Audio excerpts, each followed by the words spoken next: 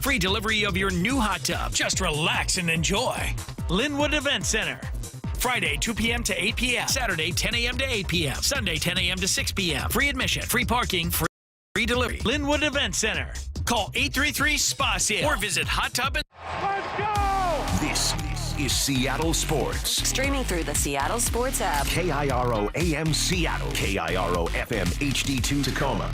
Get in the freaking auto! From the Quantum Fiber Studio, this is Brock and Salk on Seattle Sports. Brock Ewert is my hero. Jay Buhner just punched me in the kidney. We're going to accuse you of murder. Don't really work that way, Sherm. This is a show that has my name on it. It kind of does, though. Now here are your hosts, Brock Ewert and Mike Salk. Good morning. It is not Brock Ewert and Mike Salk here with you just yet. Maura Dooley and Lyle Goldstein. We're starting the show with you this morning.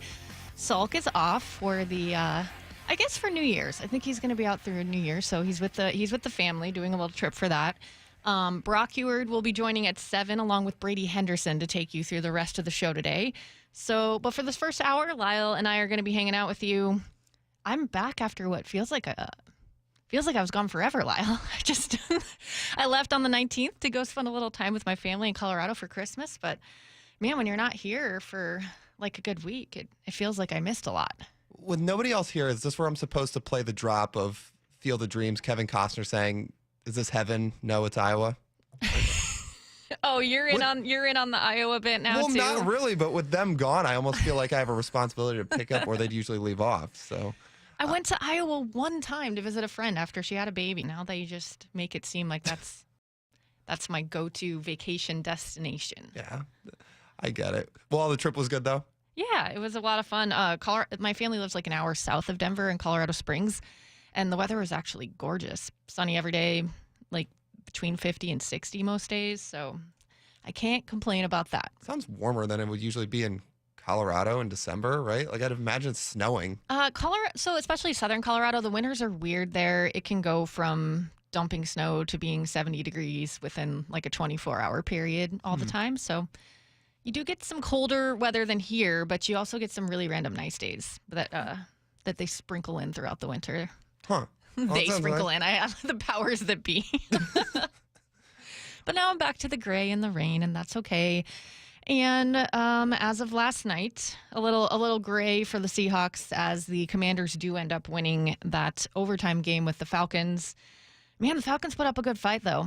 It was fun to watch Michael Penix and Jaden Daniels duel it out. But the Seahawks have now been mathematically eliminated from the playoffs, and the Rams clinched with that Commanders win. Yeah, they did. And obviously the Rams winning on Saturday played a big factor into that too, which I'm sure we can get into here in this first segment. Did it feel weird rooting for the Cardinals for you? Or because it was the Rams, it was okay? Yeah, not really. Like, of the other three teams in the division, I think I like the Cardinals the best. I mean, I've never loved the Niners, and I think the Rams, basically since McVay got there, have always driven me crazy. So yeah, like it wasn't that hard for me. If you're talking about like other teams in the NFC West, you have to have a rooting interest in. If I had to pick one of the other three, I'd choose the Cardinals before the other two. But having to root for that team to try and save the Seahawks season, that was brutal. So yeah, it wasn't just an ugly game too. Yeah. It felt like they hung around just to give you hope, but. You knew they were going to blow it in the end? Oh, especially once they got into the red zone and inside the 15, you're like, oh, are they really going to do this? And then disaster ensues for the Cardinals, which to me, maybe everybody's got a different takeaway from that game. To me, I would hope that makes some Seahawks fans appreciate Geno Smith a little more than some do, because there are so many situations out there that I think are so bad in terms of teams' quarterback situations. And I don't think the Seahawks have a bad quarterback situation with Geno at all, to be honest. But you look at Kyler, he's on that awful contract, bad organization. They have not won at all with him under center since he's gotten into the NFL. And then that ensues on Saturday night. And I'm just sitting there thinking to myself, I would want no part of Kyler Murray's contract. And I know the dude's talented, but just he cannot seem to put it all together. And again, the Cardinals never seem to have any real long-term success with them, despite him making $47 million a year. Well, yeah, looking around at what happened this weekend does bring up a lot of those questions for the Seahawks, because as we find out now that they are eliminated from playoff contention, you can look at what they accomplished this year and the fact that I think when we went through before the season, everyone on this show had them at around 10-7 or 9-8. And they still have a shot to finish either of those. So you can't say that this was a really disappointing season. And I really, my goal for this year, what I wanted to see for Mike McDonald taking over, was the defense to find some answers, because they had just been reeling for so many years with some of the same issues. And as the season went along, they never seemed to make progress. And so I wanted to see progress week to week and growth, especially once you got into the later part of the season. And I think Mike McDonald has accomplished all of that. But then you look on the other side of the ball, and there is a lot of work to be done, and there's decisions to be made as to what they're going to do with Geno Smith. You look at those two teams last night, and the Commanders and the Falcons, and they got their young quarterbacks. They have bright futures, and it just seems like there's still a lot of questions as to what the Seahawks are going to do in that area. There's no doubt. Which, side note, this rookie quarterback class is nuts. Every single one of these guys, in terms of the first rounders, seems to be having just wild success. I think Caleb Miller has had the most struggles, but no one's really blaming him because of what's around him, and he's not horrible.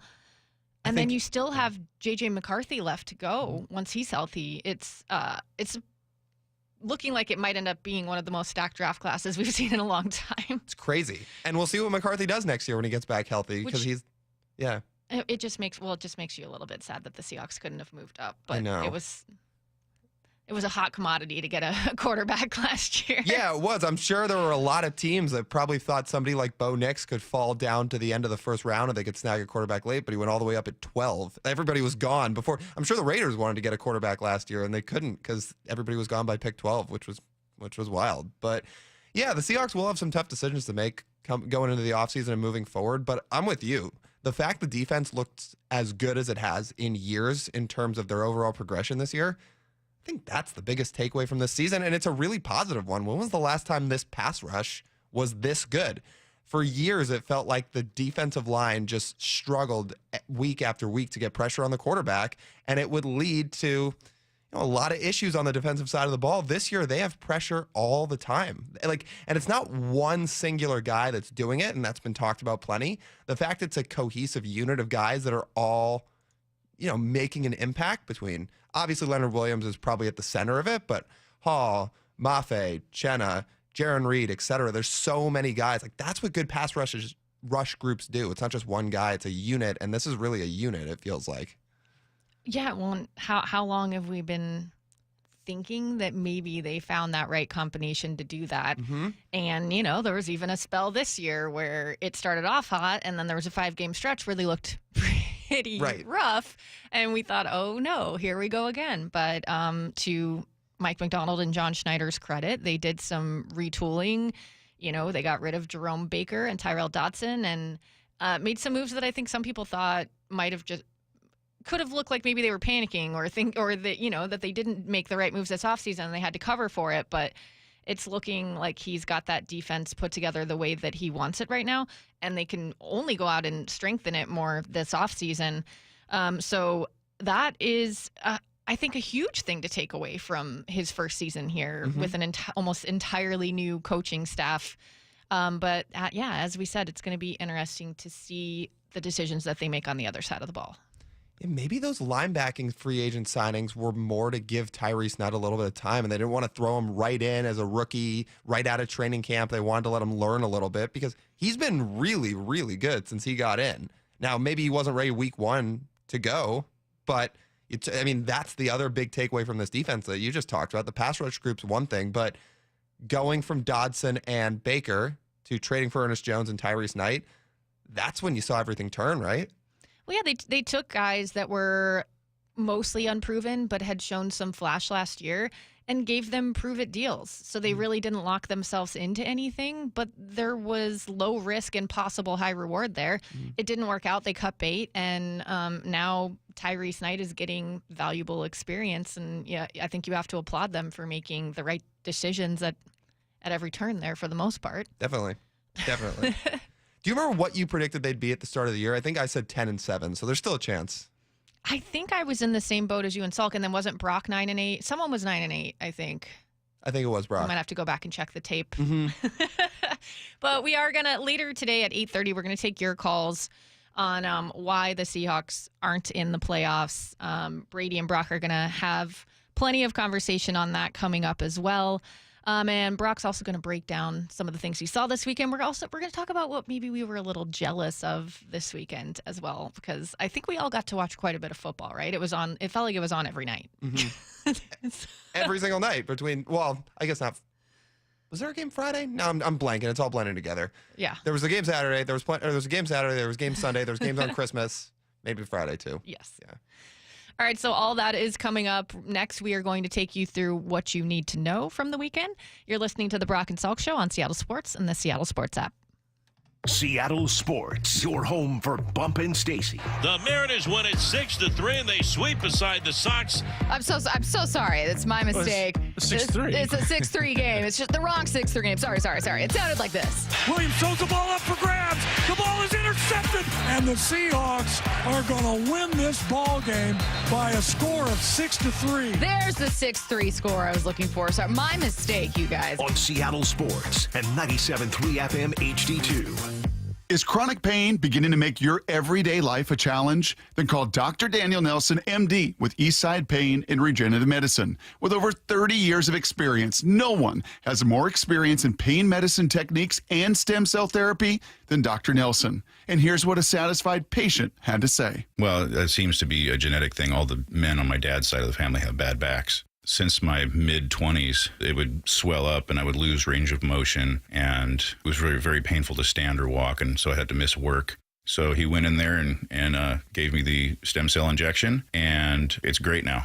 I get to keep all my original equipment, if you will. No permanent loss of range of motion, in and out in a day. That's totally worth it. I couldn't recommend Dan Nelson more highly. So don't let pain control your life. Consider stem cell therapy with Dr. Daniel Nelson, MD. Call 425-823-4000 today. That's 425-823-4000, or go to danielnelsonmd.com. No two people learn the exact same way.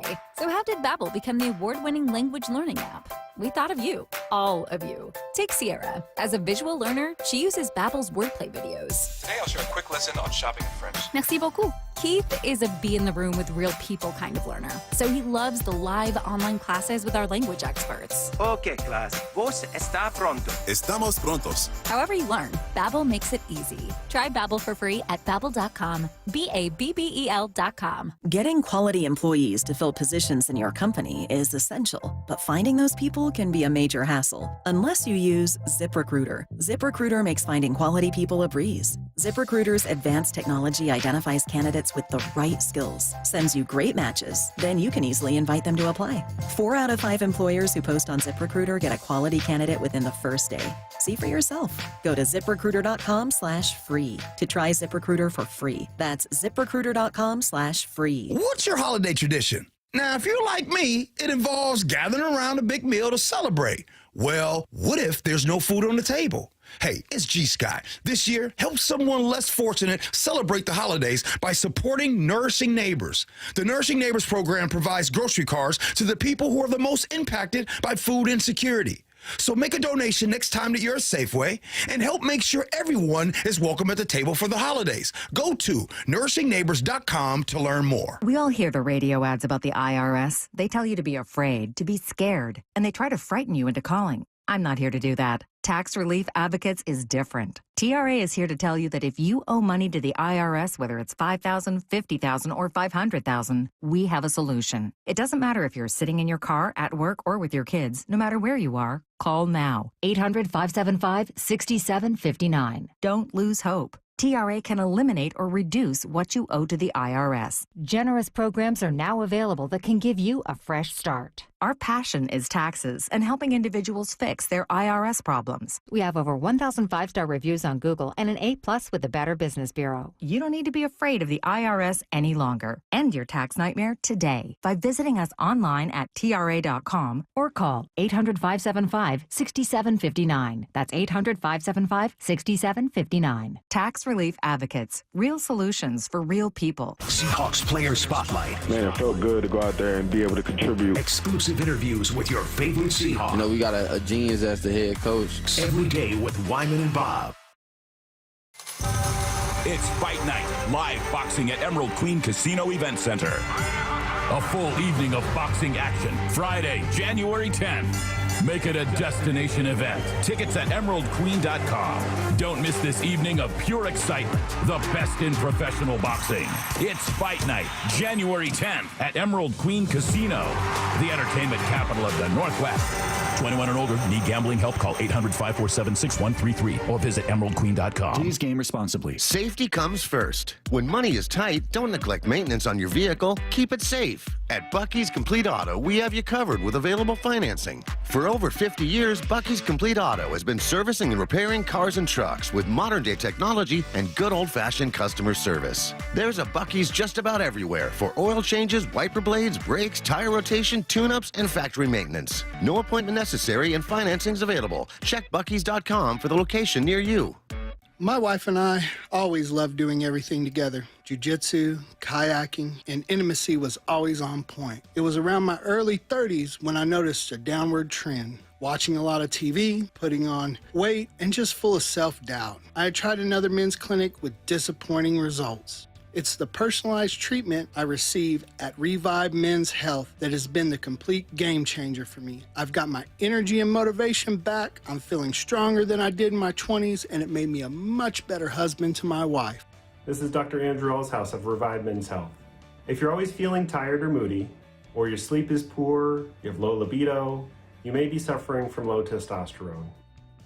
Book your free T-check and exam. Call Revive Men's Health Seattle at 206-529-1111.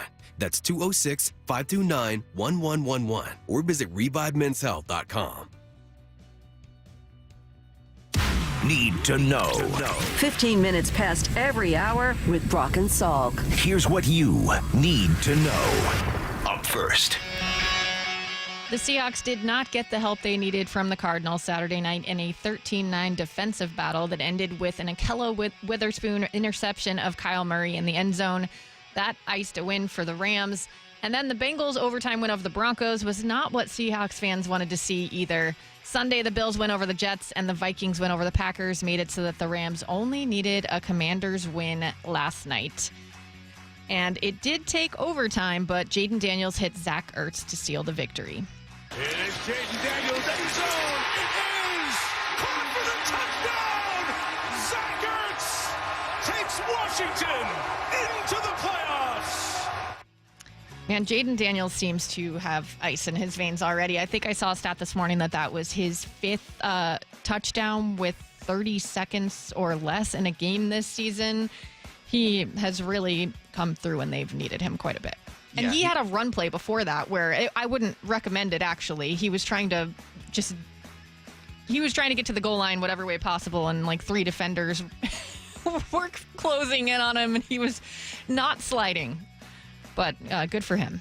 Yeah, he has been unreal. He's been awesome for the Commanders. His final year at ASU, he had 10 touchdowns and 10 picks. Thanks, Herm Edwards. Man, that was awesome. I forgot you can't let that go. No, I can't let it go, especially because he went on to win the Heisman, and then he, has been as good as he has in the NFL. But it's less Jaden's fault than it was the whole coaching staff. Anyway, yeah, to see him have the success that he's had in the NFL is pretty cool. And also for a team that's had basically no success over the last 20 years, seems like they got their quarterback of the future, and that's putting it lightly. Yeah, also a mixed night for Michael Penix, 19 for 35 for 223 yards, a touchdown and interception. But, he did get them into field goal range to try and win it in regulation. Unfortunately, their kicker, Youngwake, who was injured, 56 yards was a kind of a lot to ask for their backup. And I think Raheem Morris should have used his timeout management better there and maybe could have gotten them closer. Is it not crazy how many coaches struggle with clock management as much as they do? You saw it with Zach Taylor this weekend. You saw it with Raheem Morris. And I know that we're playing total Monday morning QB here, or Monday morning head coach, I guess, in this scenario, but you just watch from your couch and you feel like there's all these people that can manage the clock, and then it doesn't happen in the NFL. Yeah, well, and his explanation was kind of similar to Matt Eberflus when he got fired in Chicago, which was basically that he, I think, thought Penix was going to be able to get them set a little quicker. And it's like, you guys have rookie quarterbacks. You have to take control here if they're not getting set quickly enough. Exactly. Oh, well. Here's the second thing you need to know. All right, on the Mariners front, it's December 30th, and they still have not yet made a big league acquisition, but there was a few rumors this weekend, one being they reportedly from John Heyman are in the mix for Pete Alonso, which I raised an eyebrow at that. I'd be all for it if it happens, but I'll be interested to see how that Pete Alonso market plays out. I feel like one way or another, he's going to end up back in Queens with the Mets. Now, whether it's on some prove-it one-year deal or something a little bit longer, we'll have to see. But with the teams that are reportedly interested, from what John Heyman said, in the Mariners, the Giants, the Blue Jays, and the Mets, two of those teams have first baseman already. The Mets want to get Pete back, and the Mariners, if their reported budget's true, it feels a little hard to imagine that they're going to ink Pete Alonso to some long contract, but that was the report from this weekend. Additionally, Adam Jude from the Seattle Times put out an article this weekend, too, talking about who could potentially still be some offseason targets for the Mariners. And he talked about the Rays, about trading for Yandy Diaz or trading for Brandon Lau, but then he throws out some names as well, like Brett Beatty, who was a former top prospect with the Mets, who's really struggled. And he talked about Yohan Moncada as a potential signing, who we've talked about a little bit. You sound really excited, Lau. Yeah, I'm really excited. I'm going to be honest.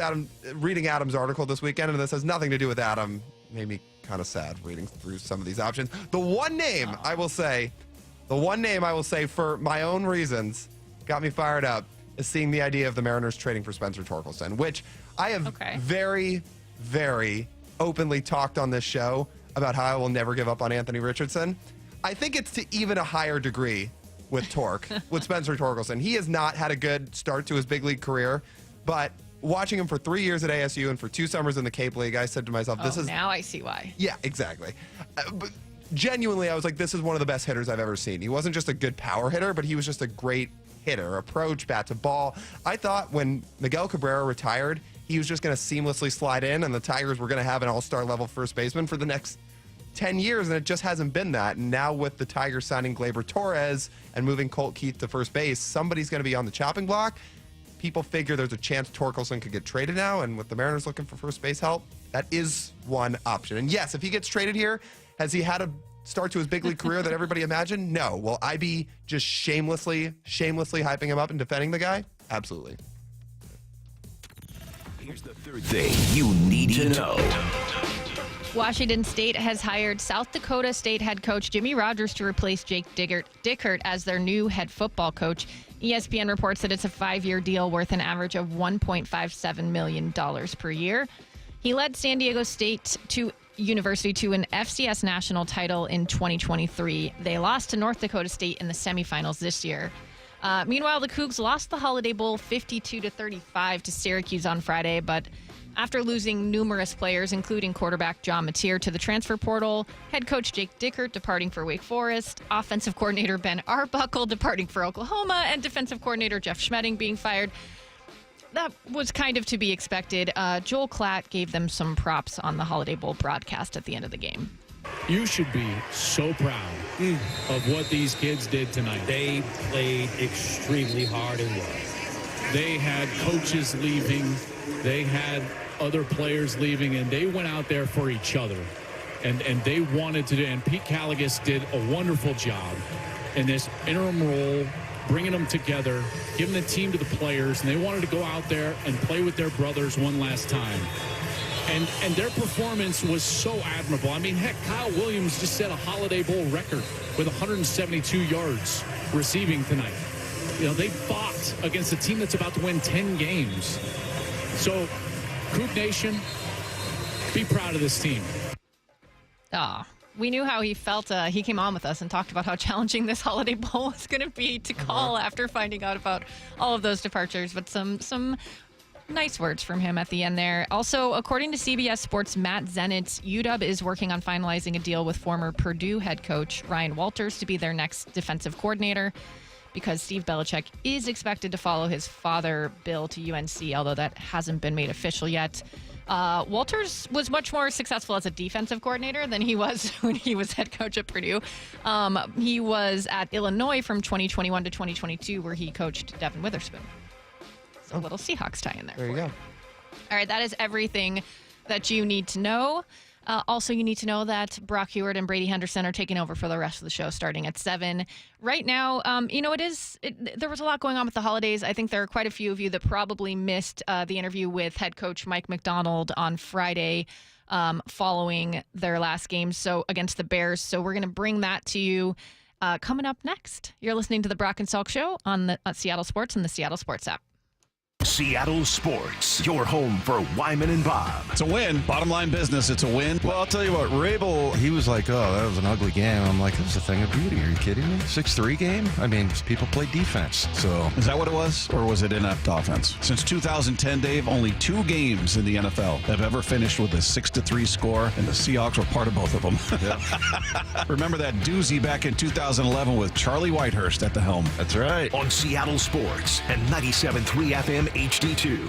Drowning in IRS debt? If you can't afford to pay your IRS debt due to economic hardship, you can now be free of IRS collection efforts by taking advantage of a special IRS tax hardship program. This program allows Americans who owe the IRS to resolve their delinquent tax debt once and for all. In some cases, maybe even reducing what you owe significantly. An open phone line has been established by Community Tax for consumers to call and see if they qualify. Simply dial 800-519-6360. If you owe back taxes to the IRS and cannot afford to pay them back or have years of unfiled tax returns, help is standing by. Just call the Community Tax Helpline today at 800-519-6360 for the help that you need. Don't take on the IRS alone. They can attack your wages, savings, pension, home, and even your Social Security check. Call 800-519-6360 to see if you qualify. That's 800-519-6360. Keep your BMW running at peak performance at BMW Northwest. Same-day service appointments are available, or inquire about our new mobile service where we come to you. Locally family-owned for 56 years. Visit BMWNorthwest.com to schedule today. Tune in Sunday, January 5th as the Seahawks take on L.A. Muckleshoot Casino Resort, proud sponsor of the Seattle Seahawks and the Northwest's biggest and best casino. Cougar basketball is back. These guys want to get better at basketball. They want to go as far as they can in the game. They want to get their education.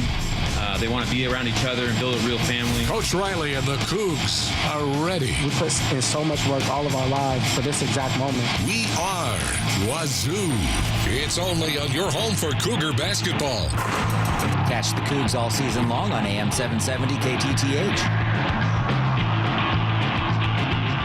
Texting enrolls you into reoccurring automated text messages. Consent not required to purchase. Message and data rates may apply. Hey, Dan, how you doing? Haven't seen you around the gym for a while. Yeah, I've really fallen off. Since I turned 40, I just don't get the results I used to get. Could be lower testosterone. Lower T? Yeah, I went through it a while back. Once you hit 40, your body has less free testosterone. I got Nugenix Total T, and it's made a huge difference for me. I've seen that ad on TV. Is it for real? Oh, yeah. The key ingredient is something called Tesnor, which helps boost free and total testosterone levels to help you trim up and stay lean. And it's made a difference for you? Man, I feel like I'm in my 20s again, at work, in the gym, and in the bedroom. Are they still giving out complimentary bottles for people to try it for themselves? Yeah, you just need to send them a text. Text BIKE to 321-321 right now for your complimentary bottle of Nugenix Total T, the #1 selling testosterone booster at GNC. Plus, text now and we'll include a bottle of Nugenix Thermo, our most powerful fat incinerator ever, to help you get back into shape fast. Absolutely free. Text BIKE to 321-321. That's BIKE to 321-321.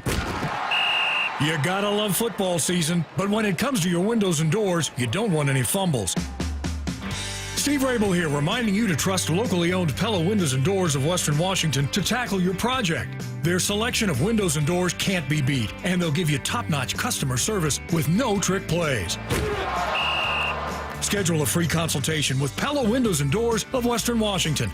Go to PellaPNW.com. That's PellaPNW.com. We are Seattle Sports, the home of the Seahawks, Mariners, and everything Seattle sports. Watch your favorite show live at seattlesports.com. Toyotathon is here at Toyota of Kirkland. To celebrate the event, Toyota of Kirkland has purchased $3 million worth of certified used and pre-owned vehicles on the lot ready for you to test drive and take home. The largest selection of certified used and pre-owned vehicles during Toyotathon can only be found at Toyota of Kirkland. Visit the wonderful team and beautiful showroom at Toyota of Kirkland today or online at toyotaofkirkland.com. Be advised, this is your opportunity to save up to 40 to 80% on a hot tub or swim spa. This weekend only, Friday through Sunday, Linwood Event Center.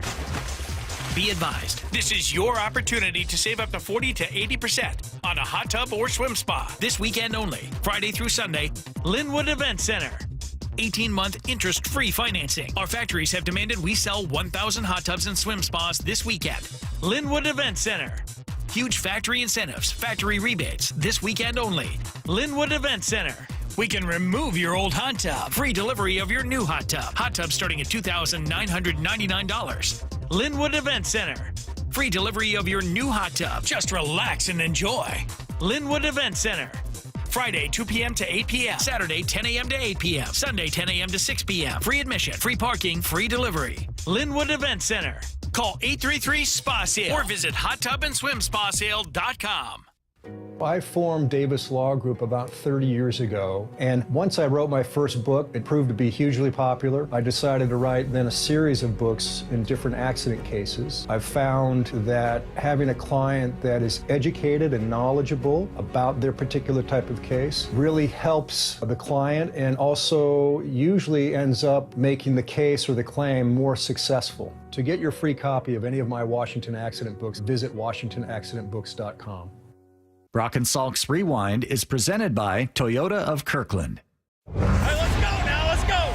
Mike McDonald Show. The first word from the head coach after every Seahawks game. This one's the biggest one right now because it's obviously the next one. Presented by Emerald Queen Casino. That's a terrible take. Yes, sir! We got the coach with us once again, twice in 1 week. Good morning. How are you? Good morning. It's Monday, right? It feels like it, doesn't it? Yeah. Today is actually Friday. Okay. The Thursday night win last night. Take your word for it. You guys go to Chicago. If you're going to go and you're going to travel on Christmas and everything else, you might as well get a win. And you guys did. We did. Yeah, all W's count the same, fortunately for us. So. How you talked earlier, maybe it was last week or the week before, about games presenting themselves in terms of the style of game that they're going to be. Yeah. How early into that one did it present itself? I'd probably say maybe third quarter. Yeah, third quarter, second half. You know, felt like we moved the ball pretty well offensively first half. Had a good 2-minute drive going. Would have been just weren't able to finish there in plus territory defensively. We gave up the one drive in the first half, and I think you kind of realize that we were battling field position the majority of the game. I was actually thinking about today, like watching the tape, just with the kickoff rules starting to the 30-yard line. You really can't give up any yards in order to flip field position after a punt. Like if they're punting from like the 40-yard line, 45-yard line. You got to be able to get that thing out of negative territory too. So that's something we'll be focusing on. But I'd say the middle of the third quarter. You talked to us a bunch this year, Mike, about the difference of principles and methods. Mm-hmm. And I'm going to guess the scheduling and the short week, and this time having to travel, not having the Thursday night at home. How much different were some of the methodologies to get the team's bodies and get guys ready to play on such a short week? How much do those methods differ from the experience earlier in the season with the Thursday game? Yeah, it's a great question, and I think we got to give a shout out to Matt Capurro, Jake Peets, Sam Ramsden. Those guys have brought me some different possibilities at the beginning of the week, with some different thoughts on what we're trying to achieve over the last quarter here and how we want to schedule it and set everything up. And so I think that's awesome that we can kind of idea source and come up with that's the idea of chasing edges of just always trying to figure out the best way to help our team and how we structure things. And I think we executed it really well. I felt like the guys were ready to go. I thought as best you can this late in the year on a short week. I thought the guys, we're getting Leo to play on a short week. That was tough. Some other vets. I know Gino's banged up, getting Gino ready to go. Several other guys. So done a great job of just getting our minds and bodies ready to go play. Yeah, I could see Leo just didn't look good last night. Yeah. Obviously, he's banged up. He doesn't play very well. And I'm surprised he was even out there. Did you think about benching him? Well, yeah, several times. Yeah, we just figured, Are you telling me that he could legitimately be better than this if he was healthier? Well, I wouldn't say it's because of the health. I would just say you're always of course you're always going to be believing in growth in your players. You always think there's another level that you can take your guys, and I'm sure he would say that too. I mean, I'm sure this is some of the best ball he's been playing in his career, but why not be able to take it to another level? We were talking about him earlier. There are a lot of defensive linemen that we often hear, oh, they played great, they dominated the game. They don't necessarily show up in the box score, but they dominated the game. He seems like he dominates the game and he fills up the box score. Well, 59 tackles, a pick six, 15 tackles for loss, 9 sacks. That's a pretty good run through 15, 16 Pretty games. remarkable for a defensive tackle. How rare is that? Well, I mean, was this the narrative when he was balling out at the beginning of the year and then he wasn't getting the stats, you know? And so, I mean, so I think you're right. There is something to someone being a dominant force and not creating stats. Like we talk about, there's a difference between being like stat productive and like actually productive on the field.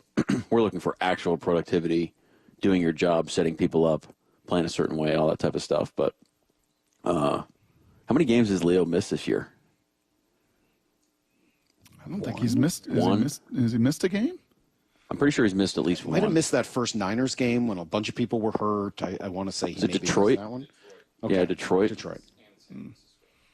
Detroit and San Fran. Yeah, so he missed 2 games with that stat line. I mean, that's ridiculous. That's ridiculous. So, yeah, I mean, got at least one more to go. So let's keep it rolling. But yeah, he's a heck of a player. So all these tired bodies, everybody duct taping, get themselves ready to go and wired, and then somehow, some way, the lightest guy at 180 pounds, Devin Witherspoon, seems like you can't slow him down. I mean, he is just. Leonard said after the game that he plays off his energy. Yep. 180 pounds, pound for pound, the best defensive player in football today. That's where my money's at. I mean, like I said after the game, when you have guys on your team like that play just absolute to the wall every time, we talk about shocking effort. He plays with shocking effort. You know, you turn the tape, you are shocked when you watch Spoon play. If I'm on the field with him, how could I not step my game to the next level? How can I not play with that type of energy? It's just impossible, you know, and that's when we talk about like force multiple. That's what it means. You know, you're positively affecting everybody around you as well, just by, you know, talking about being leader and like you're vocal and Spoon, he's asserted himself more and he's growing like heck, but he's doing a phenomenal job. But he's not like the rah-rah guy all the time, but he's got a certain standard and he has certain expectations from his teammates, and he backs it up by the way he plays. So you got to respect that. When you say you're shocked, you turn on the tape and you're shocked at something you see. Yep. Can you give me an example of something that shocks you when you watch him play? Well, you tell me. Well, I know what shocks me. I mean, the play he made. You were on pregame after all. For God's sakes, you tell the coach. That's true. I was talking. You were to the show last night. Yes. Yeah. The play he made on the swing pass or whatever you would call it, little screen pass. Yeah, that's shocking. That's the way you want it to look. That's not like most people can't make that play. So when you see it, you're shocked. Yeah, just like, wow, I can't believe they play like that. That's what we want our tape to look like. Mm-hmm. And we're still not there. We're not there defensively. We're not there offensively. We're not there in any of the phases right now. And that's going to be something we're always going to be chasing. Now, the cool part is there's spots, right? There are times when we're doing that, but it's not all the time. And so that's where we want to grow to. Mike, if I were to quantify, or you were to go back and look at, I don't know, the New England game early in the year, obviously there were some different personnel there as well, but if you were to quantify how much volume you threw out on your call sheet and you called during a 60-play game versus the amount of volume it felt like last night with fronts and blitzes and looks, and how much different from week 2 or 3 to week 16 of this season with the volume of your defensive playbook? It's kind of counterintuitive, but it's really I think our execution is way better. It's pretty similar, frankly. I mean, we really subscribe to elegant simplicity thing where it's we want to kind of do the same concepts over and over again, and then just dress them up differently, build to them. But I think how we play, how we communicate, how we execute, how we play together, that's what's changed. And as a coaching staff, feeling what we can do well, and then we just think we've banked. I mean, what is that, like 14 weeks worth of reps that we've been able to get in addition. That's like 2 or 3 training camps, So if you don't do it that way, if you keep building, you keep adding crap, then you tend not to get as good execution. Execution, as you said, was pretty darn good last night. You end up with 7 sacks. I heard you talking last night about how that's a team stat, and it's not just what you do on third down, it's what you do on first and second down and preparing for it. I love the way you look at it.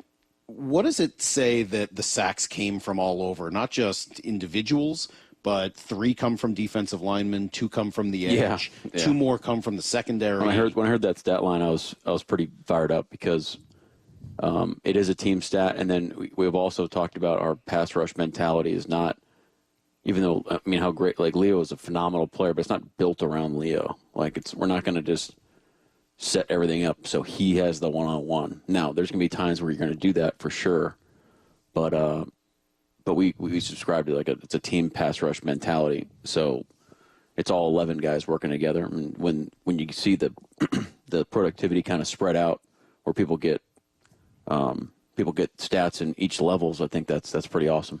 Beyond that, I mentioned it to Brock earlier. I think there were 10 quarterback hits or something like that. 0 roughing the passer calls. That feels like an anomaly in today's NFL. I assume that's something you guys work on and talk about. What's the focus or the focal point there? Well, we've been chasing that for a minute. I mean, we've done a pretty. This is like something we're growing in, and I felt like we've been up and down throughout the season, but we want to hit quarterbacks, but we want to hit them legally, and so there's a teach them aggression to it, and you got to understand the rules and when you can't do it, and how you need to hit quarterbacks and things like that. So our guys have done a great job. That's a really unselfish. That tells me you got a crew that is playing for one another and is playing unselfishly. So I think that's pretty cool. Jumped out at me on the last play, actually, where Kobe came off the edge. And it feels like in the NFL, that exact type of play leads to one of those penalties so often. Well, I mean, there's a few things going on there. One, like Ernest was the edge rusher away, and so he needs to build the edge to the defense to get Caleb, so he can't just run away from the blitzer. So he gets him to stop his feet. Julian has to beat the back underneath, so he can't step up, and then we don't have 2 guys in the same gap. And then, of course, Kobe has to do a great job off a free rusher at Caleb Williams is not as easy as it sounds. There's a technique involved that you have to execute, and in a situation with such high variance, like it's pretty cool that he was able to do it like that, and without getting like full speed reps at throughout the weekend. Really seen that full speed in a couple plays where it was the same play, but that was a great job. Is this now twice? If my eyes are right, like end of game, you did Skyler at home, you did it last night where it was all out. Cover 0. Like you just kind of game on the line, big play on the line. Like we're just going to bring what you just said, all that artillery. Yeah. What is that? Yeah. What does that speak to? I mean, there's, I think you're just, it's always starting through the lens of what's going to put us in position to win the game. And so sometimes that's 0 blitz. Sometimes it's a fake 0. Sometimes it's a, show zone, play man. Sometimes, it's whatever. It's just whatever you feel like is going to attack that offensive operation the best. And then, when you're on the 40-yard line, we call it every yard matters. You're looking at on that third down.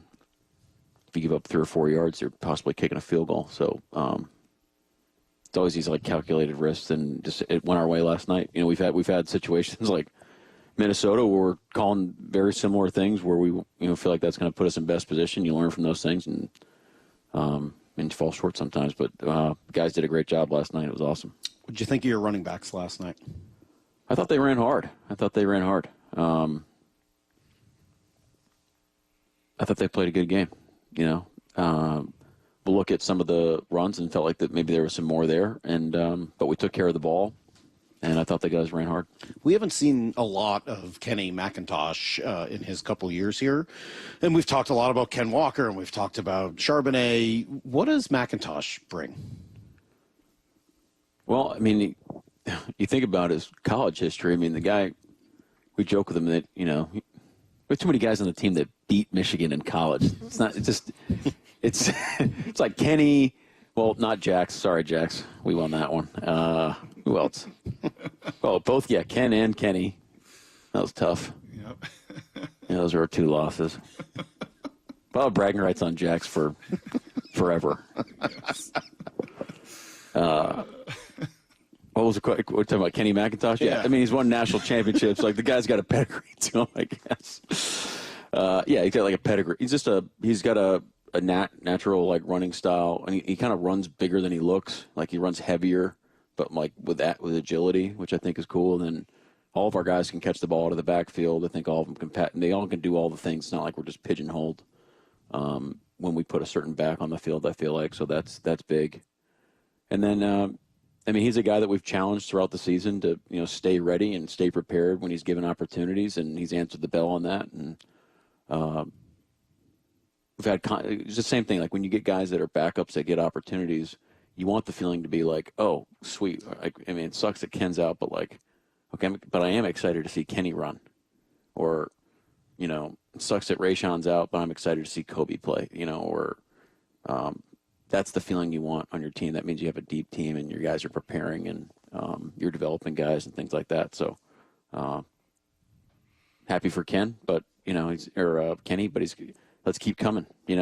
Let's keep coming, man. Let's go. So I think we've come to that point in the show where it's time for you to declare your edict.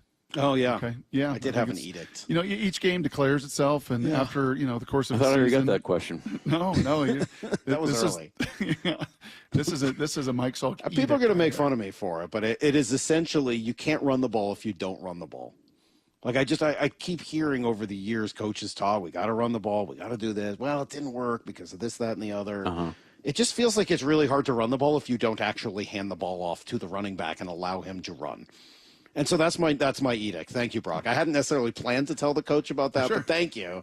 Thanks for goading me into that. So he's a thoughtful guy. I'm pretty sure that's how it works, right? Yes. That's how it works. But it's hard to do in the NFL, right? Teams are pretty good at stopping the run. Their defensive lines are great. Offensive coordinators in general, it's not about one specific person, seem to be like catnip with the passing game. They want to pass, it seems like, all the time. And yet we always hear, well, we want to run. It's an important part of the game, but you can't do it unless, you do it. Yep. Is it hard? Why is it so hard to do? Why can't you just hand the ball off? I mean, you can. You certainly can. But at some point you do have to throw it. Yeah.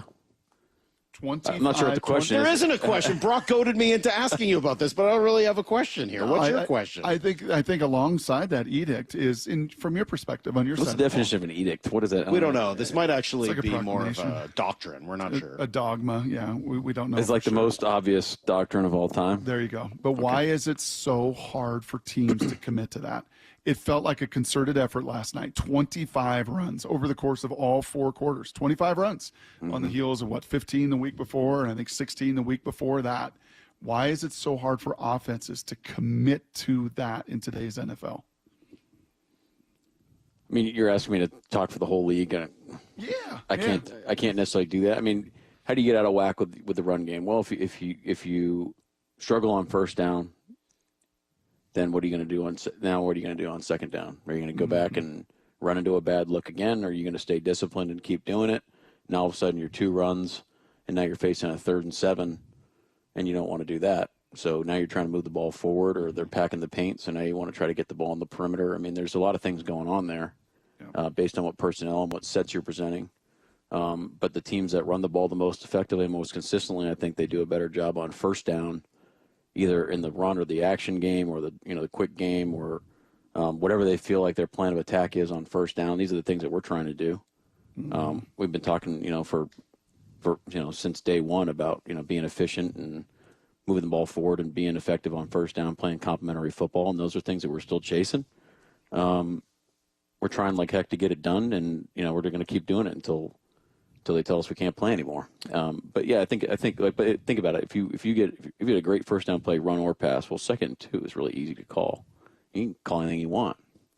Incomplete pass, so what? Now it's 3rd and 2. So that's why it's hard to maintain consistency, because if you get stopped on the first play, it's like, okay, well, most teams, basically try to play 3rd down on 2nd down, because 3rd and 8 in this league is no bueno. Now defensive coordinators, now we're licking our chops, saying, okay, now we can run anything we want. So it's this constant back and forth where you can hand the ball off on 3rd and 8, but you're going to get booed off the field. You mentioned the game starts to declare itself in the 3rd quarter. Do you start feeling, or maybe playing a little more conservatively on offense, given the success that your defense had? Yeah, I think that's fair to a certain extent. The weather wasn't very good. We did want. I know we gave up the takeaway there on the flat to Faro, but just the balls. Like, we want to take care of the ball. Want to keep it moving forward, but I think you look at it. I think we'll go. Grubb and I haven't talked, since the, really debriefed yet. We're going to do that after here, but I thought we called the game that allowed us to go win the game in the second half, and that's all you can ask for. I mean, we could make more of a play here, more of a play there. We got the explosive DK. It would have been great to get the drive finished off there. We stalled out, so but we won. And, no one's going to agree that it was nearly close to good enough, but we won the game. I wonder if it would change some of your decision-making on 4th down calls or 3rd downs. Absolutely. Leading up to it, saying, hey, on another day I might want to go for it on 4th, but if we can just keep them pinned inside their 15-yard line, we're in pretty good shape tonight. Yeah, absolutely. Every game we're having those conversations, but absolutely that affects your late down decision-making for sure. So I think I heard Herbie last night, probably out of the production meeting, Mike, Kirk Herbstreit said on the air that you, Mike McDonald, would not trade your front for any front in the NFL. Your defensive group. That's right. Why? I mean, how do you not? We love our guys, man. I mean, I'll say that for our whole team, just we love our guys. So, I mean, let's go. They're our guys. Let's go to war with these guys, man. They're the ones that have put in the work. They're the ones we see every day. How do you not love them? So what is it that makes this defensive front special? Other than just that they're yours. What do you like about this group? Can you guys just rattle off who's on our team? Like, Salk, you got in at 3:30 in the morning, all right? I mean, Jeez. I'm just saying, like, you go to our edge guys, they're all great players, all right? Our D line, they all do a great job. We got mixes of vets and young guys, and they're unselfish, and they play really hard, and they're fun to be around, and they practice hard. Like, what else can you ask for? I'm serious, bro. Like, Brock, we're gonna have to start throwing some softballs at him. I got it. That was a softball. That was a softball. Okay, I got one last fun softball. It is the Christmas season, the holiday season, and this is kind of schmaltzy, but this is what I do. Your favorite gift of being a dad, and I know it's in the midst of chaos and the season and everything else, Mike. But your favorite gift this season of bringing Jack into this world with your lovely wife and just the opportunity to be a dad, what's been the favorite part about that? Wow. Man. I mean, that's got to be it. I mean, that is the gift in and of itself. I mean, you always say it, and you always thought about it, where you're just like, man, I'm just happy everybody's healthy, man. Yeah. That's all you ask for. And when that happens, you're just, like I said, after he was born, you're just like, man, so much has to happen to go right. And all the people, like, there's a lot of people involved, and it's just, there's a lot of things going on there. And so, yeah, I'm going to quote the Harbaughs here, but who's got it better than us on that? I mean, nobody. It's awesome. Just think, in a couple years, playing games, getting in at 3:45 in the morning and all that, you'll be totally prepared for that by being a dad of a young child. You'll be so used to not getting any sleep from this. I thought you were going to go the way of, like, we're going to be teaching them about, like, front mechanics or something. Well, no, I definitely see how you view the world through a defensive See, Jack, you got to build a wall here, and then we're going to come under the running back there, and then Kobe's going to come free here. Yeah. But also, Brock, he's thinking about how 11 guys have to do their job to get a stop, and he's applying it to all of the doctors and everybody else. Yeah, that's right. That's exactly right. That's a great way to end. It's the exact same thing. All right, Coach. Enjoy the little mini bye here. We'll all root for Arizona together, and we'll see you after the Rams game next Monday. Appreciate it, and have a good year. All right. Thanks, guys. All right. Yeah, unfortunately, Arizona couldn't get it done, but we will have one more Mike McDonald show on Monday after what has now been set for the Seahawks-Rams game to play Sunday at 1:25. Coming up next, we have Salk out today. Brady Henderson is in with Brock Heward, and Brock says that 4 games and basically 4 plays sabotaged the Seahawks yesterday. We'll get into that next. You're listening to the Brock and Salk Show on Seattle Sports and the Seattle Sports app. This is Seattle Sports. The ball is intercepted. It's Woolen comes near side, and the Seahawks are going to win this ball game. Even when the times we came up short, man, we always want to put the challenge on us, man, because I feel like we always going to take that challenge against anybody. Quick toss near side is Swift. Gets hit in the backfield and dropped. Guess who? Witherspoon. You know, time and time again, he's one of those players that just like stands out effort-wise, his energy. He was like really showing up today. He just flies around. I feed off of his energy, and I love it. We are the home of the Seahawks. If you have unfiled taxes or are in debt to the IRS, this is important news. Did you know the IRS has programs specifically designed to help people struggling with tax debt? Powerful tax assistance programs that can save you thousands if you qualify. No one knows these programs better than the experts at Optima Tax Relief, America's most trusted tax resolution firm, A-rated by the Better Business Bureau. Their award-winning team of tax attorneys and licensed professionals have resolved over $1 billion of tax debt for their clients. One call to Optima can start the process, helping to end your worries about wage garnishment, asset seizure, and other IRS actions. Make sure you're getting the best options to solve your tax problems. Call the experts at Optima today for a free confidential consultation. Call 800-343-6460. 800-343-6460. 800-343-6460. Optima Tax Relief. Some restrictions apply. For complete details, please visit OptimaTaxRelief.com. If you love to travel, Capital One has a rewards credit card that's perfect for you.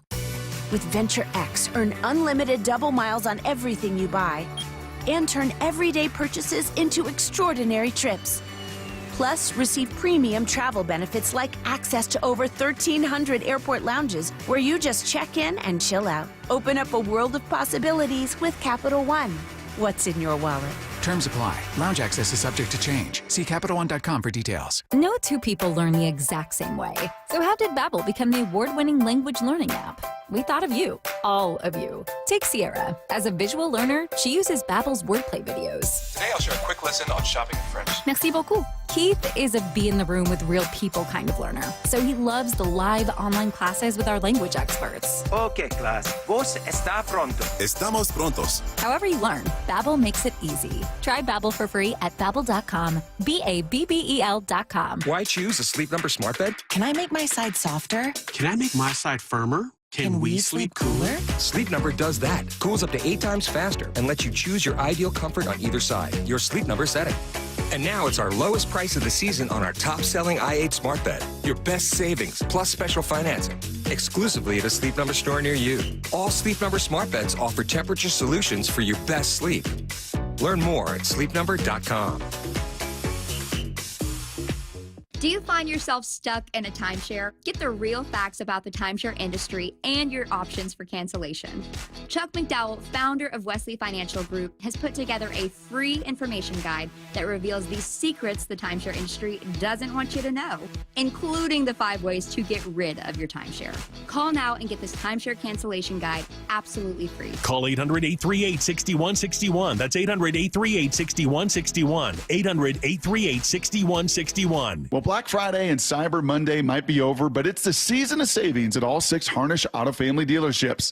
Take the driver's seat to savings while supplies last on all 2024 models. The Harnish Auto Family has 22 acres of inventory filled with the most popular trucks, SUVs, EVs, and cars from the brands you know and love. Visit HarnishAutoFamily.com or head to Chevrolet and Kia of Everett or Volkswagen, Subaru, and Chevrolet Buick GMC at Puyallup and tell them I sent you.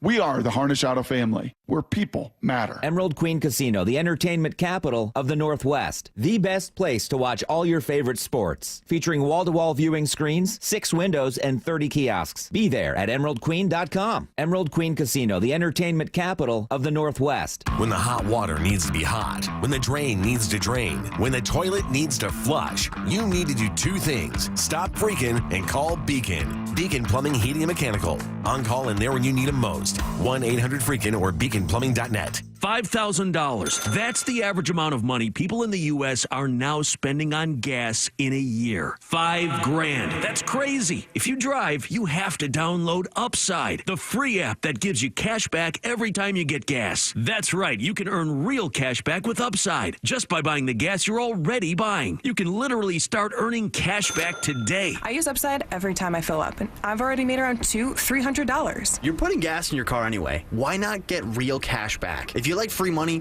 download Upside. I'm saving the cash I earn from using Upside to help pay for a vacation later this year. Download the free Upside app now to earn cash back every time you buy gas. Use promo code BUY to get an extra 25 cents per gallon on your first tank. You can cash out anytime right to your bank, PayPal, or a gift card for Amazon and other brands. Just download the free Upside app and use promo code BUY for a 25 cents per gallon bonus on your first tank. That's code BUY for a 25 cents per gallon bonus.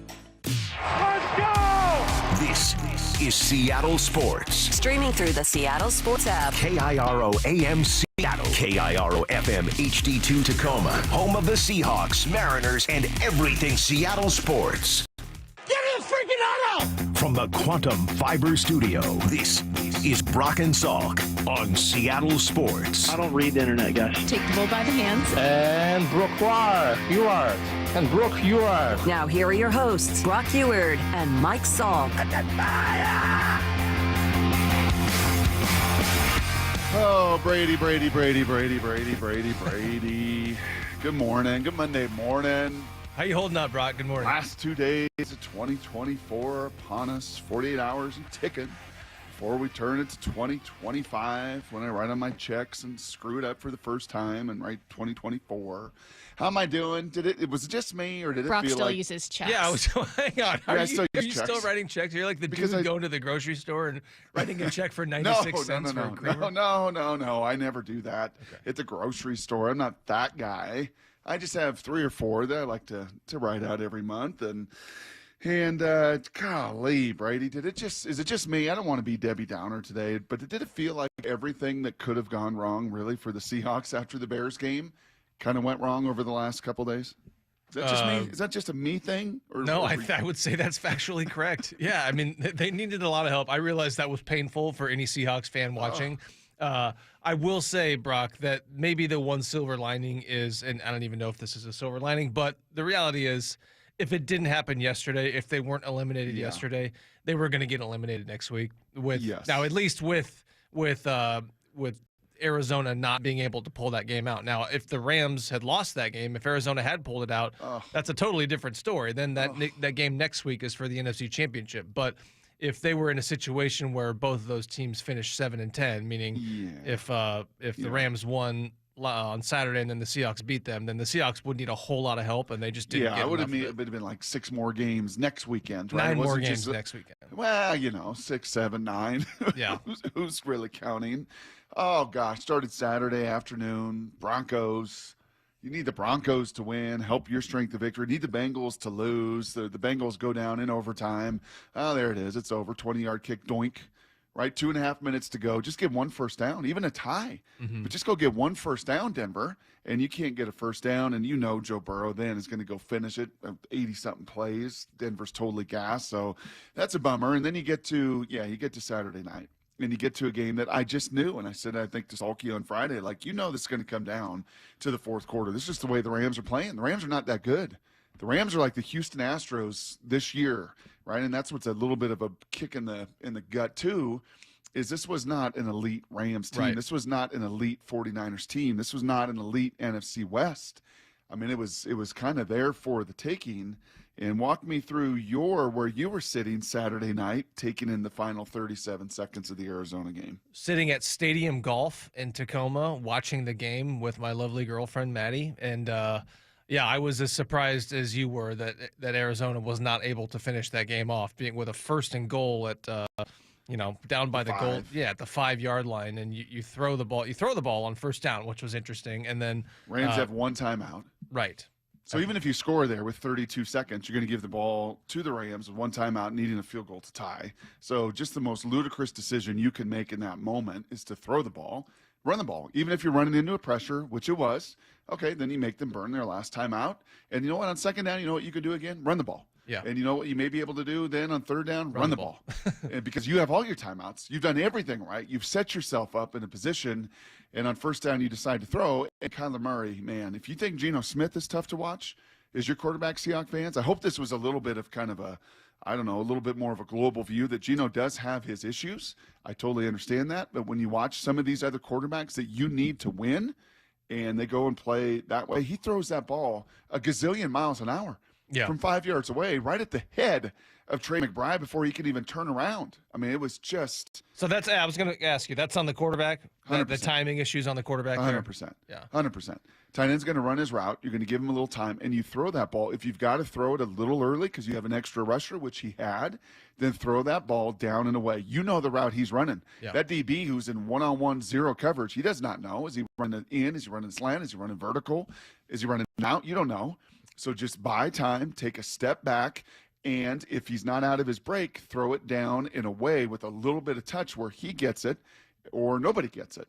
You can't do that. You can't throw it off his helmet to the inside where it doinks off his helmet and goes I was going to say right to Ahkello Witherspoon. It didn't go right to him. He had to make a great play to make that interception. And by the way, if that name sounds familiar, Ahkello Witherspoon was the cornerback they signed in free agency in 2021, and he didn't even play it down for the Seahawks because they traded him late in the summer, I think, to where they traded to Jacksonville. Pittsburgh, I believe. Yeah, Pittsburgh. That's right. Yeah, for a late round pick.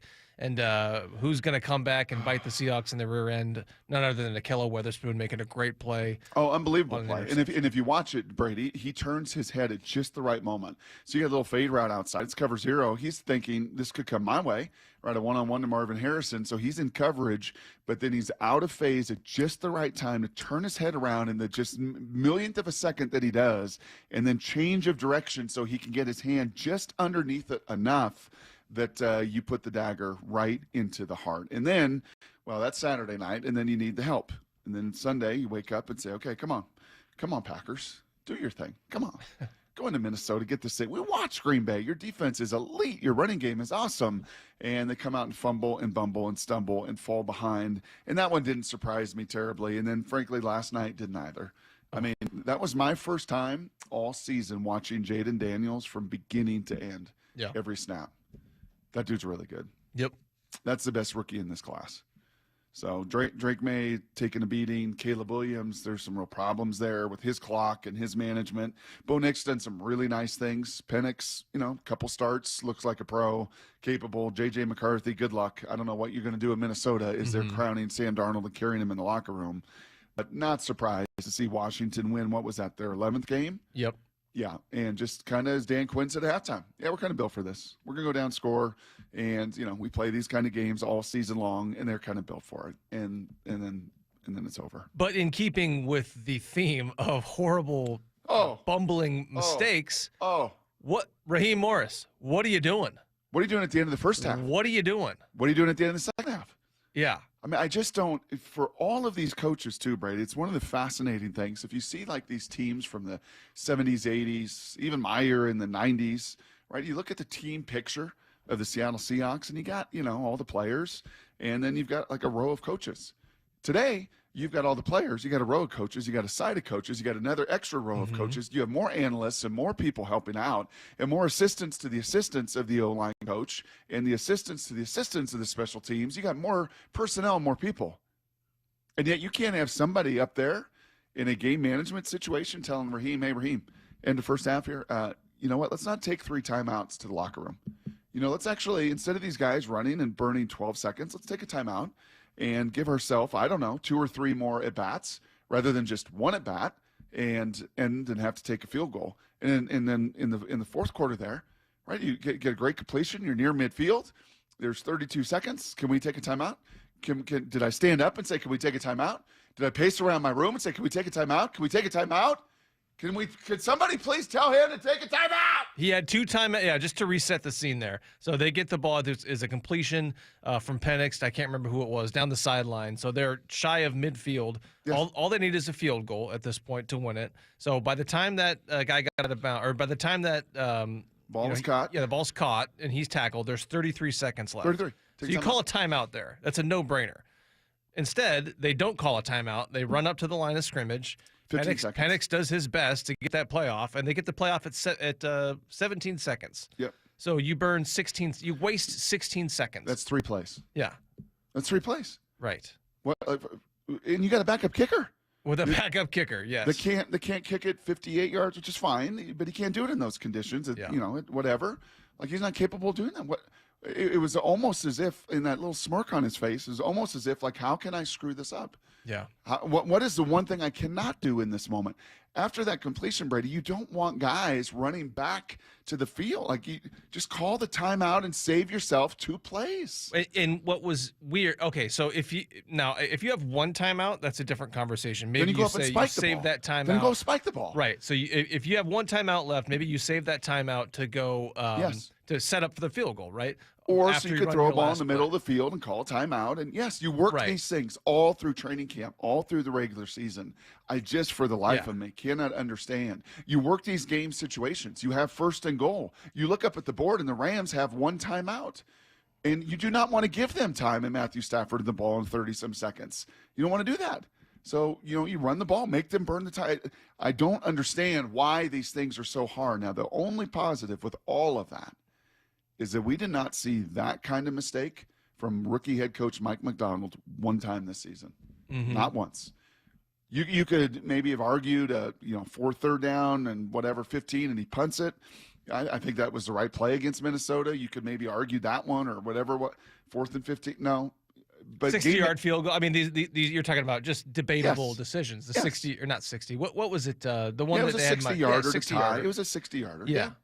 It maybe you could quibble about that. I don't. I think that was the right call in almost every one of these moments. But from a game management, game situation, being a play ahead, slowing it down in the moment, Mike Tirico knew exactly what to do at the end of the first half. Mike Tirico knew exactly what to do there as the clock is ticking. Yeah. And you don't know what you're doing, and that is what you're paid to do. So incredibly disappointing. Obviously, you put yourself in that position if you're the Seahawks. I know there's people out there screaming at me right now, like, how can you be this upset? You controlled your destiny. You had 2 games at home. You couldn't win one of those. You had those Rams at home in a game there to be taken. I get all of that. But, man, was it maddening to watch everything that could have gone wrong really did go wrong for the Seahawks yesterday. What does it mean moving forward? What does it mean to the quarterback who may have $1 or 2 on the line still come Sunday? We'll dig into all that with Brady. Everything you need to know coming your way next right here. It's Brock and Salk on Seattle Sports. The Mike McDonald Show, the first word from the head coach after every Seahawks game. We subscribe to it's a team pass rush mentality, so it's all 11 guys working together. I've also talked about our pass rush mentality is not, like, Leo is a phenomenal player, but it's not built around Leo. We're not going to just set everything up so he has the one-on-one. Now, there's going to be times where you're going to do that for sure. When you can see the productivity kind of spread out where people get stats in each levels, I think that's pretty awesome. Don't miss the Mike McDonald Show the morning after the Hawks game at 9:30 on Seattle Sports. Hey, Brock Ewart here, and yeah, my emotions are a little hurt this morning, a little bit banged up, a little bit of pain about our football team not making these playoffs. But you don't have to play pro sports to know what I'm talking about. That emotional pain and certainly that physical pain. Painful joints from arthritis can affect anyone. And I know there's many of you out there that hear my voice and you're like, yep, it's hard to do pretty much anything. Well, that is where my buddy, Dr. Daniel Nelson from Eastside Pain and Regenerative Medicine over in Kirkland, that's where he comes to play. He has seen so many patients through the decades suffering from chronic pain. Yeah, chronic joint pain caused by arthritis, tendonitis, bursitis, all the itises. So don't let pain stop you from your quality of life. Give him a call this morning. The only doctor with over 30 years of experience in pain medicine techniques, including, stem cell therapy, a non-surgical solution to pain using your own stem cells and platelet-rich plasma to harness your own body's healing potential. So give my buddy a call this morning. Consider stem cell therapy or anything else with Dr. Daniel Nelson at 425-823-4000. That's 425-823-4000. Or visit DanielNelsonMD.com. That's DanielNelsonMD.com. Enjoy an incredible year-end savings on new BMWs and over 200 pre-owned of all makes and models. Only at BMW Northwest. Visit bmwnorthwest.com today for details and selection. BMW Northwest. Driving joy, driving home.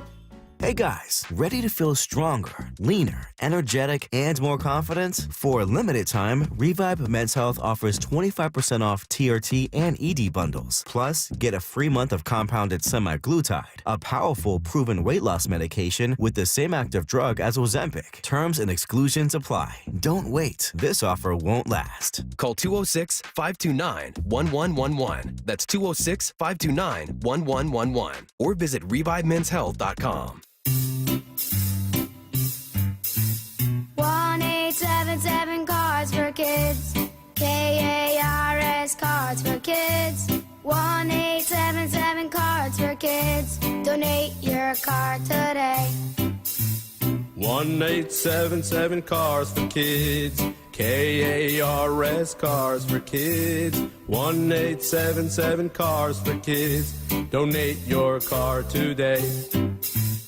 Donate your car today at carsforkids.org. That's cars with a K. Your car, running or not, can be picked up as soon as the next day. You'll get a maximum tax deduction and a vacation voucher. 1-877 Cars for Kids. KARS Cars for Kids. 1-877 Cars for Kids. Donate your car today. Now accepting donations of land, homes, buildings, or any kind of real estate. Safety comes first. When money is tight, Buc-ee's has you covered with available financing. For oil changes, wiper blades, brakes, tire rotation, tune-ups, and factory maintenance, it's Buc-ee's Complete Auto. No appointment necessary and financing's available. Check Buc-ee's.com for the location near you. You gotta love football season, but when it comes to your windows and doors, you don't want any fumbles. Steve Rabel here, reminding you to trust locally owned Pella Windows and Doors of Western Washington to tackle your project. Their selection of windows and doors can't be beat, and they'll give you top-notch customer service with no trick plays. Schedule a free consultation with Pella Windows and Doors of Western Washington. Go to PellaPNW.com. That's PellaPNW.com.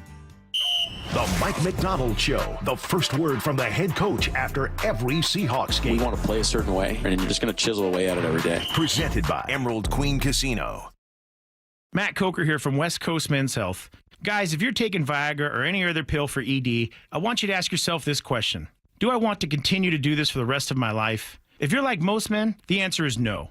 Here at West Coast Men's Health, we can restore blood flow naturally without pumping your body full of chemicals like you've been doing. Guys, you need to come in today and fix this problem now. Why are you putting this off? Viagra's not going to magically start working next week, and you don't want to use shots or go under the knife. Call us today and speak with our clinic manager. Ask him any question you like, how it works, the science behind it, and even the cost. Change your life today like the thousands of men who already have. If you're tired of dealing with ED or Peyronie's disease, then call West Coast Men's Health. With clinics in Redmond and Tacoma, call 206-519-6541. That's 206-519-6541. 206-519-6541.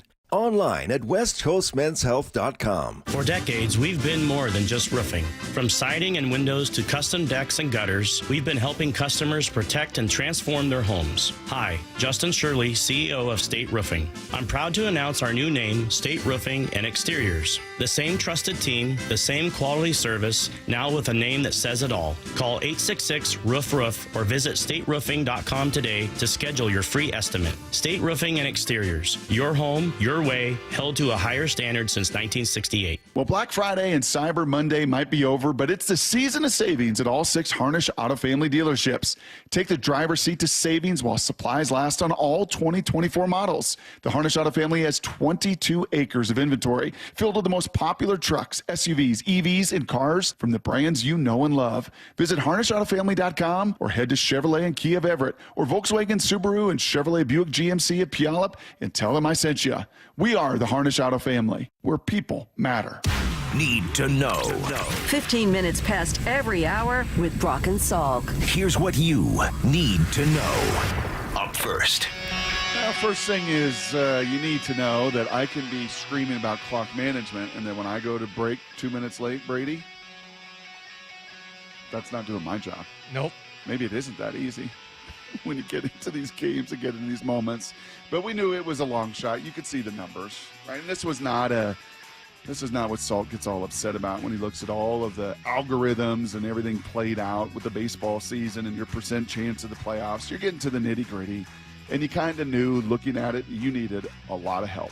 Once Arizona blew it there at the end of the game on Saturday night, you knew when you put your head on the pillow, man, there's a lot of dominoes that got to fall the right way for the Seahawks on Sunday. That didn't happen. It didn't happen with the Broncos losing in overtime to Cincinnati. It certainly didn't happen down there in L.A. with Arizona with a tremendous drive, giving themselves every opportunity with 30 seconds to play all their timeouts, 1st and goal, and they throw a pick on 1st down. It certainly didn't happen with Atlanta. It didn't happen with Green Bay. And unfortunately, well, you didn't even have to count on tonight. You needed the Lions to beat, the 49ers tonight. Don't even have to wait for that, Brady. The hay, unfortunately for the Seahawks, is in the barn. Yeah, it's in the barn for this season, at least in terms of their playoff chances. They still got one more game, and as you said, there's going to be still that's not a meaningless game when you consider that Geno Smith has $6 million worth of contract escalators on the line next week. Say that again? $6 million worth of contract escalators. So don't tell Geno Smith that that's a meaningless game in Week 18. Yeah, we can get into that, but yes. $6 million? $6 million, yep.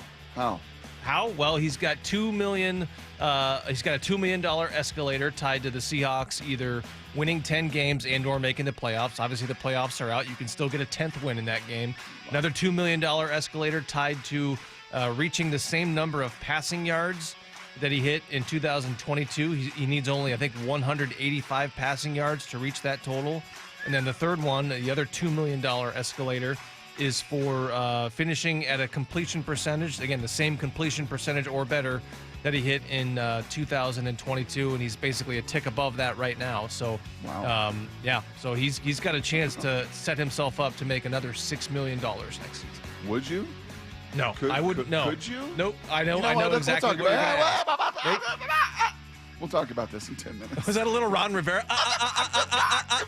Benetti likes to do that to me every once in a while. We'll do this in 10 minutes. Here's the second thing you need to know. How much college football you watch, Brady? You been watching any of these bowl games? Nope, not a whole lot. I'm going to be honest with you, Brock. Nope. Well, maybe on New Year's, right? Maybe you'll watch the quarterfinals. You'll watch the Rose Bowl. Absolutely. And the Fiesta Bowl and the Peach Bowl. Well, I mean, good for the Cougs. They emptied the tank on Friday night. They were big underdogs. There was nobody picking Wazoo. You lost your head coach, lost your DC, lost your OC, lost your quarterback, lost multiple defensive starters, including one of them that's transferring to Washington, one of your better players, a linebacker. Would have been very easy for them to just get their doors blown off in the Holiday Bowl, and that didn't happen. In fact, they were up 21-14 and blocked a punt for a touchdown, and a little bit of life, and this little QB named Zevi, my Orthodox Jewish quarterback friend, he was out there just slinging it. He threw for over 300 yards and 3 touchdowns, but unfortunately the Cougs can't give up 609, and the defense just absolutely ran out of gas. No bodies, but they fought and they fought and they fought. They fall 52-35 to Syracuse, and on the flip side, we'll get into this in Blue 88 as well. Lots going on at Montlake, including a Sun Bowl tomorrow afternoon, right at noon actually, an early one against Louisville. You want to know the good news about that one, Brady? Yeah. You know what the ACC's record is in these bowl games? The ACC. If I had to take a wild guess, I'd probably say something like 1-9, maybe. 1-9. Good job, Brady Henderson. You are so smart. And they will face Louisville from that ACC. The Pac-12 in 2017-18 went 1-8. That was the worst bowl season, I think, in Power Conference history. The ACC at 1-9 is, they're pushing to race even further to the bottom. Here's the third thing you need to know. Lyle wasn't buying it. Lyle wasn't buying it, Brady. Nope. Lyle went down to those winter meetings, got to meet all these people, lost his voice like a madman. That actually started the ASU Big 12 title game, but went down there, and you can smell it now, can't you, Lyle? Lyle's sniffer, his cynical sniff test. He's not buying John Heyman putting the Mariners as one of the contenders for Pete Alonso. He sold that to the lady in the second row? Is that what happened? With an 8, with a 9, with the 10, I know. Yep, he's selling that sucker over the weekend. John Heyman one of Salk's favorites, reporting that the Mariners are one of 4 teams. The Giants, the Mets still involved in it. I believe San Francisco, one of 4 teams. The Mariners are in the bidding for Pete Alonso. I'm totally with Lyle. I think that is just Mr. Heyman doing Mr. Boris's bidding a little bit and trying to ramp up a market that isn't nearly as big as Mr. Pete Alonso hoped for. And then the only other rumor out there with the Mariners is Luis Castillo, still a possible trade target, this time either in San Francisco or Toronto. Stay tuned. That's it. Everything you need to know this morning. All right, Brady, we're going to do it. Just for a couple minutes, we're going to do it. And then I'm going to also tell you, watching the NFL as intensely as I watched it this weekend, there were 3 things that really jumped out to me clear as day. But before we get into those 3 things, we're going to get into 6 million reasons why Sam Howell should or should not be playing quarterback for the Rams on Sunday. Brady in for Salk. It's Brock and Salk right here on Seattle Sports. Seattle Sports, your home for Wyman and Bob. Dave, I maintain he is better at his position than anybody on the team is at theirs. You want to throw in Leonard Williams, you want to throw in Geno Smith, you want to throw in DK Metcalf, JSN. The best player on this team, in my opinion, now 2 years in a row, is Devin Witherspoon. Yeah, he's just all over the field. He goes under, he goes over the top, he goes through people. He's actually a pretty good hitter. And for a guy that's just not that big, it's amazing what he gets done. On Seattle Sports and 97.3 FM HD2. No 2 people learn the exact same way. So how did Babbel become the award-winning language learning app? We thought of you, all of you. Take Sierra. As a visual learner, she uses Babbel's wordplay videos. Today I'll share a quick lesson on shopping in French. Merci beaucoup. Keith is a be in the room with real people kind of learner. So he loves the live online classes with our language experts. Okay, class. Vos está pronto. Estamos prontos. However you learn, Babbel makes it easy. Try Babbel for free at Babbel.com. Babbel.com. Macy's Herald Square is the holiday destination. So unless you're planning a trip to the actual North Pole, this has to be on your list for holiday shopping and sightseeing. Experience Macy's Holiday Square by Urban Space, a wonderland of pop-up shops filled with unique items and irresistible holiday confections from across the city and the globe. But don't wait. The last day is Friday, January 3rd. Holiday magic is here at Macy's Holiday Square by Urban Space, only at Macy's Herald Square on 34th and Broadway. The best defense is a good offense. So before the sewer backs up into your home and wreaks havoc, stop freaking and call Beacon. Beacon Plumbing, Heating, and Mechanical is there for you when you need them most. 1-800-FREAKIN or beaconplumbing.net. Where can you kick off the new year with big savings on gig speed? Only with Xfinity, now through January 16th. Get gig internet at home for $25 a month for 1 year when you add an unlimited mobile line, which connects you to gig speed Wi-Fi on the road. Act fast today and save more than $650 over AT&T and Verizon in your first year. Plus, hurry and take advantage because right now you can also get a free 5G phone with trade-in. So save big and stay connected to what you love with fast gig speed internet and mobile. From home to hotspots, this new year, it's all about gig speeds and big savings. Don't wait and get gig speed internet. Spend less green and switch to Xfinity. Go to Xfinity.com/gig savings to learn more. Requires paperless billing and autopay with stored bank account. Restrictions apply. Equipment, taxes, and fees extra. $40 internet discount applied to mobile bill. After promo, regular rates apply. Actual speeds vary. Savings compared to Verizon Fiber Gig Plus 1 Unlimited Welcome Line and AT&T Fiber Gig Plus 1 Unlimited Starter Line. Xfinity internet required. Reduced speeds after 30 gigabits of usage per line. Data thresholds and actual savings vary. I'm attorney Rob Iddens, proud Marine Corps veteran and owner of Warrior Injury Law. If you've been injured, you need a lawyer that is tough, confident, and battle-tested. Call us at 253-WARRIOR for your free case review. Warrior Injury Law, battle-tested. Pacific Power Batteries sells batteries for cars and boats and RVs and golf carts and generators and some electronics. But why us? 2 reasons. We sell freshly charged batteries that we test before we install them. Starting with a snappy new battery is good. Second thing is that our salespeople are up to date on what's new, what's a good value, and what works. Our job is giving you good battery options. So come on into Pacific Power Batteries, freshly charged batteries, and freshly educated staff selling batteries for everything. It's Fight Night, live boxing at Emerald Queen Casino Event Center. A full evening of boxing action, Friday, January 10th. Make it a destination event. Tickets at emeraldqueen.com. Don't miss this evening of pure excitement. The best in professional boxing. It's Fight Night, January 10th at Emerald Queen Casino, the entertainment capital of the Northwest. 21 and older, need gambling help? Call 800-547-6133 or visit emeraldqueen.com. Please game responsibly. Heading outdoors or on the water this weekend? Check in with Joey and Nelly on the Outdoor Line from 6 to 8 a.m. every Saturday on Seattle Sports and the Seattle Sports app.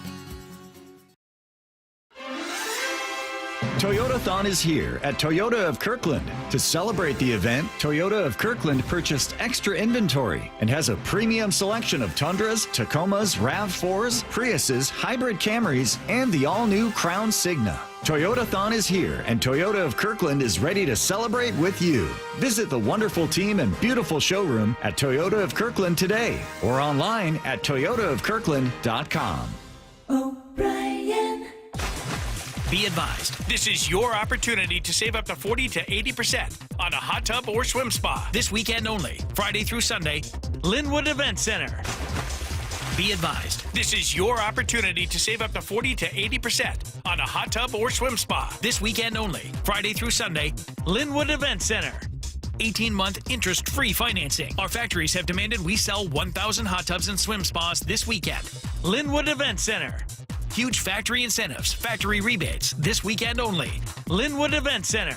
We can remove your old hot tub. Free delivery of your new hot tub. Hot tub starting at $2,999. Linwood Event Center. Free delivery of your new hot tub. Just relax and enjoy. Linwood Event Center. Friday, 2 p.m. to 8 p.m. Saturday, 10 a.m. to 8 p.m. Sunday, 10 a.m. to 6 p.m. Free admission, free parking, free delivery. Linwood Event Center. Call 833-SPA-SALE or visit hottubandSwimSpaSale.com.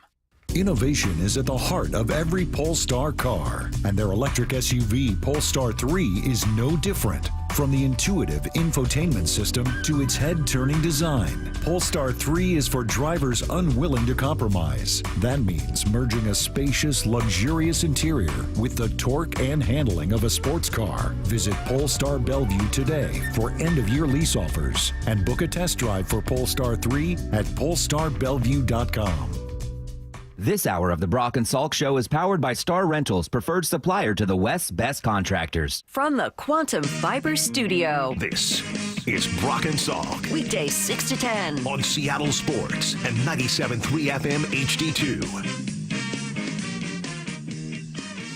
$6 million. I think you can get two guards for $6 million, Brady. Could you? Oh, man, what a tough weekend. It's always tough to see the season, and it doesn't matter what your team is, when it is, sport, watching the Mariners seasons year after year, unfortunately fall just a little short, save for a couple seasons ago and a great playoff run.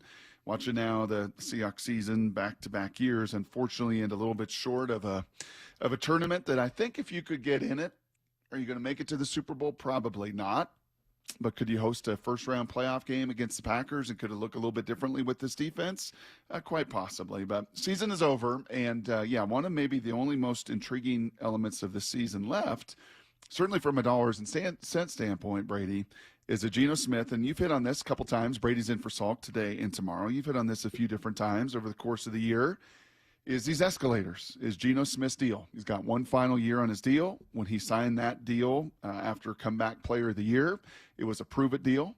It was a deal that did have these escalators built in, that if you continue to play at this level or exceeded your performance in that comeback player of the year, we're going to give you escalators in that deal so you can go on and be a $35, $40 million quarterback the following year. And he's got $6 million, not in incentives that he's going to pocket, but $6 million in escalators that if he's the quarterback next year, add to that bottom line for him. And that's a pretty significant number. It is, yeah. And he had the contract included a total of $30 million in escalators that he could have made. He didn't make any last year, so it was $15 million last year, $15 million this year. He didn't make any of them last year. And of the $15 million, like you said, he's got a chance to make $6 million. Now, the one of the important things to remember here is these are a little different than incentives, because when you hit an incentive, you lock in that money right That's away. Right. It goes to your bank account. Yeah. Yep. These are escalators to a March roster bonus that he would, have to be on the roster in March. I think it's the fifth day of free agency in mid-March in order to get that money. There's not a whole lot of doubt that he will be. and barring some situation where they trade him. But so these are escalators to the March roster bonus, and he's got a chance to earn 3 of these escalators worth $2 million apiece. One of them, and immediately, by the way, you're like, don't even talk about this. This is a non-starter. This is not the Cincinnati Bengals of the early 2000s with John Kitna, who had incentives in his contract and was called into the coach's office, Dick LeBeau's office back then, and said, well, you know the deal. And John's like, what do you mean? Oh, you got a number of snaps. You play a number of snaps, and there was a big incentive, many, I believe, millions of dollars. And I mean, the Seahawks organization is not the Cincinnati Bengals, nor the Arizona Cardinals, nor some of the others that may, right? I mean, this is not even going to be up for any conversation. Wait. I gotta follow up on that story. Did the Bengals sit Kitna? They sat him. Oh, gosh. And then you know what happened? Achilles Smith tore his hamstring, and John went in there and played a bunch of the snaps. Good for him. Okay, great. And then you know what happened the following week? He got called in again, and they were going to play the third string quarterback. The old big heavy fat Lions QB, Scott Mitchell. There you go. And then Scott Mitchell broke his finger in the first quarter too. Try to do this. Go ahead. Try this bad mood. That's karma. Yep. Go ahead and try it. And I'm going to continue. And he played the rest and ultimately hit that incentive.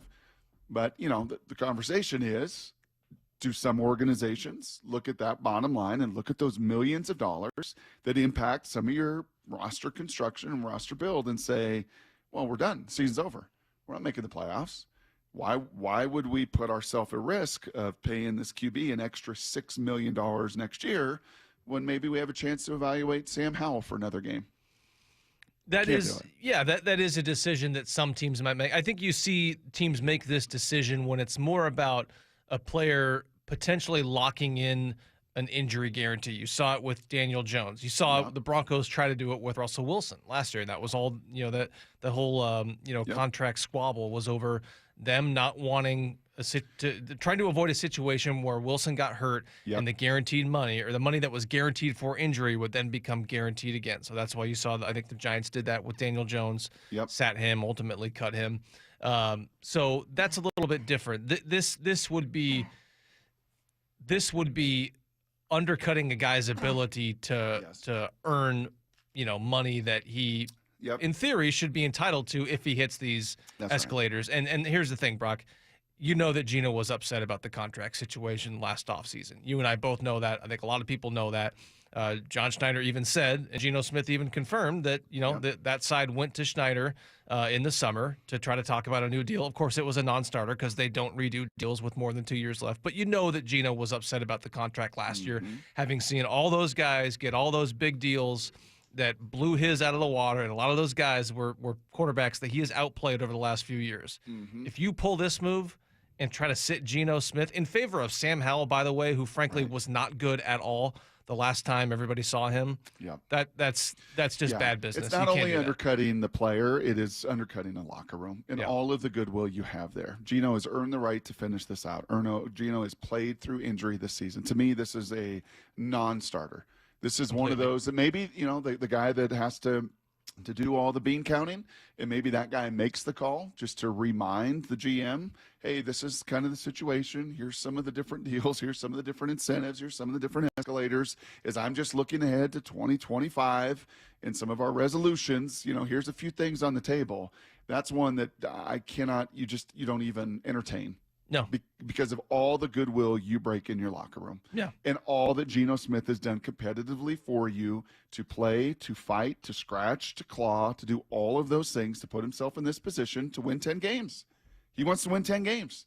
He wants to throw for over 70%. He wants to throw for over 4,000 yards and surpass those numbers from his comeback player of the year. He wants to competitively do all those things. And I think that's the right word. You cannot undercut that situation. Yeah. And just from a practical standpoint, look, if you, and I don't think that they would do this. We're both in agreement on that. You can't do it. I don't think they are or an organization that would do it. But if you sat him right now, you would lock in one of those escalators. Like he's barely, by a matter of a few completions, he's hitting the completion percentage one. So if you sit him now, you lock him into that one. And that one is going to be the fascinating one. I think, he only needs 185 yards to hit the passing yard total. He's probably going to get that. But the completion percentage one, it's like Ted Williams. Should Ted Williams have done that? Is she taking those at-bats in the final series to hit 400? He went out there and he took those final at-bats to go out and earn it. And Gino is, like what is he, 70 points? Yeah, he's 70 point something. So this is going to come down to a few completions. I ran the numbers, did a little math here with my red Sharpie. Oh, look at you. Yeah, if he attempts 30 passes, yes, I think he would need to go 18 of 30. Now, somebody can check my math on that because I'm doing this on a piece of paper with a Sharpie, but and I'm no good at math in the first place. But I think this could be the difference between going 17 of 30 and 18 of 30. So that's how much intrigue there is. Wow. You're talking about every single pass is going to matter to Geno Smith on Sunday with $2 million on the line. And from a player's perspective, you cannot even possibly be thinking about that, right? And again, this is not an incentive. This is not something that hits his bank account, right? That the minute it happens, it gets wired in there. This is something that will play into the conversations for next year, and also largely as we're having this, and it's kind of a fun conversation. Also, more than likely, the Seahawks are going to try to get a new deal with Geno Smith done. Right. So effectively, what this does is this probably just raises the floor of the next deal by however much he makes. And if Geno Smith, as of right now, if he's set to make $25 million next season, let's say he hits 2 of these incentives. For now, that means an extra $4 million. Now all of a sudden he's saying, "All right, well, I'm in cash. I'm going to make no less than $29 million next season because my alternative would be playing out the final year of the deal and already making $29 million." I have 3 things that I learned, Brady. I'm gonna zip through these quickly before Blue 88. Watching the NFL as intensely as I did this weekend, probably the most intense I have of any weekend with no college football for me or anything, and all that was on the line for the Seahawks in so many of these games. There were really 3 things that jumped out to me in a way that, I don't normally get to see the game in this kind of depth over 4 days, Thursday, Saturday, Sunday, and into tonight. 3 things that jump out. Number 1, man, you see these quarterbacks, the guys lay their life down for, right? You look around, maybe that's a stretch, but these guys that just, when I talk about elevating, quarterback's got to elevate the room. Brady, you're looking around, for me, I did through the optics of my QB lens here, and you see these guys whose teammates play so hard for them. Jaden Daniels, by far, Rookie of the Year. Mm-hmm. What he's done in his rookie year, and just the calm, cool, collected, and how much those guys love him. I don't think, when was the last time you had seen a QB, before even the regular season ends, come into a locker room and get carried on the shoulders in a locker room the way Sam Darnold did in that game yesterday? Baker Mayfield, and those bandits down there in Tampa, those Pirates, he has got those guys playing even through all the different injuries they have had. Like, it is an interesting optic to look at just how much a locker room loves their quarterback. And there are some, when you watch, the league, that these guys lay it out for, and then you see some others where you're just going through the motions. And it just, it really, for some reason, kind of captivated me yesterday. Yeah. And it does, because where then does Geno fit in some of that? Right. That's the question. I think with Darnold, it's fascinating. I mean, do we, how much do we really, it's tough for us, from thousands of miles away to really have a great feel for that locker room and what that locker room feels about Sam Darnold. Is that all about Sam Darnold, the individual? Is that about Sam Darnold, the story, and how he's gone from a guy who was, kind of the butt of a lot of jokes in New York, and he was seeing ghosts, and he got ran out of town there, didn't last in Carolina, to all of a sudden a guy who's leading a team that, could end up with the number 1 seed in the NFC? 14-2. How much of that is Darnold himself and the personality and guys, whether they naturally gravitate towards him versus the story and how good of a story it is? We don't really know. I think it's yes and yes on both of them. Yeah. I think, honestly, it's got to be, for that to happen, to be carried on the shoulders in a locker room before the regular season even ends.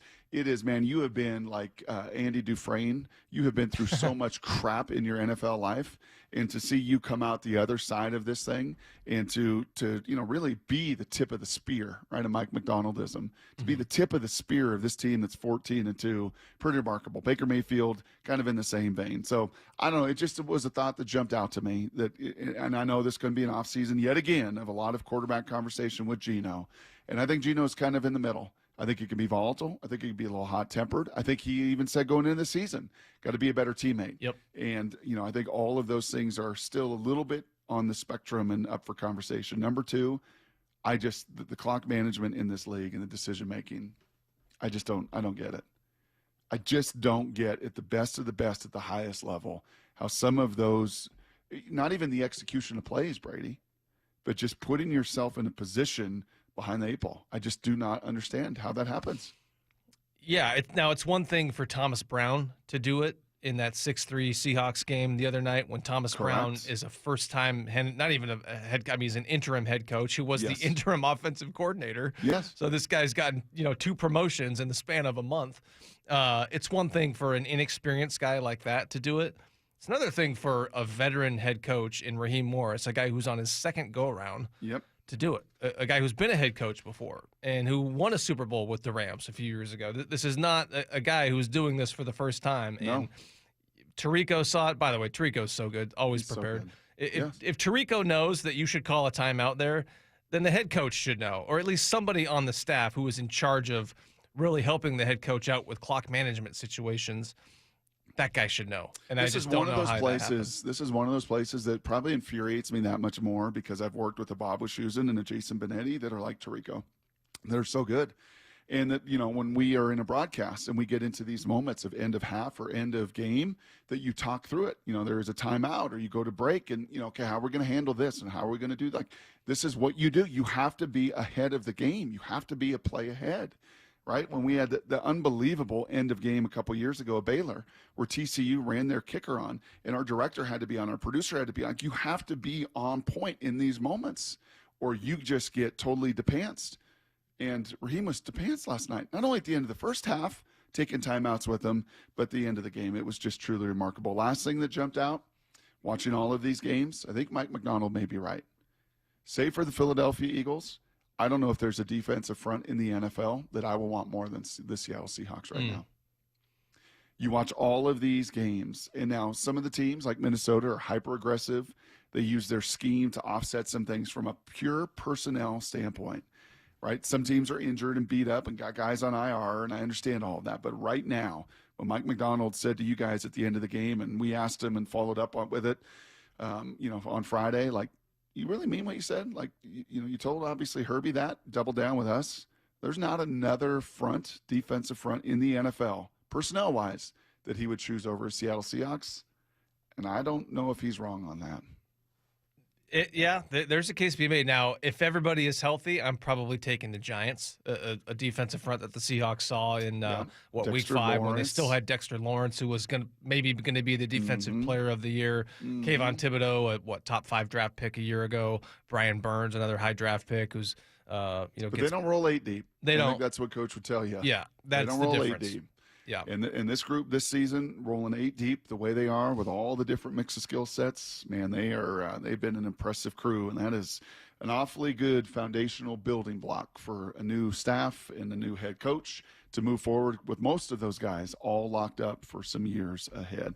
Those are 3 things that jumped out to me. Here's 3 good football questions we call Blue 88. This is Brock and Salk's Blue 88. Blue 88! Blue 88!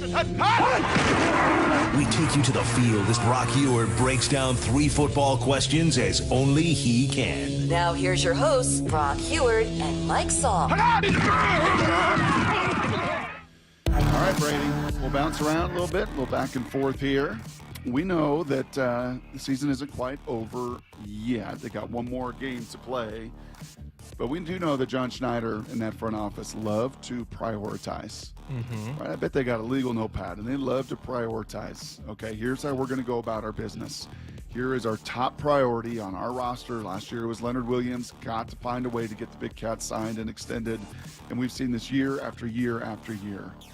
Right now on paper, how do you think John Schneider prioritizes the first transaction or 2 that he knows he's got to make on this roster? Well, from a timing standpoint, I think it's going to be Ernest Jones, because Ernest Jones, unlike all those other guys from that 2022 draft class who are going to be eligible for new deals, unlike Geno Smith, unlike DK Metcalf, Ernest Jones is a free agent. And typically what they do, their timing, is that they handle free agency first and then the draft, and then they take care of guys who still have a year left on their contracts who are going to be eligible for new deals. So that's Geno, that's DK, that's, Boye Mafe, that's all those other guys, Charles Cross. Ernest Jones, among the guys who are actually going to be free agents in March, Ernest Jones is the biggest name of that. So I think he's got to be the priority.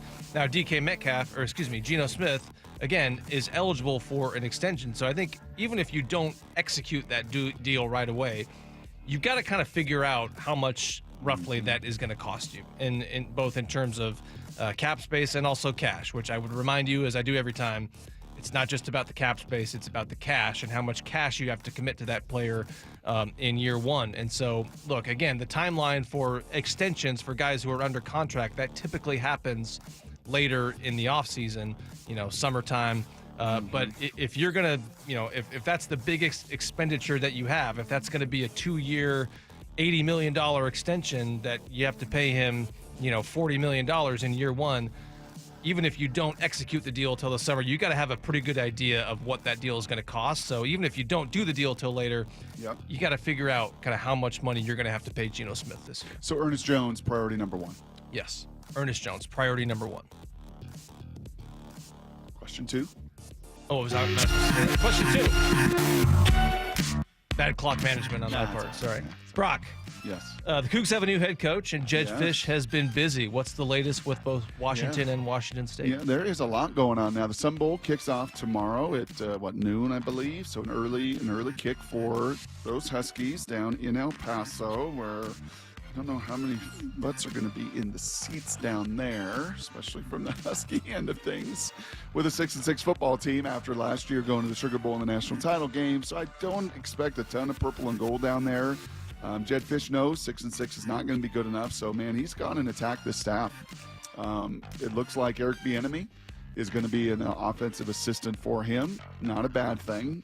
I don't know if I'd want him calling plays, and he's not. Jed will do that. But not a bad name to help recruit and continue to develop and push to that NFL kind of style you want. Also, Ryan Walters, a defensive coordinator. Not been made official yet, but all signs pointing to the failed Purdue head coach, but absolute stud Missouri defensive coordinator and then Illinois defensive coordinator. So he's not wasted any time taking care of some staff that he knows he's got to add to. And for the Cougs, they went out to beautiful South Dakota State. South Dakota was pretty good for Kalen DeBoer and University of Washington. And this guy for Wazoo, I think, is a terrific hire. His name's Jimmy Rogers. He's young. 36, 37 years old. He's the head coach there at South Dakota State just for a couple years. He played there. He grinded there. He'd been there. He'd been a lifer there for the last 18 years. But 27-3 in 2 years as a head coach, a guy that knows how to do more with less. So many of those Dakota programs have been so good at that at the FCS level. So Wazoo also finds a way to hire a young, energetic guy that knows what it's like to recruit to places like Pullman, Washington, and kudos to the Cougs to go and get that deal done. Question 3. In college football, Brady, they call it the Broyles Award. It is handed out to the lead, and I love the fact that they do this. They hand it out to the assistant coach who did the best job in all of college football. Many of those Broyles Award winners go on to be head coaches and find success in that way. It's a pretty cool recognition.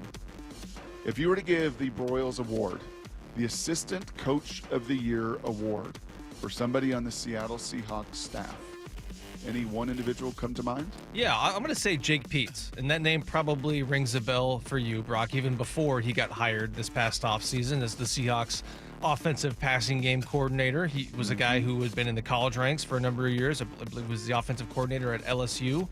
Worked under Saban as well, I do believe. And so the Seahawks really had to pry Jake Peetz away from the Rams, from Sean McVay's Rams staff. McVay did not want to let him go, but the Seahawks really wanted him because they knew they needed a guy with NFL experience to help Ryan Grubb with that transition from college to the pro game, a transition that, as you've talked about, is not an easy one for a guy who's never coached in the NFL. And I think Jake Peetz has been a big asset in that regard. You see him when they show the shots of the coordinator in the coach's booth.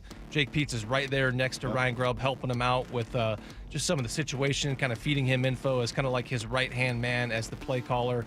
He's the offensive passing game coordinator. What's been the strength of this Seahawks offense? It's been their passing game with Jake Peetz. You also heard Mike McDonald give him a little shout-out for kind of helping him with some different schedule changes that they made with that quick turnaround from the Sunday game to the Thursday night road game in Chicago. So, look, Jake Peetz is a guy who I could see getting some interest in this coaching cycle, even if it's not for head coach, maybe for an offensive coordinator role. He's got what I think he eventually could be on that head coach track when you look at the fact that he's been in that McVay system. He's also been in the system on the other side of the ball that is now in vogue. Obviously, the Mike McDonald system, has play calling experience, a young guy. So Jake Peetz is a name to keep an eye on in the coaching cycle, and I think he's my candidate for Seahawks assistant coach of the year. And that is a little blue 88, a young guy with like 9 kids. I think it's 7 kids, I believe. I think it's 9. I think it's 8. I think it's 9. I think it's 10. I think it's 11. I don't know. It's a lot of kids. Mm-hmm. It is a remarkable, with an amazing wife to have 7 or 8. I'll look that up during the break for sure. But it's a lot of kids that he's got to buy a lot of presents for over the Christmas over the Christmas time, which he just did. Which leads me to this question. I want the 4 of us to dig in. We've not heard Maura's voice yet on the show. She returned from Iowa. Had a great time. We heard it in the 6 a.m. hour, but you guys weren't here. Did you get a little sunburn, Maura? A little sunburn in Iowa? I joked to Maura during the 6 a.m. hour since you guys weren't here. Is this my cue to play the drop from Field of Dreams? Is this heaven? No, It's Iowa.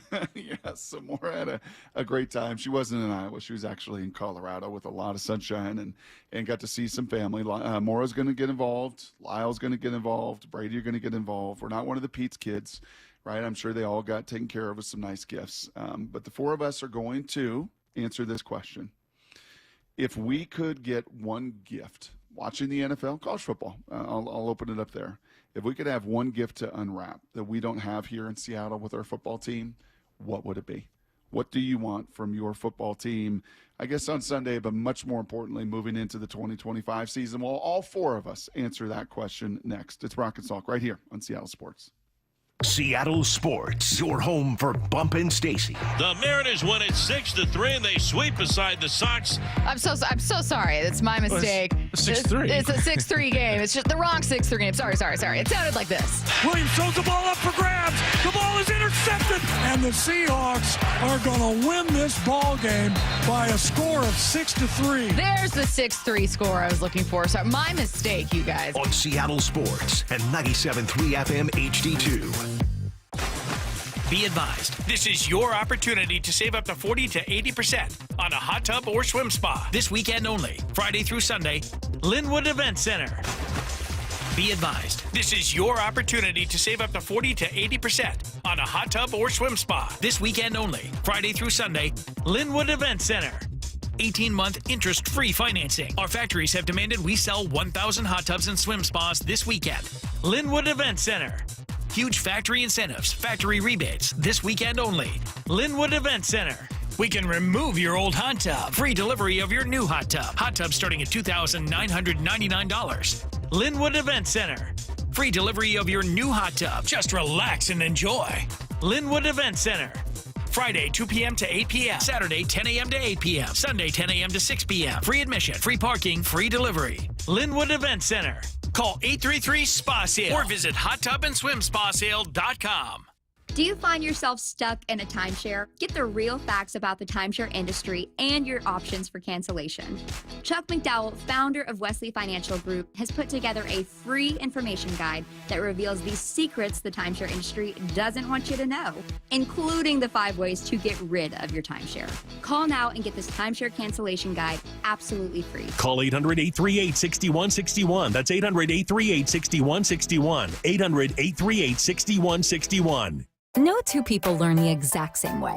So how did Babbel become the award-winning language learning app? We thought of you, all of you. Take Sierra. As a visual learner, she uses Babbel's wordplay videos. Today I'll share a quick lesson on shopping in French. Merci beaucoup. Keith is a be in the room with real people kind of learner, so he loves the live online classes with our language experts. Okay, class. ¿Vos está pronto? Estamos prontos. However you learn, Babbel makes it easy. Try Babbel for free at Babbel.com, Babbel.com. Where can you kick off the new year with big savings on gig speed? Only with Xfinity, now through January 16th. Get gig internet at home for $25 a month for 1 year when you add an unlimited mobile line, which connects you to gig speed Wi-Fi on the road. Act fast today and save more than $650 over AT&T and Verizon in your first year. Plus, hurry and take advantage because right now you can also get a free 5G phone with trade-in. So save big and stay connected to what you love with fast gig speed internet and mobile. From home to hotspots, this new year, it's all about gig speeds and big savings. Don't wait and get gig speed internet. Spend less green and switch to Xfinity.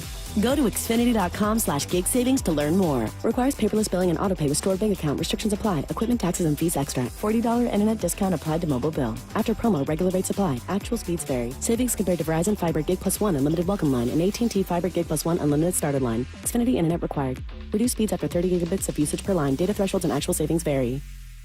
Matt Coker here from West Coast Men's Health. Guys, if you're taking Viagra or any other pill for ED, I want you to ask yourself this question. Do I want to continue to do this for the rest of my life? If you're like most men, the answer is no. Here at West Coast Men's Health, we can restore blood flow naturally without pumping your body full of chemicals like you've been doing. Guys, you need to come in today and fix this problem now. Why are you putting this off? Viagra's not going to magically start working next week, and you don't want to use shots or go under the knife. Call us today and speak with our clinic manager. Ask him any question you like, how it works, the science behind it, and even the cost. Change your life today like the thousands of men who already have. If you're tired of dealing with ED or Peyronie's disease, then call West Coast Men's Health. With clinics in Redmond and Tacoma, call 206-519-6541. That's 206-519-6541. 206-519-6541. Online at westcoastmenshealth.com. Stream every Seattle sports show with the Seattle Sports app. Brought to you by Fred Hutchinson Cancer Center Proton Therapy. Get new videos, podcasts, and articles on the Seahawks and Mariners from your favorite Seattle sports personalities daily. Emerald Queen Casino, the entertainment capital of the Northwest. The best place to watch all your favorite sports. Featuring wall-to-wall viewing screens, 6 windows, and 30 kiosks. Be there at emeraldqueen.com. Emerald Queen Casino, the entertainment capital of the Northwest. If you're injured in the state of Washington, here's what matters. Who represents you matters. The experience of their staff matters. Their investigation team and track record of success matters. Davis Law Group was founded in Seattle and has been winning cases for more than 30 years. We know Washington State, we know our courts, and we know how to deliver the highest level of client satisfaction. And that's what matters. Let's go! This is Seattle Sports. Streaming through the Seattle Sports app. KIRO AM Seattle. KIRO FM HD2 Tacoma. Home of the Seahawks, Mariners, and everything Seattle sports. Give me a freaking auto! From the Quantum Fiber Studio, this is Brock and Salk on Seattle Sports. Brock Heward and Matt Marcus. Sorry about just Mike. Heward, not exactly Joe Cap there in the pocket. Now here are your hosts, Brock Heward and Mike Salk. You ever jelly, Brady? You ever get jelly? Let me turn that microphone on. No, never. I was listening to Titus. Titus did the 7-on-7 tryout yesterday. Oh my gosh. I was listening to him in the car, a few of his buddies. I was chatting with this other 18-year-old kid about some other stuff and just listening to the way they can drop some of this lingo made me feel really old. Yeah. Give me some of the terms. Oh, yeah. I can't even try. Oh, I got to hear this. Oh, I'm not even going to try. Like, I just chuckled. Since when? No, no, seriously, it's perf. Like, it was a hundo. I was totally just chuckling, listening to them have their own, like, almost pidgin English. Like, this is amazing. Perf is perfect? Come on, Brady, be hip, bro. What? Yes. Of course it is. Okay. My mom used to say perf like 20 years ago, so yeah. She was ahead of the time. She was hip, man. She was hip. So, you're watching some NFL. You're watching everything that goes down over the weekend. Maura presented this question on her little notes last night via the email. She returns from her travels. And what are you a little jelly of? As you look around the league, or if you want to, transition, Lyle, you want to talk about college football, you can do that as well if we keep this NFL. But what are you a little jelly of? When you were a kid and maybe your sibling got a Christmas gift that you were a little jealous of. Like, I sure wish I could have got that one.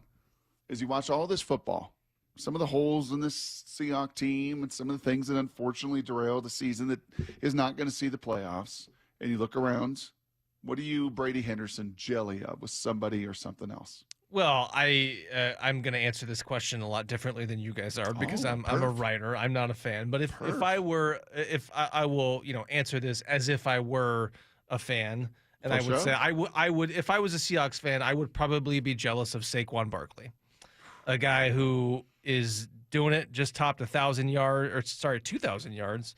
Has 1,000 yards outside tripping 1,000 yards. No, tripping. At least as of a week ago, had a chance to threaten Eric Dickerson's single season rushing record. Still does. Yeah, a guy who was just a stud, a guy who was really making the Giants pay for their decision not to re-sign him and let him walk to their division rival. So, with all the trouble the Seahawks have had mounting a consistent run game, I think that answer for me, if I were a fan, it would be Saquon Barkley. Okay, very good, very good.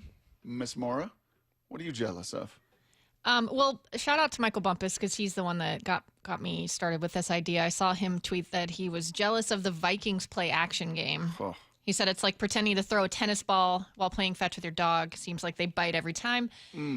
So mine was kind of along similar lines. I'm jealous looking at yesterday's game of the way the Bucs spread the ball around to fully utilize their offensive talent. They've had at least 3 receivers with 50 yards or more in 3 of their last 4 games. Sometimes they've even had 4 receivers with 50 yards or more. The Seahawks have accomplished that once in their last 4 games. By the way, that's a number spoken of like a pure fantasy football genius right there. That's a number that fantasy football how many games does it seem like one Seahawks receiver goes off but the others don't? That's true. That is very true. And I believe down in Tampa, there's a little Montlake to Tampa pipeline, is there not? Kate Otten, even one of those guys, Maura. Jalen McMillan, I think, caught his 7th touchdown yesterday. Yep. Woo, woo.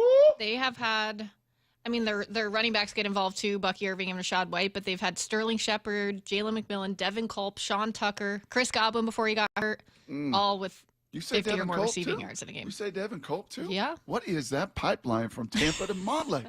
Joe What is Tryon. that, Brady Henderson? Huh? Yeah, Joe Tryon, first-round pick a couple years ago, Vita Vea. Yeah. They like Does Greg Gaines play? Is Greg Gaines down there? Where is Greg Gaines? Somebody in that Tampa front office must like the way they go about playing football in Seattle. Yeah. I like it. Okay, yeah, the Yes, you're ability right about to Gaines, spray. Gaines is down there too? Man. Vita and Greg Gaines, 2 guys that eat up their helmet with their faces as much as anybody in the history of the NFL. Like literally their faces almost touch their face mask. They eat all the air in all their helmet. Yeah. Okay. Lyle, what we got, baby?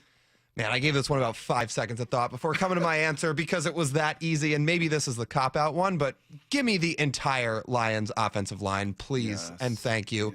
Yes. All this talk about Jared Goff over the last couple years resurging and kind of refining himself in his career, which he has, but he's not doing that if he's behind the Seahawks offensive line. When Goff was at his worst, he had no protection, he got flustered, and he made bad decisions.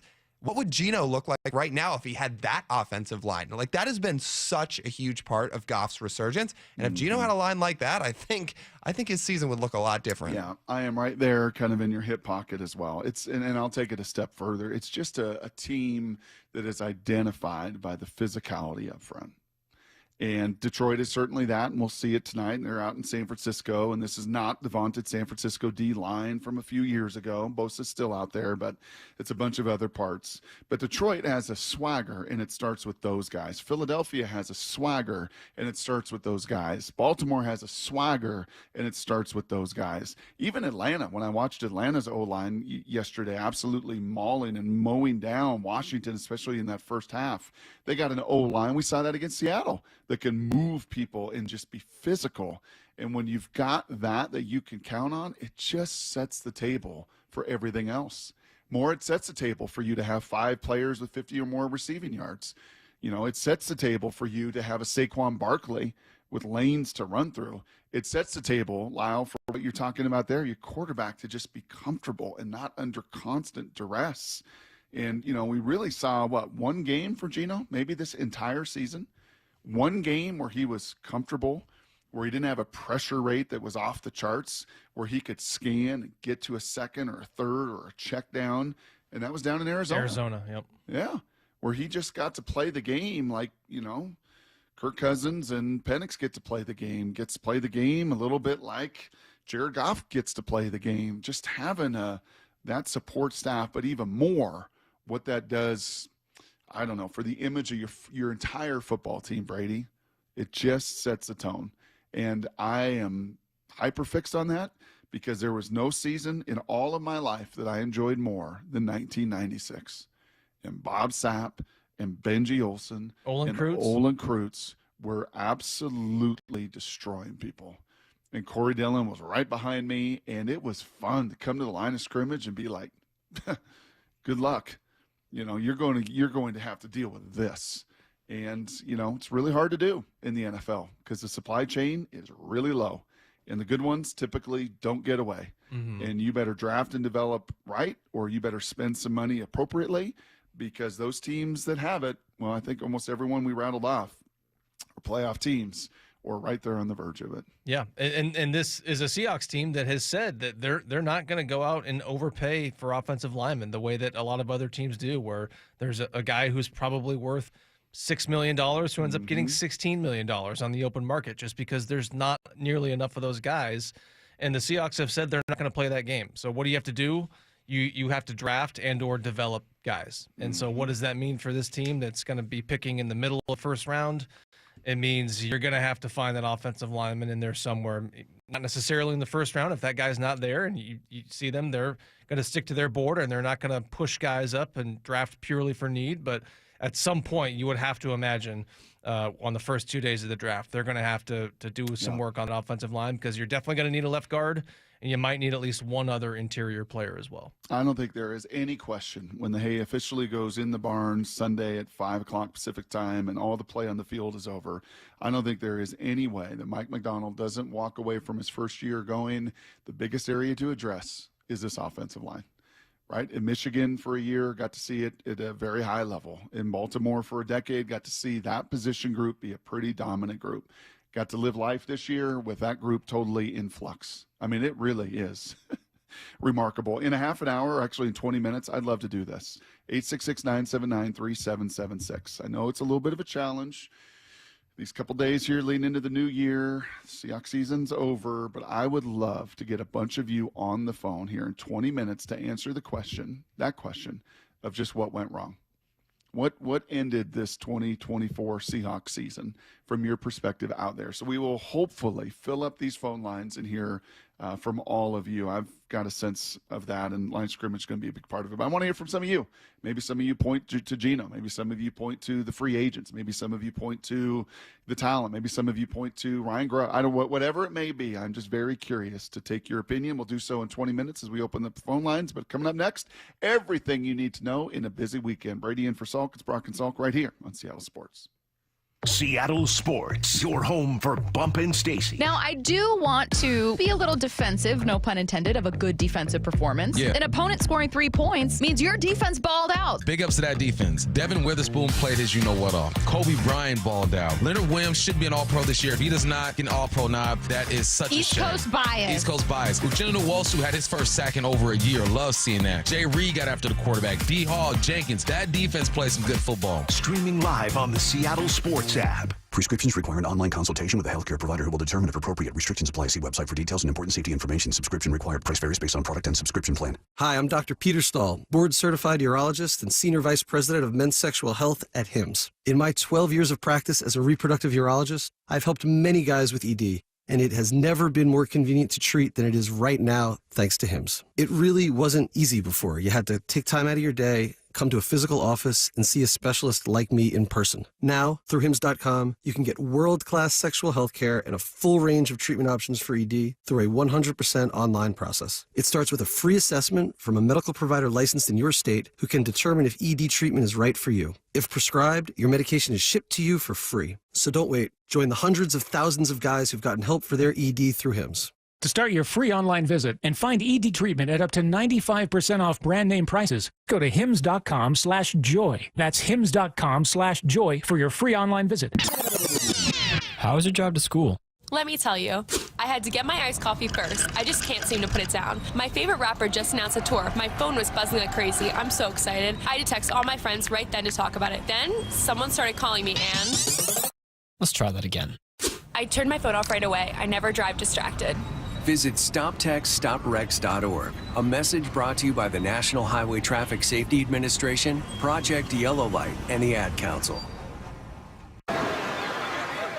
Hear that?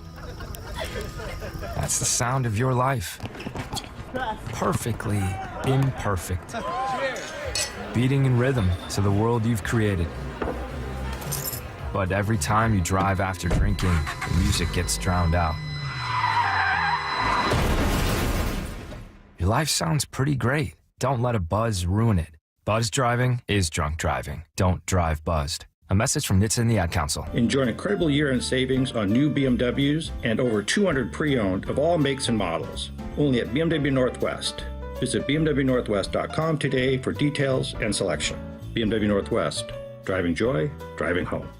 The Hop Vine Pub, Latona Pub, and Fiddler's Inn remind listeners the holidays are meant to be a time of good cheer and warm gatherings with family and friends. Don't spoil the spirit of the season by getting behind the wheel after drinking. Always designate a sober driver or take a ride share for a safe ride home. Let's work together to keep our roadways safe and accident-free this holiday season. A message from the entire team at the Hop Vine Pub on Capitol Hill, Latona Pub by Green Lake, and Fiddler's Inn in Wedgwood. Wishing you and yours a very happy and safe holiday season. I'm attorney Rob Iddens, proud Marine Corps veteran and owner of Warrior Injury Law. If you've been injured, you need a lawyer that is tough, confident, and battle-tested. Call us at 253-WARRIOR for your free case review. Warrior Injury Law. Battle-tested.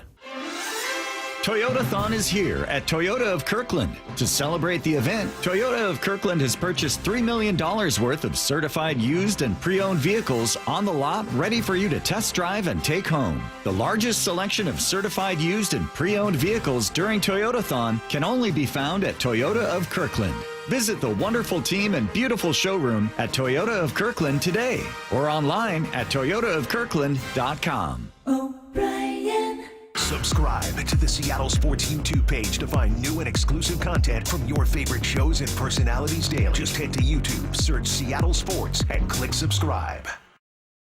1877 Cars for Kids. KARS Cars for Kids. Hurry! It's your last chance to donate for 2024. Donate your car today. Donate today at carsforkids.org. That's cars with a K. Your car can be picked up as soon as the next day. Receive a tax deduction and vacation voucher. 1877 Cars for Kids. Donate your car today. Now accepting donations of land, homes, buildings, or any kind of real estate. Old windows can be a drain on your energy bills and on your peace of mind. Isn't it time for an upgrade? Justin Shirley, CEO of State Roofing and Exteriors. Our energy-efficient replacement windows work smarter, keeping your home comfortable while saving you money year-round. It's an investment in your home and your security. Call State Roofing and Exteriors at 866-ROOF-ROOF or visit stateroofing.com today for a free estimate. State Roofing and Exteriors, held to a higher standard since 1968. Be advised, this is your opportunity to save up to 40 to 80% on a hot tub or swim spa. This weekend only, Friday through Sunday, Linwood Event Center. Be advised, this is your opportunity to save up to 40 to 80% on a hot tub or swim spa. This weekend only, Friday through Sunday, Linwood Event Center. 18-month interest-free financing. Our factories have demanded we sell 1,000 hot tubs and swim spas this weekend. Linwood Event Center. Huge factory incentives, factory rebates, this weekend only. Linwood Event Center. We can remove your old hot tub. Free delivery of your new hot tub. Hot tub starting at $2,999. Linwood Event Center. Free delivery of your new hot tub. Just relax and enjoy. Linwood Event Center. Friday, 2 p.m. to 8 p.m. Saturday, 10 a.m. to 8 p.m. Sunday, 10 a.m. to 6 p.m. Free admission, free parking, free delivery. Linwood Event Center. Call 833-SPA-SALE or visit hottubandswimspasale.com. Need to know. 15 minutes past every hour with Brock and Salk. Here's what you need to know. Up first. Well, first thing you need to know, you already know. Certainly if you're a sports fan listening to this show this morning, you know that the Seahawks need a lot of help after they found a way to win just a gorgeous 6-3 game in Chicago. They needed a little help on Saturday. They needed more help on Sunday, and they really got none of it.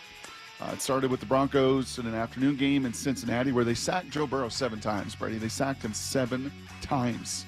Just like the Seahawks sacked Caleb Williams 7 times. The difference, Burrow still threw for like 400 yards and 3 touchdowns, including the game winner in overtime after the Broncos could not get a first down. They got a gift. I'm like, okay, this is the start of a good weekend. This is going to be a good Seattle Seahawks weekend because the Bengals just missed a 20-yard chip shot off the upright that would have won the game. And instead, the Broncos go 3 and out. Joe Burrow goes down and scores. Well, then you need, more than anything, the Cardinals to beat the Rams. If the Cardinals just beat the Rams, all this strength of victory stuff is out the door.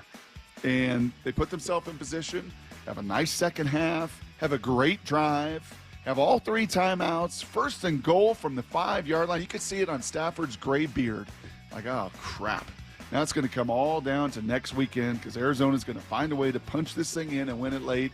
And instead, doink, right off the face of their tight end, right into the fingertips of former Seahawk Witherspoon. And these Seahawks, unfortunately, season is over. Yeah, that gray beard on Stafford, also those nice pearly white veneers that he's got. But yeah, it's a good point. You think they're fake? Oh, come on. You think it's either fake? Oh, come on. Give me a break. I didn't see them. Yeah, oh, you think they're fake? Clearly. Oh, okay. They look great. I'm not hating them. I'm just saying it's pretty obvious.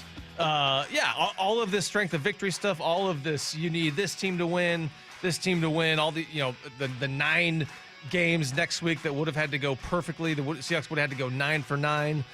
All that goes out the window if Arizona takes care of business and beats that Rams team in that final drive. Then all of a sudden it's a win and you're in situation for the Seahawks where if they beat the Rams, as you said, not a great Rams team, a very beatable Rams team that they should have beat at home in week 9, but they whatted that game away. Then that week 18 game is for the division title, but alas, was not meant to be for the Seahawks. They like to say in baseball, Brady, that you got to play the game the right way. Like if you get thrown out at third with less than 2 outs, or you just make these decisions, like the game tells you how to play. There's certain ways to play the game. And it feels like with both Atlanta and certainly with Arizona, like if you just decide to play the game the wrong way, 37 seconds, first and goal at the 5, the Rams have 1 timeout. You make them burn that timeout. Yeah. You don't want to give them, even if you score there with Trey McBride with 35 seconds, they're going to get the ball with the timeout. They're going to go down and kick a field goal and go to overtime. Just don't do that. Play the game the right way. Make them burn their final timeout. You got 3 more shots of it. You can run it again. Take up all the time on the clock to have 2 final shots at it. And instead they play the game the wrong way, and it implodes for them and for Seattle. Here's the second thing you need to know. Second thing you need to know is the Cougs, man, they emptied the tank. Pete Caligas, old former Husky, I tweeted out Friday night. If there's like a night that could bring the Huskies and the Cougs together, honestly, it should have been Friday night in college football. Any Husky fan watching that thing and seeing just a Wazoo roster that had just been decimated with transfers, coaches, players, coordinator, everybody left. And there is old Husky offensive lineman Pete Caligas, great guy, leading the ship there. There is Zeviak House, the transfer, the 4th-year transfer, the little guy that came out slinging it. And Wazoo, man, they gave it everything they had. It just unfortunately was not enough in a 52-35 loss to Syracuse. And oh, by the way, that win by Syracuse, the only win by any ACC school this bowl season. Why does that mean anything? Why would Mr. Heward bring up the fact the ACC is 1-9 as a conference in bowl games? Maybe because the Huskies play an ACC team in Louisville tomorrow with an 11 a.m. kick in the beautiful Tony the Tiger Sun Bowl in gorgeous El Paso. Tony the Tiger, wait, what? Texas. Is that the sponsor? I think it's Tony. Is it Tony the Tiger still? What, Frosted Flakes? The Tiger still? I think it's Tony the Tiger still. Maybe not. We'll see. Next. Here's the third thing you need to know. You like rumors, Brady? Sure. What, the Fleetwood Mac album? Yeah, I love it. Or are you talking about baseball rumors? Baseball rumors. Oh. Hot stove rumors. Yeah. You know, I like those hot stove rumors. Dude, it is a Tony the Tiger Sun Bowl. Wow. How about that? How about it? Tony the Tiger Sun Bowl. There's still some rumors. Buy sell. We'll do buy sell here at 9 o'clock. Early buy sell. Lyle, buy sell. The Mariners make a significant acquisition move, impact, trade, signing before 2025. Before 2025? No, because there's 36 hours left to do that. So, yes, sold in the back row. All right. Well, there's two rumors floating around. Good old John Heyman, Salk's buddy, who he absolutely loves. Hey, man, is floating that the Mariners are one of four candidates for Pete Alonso's services over there at first base. I don't know how that makes sense when he's going to command probably $30 million a year, and they have $15 million to spend with other needs. But good for you, John Heyman. And that there are still two teams. It's from a different source that the old Luis Castillo could end up in. San Fran and Toronto still have needs with Corbin Burns signing in Arizona, Brady, and maybe Luis Castillo could be traded and free up some of that money. But man, oh man, can 2024 end for the Mariners and get to 2025 and turn a different page, please? Question for Lyle, quick one. Yeah, let's do it. When baseball writers are getting played by agents, which appears to be, as you guys are implying, the case here with this Pete Alonso rumor. Yeah. Do they know it? Or did they just go along with it willingly? Yeah. I mean, John Heyman is like as bad as it gets in terms of being like a mouthpiece for an agent in a sense. He is like everybody basically, it's the worst kept secret in the world that everybody knows he is basically the spokesperson in the media for Scott Boras. And he just pitches his storylines. And what I Don't said tell about him that or he'll hang up on you. Oh, that call on you got to listen to this call on WFAN, Brady. Have Heyman you heard got this, Brady? No. Oh, I'll show you at the break. Oh my God, it's unreal. But like, I think what's going on here is Scott Boras wants Pete Alonso's market to seem like it's more robust than it is, and ultimately just drive the Mets price up before he goes back to the Mets, because nobody thinks he's going anywhere else. So you find a team that, hey, needs a bat. That's plausible that team could conceivably be in on this guy. Yeah. There you go. That's the way it works. That is everything you need to know. You feel like you've ever been spun, Brady? Do you feel like you can stop the hammering and stop the spin cycle and stop it in its tracks, or you get off a phone call and go, oh, I think I might be I'm sure there have been attempts, yes. I'm sure there have been attempts. I have felt that. Yeah. I have felt it. I felt it. I don't mind saying this early on in the Russell Wilson, I think his first contract, and hearing from some people around him and maybe like, what? Huh? Oh, like, oh, that was pretty cool. And then like kind of get off the phone like, weird. I have not really talked to any of them ever. And, got to kind of sort through some of that. What's the motivation? You always got to ask yourself that question. You end up some of those calls. That's probably something that does have to filter through, right? Mm-hmm. Well, that's a good tease. What was the, not even motivation, what was the reason the Seahawks season's over? 866-979-3776. 866-979-3776. I probably shouldn't do this tomorrow. It's not nice. Her first day back. Salk's not there to punch the little number and take the calls too. So Maura's going to have to do some extra work here. But you can talk to Maura. You can wish her a Happy New Year and hope she had a great Christmas if you call in. 866-979-3776. The simplest question I could possibly ask. What did the Seahawks in this season? Why are they going to be watching the playoffs in 2024 here? What did the Seahawks, what did their season in? 866-979-3776. I got 3 or 4 reasons. Brady's got at least that or more. We'll dig into it with all of you next. Why is the Seahawks season over? I want to hear from you. 866-979-3776. Brock and Salk Show right here on Seattle Sports. Your voice next. When you're running the hurry up and don't have time for your favorite Seattle sports shows, listen to the podcast on demand. How about that? Unbelievable. Who would have thought? Every hour, every interview, every look behind the scenes. He is your new Seahawks head coach, Mike McDonald. We want to play a certain way, and you're just going to chisel away at it every day. Find us on seattlesports.com, the Seattle Sports app, or wherever you get podcasts. All signs continue to point to it being the right hire. Never miss a minute of Seattle sports, the home of the Seahawks. Hey guys, ready to feel stronger, leaner, energetic, and more confident? For a limited time, Revive Men's Health offers 25% off TRT and ED bundles. Plus, get a free month of compounded semaglutide, a powerful proven weight loss medication with the same active drug as Ozempic. Terms and exclusions apply. Don't wait. This offer won't last. Call 206-529-1111. That's 206-529-1111. Or visit ReviveMen'sHealth.com. Well, Black Friday and Cyber Monday might be over, but it's the season of savings at all 6 Harnish Auto Family dealerships.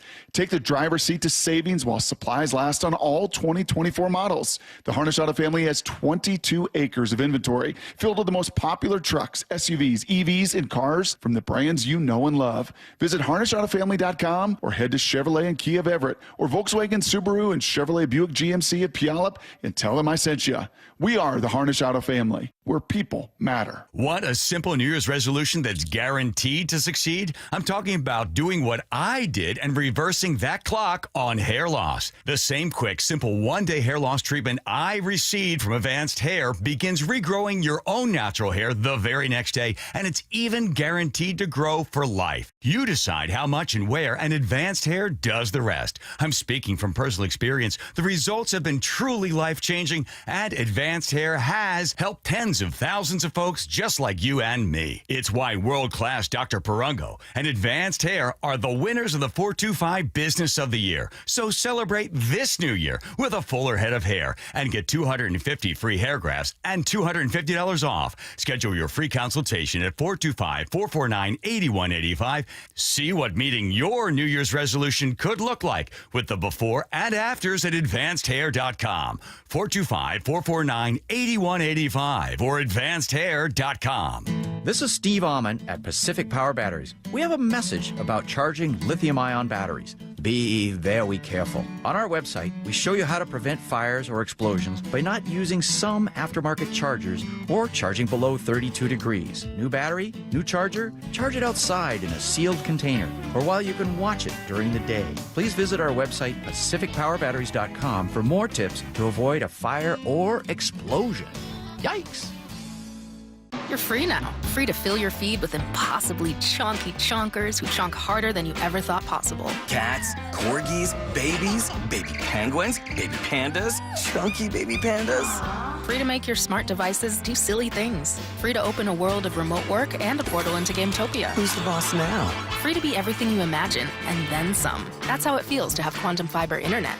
Quantum Fiber, your world unleashed. Learn more at quantumfiber.com. Limited availability, service in select locations only. Bonneville International radio station contests are open to participants 18 years of age or older that are residents of Washington State unless otherwise specified. Employees or agents of the station, Bonneville International Corporation, other area radio stations, or any entity associated with the contests are not eligible to win unless the station otherwise specifies at its own discretion. Persons who have won in the last 60 days from a station contest or event may not be eligible. Full general contest rules are available on seattlesports.com or in person at the station during regular business hours. Seahawks Player Spotlight. Man, it felt good to go out there and be able to contribute. Exclusive interviews with your favorite Seahawks. You know, we got a genius as the head coach. Every day with Wyman and Bob. This is Matt Coker from West Coast Men's Health. I'm proud to let you know that nationwide, our clinics have a 4.7 out of 5-star rating on Google. This tells you that our patients are really seeing results. Here's what some of them are saying. The results are close to phenomenal. On top of that, the staff and the scheduling are top-notch, and my technician is a consummate professional. Another patient said, I called numerous clinics, and West Coast was by far the best. The other places wouldn't give me any information over the phone, but West Coast answered all of my questions. My wife and I were skeptical, but we've already noticed the difference. This was a game changer for us. West Coast Men's Health has helped thousands of men reverse their ED using acoustic wave therapy. No pills or shots necessary. Give us a call today so we can help you too. With clinics in Redmond and Tacoma, call 206-519-6541. That's 206-519-6541. 206-519-6541. Online at westcoastmenshealth.com. Innovation is at the heart of every Polestar car, and their electric SUV Polestar 3 is no different. From the intuitive infotainment system to its head-turning design, Polestar 3 is for drivers unwilling to compromise. That means merging a spacious, luxurious interior with the torque and handling of a sports car. Visit Polestar Bellevue today for end-of-year lease offers and book a test drive for Polestar 3 at polestarbellevue.com. You gotta love football season, but when it comes to your windows and doors, you don't want any fumbles. Steve Rabel here, reminding you to trust locally owned Pella Windows and Doors of Western Washington to tackle your project. Their selection of windows and doors can't be beat, and they'll give you top-notch customer service with no trick plays. Schedule a free consultation with Pella Windows and Doors of Western Washington. Go to PellaPNW.com. That's PellaPNW.com. From the Quantum Fiber Studio, you're listening to Brock and Saul. Weekdays 6 to 10. On Seattle Sports and 97.3 FM HD2. Why? Why, Brady? Why? Why is the Seahawks season over Sunday at 5 p.m.? You asking me? Do you want to field some phone calls here? We got a bunch of people on the line. I've got a pretty definitive answer on this one. I think there's a bevy of reasons, a bevy of answers. I'm very curious to hear from Blair and Lance and Robert and Enrique. We got one line open, 866-979-3776. Brady will give you his 2 cents. I'll probably wrap the thing up at the end because I'm going to guess my answer will be given by one of you out there. But 866-979-3776. One line open here as to why did the Seahawks season end last night, unfortunately, with Washington find a way to beat Atlanta. Let's start down in T-Town, one of Brady's favorite spots down there in Tacoma. Let's check in with Blair. Why is the season over, Blair? Hey, by the way, Happy New Year to everybody on your crew. Inconsistent line play. You go back to the first meeting with the Rams, you have, 3rd and 1 out there, 17 in overtime, and you try twice, and you can't even get the first down. I mean, again, that game, I point to that game as why they're not making the playoffs. They should have won that game. They outplayed them for the most, even though Geno threw 3 interceptions, outplayed them. That's the reason why. It's the inconsistent line play, and I want to see nothing in free agency and the draft, but you need to get 2 guards and probably a center. Well, Blair, that is a pretty strong answer, one that I'm going to agree with very largely. Appreciate the phone call down there at T-Town. Just the O-line, Brady. Yep. The O-line always gets picked on. They're always the whipping boys, right? It's always easy to point the finger most clearly at the O-line. Blair down there in T-Town points to them. Do you agree?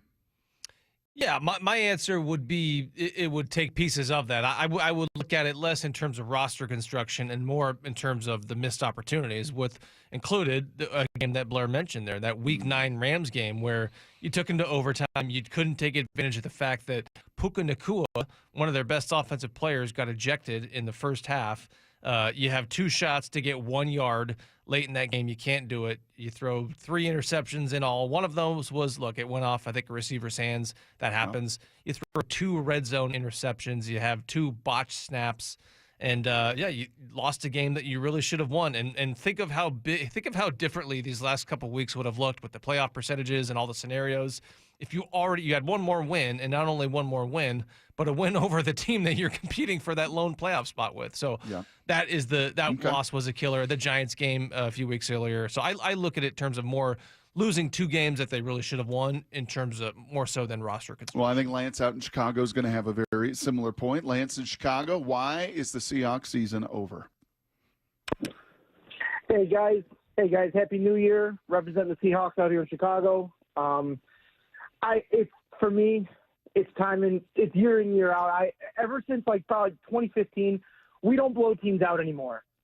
This team plays at the level of their competition week in and week out. We could have played a winless Jaguars team and somehow go into overtime every year. I don't know what it is. I understand we have a lot of personnel changes that need to happen. I get that. But this team's good enough to be in the playoffs right now. But when we lost to that Giants team, I told all my friends, I'm like, watch, this is going to be the game that ruins our season.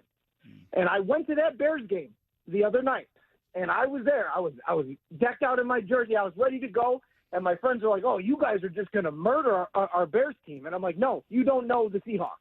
We will find a way to make this interesting. And Jesus, you could easily say they should have beat us. They should have beat the Seahawks. And I don't know what it is. It's lack of just mistakes after mistakes that'll cost you just all the time. And they just don't have the Bills where they can just dominate a team. We just don't dominate anybody. Yeah. And I think, like Pete Carroll says, we play fourth quarter football. It's like that kills you.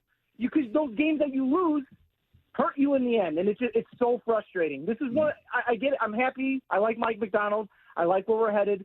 But it's just so frustrating because we should be in the playoffs right now. But these stupid mistakes and these lack of just executing, it ruins us every time.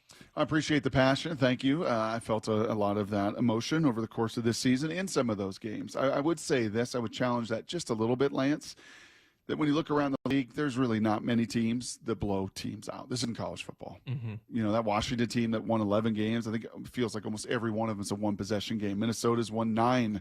9 of their 14 are one-possession games. I mean, that's just what this league is built to. All these games that you watch that you needed the Seahawks to win, the Bengals and the Broncos down to the final play, the Cardinals, right? The Cardinals seem to have nothing to play for down to the final play. Like, that is a lot of the NFL, the blowouts.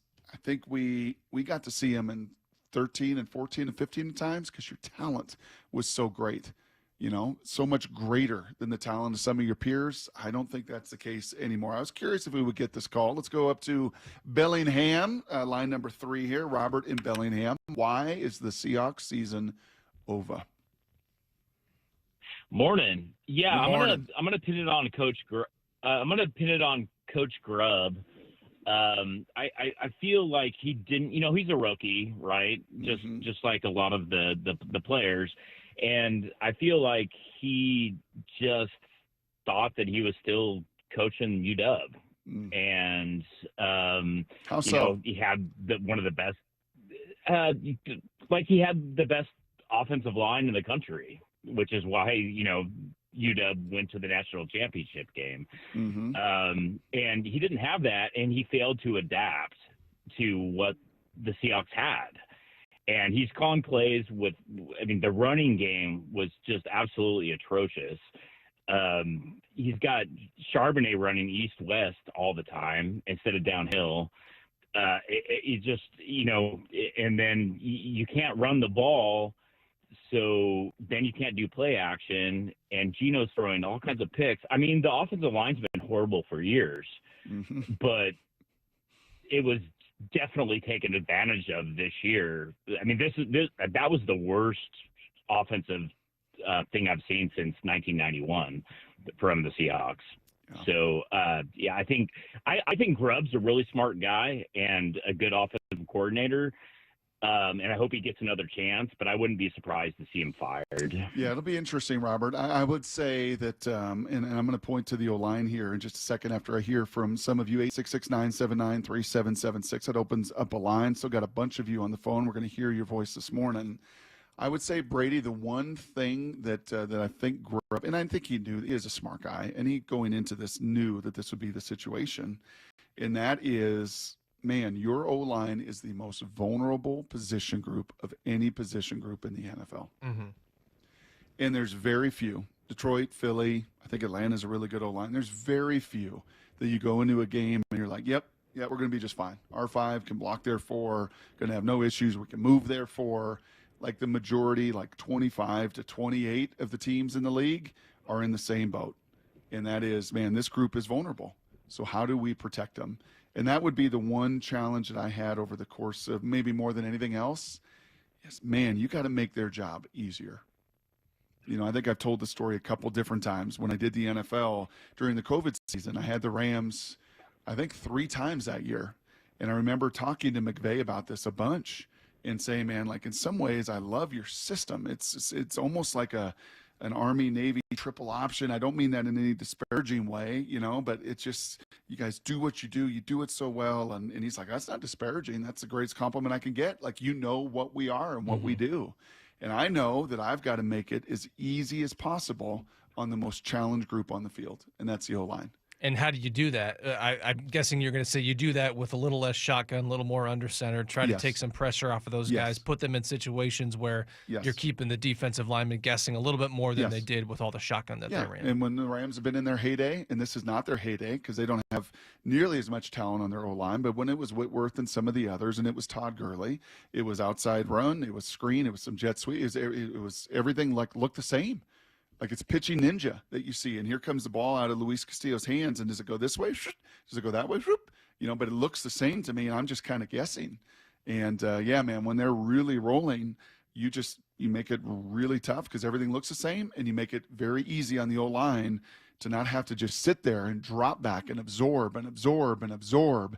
You got to tee off on them a little bit. So do understand where Robert's coming from a little bit. Let's go down to Tucson. Let's go down to Enrique, a Seahawks fan down there in Tucson. Why, Enrique, is the Seahawks season over? Good morning. Good morning. I think we've been talking. Good morning. How's it going? Awesome. We've been talking about clock management this past weekend. I think a lot of what happened was the timing of firing Pete Carroll. I think we fired him late in the cycle. We didn't talk to Mike McDonald until after the playoffs. And then we hit on the coach. Don't get me wrong. I think we hit on a great coach, great defensive mind. But I think it delayed the process of him assembling a coaching staff. And I think when you don't have time to assemble the right people, obviously, O-line and offensive coordinator was an issue for us all year. Perhaps Mike, saw other candidates, but they were taken away from him. I think the other thing, too, is just the lack of urgency with free agent signings. We signed Connor Williams. Don't know what his want-to was for playing another year. I mean, he basically retired midway through the year. We had to adjust. We had linebackers that we signed. They weren't day one signings. That kind of put us behind the eight ball. And I think there just wasn't enough time to recoup from some of those issues. No, I think that's a good call. Enrique. But I think it's a very promising start to Mike's reign. And I just think there has to be more alignment from more management, more urgency with signings. But overall, I think it was a promising season. I appreciate that phone call, man. There's a lot of wisdom and insight there, Brad. I saw you nodding along a few times. Yeah, I think that's a great point on the first one, at least, on the timing of the Mike McDonald hire. And when look, remember, they had to wait because of the weird timing of when they made that move to move on from Pete Carroll. And when they finally, the reason they didn't finally get a chance to talk to Mike McDonald until after the Ravens lost was because they didn't get that initial interview request in time, again, because of the weird timing with Pete Carroll, where that wasn't a situation where the move with Carroll happened on Monday like it does with most of those other. That wasn't until Wednesday. So they were a little bit behind schedule in that. They weren't able to talk to McDonald and hire him until, what was it, the end of January. So you're several weeks behind other teams that changed head coaches that are now building out their staffs that had a 2-3 week head start on the Seahawks. And I think it's fair to wonder to what degree that may have played into them hiring Ryan Grubb in the first place. Obviously, as you know, Brock, that was a guy that Pete Carroll and John Schneider both have been intrigued with for a few years with what he was doing at UW. But I just wonder if they got into a situation where it was the beginning of February when they were starting to hire, assemble that staff. And I wonder if their options, at least in terms of offensive coordinators, were a little bit limited because of the timing. That's a great point by Enrique. Yeah, and I think what happens there, and this is not to make excuses, but it is an explanation, is you just then are constantly chasing, right? You're putting your staff together. You're chasing your staff, working with your GM and your personnel people, and then you've got to spend all of this time evaluating your roster and what is really important and what's going to work in your scheme and what kind of personnel do you need. And then you've got guys doing it like Grubb for the first time at the NFL level, and I don't know if he knows exactly what he thinks he needs personnel-wise, and then you take a bunch of run. I'm a little surprised I'm not seeing the free agent side of this, because I've certainly felt that on the social media end, and certainly the Seattle Mariners for the last 2 or 3 years have taken a beating with some of their free agent acquisitions. Now, Leonard Williams was an absolute grand slam, home run, unbelievable. But you do start to look at the George Fants, the Tyrell Dodsons, the Rayshon Jenkins, Jerome Baker. The Jerome Bakers, right? And you look at, so many of these free agents that gave you so little, right? And to the point that you had to move on from both of your linebackers, right? Now, thankfully you did, and it sure feels like and looks like you found two of your studs for the next few years, which is great to respond and react, but certainly put you behind the eight ball in that Giants game in particular. You certainly wish you could be playing with Ernest Jones and Tyrese Knight and some of the guys that were playing at the end of the year versus playing there at the beginning of the year. A bunch of you all over the phone lines here. Let's plow through a few more of these. Be curious here. I think line 5, Robert and Issaquah, you're going to have to convince me on this one because I don't know if I'm buying what I'm seeing on the screen. But, Robert, your chance to weigh in here on why the Seahawks season ended last night. All right. Well, thanks for taking my call and giving me a chance to explain what you see on the screen. I think our problem was lack of preparation. Look at the first quarter drives the Seahawks did. Was it, and please correct me if I'm wrong, 16 consecutive first failed touchdowns on our first drive? Yep. I mean, just look at the Chicago game, that first drive. I'm like, wow, yeah, run attack. Sweet. Red zone. So it's lack of preparation. Okay. And this goes on the coach. We are set. Really and truthfully, I think this is going to be an evaluation year for Mike McDonald to look at everything. Even Ryan Grubb, we got to keep him, because it's not his fault that it is O-line. You guys just explained it very well. He had very little time to evaluate what he has and to work with, and now he does. And he'll sit down with Mike McDonald and Snyder. Hey, this is what we need on offense, and look what we have on defense. Mm-hmm. So preparation for this year, lacking. Next year, you're going to see a defense that's just going to be hungry, demolishing. Offense, I hope to see progression, and I'm not going to rush it, man, but I just think this team's on the right track. We have an awesome defense. The last half of this Seahawks defense brought me back to the old days. Mm-hmm. I'm talking like Kenny Easley, all those guys. I wasn't here for Legion of Boom. I was living over in China. I'm from Seattle. But you guys, don't be jumping on Ryan Grubb. This is his first year. Yeah. He had to play with what he had. But okay, so what I hear, I appreciate the phone call. Man, this segment is flying by because there's a lot of passionate Seahawks fans. We may carry this over into the 9 o'clock hour here. When I hear that preparation, I'm not hearing like work ethic. Brady, I don't think that's what he is saying there. Game planning. Yes. I hear it more from just the schematic plan. Mm-hmm. Now, 16 games and not one touchdown drive to show for it. That's a problem. Yeah, I'll give you the stat here. Per our ESPN research, Seattle has gone 20 straight games without a touchdown on their opening drive. Obviously, that dates back to last season, but 20 straight games as of that Bears game last Thursday night, where you should have had a touchdown. That drive should have ended in a touchdown. That streak should have ended right there. But 20 straight games without a touchdown on their opening drive, that's the longest active streak in the NFL, Brock. Yeah, I think I'm going to answer this. Many of you are on the phone. We'll stay on the phone. We're gonna spill this over into the next hour here, so don't go anywhere. But I'm going to spill my answer into some of that, and it's not from a work or a preparation or a want to. It is just from some of the schematics behind protecting an O-line. Do I have this right, Brady? At right guard this year, you have started Anthony Bradford.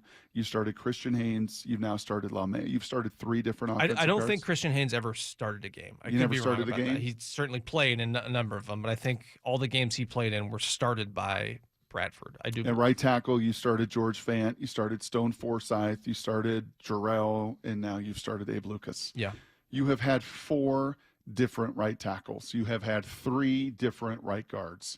At center, remember in the offseason, they made that move and signed, who was the former Husky to a 1-year deal? Nick Harris. There you go. Kind of gave him some of those reps and OTAs and wondered, could that look like that? He's competed with Olu Timmy, and then you signed Connor Williams. You have basically, between Connor and Ulo, like look at all of those moving pieces. Again, not an excuse. The reality is the position that is the most vulnerable, the position that needs the most time on task, the position where continuity and trust is at an all-time high. You've got I don't know if your next level stats can find how many people started as many different O-linemen as the Seahawks did this year. I'm going to guess if you find that answer, you're going to find 3 and 10 win teams. 3-12, 3-30. It's going to be all of the bottom feeders. Yeah, I think the question would be how many teams had at least 12 offensive linemen play 50 snaps like the Seahawks did. Because remember, it wasn't, there you go. I don't think Haynes started a game.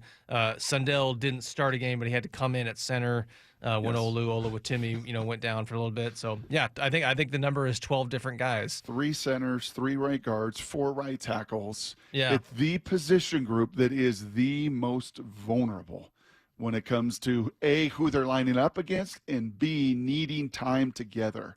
And you know what?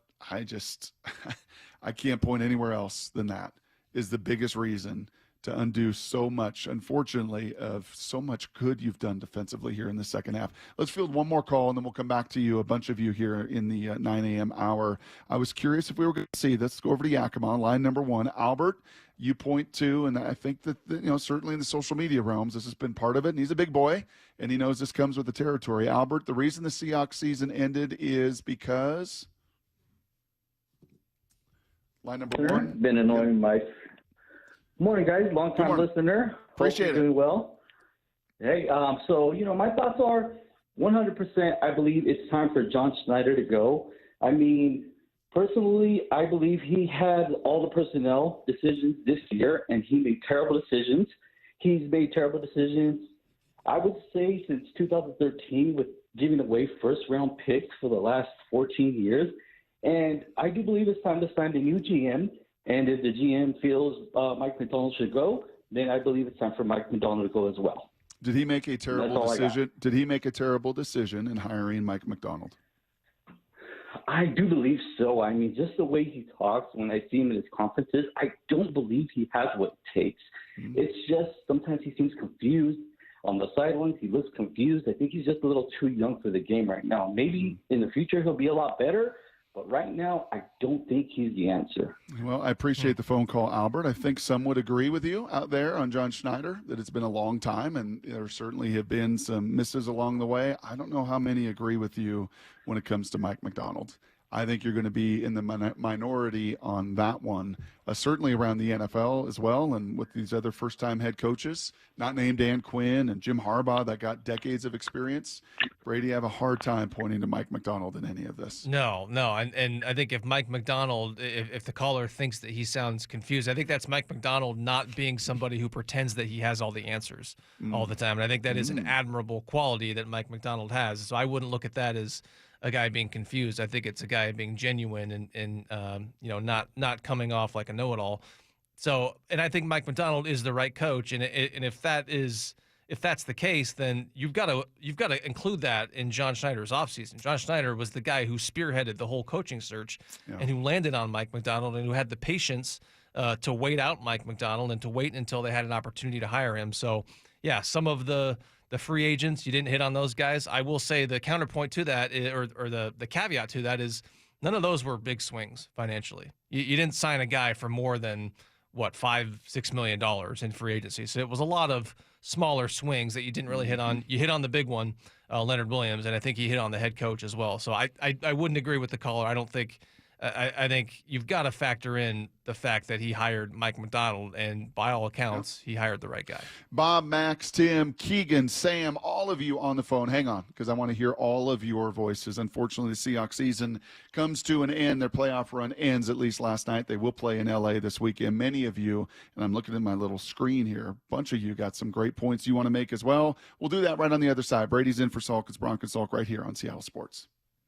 Seattle Sports, your home for Wyman and Bob. It's a win. Bottom line business, it's a win. Well, I'll tell you what, Rabel, he was like, oh, that was an ugly game. I'm like, it was a thing of beauty. Are you kidding me? 6-3 game? I mean, people play defense. So is that what it was? Or was it inept offense? Since 2010, Dave, only 2 games in the NFL have ever finished with a 6-3 score, and the Seahawks were part of both of them. Yep. Remember that doozy back in 2011 with Charlie Whitehurst at the helm. That's right. On Seattle Sports and 97.3 FM HD2. Getting quality employees to fill positions in your company is essential, but finding those people can be a major hassle. unless you use ZipRecruiter. ZipRecruiter makes finding quality people a breeze. ZipRecruiter's advanced technology identifies candidates with the right skills, sends you great matches, then you can easily invite them to apply. 4 out of 5 employers who post on ZipRecruiter get a quality candidate within the first day. See for yourself. Go to ZipRecruiter.com/free to try ZipRecruiter for free. That's ZipRecruiter.com/free. Millions of Americans take medicine like Ozempic and Zepbound. Many of them are overpaying by thousands of dollars a year. These GLP-1 medications for diabetes, weight loss, and more may not always be covered by your insurance, but GoodRx can help. GoodRx helps you save every month on prescriptions at over 70,000 pharmacies nationwide. Best of all, it's free to use. Check GoodRx to save on GLP-1s. Just go to GoodRx.com/GLP. That's GoodRx.com/GLP. GoodRx is not insurance, but can be used instead of insurance, including Medicare and other federal and state-funded programs. Hi, Justin Shirley, CEO of State Roofing and Exteriors. For over 55 years, you've trusted us for roofing, siding, windows, decking, and gutters. Call 866-ROOF-ROOF or visit stateroofing.com today to schedule a free estimate. State Roofing and Exteriors. Getting quality employees to fill positions in your company is essential, but finding those people can be a major hassle unless you use ZipRecruiter. ZipRecruiter makes finding quality people a breeze. ZipRecruiter's advanced technology identifies candidates with the right skills, sends you great matches, then you can easily invite them to apply.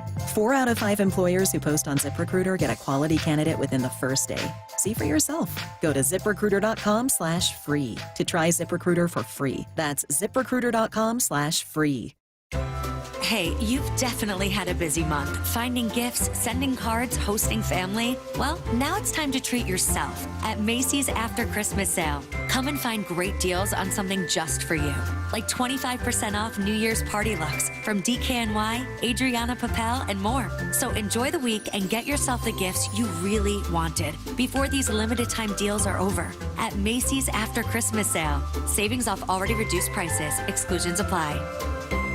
Do you need a new roof? Don't wait for summer to replace it. 3 Tree Roofing is here to help you save big this winter. Avoid summer's higher prices and longer wait times and protect your home's integrity now. Visit 3treeroofing.com for your free on-site estimate. Our certified installers make it easy and worry-free, no matter the season. Don't wait. Book your estimate today at 3treeroofing.com. Mention this ad and get $500 off your roof replacement. 3 Tree Roofing, your Puget Sound roofing experts. Want a simple New Year's resolution that's guaranteed to succeed? I'm talking about doing what I did and reversing that clock on hair loss. The same quick, simple one-day hair loss treatment I received from Advanced Hair begins regrowing your own natural hair the very next day, and it's even guaranteed to grow for life. You decide how much and where, and Advanced Hair does the rest. I'm speaking from personal experience. The results have been truly life-changing, and Advanced Hair has helped tens of thousands of folks just like you and me. It's why world-class Dr. Perungo and Advanced Hair are the winners of the 425 Business of the Year. So celebrate this new year with a fuller head of hair and get 250 free hair grafts and $250 off. Schedule your free consultation at 425-449-8185. See what meeting your New Year's resolution could look like with the before and afters at advancedhair.com. 425-449-8185 or advancedhair.com. 1877 Cars for Kids. KARS Cars for Kids. 1877 Cars for Kids. Donate your car today. 1877 Cars for Kids. KARS Cars for Kids. 1877 Cars for Kids. Donate your car today. Donate your car today at carsforkids.org. That's cars with a K. Your car, running or not, can be picked up as soon as the next day. You'll get a maximum tax deduction and a vacation voucher. Hurry! It's your last chance to donate for 2024. 1877 Cars for Kids. KARS Cars for Kids. 1877 Cars for Kids. Donate your car today. Now accepting donations of land, homes, buildings, or any kind of real estate. Stream every Seattle sports show with the Seattle Sports app. Brought to you by Fred Hutchinson Cancer Center. Get new videos, podcasts, and articles on the Seahawks and Mariners from your favorite Seattle sports personalities daily. Let's go! This This is Seattle Sports. Streaming through the Seattle Sports app. KIRO AM Seattle. KIRO FM HD2 Tacoma. Home of the Seahawks, Mariners, and everything Seattle sports. This hour is brought to you by Muckleshoot Casino Resort. Give me a freaking auto! From the Quantum Fiber Studio, this is Brock and Salk on Seattle Sports. Brock Ewert is my hero. Jay Buhner just punched me in the kidney. We're going to see you on the interview. It doesn't really work that way, Sherm. This is a show that has my name on it. It kind of does, though. Now here are your hosts, Brock Ewert and Mike Salk. Well, 2025, just a couple days away, the last days here of 2024. I think that there was a hope, Brady, certainly a couple weeks ago when this team was in first place, controlling their destiny, a couple home games against the Packers and Vikings, thinking, man, you're going to find a way to get one of those, right? You're going to find a way to at least split one of those two and continue to have some control over this thing. And instead you did not. You lose both of those games at home. The Rams continued to find ways to win. You needed a lot of help. And yesterday that balloon unfortunately popped. And the air started to come out Saturday. You started to look at that and go, oh, come on. Cincinnati, come Denver, on. yeah. Come on, Denver, and especially with Arizona really falling apart there with the game and a huge opportunity, first and goal. I don't want to dig further into that. I kind of trying to bury that one. But many of you out there pretty darn passionate. Phone lines have been absolutely buzzing, totally full. I want to zip through a couple last ones and then put a bow for you and me on exactly why this thing ended in real clarity. Let's go out, though, to Keegan in P-Town. Of course, you go down to Puyallup, you spin it positive. You get your Happy Donuts. You go have the greatest apple fritter on planet Earth right on Main Street down there, Keegan. And Keegan's going to spin this thing and remind us of something I think pretty important. Keegan, why did the season end, and how do you see this thing playing out? Hey, Brock, thanks for taking my call. Yep. The number one reason the Hawks season is over is simply because the offensive line wasn't good enough. Mm-hmm. I do have a second reason, and people do need to remember that this coaching staff is all guys who are first-timers in their position at the NFL level. I do believe that they're the right guys, and, of course, adjustments need to be made, particularly on Grubb's end with some of his questionable play calling at times. Mm-hmm. But there is a learning curve, and we should give them the benefit of the doubt, and I think they'll get it figured out. I think the simple fix is signing a free agent guard or center, drafting a guard or center, and doing our best to keep this team as together as possible because I think they're heading in the right direction. Yeah, I think the over-under was, 7.5? They've overachieved that by a game and a half, maybe two and a half games. Thank you, Keegan, for the phone call down there in P-Town. Their defense in the second half of this season, Brady, has been top 5 in the league by most metrics. Yep. With Ernest and Tyrese and the rest of them kind of fitting in there. And when you do look at a bunch of other first-time head coaches in Denver, it was a total disaster last year with Nathaniel Hackett. Didn't even make it the entire season. 2 years ago. Yeah, 2 years ago as a first-time head coach and surround himself with a bunch of first-timers. Jerod Mayo out there in New England. There's real question of whether or not he may be a one-and-done in that situation. Callahan in Tennessee, a first-time head coach, and they've won 3 games, and it's just been a mess out there. So, yeah, I think Keegan makes a pretty good point, a pretty good reminder. And as I said earlier, if Mike McDonald has done anything better than expectation and better than maybe any of us thought he could as a first-timer, the game has never overwhelmed him. Mm-hmm. Other than the San Francisco game. Where you tried to call back-to-back timeouts. Yep. Outside of that, there has not been a moment this season where you feel like, oh, he's not prepared. Oh, the game's going too fast for him. Oh, that game management decision, he really screwed that one up. Oh, you don't burn the timeout there, Raheem Morris. Oh, first and goal at the 5, and you throw there's never those moments this season. Perfect? Absolutely not. Games they kicked and wish they could have, should have, would have, certainly. But, boy, I think Mike McDonald and the way he executed the job as a head coach for the first time, pretty darn good. One more phone call, and then you and I will put a bow on this conversation. Let's go out to Sam out in Black Diamond because I think there's some merit to this, Sam, and pushing ahead into the decisions that's got to be made. This is the big one for me. So, Sam, the Seahawks season ended on Sunday because – Hey man, it ended definitely because they had no identity. It took the defense at least till the bye week to figure out who they were. And Mike McDonald making those decisions, same with John Snyder, to have the stones to make those hard decisions and admit mistakes were all for the better. Mm-hmm. I think also it was an incomplete roster, and all the wackadoos out there who are calling for Mike McDonald are living under the power lines. They're the same people who were blaming the Mariners season on Jared Kelenic. They're just complete idiots. Okay. That's how they bring it out of Black Diamond. Well, right hang there. on. Hang on. I got to push back at something. How do we know whether it was one versus the other who made the decision to cut Tyrell Dodson, who made the decision to? I think that's an assumption. I don't think it's necessarily an accurate one. I think that they totally. Yeah, I think that they both realized that they weren't getting nearly good enough play from their inside linebacker rotation, and I don't think that was Mike McDonald storming up to John Schneider's office and saying, John, you got to make a move here. I think that was both of those guys realizing it and John Schneider executing it. Agreed. Completely agreed. It takes two to tango, right? But to be able to do that in your first year when you know all eyes are on you, mistakes, failure. So many people in the NFL try to hide their failures, right? And it is blatantly admitting their failure to move forward, and that takes stones. Yep. And a lot of people don't have that because the ego, their ego is bigger than the team. No, I think that is very true. Yeah, Thank you for I the agree phone with call there down in Black Diamond. Heard this line yesterday, and whether it's business, whether it's sport, whether it's church, Brady, I think it's very accurate. Those teams, those churches, those businesses that have the most success is when nobody is looking for the credit. They don't care who gets the credit.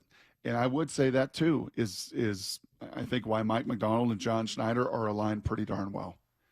You didn't hear one of them coming out going, oh, yeah, that was my decision to move on from these linebackers. Oh, yeah, Right. we had to. No, they are totally aligned in all of that. I don't think anytime Mike McDonald, praise is heaped upon him for being a genius or he's doing this. Nope, he is showering it on everybody else. When we asked him on Friday about his line to Kirk Herbstreit of, man, I would take this D-line over anybody, and it was so genuine. Like, I love these guys. Like, I think he genuinely loves these guys. I think there's so many positives moving forward. The big question that I will have over the weeks and months ahead as they evaluate everything from this season is that identity question on offense. I think that is a very genuine, real conversation. Yeah. What did we become over the course of the season? Look at the teams that are going to be playing in this tournament. I could bring up every single one of them, 1 through 7 on each side, still some things undecided. And I could say to Brady Henderson, what's the identity of the Detroit Lions offense? Tough, physical playmakers. What's the identity of the Philadelphia Eagles offense? You rely on that offensive line. What's the identity of the Chiefs? What's the identity of the Bills? What's the identity? You can go through these teams that make the playoffs, and you don't have a 3 or 4 second pause. Mm-hmm. Right away. What is the identity of the Seattle Seahawks offense? What was the identity of the Seattle Seahawks offense in 2024? You knew the identity of the defense. I think after 16 games now, especially with Ernest and Tyrese and the rest of the pieces and your secondary, you could say, yeah, this is their defense, man. They want to rush 4. They want to dominate with 4. Then they're going to be creative in some of those situations where they've earned the right to rush the passer. As Mike McDonald said, we get to 3rd and 7 plus. I love looking at my call sheet. Are you kidding me? I got so many things that I can do to get to that situation. And they got physical people that can whip you at the line of scrimmage. And not 1, not 2, not 3, not 4, all the way down to 8 of them rotating through on that D-line. You know what their identity is defensively. What is their identity offensively? That's going to be the big question. Yeah. That's going to be the big one, I think, bounced around that facility and with Mr. Grubb of, okay, what did we do? What did we not do? And there's excuses, and there are certainly explanations. And playing 12 linemen, 50 snaps, that is a big deal. That is a big problem for any coordinator, right? On any, you could have brought Ben Johnson or Cliff Kingsbury or any of these guys. The red-hot name up there in Buffalo, you could bring any of them. And if they have to play that many linemen, and some of them is in spots where they're not ready to play yet, it's hard. It's really hard. Yeah, and it's funny, even when they had a performance where you would point to that game that they played in Arizona and say, okay, maybe that could be it. Maybe it's that gap scheme, rushing attack that allowed them to go off. And then where does it go? Where was that the next few weeks? I realize that a lot of that is, at least some of it is, game plan specific and opponent specific. But even when they had success, it just wasn't sustainable in the run game. Nope. No, that will be, I think, the conversation over the weeks and months ahead. And I think probably the one thing that Ryan will really have to have a definitive answer to Mike McDonald as to, hey, man, this is what I learned. This is what I absorbed this season. These are things that I did well. These are things I'd like to have back. These are some of the position groups, and especially in the middle of this offensive line, I'd like to stabilize so I can do some more of these things, or we can build more of that identity. But I think that will be one of the big questions, along with some of their personnel over the weeks and months ahead. We will buy, sell in 20 minutes, and everything you need to know next. One more time here with Brady and for Salk on Brock and Salt. Seattle Sports, your home for Bump and Stacy. Now, I do want to be a little defensive, no pun intended, of a good defensive performance. Yeah. An opponent scoring 3 points means your defense balled out. Big ups to that defense. Devin Witherspoon played his you-know-what off. Kobe Bryant balled out. Leonard Williams should be an all-pro this year. If he does not get an all-pro nod, that is such a shame. East Coast bias. East Coast bias. Uchenna Nwosu had his first sack in over a year. Love seeing that. Jay Reed got after the quarterback. D. Hall, Jenkins. That defense plays some good football. Streaming live on the Seattle Sports app.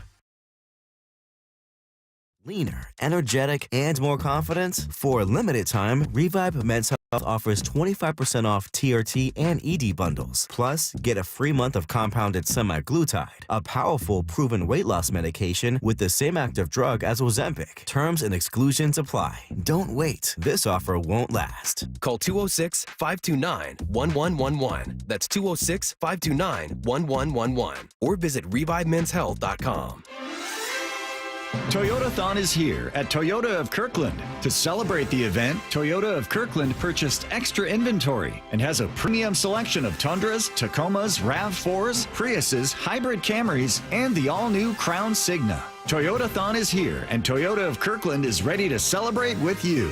Visit the wonderful team and beautiful showroom at Toyota of Kirkland today or online at toyotaofkirkland.com.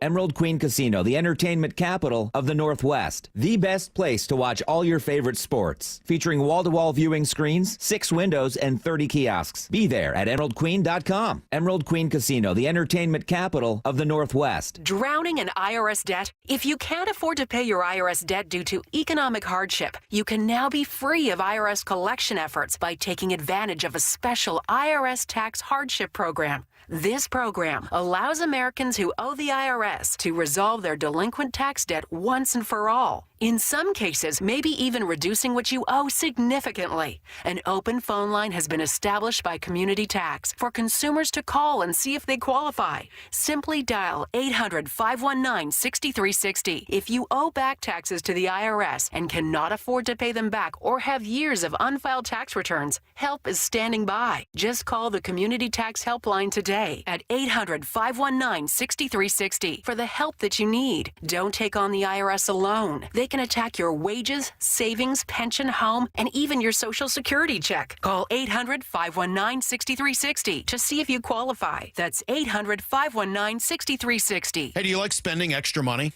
Who doesn't, right? No, nobody does, and especially when it's on something like your utility bills, right? If those are noticeably higher in the winter or your home feels drafty, it could be because your attic and crawl space aren't properly insulated. It's Mike Salk here, and utility companies have special incentives to help with the cost of having your home properly insulated, including a once-in-a-lifetime rebate from Puget Sound Energy. So if you're a PSC customer and your home was built before 1990, you may qualify to receive a rebate on up to 95% of the cost to properly insulate your crawl space and attic. Yeah, they'll cover up to 95% of the cost. So don't wait. Take advantage of an incredible rebate today. Call Crawl Pros and learn what's going on behind that crawl space and attic hatch for free, and also what energy rebates you're eligible for. These guys are great. Did an awesome job at my house. So if you're worried about critters, mold, water damage, insulation issues, or anything else related to your crawl space or attic, schedule a free corner-to-corner inspection at crawlpros.com.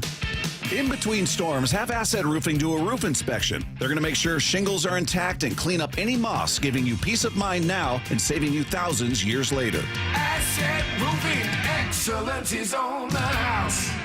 For down territory, going inside the game with Michael Bumpus. I like this. More quarterbacks should start doing this. Every day at 11:15 and 1:15 on Bump and Stacy. Matt Coker here with West Coast Men's Health. In the past 5 years, we've seen thousands of men at our clinics. Most guys tell us the same story, that in their early 50s, it's not that they couldn't function, they just needed help. They started taking Viagra, and it worked great at first. But after a few years, it stopped working. The problem is that their arteries had become more restricted since they started taking it, because Viagra does not unclog arteries. Here at West Coast Men's Health, we use acoustic wave therapy to target the real problem. We break down plaque and clear up the arteries so blood can flow like it did in your 20s. This restores function. And guys, listen to this. You won't have to take a pill anymore. So if this sounds like you, give West Coast Men's Health a call today and see how we can help. With clinics in Redmond and Tacoma, call 206-519-6541. That's 206-519-6541. 206-519-6541. Online at westcoastmenshealth.com. Innovation is at the heart of every Polestar car, and their electric SUV Polestar 3 is no different. From the intuitive infotainment system to its head-turning design, Polestar 3 is for drivers unwilling to compromise. That means merging a spacious, luxurious interior with the torque and handling of a sports car. Visit Polestar Bellevue today for end-of-year lease offers and book a test drive for Polestar 3 at polestarbellevue.com. Hello, John here with Happy Hauler, your eco-friendly junk removal company. Did you know that all the viable items we remove are sorted, then distributed to low-income and transition housing? We proudly work with Solid Ground and also Mary's Place Make a Home program. Your unwanted items can have a second life, making a big impact for local people transitioning out of homelessness or escaping abusive situations. This holiday season, let's help those that need it most. Happy holidays, or should I say, happy holidays. Need to know. 15 minutes past every hour with Brock and Salk. Here's what you need to know. Up first. Well, what you need to know, you already do know, and that is that the Seahawks season, unfortunately, from the playoff standpoint, has come to an end. They will play in the afternoon down there in L.A. I'd be curious if Stafford and the Rams and all those guys are suited and booted and ready to go, or if they rest some of their guys for a playoff run, having already won the division and clinched their playoff berth. It ended last night, unfortunately, with this one. Jaden Daniels from Washington, he will be the Rookie of the Year in the NFL. What a season, and what a catch between he and Mr. Ertz to finish off the Falcons. It is Jaden Daniels, end zone. It is caught for the touchdown. Zach Ertz takes Washington into the playoffs. That was just the final nail, Brady. A few of them had been nailed in the day before, especially the Arizona one. That was just that was pretty much a death nail because it was going to take a lot of other help, not just tonight with the Monday night game, but 8 other games next weekend on top of you winning. Yeah. It was going to be a long shot of long shots, and unfortunately it didn't hit. Yeah, it was not going to happen. I think the only saving grace to it happening last night was that the agony isn't prolonged for Seahawks fans another week because, again, not only would they have had to beat the Rams next Sunday at SoFi, they would have had to have the results of 9 other NFL games go their way, and it didn't happen for them in that Falcons game. And, yeah, you're right. Ertz and Jaden Daniels finished the Falcons off, but the Falcons also finished themselves off with some horrible clock management at the end of each half. And, look, Brock, I told myself I wasn't going to do it. I was not going to tease Salk for teasing me about the ESPN analytics that for weeks have said that the Seahawks playoff chances were a lot lower than what Salk thought that they should be, but those chances reflected the fact that you lost a really tough game in November to the Rams. You lost an even worse one a few weeks before that against the Giants that really put this team behind the 8 ball and made their margin for error very, very slim, and that's why they're not in the playoffs. Here's the second thing you need to know. Well, the Tony the Tiger Sun Bowl will be tomorrow, 11 a.m. kick there in Pacific time down in El Paso. We'll actually chat with Christian Capel. I've not done that this year. I think Salk did a day when I was out, but Christian's going to make the trip to El Paso. We'll chat with him. The Cougs got a new head coach. The Cougs played their hearts out. The Cougs did all they could do to keep that game with Syracuse close. I think there was a huge fear from my partners at Fox that thing was going to get out of hand in a hurry. Remember, Wazoo, no head coach, no OC, no DC, no quarterback, no linebacker, 20 other players in the portal, and yet their receiver, Ryan Williams, had a career day, a career season, an epic season there in Pullman. Little quarterback, Zevi, got it done as well, threw for 3 touchdowns, and Joel Klatt there at the end of the game.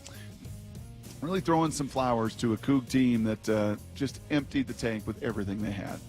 You should be so proud of what these kids did tonight. They played extremely hard and well. They had coaches leaving.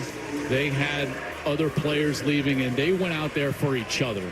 And they wanted to do, and Pete Caligas did a wonderful job in this interim role, bringing them together, giving the team to the players, and they wanted to go out there and play with their brothers one last time. And their performance was so admirable. I mean, heck, Kyle Williams just set a Holiday Bowl record with 172 yards receiving tonight. You know, they fought against a team that's about to win 10 games. So, Coug Nation, be proud of this team. Serious question for you, Brock. Yeah. I did try to jump in front of you. Serious question for you. I mean this with no derisiveness at all. How big of a step up, just with the state of the Washington State program right now, how big of a step up is that from Jimmy Rogers going from North Dakota State to South Dakota State? South Dakota State, I should say. South Dakota State, Jackrabbit. Yeah. How big a step up? Yeah, it's a big step up. It'd be much bigger, I think, if it was into the Big Ten or the SEC. I think this was one where he can recruit and develop the kind of kids that they did at North Dakota State, at South Dakota State, at South Dakota. The Dakotas have been unbelievable powerhouses, and he won a national title there doing it the right way. And everything Joel said right there, that is the carryover. I am sure that is why he was intriguing and why he was hired, because the cultures and the identities established at North Dakota State and South Dakota State, that's what you're getting. You're getting it. That's what he's been a lifer there since he was 18 years old as a player there and working his way up and knowing how to establish that culture where you get what the Cougs showed and displayed Friday night. And that is a love for the place and a love for your teammates. And pretty cool hire. Going to be fun to watch him build a foundation there amidst some turmoil still in Pullman. Here's the third thing you need to know.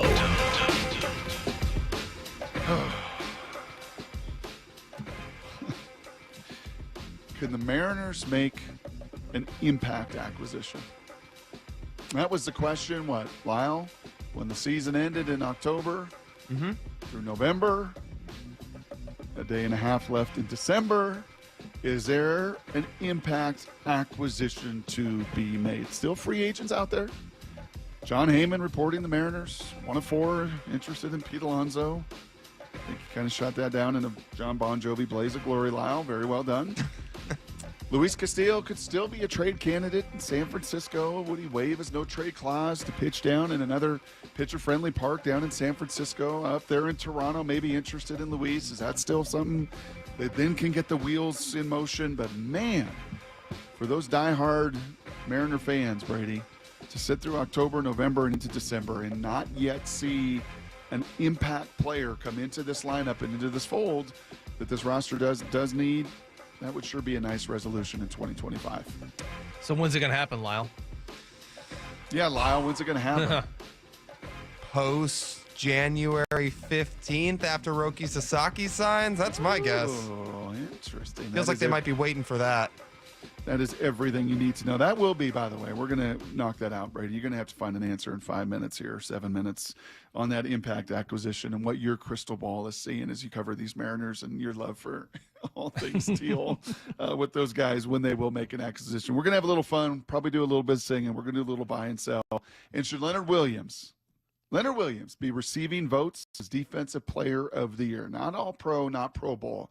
We're talking Defensive Player of the Year. That and so much more as we buy and sell right on the other side. Brady's in for Salk. It's Brock and Salk on Seattle Sports. Seattle Sports, your home for Bump and Stacy. The Mariners win it 6-3, and they sweep beside the Sox. I'm so sorry. That's my mistake. It's 6-3. It's a 6-3 game. It's just the wrong 6-3 game. Sorry. It sounded like this. Williams throws the ball up for grabs. The ball is intercepted, and the Seahawks are going to win this ball game by a score of 6-3. There's the 6-3 score I was looking for. Sorry, my mistake, you guys. On Seattle Sports and 97.3 FM HD2. If you love to travel, Capital One has a rewards credit card that's perfect for you. With Venture X, earn unlimited double miles on everything you buy and turn everyday purchases into extraordinary trips.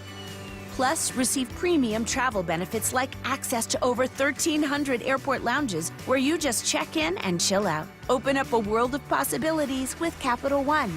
what's in your wallet. Terms apply. Lounge access is subject to change. See CapitalOne.com for details. Getting quality employees to fill positions in your company is essential, but finding those people can be a major hassle unless you use ZipRecruiter. ZipRecruiter makes finding quality people a breeze. ZipRecruiter's advanced technology identifies candidates with the right skills, sends you great matches, then you can easily invite them to apply. 4 out of 5 employers who post on ZipRecruiter get a quality candidate within the first day. See for yourself. Go to ZipRecruiter.com/free to try ZipRecruiter for free. That's ZipRecruiter.com/free. Enjoy an incredible year in savings on new BMWs and over 200 pre-owned of all makes and models. Only at BMW Northwest. Visit BMWNorthwest.com today for details and selection. BMW Northwest. Driving joy, driving home. Emerald Queen Casino, the entertainment capital of the Northwest. The best place to watch all your favorite sports. Featuring wall-to-wall viewing screens, 6 windows, and 30 kiosks. Be there at emeraldqueen.com. Emerald Queen Casino, the entertainment capital of the Northwest. Hey, can you blow up some balloons for Jack's party? I can't. I'm so congested. You need Sinex Saline from Vicks. Sinex Saline Nasal Spray? Yeah, just Sinex. Breathe. Sinex Saline instantly clears everyday congestion associated with colds and year-round allergies with a gentle, ultra-fine mist that's no mess and easy to control. Daddy, we need more balloons. On it. Enjoy life's important moments without congestion. Try Sinex Saline from Vicks. Just Sinex. Breathe. Use as directed. When might you be buzzed? When you suddenly love everything. You guys, I love this song. I love these nachos. I love our kickball league. Ugh! I love this guy. What's your name? You know what I'd love? A ride when it's time to head out. If you see a buzzed warning sign, call for a ride when it's time to go home. Buzz driving is drunk driving. A message from NHTSA and the Ad Council. I love your car. Is this real leather? Snakes, zombies, sharks, heights, speaking in public. The list of fears is endless. But while you're clutching your blanket in the dark, wondering if that sound in the hall was actually a footstep, the real danger is in your hand, when you're behind the wheel. And while you might think a great white shark is scary, what's really terrifying and even deadly is distracted driving. Eyes forward, don't drive distracted. Brought to you by NHTSA and the Ad Council. 1-877 Cars for Kids. KARS Cars for Kids. Hurry, it's your last chance to donate for 2024. Donate your car today. Donate today at carsforkids.org. That's cars with a K. Your car can be picked up as soon as the next day. Receive a tax deduction and vacation voucher. 1-877 Cars for Kids. Donate your car today. Now accepting donations of land, homes, buildings, or any kind of real estate. The Mike McDonald Show. The first word from the head coach after every Seahawks game. We want to play a certain way, and you're just going to chisel away at it every day. Presented by Emerald Queen Casino. Where can you kick off the new year with big savings on gig speed? Only with Xfinity, now through January 16th. Get gig internet at home for $25 a month for 1 year when you add an unlimited mobile line, which connects you to gig speed Wi-Fi on the road. Act fast today and save more than $650 over AT&T and Verizon in your first year. Plus, hurry and take advantage because right now you can also get a free 5G phone with trade-in. So save big and stay connected to what you love with fast gig speed internet and mobile. From home to hotspots, this new year, it's all about gig speeds and big savings. Don't wait and get gig speed internet. Spend less green and switch to Xfinity. Go to Xfinity.com/gig savings to learn more. Requires paperless billing and autopay with stored bank account. Restrictions apply. Equipment, taxes, and fees extra. $40 internet discount applied to mobile bill. After promo, regular rates apply. Actual speeds vary. Savings compared to Verizon Fiber Gig Plus 1 Unlimited Welcome Line and AT&T Fiber Gig Plus 1 Unlimited Starter Line. Xfinity internet required. Reduced speeds after 30 gigabits of usage per line. Data thresholds and actual savings vary. Be advised, this is your opportunity to save up to 40 to 80% on a hot tub or swim spa. This weekend only, Friday through Sunday, Linwood Event Center. Be advised, this is your opportunity to save up to 40 to 80% on a hot tub or swim spa. This weekend only, Friday through Sunday, Linwood Event Center. 18-month interest-free financing. Our factories have demanded we sell 1,000 hot tubs and swim spas this weekend. Linwood Event Center. Huge factory incentives, factory rebates, this weekend only. Linwood Event Center. We can remove your old hot tub. Free delivery of your new hot tub. Hot tub starting at $2,999. Linwood Event Center. Free delivery of your new hot tub. Just relax and enjoy. Linwood Event Center. Friday, 2 p.m. to 8 p.m. Saturday, 10 a.m. to 8 p.m. Sunday, 10 a.m. to 6 p.m. Free admission, free parking, free delivery. Linwood Event Center. Call 833-SPA-SALE or visit hottubandswimspasale.com.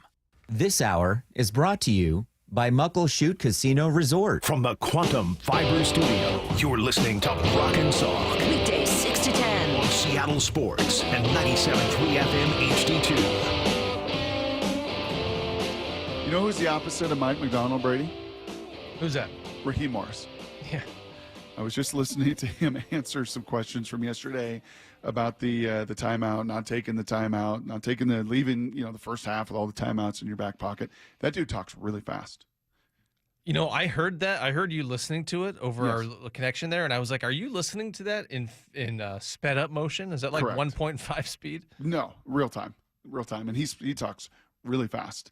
And Mike McDonald, the exact opposite, right? Yeah. Really thoughtful, really quiet. And Raheem Morris giving the Eberflus answer as to why they didn't call the timeout, thought the operation by the young quarterback could have been quicker. And no, it could not have, because guys are running from downfield back to the line of scrimmage. Get them set. You have 2 timeouts. Take the timeout. And don't rush everybody in that situation. I just don't really it was what, a 25, 30-yard gain on the passing play. So you've got just you got linemen running from the line A of to scrimmage. B. Yeah. Everybody's got to get set. You got to call play. It just, at that point, with 2 timeouts, you absolutely have to take one of those timeouts and save those 15 seconds, which can turn into 2 or 3 extra plays, which they certainly could have and should have and would have had. All right, you ready to have a little fun? You ready to do a little? I know you love when I start singing. Oh, I love it. I live for it. And you're going to rank. Do I understand? Do you have a ranking in place? Right Do I here. understand without a Mike McDonald show on a Monday because we did it on Friday? Look at you. You've got your little. Oh, I do. I like those. That's a notepad right there. It's your little sticky sheets right there. So you're going to rank, and I'm not going to tell the people yet. You're going to have to stick around in 10 minutes to get one of Brady's great rankings. But right now, how about a little more buy and sell? I didn't know if you were going to let me read these or if you were going to, because Brock came up with this buy or sell all on his own. Yeah. Okay. It was a late tub time edition to the text stream. Tub time edition of buy or sell. Do you know what my daughter got me, by the way? A bath bomb? No. What? Not a bath bomb. Macy's making a little NIL out there at Oklahoma State. She got me a box of 24 bath bombs. 24. Molly got me 1 in my stocking. Haley got me 4. Bless her heart. She's getting ready for a wedding, so she's trying to save. Macy got that NIL money and got me a box. I'll take a picture of it later today. 24 bath bombs. Already used one of them. Yeah, okay, please not a picture of you in the tub. Not in the tub. Maybe nothing of like the bath that. bombs No, themselves. nothing like that. Just the bath bombs. Oh, goodness. All right, buy or sell. Leonard Williams will receive votes for Defensive Player of the Year. I'm going to buy this. I'm going to say that he might get 1 or 2. So I believe the way I understand the voting works, there's 50 voters, and it's a first place, second place, third place. So there are, I guess, 150 total votes up in the air for Defensive Player of the Year. Is he going to get 1 of those? Yeah, I could see him getting 1. Is he going to win the award? Certainly not. Who's going to win the Defensive Player of the Year this year? I mean, typically, unfortunately, I think the system could probably use some tweaks, because typically what happens is it goes to the guy with the most sacks, or if there's some defensive back who has a crazy season. There really isn't. I mean, that's the thing this year, Brady. Yeah. I mean, Myles Garrett got his 14th sack. Pretty impressive. 4 straight years. Yeah, Trey Hendrickson is up there too. Right. So, and in the case of Leonard Williams, there's really not an interior. Cincinnati's 8-8. Tell me someone that's done what Big Cat has done, filling the stat sheet from a D tackle spot. I'm going to buy this, by the way. I'm going to buy this as well. You can give me those coins, those NIL coins. I'm going to buy this. It looks like TJ Watt's the favorite, followed by Patrick Surtain. Do you guys say Will Anderson too? He's got double-digit sacks, right? He's been really good. Yeah. Those guys have all been really good. There's not anybody that has been great head and shoulders like there typically is, with TJ Watt getting you 20 sacks or JJ getting you 21 sacks. Like, this is a year where you do not have somebody with 9 interceptions. Like, this is a year where if those 50 voters really take a look and go, my gosh, especially if Seattle goes and wins 10 games, if he can get another sack and get to double-digit sacks, plus 16 tackles for loss, plus a pick 6, plus he has 59 tackles on the season as well from the D tackle position, I would really hope those 50 voters could look at it and go, goodness gracious, is there been any defender more impactful to a top 5 defense in the second half of the season around the league than Big Cat? Yeah, well, there really has not been another interior defensive tackle who has consistently produced this season. No. Now, Dexter Lawrence, who we mentioned earlier, he was on that track, and then he suffered a season-ending injury. But there's no more Aaron Donald. Chris Jones is usually that other guy who's like, just a hair below Donald, but he's not having a typical dominant Chris Jones season. And Dexter Lawrence, again, he got hurt. And so, yeah, is Leonard Williams going to get a lot of all-pro votes? Yeah, I would think that Leonard Williams should be an all-pro. First-team all-pro. Yeah, but is he going to be a defensive player of the year? As we know, Brock, you typically, the way the voters do, they look at, okay, who is the best defensive player on a very good team? If the Seahawks were the number 1, number 2 seed, yeah, I think that becomes a lot more realistic conversation. But a team that's not going to make the playoffs, I think that's going to be really hard for him to get more than a couple votes for Defensive Player of the Year. All right. Next I up, like this next one. Salk is sledding / ice skating in Bend as we speak. Like by right yourself. now. Like right now at 9:37. I'm going to sell that, but at some point, there's going to be some ice skating. Sold I'll tell in you the a back quick road. story. So the Bonneville holiday party was somewhere like 2011, 2012. It was down at the Showwear Center in Kent, and it was an ice skating deal. And I go in there, and I see Salk on the ice, and I swear to you, Brock, he looked so graceful on the ice that I was certain that at any moment I was going to see him go one skate up in the air with the arms out like this, and he was going to start doing the whole ice skating thing. Maybe the figure. Oh, he was a showman. He put on a show for everybody. Yeah. He had his tight jeans on. He's skating backwards. Like, that's how good he is. He can skate backwards. I thought there was going to be an axle, some Lutzes at some point. I was just certain it was going to happen. Yeah, he's definitely sledding at some point. 9:37 on a Monday.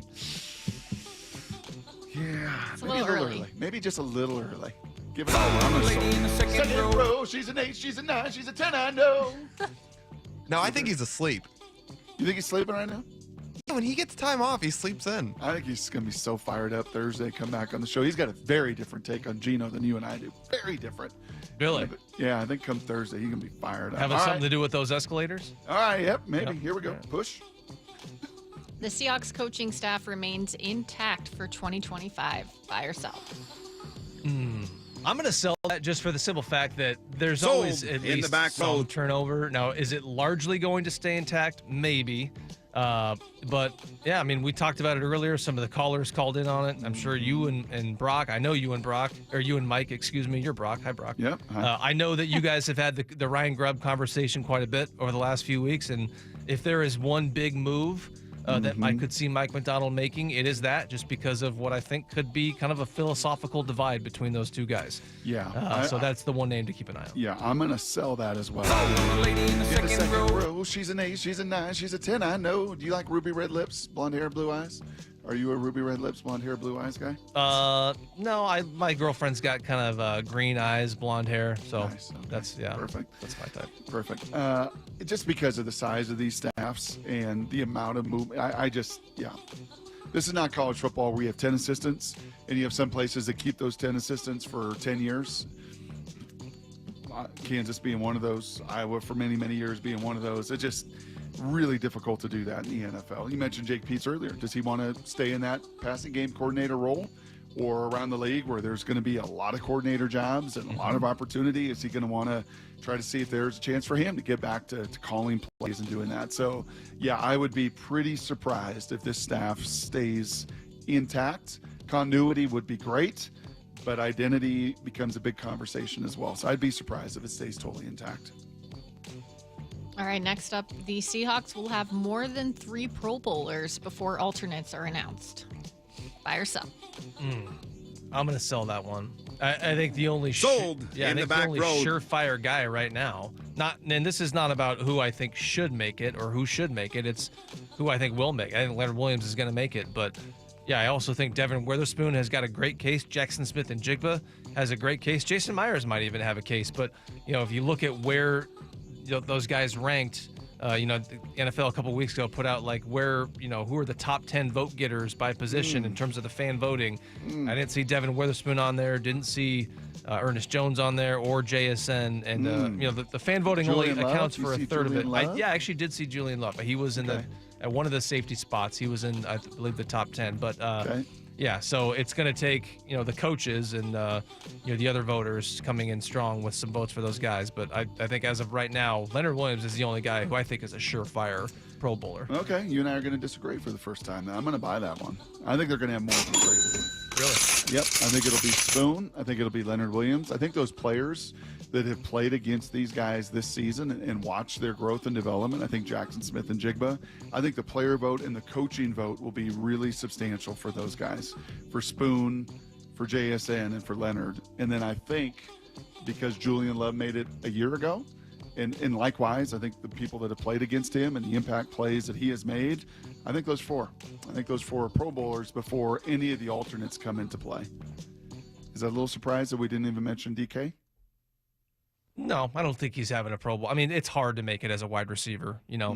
Four guys from each conference. There's guys from each conference who have easily, on his own team, Jackson Smith and Jigba has outproduced DK Metcalf by quite a bit this season. So, no, not a surprise. Okay, all right. But maybe he's the guy who gets in as an alternate. Oh, all right, one last one. I'll give you 10 minutes to think about this one, Brady. Here we go. The Mariners make an impact acquisition/trade before 2025. And don't reach out to your Lyle Buy or Lifeline. Don't reach out to him. Okay, this is Brady Henderson. Yeah. They make an impact acquisition in the next day and a half. Okay, well, I'll tell you a quick story. My girlfriend recently was trying to remember Ichiro's name, and she referred to him as Ichiro Martinez. So God bless Maddie for that one. That still makes me laugh. But I will say this, that I know only slightly more about the Mariners than my lovely girlfriend does. And so I'm going to say this with zero confidence, Brock, that they make a huge move in the next 48 hours. You think so? Pete Alonso. I believe John Heyman. I know you don't think he's got any credibility. I think he's spot on this one. I think Pete Alonso's coming. Yeah, I'm gonna marine layer sell this sucker. Oh, lady in the second row. She's an 8, she's a 9, she's a 10, I know. Yeah, I'm selling that one. Who was the Mariner player, by the way, who sang that song better than me? There was a Mariner player this season. Lyle, do you remember? It was who Ryan it was? Bliss, wasn't it? Way to go, Mora! Yes, it was little Ryan Bliss. I don't even remember that. Yeah, little Ryan Bliss was singing that song somehow, some way. No, I don't think it's going to happen in the next day and a half.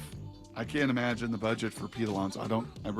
Lyle, do you know where the budget comes from? From you chipping in, you go funding? What do we do? Marine Layer putting together a GoFundMe? That'd be great. I mean, whatever it takes to rack in whatever coins you can get for, what feels like kind of an arbitrary made-up budget, but whatever. Is his power strong enough to overcome the T-Mobile hex that we seem to have for free agent bats? Good question. I think so, but I don't know if it would. If he's going to take some short prove-it deal, which he might at this point, he's not going to take it in Seattle, I would think. Yeah, I think I read into, by the way, it was Passon, and who was the other fellow, the national voice? Alden Gonzalez. There you whoa. Well, Alden Gonzalez is a former teammate of mine at ESPN. He still works at ESPN, but he used to cover the Rams. When I started at ESPN, Alden was covering the Rams. Did you just drop Alden Gonzalez like that, Brady? Sure did. That's right. Wow. So he pointed to the Arizona Diamondbacks, who have one of the roughest TV deals, and yet somehow, how much money they give Corbin Barnes? $230 million? They get 6 for $210 million. Yeah, that felt like a little, your boy Alden kind of throwing it out there to all those teams in baseball that have all these supposedly bad RSN deals, and Corbin in Arizona and their ownership committed to it. And then was it Passon on the Dodgers, who again just get Teo signed over the weekend and make billions and spend billions and make money to make money, and Jeff Passan has certainly been beating that drum. Oh, Passan didn't hold back. No, he never does. He never does. What were his exact words? Yeah, the one-liner was here. I just found it. Other teams could could greatly benefit from taking the same approach as the Dodgers. They choose not to. Yep. Got to spend money, to make a little money and to win a whole bunch of ball games. And we'll see. We'll see. It's not over yet. Not going to kill him yet. Still a whole bunch of time, whole bunch of opportunity. But 2025 is it coming? Okay, that is a little buy sell. All right, Brady, you ready? Yeah. You ready? I don't know if we've ever done this where we've transitioned from buy sell and transition right away to ranked. Man, we haven't done ranked. Got a list? Time to put it in order. Fred Dwumfor's house. Top five meals that I have ever had. This is Ranked. To be honest, that list was really biased. Every morning at 9:45 on Brock and Salk. Top 10 list. I'm not buying that. Ranked. You put. See those writings of the madman right there? Is that what you just? Is that what you got in front of you? Yeah. Okay. Yeah. Well, look at that. What's that say? Oh, put it down. Put it down. We're gonna come on. Okay. People can't see your notes. All right. Folks out there, Divish and Havers watching you right now. You just saw you do that on SWX TV. What's up, Ryan? Yes. All right, you want to know what this is, Brock? I do want to know what this is. All right, this is whoever's idea. This was a great idea. This is my top 5 NFL cities / stadiums to go cover a game. Yeah. Oh. And I would say cities / stadiums / just trips. Like now, the whole environment? It's just the whole kit and caboodle? The whole kit and caboodle, the whole nine. Yeah. Now some of these, it's way more about the stadium versus the city. In some cases, it's way more about the city than the stadium. In some cases, it's about what else there is, to do down there. So what is 5. kit and caboodle, by the way? What is a kit and caboodle? Oh, that's a good one. I don't know. All right. Anybody? Text away 866-979-3776 if you know the kit and caboodle. Yeah. Now, I will say one. I'm going to throw It one. originates from the idea. Sorry. Go ahead. The idea of a kit, meaning a collection of items, like a soldier's personal belongings, and caboodle, which is thought to derive from the Dutch word bodel, meaning property or bundle. Know that. Wow. Doggone it. If it ain't Dutch. It ain't much. That's right. All right. I was going to ask if you have an honorable mention for this, because if it were Salk and Justin, they'd probably have 27 honorable mentions, but you only you have got an one. honorable mention? I do have an honorable mention. It is Lincoln Memorial Stadium, O'Day High School football. Yeah, Love that's it. right. Uh-huh. Yeah. Right? Oh, so good. It is Lincoln Financial Field, the stadium in Philadelphia. And I'll preface this by saying that I have a bad habit. I'm probably not alone in terms of NFL writers, where when you go to a stadium for the first time, even if you've only been there, 1 or 2 times, it is very hard sometimes to find your way out of that stadium, like from the press box down to the parking lot where you go either get your car in the lot or get an Uber back to the hotel. A couple years ago, after a Seahawks-Eagles game, I got stuck in an enclosed parking lot, had to call the police. I got locked out, couldn't go back inside the concourse, couldn't go over the fence. I think I eventually had to hop the fence, but yeah, there was a police officer on the other side, so things got really weird. So number 6, Lincoln Financial Field. Never forget the time I got stranded there. All right, number 5. This is a case of this being way more about the stadium than it is anything about the city. Atlanta doesn't really have a lot to offer me in terms of the city itself, but Mercedes-Benz Stadium, very cool stadium. Very nice. And the press box especially, you got a good spread, pre and post game, but you also have these little TVs in like at every single station in the press box. So you can watch the game, obviously, on the field, and then, you go to the TV screen to watch the replay a second later. It's a perfect setup. Wow. Yeah. That's way to go. Mercedes-Benz Stadium. Way to go. Yeah, in Atlanta. Number 4, the Bay Area / Levi Stadium. Now, this is a case where there's nothing really about the stadium that's enjoyable. Yeah, it's in the middle of nowhere. It's an amusement park. Yeah, it's in the middle of nowhere. Clara. It's right by an amusement park. It sort of looks like one. So nothing really about the stadium, although the spread is pretty good. But this is more about the Bay Area. One of my best friends at ESPN, Nick Wagner, I get to go see him. Usually we golf. We played TPC Harding Park a couple weeks ago when the Seahawks were down there. So the Bay Area, again, more about the city than about the stadium. How'd you play? I think I shot an 82 or something. It's a tough, really tough, great course. Yeah. That's awesome. Number 3, Dallas. Again, Dallas itself doesn't have a whole lot to offer, for me at least, other than some really good Tex-Mex. But that stadium, man, there's a reason why that stadium gets talked about the way it does. Yeah, I'm sure you called games Jerry's there. World. Jerry's World. Arlington. Yeah. Arlington, not a whole lot going on in Arlington for me, but Do you AT&T stay at the Lowe's? Stadium. Do you stay where you can walk right to the stadium? No. They got a huge setup there, and now the baseball stadium is there. The old baseball stadium is still there. The too. ballpark at Arlington, yeah. The what is the amusement park there? The huge Six Flags. Six Flags. Six Flags Yeah, is there. Lowe's is where all the players stayed for All-Star Week. Oh, I know that. It's awesome. It's awesome. It's got the huge screen. Like, yeah, they know how to throw a party. They know how to do things big. In Jerry's World, press box, the food, the spread, yeah. Ooh. Yeah, the refreshments. Anybody who's covered a game there knows what I'm talking about when I say what do you mean? Nothing. No, nice. Nothing. No, next, moving on. Number 2. That'd be Phoenix. You're going too fast. Okay. Oh, I'm sorry. Okay. Slow down. Oh, okay. You Clock move management. Too fast. All right. Should we call a the timeout like moment Raheem Morris last. should have done? Yes. All right. I'm going to slow down, not go Raheem Morris on you. Number 2. Okay. This is a case where this is both the stadium and the city. Okay. And it's Phoenix in State Farm Stadium. Now, the stadium itself, not a whole lot of like personality, I wouldn't say, but it is kind of a cool stadium. It does get a little bit loud in there. And the food is not bad, but it's accessible. Arizona, Phoenix is very easy to get to. It's not a long flight. Yep. But really, it's more about the weather and the opportunity to golf, which, I take my clubs on the road once or twice a season. And that's a great opportunity to get some sun in a part of the country where this time of the year, you don't get a whole lot of it. Mm-hmm. So, and there's some good food down in Arizona. There's cool Mexican Tex-Mex restaurant that we go to. A lot of the beat writers and some of the TV guys that we go down there when we're in Arizona. I think it's called kind of sad to me as I'm listening to your list here, and the reality that's striking me is that you've got to be in a press box. Mm-hmm. That's what sucks. As opposed to... Oh, I hate press boxes. They're sterile. You can't cheer. You don't feel the crowd. You don't feel the voice. You don't feel the life of the stadiums like Green Bay with the open window.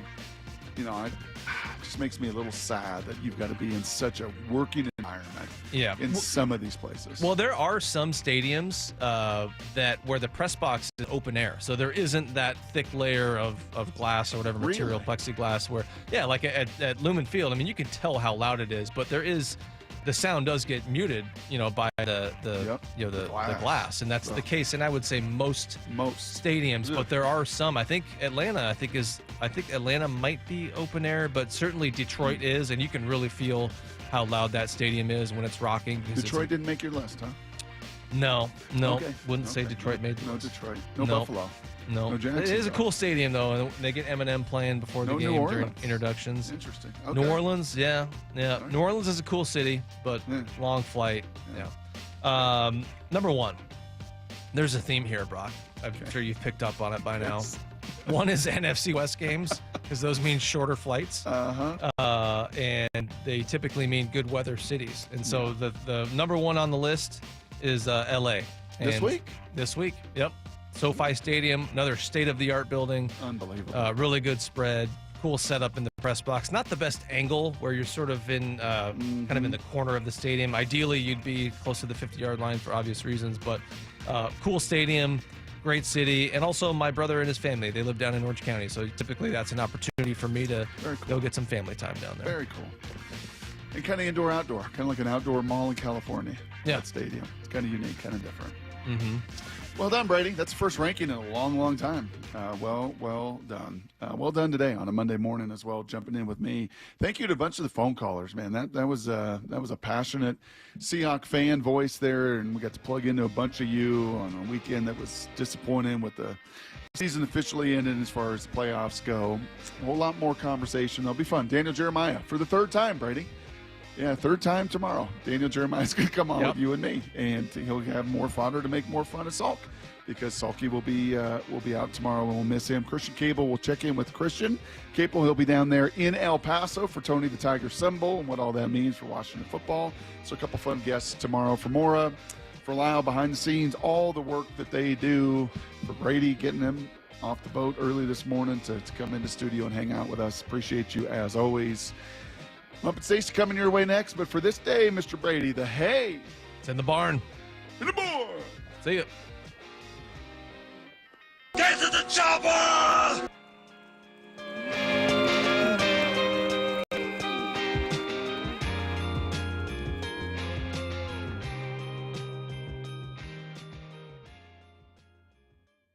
Seattle Sports, your home for Bump and Stacy. Now, I do want to be a little defensive, no pun intended, of a good defensive performance. Yeah. An opponent scoring 3 points means your defense balled out. Big ups to that defense. Devin Witherspoon played his you-know-what off. Kobe Bryant balled out. Leonard Williams should be an All-Pro this year. If he does not get an All-Pro nod, that is such East a shame. Coast bias. East Coast bias. Uchenna Walsh had his first sack in over a year. Love seeing that. Jay Reed got after the quarterback. D. Hall, Jenkins. That defense plays some good football. Streaming live on the Seattle Sports app. Your favorite Seattle sports show is available anywhere you go through the Seattle Sports app. Brought to you by Fred Hutchinson Cancer Center Proton Therapy. Full shows and interviews, exclusive video and articles from the home of the Seahawks and Mariners. No two people learn the exact same way. So how did Babbel become the award-winning language learning app? We thought of you, all of you. Take Sierra. As a visual learner, she uses Babbel wordplay videos. Today I'll share a quick lesson on shopping in French. Merci beaucoup. Keith is a be in the room with real people kind of learner, so he loves the live online classes with our language experts. Okay, class. ¿Vos está pronto? Estamos prontos. However you learn, Babbel makes it easy. Try Babbel for free at Babbel.com. BABBEL.com. Wesley Financial Group is not a law firm. Do you find yourself stuck in a timeshare? Get the real facts about the timeshare industry and your options for cancellation. Chuck McDowell, founder of Wesley Financial Group, has put together a free information guide that reveals the secrets the timeshare industry doesn't want you to know, including the 5 ways to get rid of your timeshare. Call now and get this timeshare cancellation guide absolutely free. Call 800-330-2929. 800-330-2929. 800-330-2929. Hey guys, ready to feel stronger, leaner, energetic, and more confident? For a limited time, Revive Men's Health offers 25% off TRT and ED bundles. Plus, get a free month of compounded semaglutide, a powerful proven weight loss medication with the same active drug as Ozempic. Terms and exclusions apply. Don't wait. This offer won't last. Call 206-529-1111. That's 206-529-1111. Or visit ReviveMen'sHealth.com. Do you find yourself stuck in a timeshare? Get the real facts about the timeshare industry and your options for cancellation. Chuck McDowell, founder of Wesley Financial Group, has put together a free information guide that reveals the secrets the timeshare industry doesn't want you to know, including the 5 ways to get rid of your timeshare. Call now and get this timeshare cancellation guide absolutely free. Call 800-838-6161. That's 800-838-6161. 800-838-6161. No two people learn the exact same way. So how did Babbel become the award-winning language learning app? We thought of you, all of you. Take Sierra. As a visual learner, she uses Babbel's wordplay videos. Today I'll share a quick lesson on shopping in French. Merci beaucoup. Keith is a be in the room with real people kind of learner, so he loves the live online classes with our language experts. Okay, class. ¿Vos está pronto? Estamos prontos. However you learn, Babbel makes it easy. Try Babbel for free at Babbel.com. BABBEL.com. Polestar 3 is the electric SUV for drivers unwilling to compromise. That means merging a spacious interior with the torque and handling of a sports car. Visit Polestar Bellevue today for end-of-year lease offers and book a test drive at polestarbellevue.com. Your new beginning starts now. D.R. Horton has new construction homes available throughout the greater Seattle area. With spacious floor plans, flexible living spaces, and home technology packages, you can enjoy more cozy moments and sweet memories in your beautiful new home. With new home communities opening throughout the Seattle area, D.R. Horton has the ideal home for you. Visit drhorton.com to learn more. D.R. Horton, America's builder, an equal housing opportunity builder. Be advised, this is your opportunity to save up to 40 to 80% on a hot tub or swim spa. This weekend only, Friday through Sunday, Linwood Event Center. Be advised, this is your opportunity to save up to 40 to 80% on a hot tub or swim spa. This weekend only, Friday through Sunday, Linwood Event Center. 18-month interest-free financing. Our factories have demanded we sell 1,000 hot tubs and swim spas this weekend. Linwood Event Center. Huge factory incentives, factory rebates, this weekend only. Linwood Event Center. We can remove your old hot tub. Free delivery of your new hot tub. Hot tub starting at $2,999. Linwood Event Center. Free delivery of your new hot tub. Just relax and enjoy. Linwood Event Center. Friday, 2 p.m. to 8 p.m. Saturday, 10 a.m. to 8 p.m. Sunday, 10 a.m. to 6 p.m. Free admission, free parking, free delivery. Linwood Event Center. Call 833-SPA-SALE or visit hottubandSwimSpaSale.com. Uh-oh, Brad's buzzed. Oh, yeah? Yeah, he's starting with the woots. And now a speech. I just want to say that friendship is about heart and brain. Who's with me? Good thing is, he knows when he's buzzed. And my brain is saying, when it's time to go home, somebody call me a ride. Love that guy. Me too. Know your buzzed warning signs? Call for a ride when it's time to go home. Buzz driving is drunk driving. A message from NHTSA and the Ad Council. Let's go! This is Seattle Sports. Streaming through the Seattle Sports app. KIRO AM Seattle. KIRO FM HD2 Tacoma. Home of the Seahawks, Mariners, and everything Seattle sports. Seattle Sports Snapshot. The Seahawks have been eliminated from the playoffs thanks to a Rams win over the Arizona Cardinals, plus a number of other victories that sealed the NFC West for LA. That included a Sunday night Commanders win over the Falcons. The Seahawks still have a game left to play with a chance to at least improve on their win-loss record from 2023 from 9 to 10 wins. That regular season finale against the Rams will be Sunday at 1:25 p.m. Snapshot, brought to you by Miller Lite. When it's game time, it's Miller time. From the Quantum Fiber Studio. This is Bump and Stacy on Seattle Sports. Streaming through the Seattle Sports app and at seattlesports.com. Now, here are your hosts, Michael Bumpus and Stacy Ross. Here we go now. All right, you guys, happy Monday. One of our final shows of 2024. I'm not going to be that person. I'm not going to be What's that person? Curtis. Can you believe it's almost 2025? You know me too well. That's the person that I normally am every single month. Can you guys believe it's January? Bump, how do you not know this already? I do this every month. I thought you was going to hit me with something different. That's why. No. I was, I'm going to be old right now. That's what my dad calls him. I was at the Walmart last night. The Walmart. And that's like saying YouTube's. Yeah, exactly. And the cashier and the lady in front of me are having that same generic conversation. It happened. It was just Thanksgiving. I go, Barbara, scan her so I can get out of here, out the Walmart. Her to scan her stuff and stop having this generic conversation. See, that's me, though. I'm like the purveyor of those generic conversations. I go around to Walmarts across the country and I have them with people waiting in line. And I say, oh, what's those? I haven't tried those yet. How are those? Like, I am Walmart. I can't believe it's fill in the new month lady. Football people, sports talkers in general, we're also guilty of this too during football season. Can you believe it's week 10 already? Can you believe it's week 12? Year long. I hate myself. Can you believe the playoffs are next week? Well, can you believe the Seahawks are not in the playoffs? I kind of can. Yeah, I can. I really can. And I think that from this, Bump, you were looking at the Seahawks and you thought, look, they learned a really simple lesson from all of this. What was the lesson? The lesson is don't depend on anybody but yourself. Don't do it. All right? You get the job done so you can sit at home and say, look, week 18 is going to be for the division, the finale, let's go get it. But you make mistakes earlier on in the season. You lose a game or two that you felt like you should have won. And the Rams get better. They get stronger like they do every single year, it seems like. And now you are sitting at home hoping the Atlanta Falcons pull off a win, hoping the Jets beat the Bills. Yeah, right. Hoping the Dolphins beat the Browns. I'm sitting here watching games.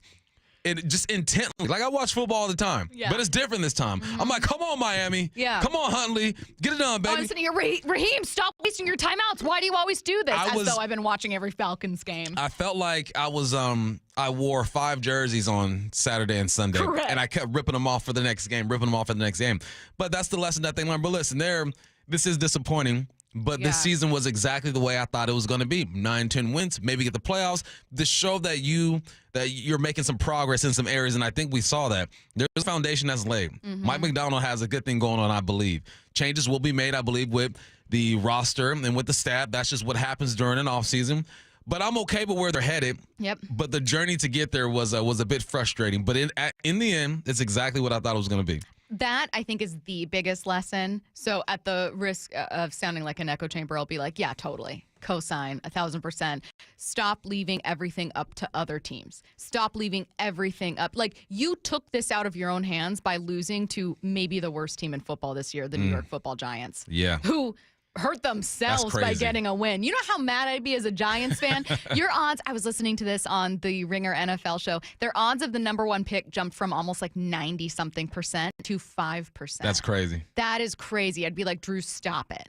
Stop it right now. Everyone stop scoring. Stop winning. Don't do this. Dayball's like, I'm going to get fired anyway. Yeah. So we going out swinging them things. Colts are looking like idiots. We're not talking about that game yet. What we're going to do instead is stick with the Seahawks. I'd say a second lesson learned. And, Bump, this is more from me looking at what the Seahawks did well this year and then looking at the playoff landscape. Fixing the defense simply isn't enough. Mike McDonald was brought here to fix the defense, and he did. And later on in the show, when we talk about like whether or not the season was a success, it's hard for me not to say yes. You may improve on your win total, and in most cases, particularly in this division, a 10-7 record would have gotten you to the playoffs. You don't look like a Super Bowl team, but that would have been good enough. It's not this year, and that's of your own doing. But again, you brought a defensive coordinator here to do two things. One, fix the defense. Two, compete with these really innovative play callers in your division. TBD on that one. We're still waiting to see. Maybe he splits a series with both Kyle Shanahan and Sean McVay. But he certainly fixed the defense. But, Bump, now that we know what the playoff landscape is mostly going to look like, I look at the top teams in points per game. Lions, Bills, Ravens, Bucks, Commanders, Bengals, who may be a playoff team, Eagles, Packers, Vikings, Broncos, Chiefs. Offense needs to be better for the Seahawks, point blank, period. I know we have this thing of defense wins championships, but I'm sorry, you cannot be just a mediocre offense and still get into the playoffs and still win championships now. No, the offense needs to be a bit more. And there are some things that I feel hinder the offense. You got to have the personnel. You're not just going to walk out there with 11 random guys and the offense is just going to work. But there are some things that you can do to help the offense. Mm-hmm. And I'm in love. I'm in love with the purple team. I love watching the purple team play. The Huskies? I'm talking about, of course not. I'm talking about the Vikings. I love what they're doing. I watch more film on the Vikings. Well, obviously I watch the Seahawks, right? But after the Seahawks, it's the Vikings. I love watching their film. I love the deception of the run game. I love the play action. I love the route combinations. I love just the discipline. Granted, their offensive line is legit. Mm-hmm. They got a good offensive line. And I've also seen Sam Darnold stand in the pocket, get blitzed, and still have 3.5 seconds to throw the football because the running back is picking up the backer and the offensive line is great. The tight ends are blocking. It's just beautiful to watch. And you know I've had a man crush on Sam Darnold all year. So now I'm watching him go get it, and I'm happy for him. And I'm looking at the Viking situation, and I'm thinking, what are you going to do with Sam Darnold? I think we'll get to that later. But it's just the way the plays are called, the way they're designed. They're not even good at running the ball. They're not even like top 5 in the league when it comes to running the football, but they do it enough to where you have to respect it. You have to respect it.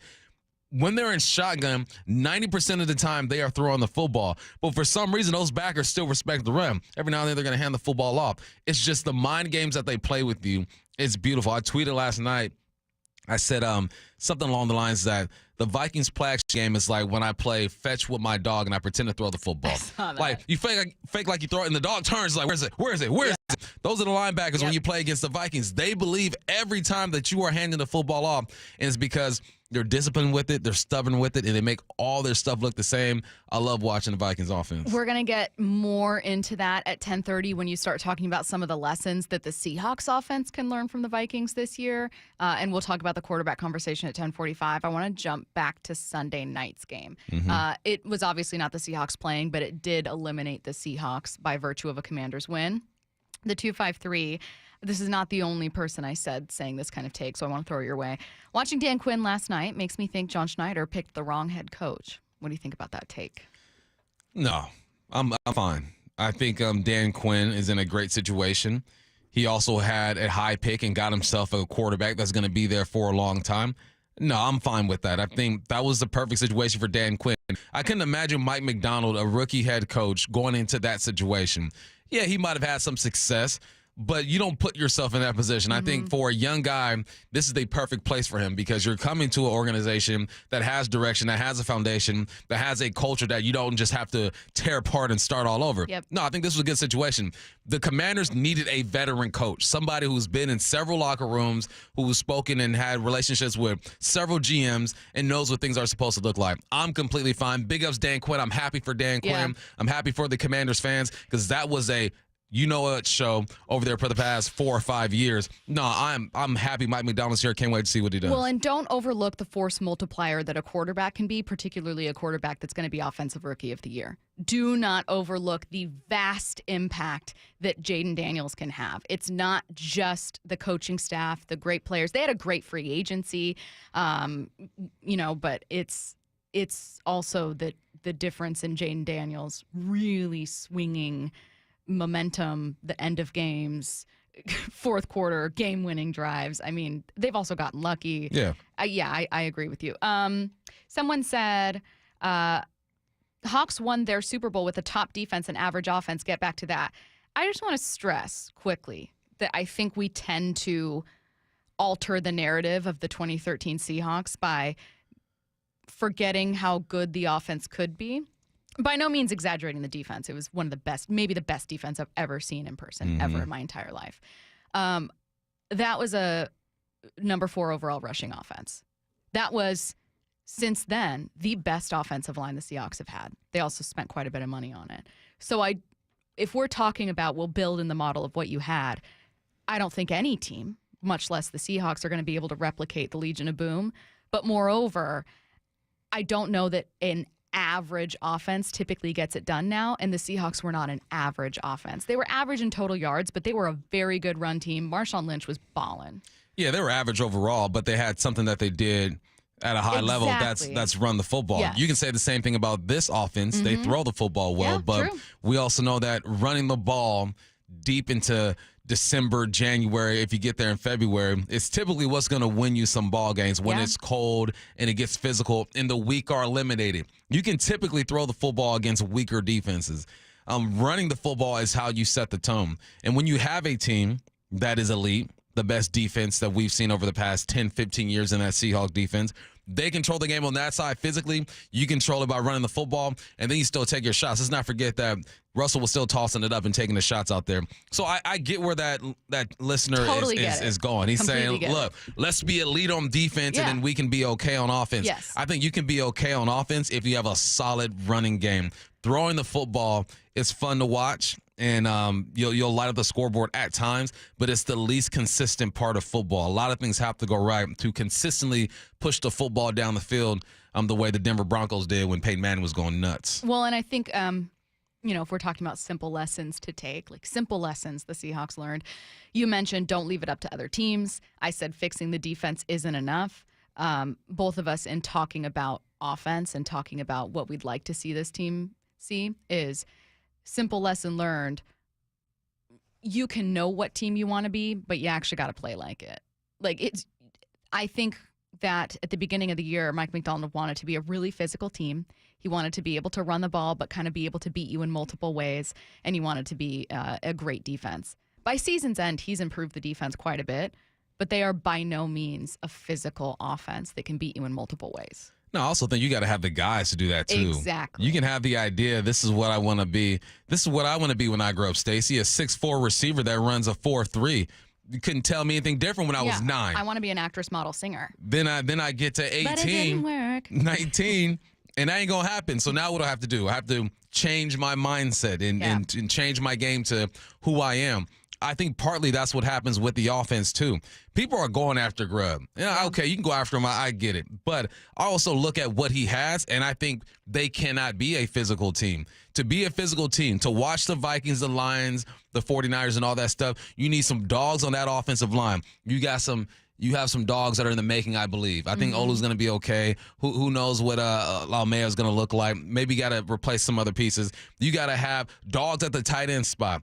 The tight end, it wasn't a great year for the tight ends when it comes to blocking. Fan had his moments late in the season when it comes to receiving the football. So did AJ. Farrell made a play or two, but they weren't like just strong, stout blocking tight ends, and then you need runners to get downhill. What's crazy about that, they might have found that in Zach Charbonnet. Isn't that wild? It's nuts to me because we all remember what Ken Walker is capable of doing, and I still think he is capable of doing it, and I think those two together can still do some great things. But it's a combination of things. You can have an idea of what you want to be as a football team, but if you don't have the pieces to run that, to be that, you just can't. We have a lot to break down when it comes to the Seahawks offense, and Bump has a single wish for the Seahawks offense. That's coming up at 10:30. At 10:45, that will inevitably, I promise you, lead to a quarterback conversation. You don't even know it yet, but you're about to be sounding off about quarterbacks when we talk about that at 10:30. Right now, let's get to headline rewrites. Extra, read all about it. Headline rewrites. We must make headlines. The real story behind the headlines in today's news with Bump and Stacy.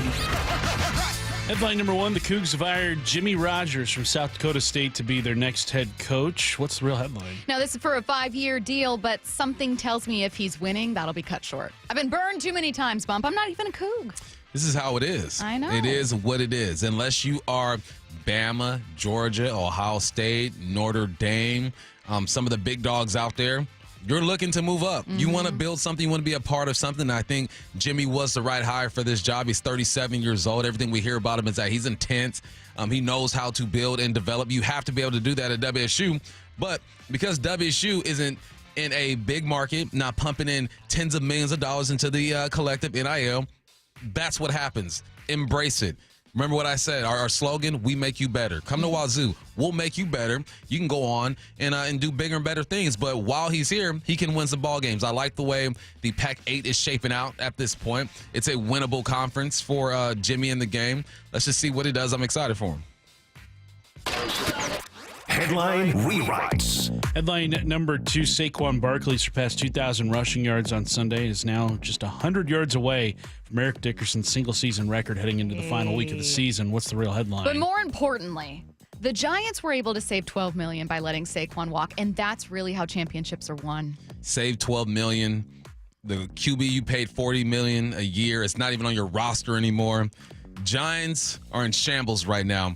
Going back to Eric Dickerson and Saquon Barkley, the knock that all the old heads are saying, he's got one more game than Eric, and he definitely does. Eric had 2 more games than OJ. It is what it is. Dickerson had 379 carries for 2,105 yards. Saquon has 345. So Eric got more carries. If we're going to look at that and try to dissect this thing, I get the game, but Saquon's also doing it with less carries. Yeah. If he beats it, That's a really good he's point. not going to have 379 carries. That's a really good point. What would you do if you were Saquon? What would you do if you were Nick Sirianni? 100 yards. I mean, Saquon can do that. I'd give him 15 carries and say, if you can't get it in 15 carries, come on and sit next to me. Or like if at 15, especially if you're not even close. Like if it's, He's you got know what 60 I mean? yards. Yeah, that's a really good. What if 15 carries gets him 90? Then you got to give him 16. What if 15 carry gives him 80? Then you got it. If he's within 20 range, yards, you got to give it to him. If he can break it off in one run, you got to give it to him. I was listening to a debate this morning, and someone was saying, okay, what's more important? Getting the record or obviously being healthy for the playoffs. And while there is a risk that he could be injured, there's always a risk that you can be hurt no matter what. Yeah. What do people remember most about players years after they retire? The championships they won or the records they set? Yeah, and Saquon's taking the right approach. He said it's whatever coach wants to do. End of the day, it's whatever coach wants to do. The smart thing to do will be to sit him and make sure he's ready for this playoff run because they're looking like the first or second best team in the NFC right now. Them and the Vikings got it on lock. But if Sirianni wants to go for it, then go ahead. I assume that Sirianni's going to let him go for it. He strikes me as a guy who cares about stuff like that. Yeah. Now, the Giants made a bad financial decision, and they weren't necessarily trying to save money. There's a salary cap every team has to get to in football, and everyone's hovering around it, right? No one's like, we tried to save some money against the cap. It was just a bad financial decision. However, the joke is also that championships are not won by being completely risk averse. And I think you can look at what the Eagles have done and what some other really, really good teams have done. I mean, look at the Chiefs front office and the risks that they've taken. I think that there is a theme throughout sports as we transition to the baseball season when we talk about how championships are won. avoiding risk is never the answer. It could be here, though. For Seattle? No, for Philly. Saquon. I'm just going at Saquon. That's avoiding that risk. Like you of him getting hurt? You can guarantee that he's good to go round one. That's the scary part. We've seen it happen all the time with football players, man. You go out there for one play. Aaron Rodgers played 2 snaps last year and ruptured his Achilles. That's the scary part about this. He plays running back. Yeah. That get hit the most. 345 carries. 340 times he's been hit. It's so risky, but the chance to be immortal, all right, and to be mentioned Everyone with will the know. greats Yep. is so enticing, man. It's a tough position to be in. And people are still going to take away from it because they're still going to do, well, Eric Dickerson did it in one less game. Well, okay, but no one else did what Saquon did in the years since. Yep. And what? What? And what? Like, that's always how I feel when people go, well, this person played an extra, year. This person had an extra game. This person had. So no one else did that. I do it, though. I give him 15 carries, and then we'll talk. I'm so curious. Headline rewrites. Insane finish on Saturday. Kraken trailing 4-1 to the Canucks with 5 minutes to go in regulation. They get 3 in the final 5 minutes, and Vince Dunn does this in overtime. Jailbreak. Vince Dunn all alone. The game's on his stick. He scores! Hey, what do you say? Vince Dunn and the Kraken win in overtime. John Forsland going nuts there. Oh. What's the real headline? Seattle sports fans can have a win, but only as a little treat. I like it. You just get the one. I and like- the Dolphins. I like that call, man. The game is on his stick. That's a bar right there. I like that. The end of 5-game skid, first time scoring more than 2 goals in 7 games. So finally the Kraken give us something to applaud, and we needed it. Yeah. Because Seattle's out of the playoffs. They're going to play one more game. I wonder how many of the starters for the Rams are going to play in that game. They've already clinched. They can't improve their spot. Yeah, all they got it's is gonna seeding. I hope it don't look like just a JV scrimmage on a Wednesday at Rogers Park or something like that. Rogers man. Park. I used to go to a summer camp in Rogers Park in Inglewood. That's why that popped in my head, Rogers. We've been connected for years. You never knew it. I mean, only so many people you can sit in the regular season. though. Yeah, but I just hate for them to go out like that. But it's a smart thing to do. Mm-hmm. Sean McVay, you can't gain anything from this game. So he's probably going to sit his guys. Can they fall down to the 4 seed if Yes. if Tampa So wins? they're vying so they got between something 3 to play and 4. for. Yeah. All right, they're going to play their guys then. Maybe. Can I be a hater? Would you allow me to be a hater for one moment? Of course. I mean, that's kind of what this show is built on. The Rams are not great. Like, I know they've gotten the best of Seattle, and they deserve to be the NFC West winners with how they've played. They're on, I think, a 5-game win streak. Yep. Have won something like, isn't it crazy? Like more than 7 of 9, 8 of 10? I don't even know. It's been unreal. I mean, Yeah. at one point they were 1-4. They turned it around. They had a losing record entering the bye. I applaud this team for what they've done, even if I hate the success of other teams in this division because it makes our jobs tougher. However, they're not looking phenomenal. Like, they're winning not because the offense and Matthew Stafford are as good as I thought they would be, but because the defense is better than I thought they would be, if that makes sense. Yeah. So I'm just being a hater, like a little bit of a hater. I couldn't keep it away. It leapt out of me. Hey, it's all good. We can hate on the Rams all we want to. It's a Seattle sports over here. But you're right. 13-9 win over Arizona. 19-9 win over the Jets. 12-6 over San Francisco. Yeah. Allowed 42 points to the Buffalo Bills. But it's all about winning. Here's the thing. But the Rams have developed this reputation and culture to where they're one of the teams that can legitimately say, let's just get in the playoffs Yes, and anything can happen. I agree with that. And they're also one of those teams that say, don't count on us being eliminated from the playoffs. You really never know. Mhm. They have a lot of belief in themselves. Maybe Yep. an important lesson learned for Seattle there, too. Bump has a wish for the Seahawks offense. Which team around the NFL would he like Seattle to look like? That's next. Blue 88 on Brock and Salk. All right, Brock, you talked about Ryan Grubb leading up to the game. What was the best part, worst part of his scheme? Every day at 7:45. The good was the consistent commitment to the run game over 4 quarters. The bad, the frustrating for me, out of 51 plays, I don't need to see RPO, and there were 3 of these RPOs to Tyler Lockett and Farrell Brown. I don't need to see that. And then obviously the ugly come out of a game without scoring a touchdown. Blue 88, answering 3 football questions as only Brock Heward can. Wesley is a truck driver. I drive a truck, and I love what I do. A truck driver with IRS troubles. They told me I owed them $43,000. It got really bad. Quite a few letters in the mail. They were talking about wage garnishment, coming after my house, my car. Yeah, they don't play around. I seriously thought that I was going to lose everything. One sleepless night, Wesley finally made a call to Optima Tax Relief at 2 a.m. Kind of figured I'd get a machine, but I didn't. I actually got to talk to an actual person in the middle of the night. He found just what he was looking for. Oh, they were great people. You need a team of people that know what they're doing. Optima Tax, they know what they're doing. Optima Tax Relief came through with flying colors. I saved an incredible amount of money. Happy don't even come close. I was absolutely overjoyed. Take Wesley's advice. If you're in any kind of trouble with the IRS, call Optima Tax Relief. Don't trust anybody else. Call Optima for a free consultation. Call 800-343-6460. 800-343-6460. 800-343-6460. Optima Tax Relief. Some restrictions apply. For complete details, please visit OptimaTaxRelief.com.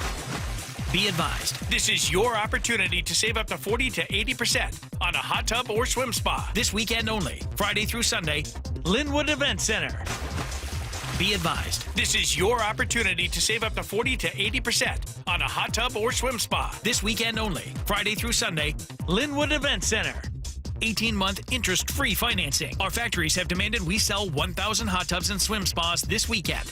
Linwood Event Center. Huge factory incentives, factory rebates, this weekend only. Linwood Event Center. We can remove your old hot tub. Free delivery of your new hot tub. Hot tub starting at $2,999. Linwood Event Center. Free delivery of your new hot tub. Just relax and enjoy. Linwood Event Center. Friday, 2 p.m. to 8 p.m. Saturday, 10 a.m. to 8 p.m. Sunday, 10 a.m. to 6 p.m. Free admission, free parking, free delivery. Linwood Event Center. Call 833-SPA-SALE or visit hottubandswimspasale.com. Lowe's knows how to help you save time and money, no matter the job. That's why we can deliver supplies to your job site as soon as same day, so you have more time to get the job done. Because when you need it fast, we've got you covered. Lowe's knows pros. Valid on eligible in-stock orders and select zip codes placed by 2 p.m. for same-day delivery by 8 p.m. Subject to driver availability. Fees vary based on purchase. More terms apply. See Lowe's.com/same-day delivery for details. No two people learn the exact same way. So how did Babbel become the award-winning language learning app? We thought of you, all of you. Take Sierra. As a visual learner, she uses Babbel's wordplay videos. Today I'll share a quick lesson on shopping in French. Merci beaucoup. Keith is a be in the room with real people kind of learner, so he loves the live online classes with our language experts. Okay, class. ¿Vos está pronto? Estamos prontos. However you learn, Babbel makes it easy. Try Babbel for free at Babbel.com. BABBEL.com. I started Davis Law Group in 1994 to fight for the underdog. And as our team has grown, we've stayed true to that mission. Today, Davis Law Group is known for providing excellent service and even better results. Visit WashingtonAccidentBooks.com to get your free book on car accident law. Safety comes first. When money is tight, Buc-ee's has you covered with available financing. For oil changes, wiper blades, brakes, tire rotation, tune-ups, and factory maintenance, it's Buc-ee's Complete Auto. No appointment necessary and financing's available. Check Buc-ee's.com for the location near you. Subscribe to the Seattle Sports YouTube page to find new and exclusive content from your favorite shows and personalities daily. Just head to YouTube, search Seattle Sports, and click subscribe. Is chronic pain beginning to make your everyday life a challenge? Then call Dr. Daniel Nelson, MD, with Eastside Pain and Regenerative Medicine. With over 30 years of experience, no one has more experience in pain medicine techniques and stem cell therapy than Dr. Nelson. And here's what a satisfied patient had to say. Well, that seems to be a genetic thing. All the men on my dad's side of the family have bad backs. Since my mid-20s, it would swell up and I would lose range of motion, and it was very, very painful to stand or walk, and so I had to miss work. So he went in there and gave me the stem cell injection, and it's great now.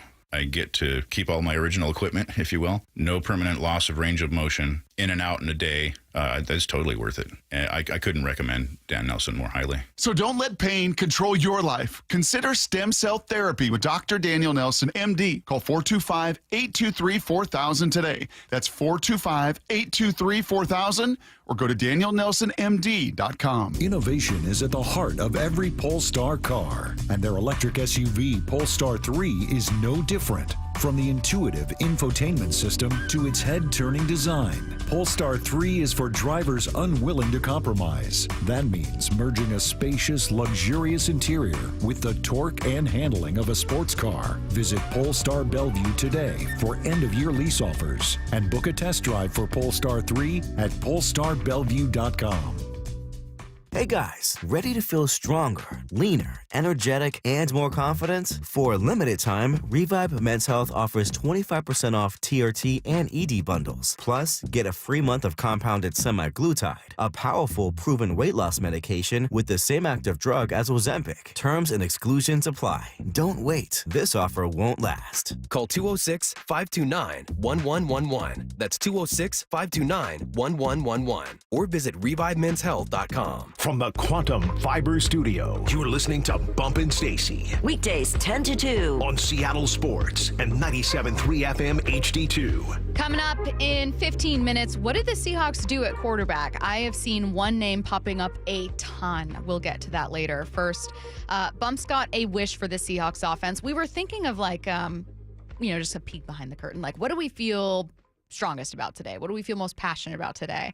And Bump, for you, as an offensive mind, a former receiver, it was about what you really liked from another team. Mm-hmm. So we're going to talk offense, and we will eventually get to the Seahawks offense and what they can learn and how they can grow. But we're going to start with another team, a team wearing purple, and it's not the Huskies. Tell us what we should know. It's not. It's a team wearing purple. I kind of spoiled it in the open. I passionately talked about That's okay. This you team. couldn't hold it in. And it's just so fun watching the Vikings go to work. I like watching the Lions go to work as well. I like watching what the Rams do. I like watching what the Niners do. I like watching what the Green Bay Packers do. You know what they all have in common? Shanahan tree. This is the new NFL. Every year, 5 to 10 years, things change. When I was growing up, it was a lot of two-back sets. You had two receivers on the outside, a tight end, and it was big boy football. You had fullbacks for days. You're getting downhill. In my mind, I'm just picturing the Pittsburgh Steelers for some reason. I grew up just watching that type of football. And then something called the spread offense made its way from college football to the NFL. And then what did we see? We see guys in shotgun constantly. Caleb Williams didn't take one snap under center, I believe, when he was in college or in high school. His whole career, he's been in the shotgun. And I think there's still a place for the shotgun. Obviously, every team runs the shotgun at some point, but it took over the league. And now the route trees are crazy. I'm seeing guys run routes that I would be benched for if I even thought of running a route like that from my coach. And then the Shanahan tree arrives. And these guys are made their way from Washington, D.C., playing with the Commanders. They were called something else back in the day. And now they're the leaders of the new school, right? The Kevin O'Connells, the LaFleurs, the Shanahans. It's the McVays. The way they are calling football games is beautiful to watch because everything is in play. Teams like the Vikings, they use the RPO, they use the play-action boot, they use the naked boot, they have crossing routes, they're using their fullback. The fullback is back. I was talking to Jason McKee, I believe, is a sideline guy for the Chicago Bears, and I told him before we signed off, we got to bring fullbacks back because he was a fullback. So, man, they're killing your position. But the way Kevin O'Connell calls a game is just so fun for me to watch because it's all about influence. They are going to pack you in. It's going to be a double tight with a fullback, but they're still going to release the fullback. They're going to release the tight end over the top, but also they're going to hand the football off. And they don't even have to be successful running the football. They just commit to doing it. They're going to show you the same look. And off the same look, it could be, all right, Sam down on under center. You got Aaron Jones behind him, two tight ends to the right. There are 5 or 6 combinations that they run off of that. They hand the football off, so now you're adding 2 or 3 run schemes off of that.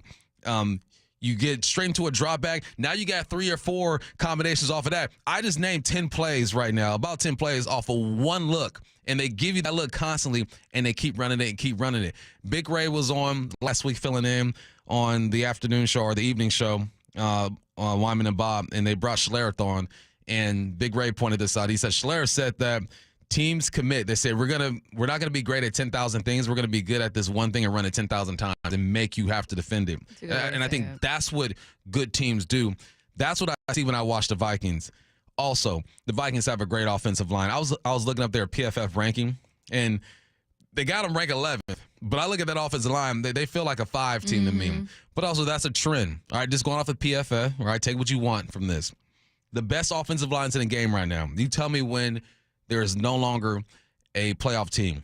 Eagles, Broncos, I think they're out, right? No, they still have a chance. If they win this weekend, they can get in. They can knock the Bengals out. The Bills, Tampa Bay, Detroit Lions, Green Bay, Baltimore, Commanders, Kansas City, Carolina's out, and then you have Minnesota. So one team that is ranked in the top 11 when it comes to offensive line rankings are not going to the playoffs. So that's where it starts.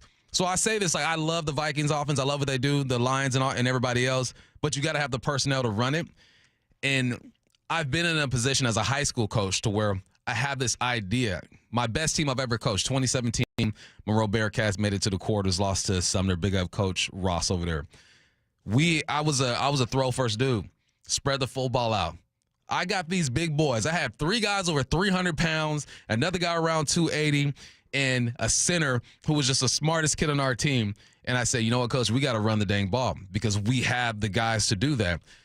That's the dilemma with offensive coordinators is that you go in with an idea of what you want to be. This is how we're going to attack. Grubb said it before the season started. We're going to run the football. Then you get in the game, you go, we can't run the football. We're getting blown off the ball. We're not moving anybody left to right. We're not moving them north-south. Now I got to throw it because that gives us the best chance. Yeah. So the Minnesota Vikings, I appreciate your game. Kevin O'Connell, thank you for reviving Sam Darnold. I can't wait to see what they do in the playoffs. My question. So I'm going to start with personnel. I agree with you. Not only is there an exceptionally strong correlation between having a very good offensive line and being a contender, it goes the other way too. There's no way the Seahawks were ever going to touch a Super Bowl with a bottom 5 offensive line. Nah. And it's why whenever we have conversations about the team and expectations, there's always this caveat we add of, well, you got to fix the offensive line. And I want to start there for a reason, which is to say that needs to be the number one priority for John Schneider, the number one priority for this team entering the offseason. It is inexcusable to have a horrible offensive line and expect to contend and sell a team as a contender, which I don't think they sold this team as a Super Bowl team. I don't think that was the pitch at all to fans. I think it was... They didn't do us like the Mariners did us. No, they didn't. They were like, hey, we're never like rebuilding. We're always trying to compete. But they were trying to compete with the pieces they had. And I think they knew, and we knew, that those pieces weren't really in the offensive line room. Now, all of that being said, the Vikings had longer odds than the Seahawks to make the playoffs. Not only that, they had longer odds than the Indianapolis Colts to make the playoffs. No one was high on this Vikings roster. No one was exceptionally high on Vikings personnel, with the exception of someone like Justin Jefferson heading into the season. So while so often I have conversations about like, well, if only Grubb had this roster, I don't know, man. No one was looking at the Vikings offense going, yeah, they could really get something done here. So this is my question. What didn't we see from the Seahawks offense that would have been feasible to try? That you would have been like, I wanted to see them try this. I would have liked to see them try it. I would have liked to see just kind of like, here's what you can do with play calling, because there might be a little more in your control. That's the tough thing because they tried. I've seen them line up double tight. They tried with a fullback. Didn't have a fullback on the roster. We saw Gabe Russell back there. I keep saying Gabe Russell. Brady Russell back there. We saw Byron Murphy back there at the end of the year. Did. Do it again. I saw double tight. I saw fullback. I saw them condense. I saw Grubb try to do these things, but I think that he was deterred from sticking with it if it didn't have enough success in the beginning. Perfect example. The last game, I think it was last game, we saw Geno under center, play action boot. It was going to be wide open. He leaks the tight end out to the flat, but Zach Charbonnet steps on his foot. That's the last time we saw that. Like, why not do it again? I don't know. I think that he saw that and get scared. When your players don't instill the trust, that's the thing. The players got to make the OC feel like we can do this. You can trust us, coach. We are going to execute. Once you break that trust, man, he's looking at his play sheet and saying, can't run that. I'm done. Now, did he move along too quickly from some things? Probably. But this happens throughout the week. This happens during the game. This happens when you're getting feedback from your coaches and your players. It's all about trust. If Grubb doesn't trust that these guys can do it, he's going to go away from it. If he doesn't trust that, the tight ends are going to be to seal the edge. We're going to get away from the outside zone stuff. If he doesn't trust that, receivers are going to get off of one-on-one matchups during man. He's not going to call these intricate route combinations. No one is perfect in this situation. The players got to do better. The coaches got to do better. The line has to do better. It's all collective, and it should be that way. It's a team sport, but it comes down to trust. And I think trust was lost fairly quickly on some concepts. That makes sense. I think that it is fitting that you talked about what you loved from the Minnesota Vikings offense and how much you loved watching that offense, because Sam Darnold is by far the most popular name I see Seahawks fans who would like to move on from Geno. The Seahawks fans that are like, I want to explore options, by far the most popular name I see is Sam Darnold. We're going to talk about how feasible that actually is. Plus, I'm going to throw the question your guys' way again. What do you want the Seahawks to do at quarterback? You can text in 866-979-3776. That's next. This is Seattle Sports. Looks this way, being chased. Now he goes down. Jaron Reed. It's a week-to-week league, and it's not always going to be sunshine and rainbows, man. Like gutting out a 6-3 win feels just as good as winning the game 44-41. Williams going to get hit. He goes down. Shannon Owosu. I mean, as a defense like ours, like where we love to compete, we love to compete with one another. We love to compete with the offense. When one side's lacking more than the other side picks it up. We are the home of the Seahawks. No two people learn the exact same way. So how did Babbel become the award-winning language learning app? We thought of you, all of you. Take Sierra. As a visual learner, she uses Babbel's wordplay videos. Today I'll share a quick lesson on shopping in French. Merci beaucoup. Keith is a be-in-the-room-with real people kind of learner, so he loves the live online classes with our language experts. Okay, class. Vos está pronto. Estamos prontos. However you learn, Babbel makes it easy. Try Babbel for free at Babbel.com. Babbel.com. Do you find yourself stuck in a timeshare? Get the real facts about the timeshare industry and your options for cancellation. Chuck McDowell, founder of Wesley Financial Group, has put together a free information guide that reveals the secrets the timeshare industry doesn't want you to know, including the 5 ways to get rid of your timeshare. Call now and get this timeshare cancellation guide absolutely free. Call 800-838-6161. That's 800-838-6161. 800-838-6161. Tune in Sunday, January 5th as the Seahawks take on LA. Muckleshoot Casino Resort, proud sponsor of the Seattle Seahawks and the Northwest's biggest and best casino. Where can you kick off the new year with big savings on gig speed? Only with Xfinity, now through January 16th. Get gig internet at home for $25 a month for 1 year when you add an unlimited mobile line, which connects you to gig speed Wi-Fi on the road. Act fast today and save more than $650 over AT&T and Verizon in your first year. Plus, hurry and take advantage, because right now you can also get a free 5G phone with trade-in. So save big and stay connected to what you love with fast gig speed internet and mobile. From home to hotspots, this new year, it's all about gig speeds and big savings. Don't wait and get gig speed internet. Spend less green and switch to Xfinity. Go to Xfinity.com/gig savings to learn more. Requires paperless billing and autopay with stored bank account. Restrictions apply. Equipment, taxes, and fees extra. $40 internet discount applied to mobile bill. After promo, regular rates apply. Actual speeds vary. Savings compared to Verizon Fiber Gig Plus 1 Unlimited Welcome Line and AT&T Fiber Gig Plus 1 Unlimited Starter Line. Xfinity internet required. Reduced speeds after 30 gigabits of usage per line. Data thresholds and actual savings vary. Stream every Seattle sports show with the Seattle Sports app. Brought to you by Fred Hutchinson Cancer Center Proton Therapy. Get new videos, podcasts, and articles on the Seahawks and Mariners from your favorite Seattle sports personalities daily. You gotta love football season, but when it comes to your windows and doors, you don't want any fumbles. Steve Rabel here, reminding you to trust locally owned Pella Windows and Doors of Western Washington to tackle your project. Their selection of windows and doors can't be beat, and they'll give you top-notch customer service with no trick plays. Schedule a free consultation with Pella Windows and Doors of Western Washington. Go to PellaPNW.com. That's PellaPNW.com. Bonneville International radio station contests are open to participants 18 years of age or older that are residents of Washington State unless otherwise specified. Employees or agents of the station, Bonneville International Corporation, other area radio stations, or any entity associated with the contests are not eligible to win unless the station otherwise specifies at its own discretion. Persons who have won in the last 60 days from a station contest or event may not be eligible. Full general contest rules are available on seattlesports.com or in person at the station during regular business hours. The Mike McDonald Show, the first word from the head coach after every Seahawks game. We want to play a certain way, and you're just going to chisel away at it every day. Presented by Emerald Queen Casino.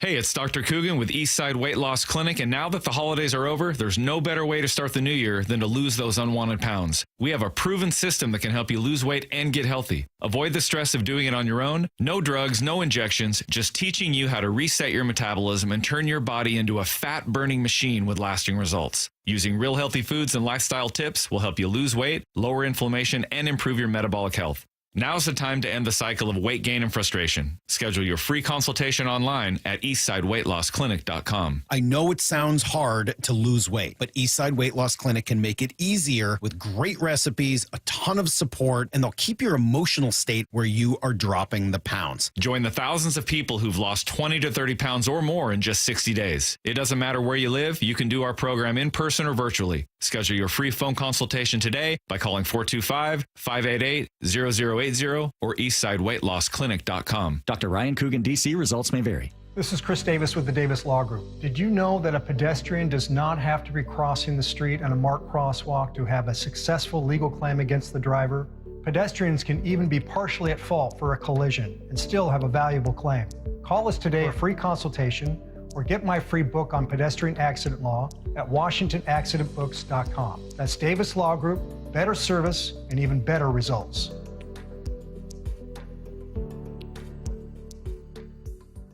Cougar basketball is back. These guys want to get better at basketball. They want to go as hard as they can in the game. They want to get their education. They want to be around each other and build a real family.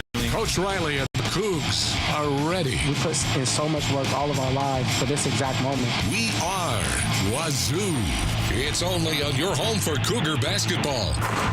Catch the Cougs all season long on AM 770 KTTH.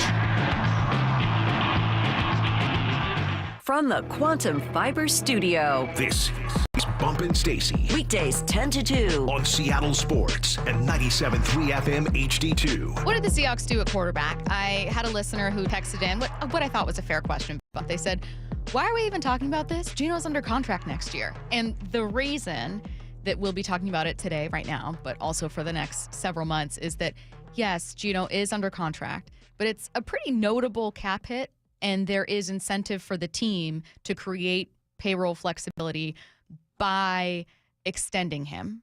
There's incentive for Gino, obviously, to get an extension. Mm-hmm. So the question is, if you're the Seahawks and you really think Gino could be the guy for 2 years, like you could play with Gino for, in 2026 as well, why would you not? Like it lets you have some flexibility that you don't have right now. However, if you are John Schneider and you don't think Gino can do that for you, then you better figure out a solution. You were just talking about the Minnesota Vikings offense and everything you've loved from that team. Let's start with Sam Darnold because it is by far the most popular response when I say, what do you guys want to do at quarterback? Everyone says, sign Sam Darnold. Here's the thing. Sam Darnold has put the Vikings in a interesting position. They cannot let him leave. No. They are the number one seed in the NFC. What if they make a run to the championship game? The Vikings, correct me if I'm wrong, have never won a Super Bowl. Nope. Never won a Super Bowl. No.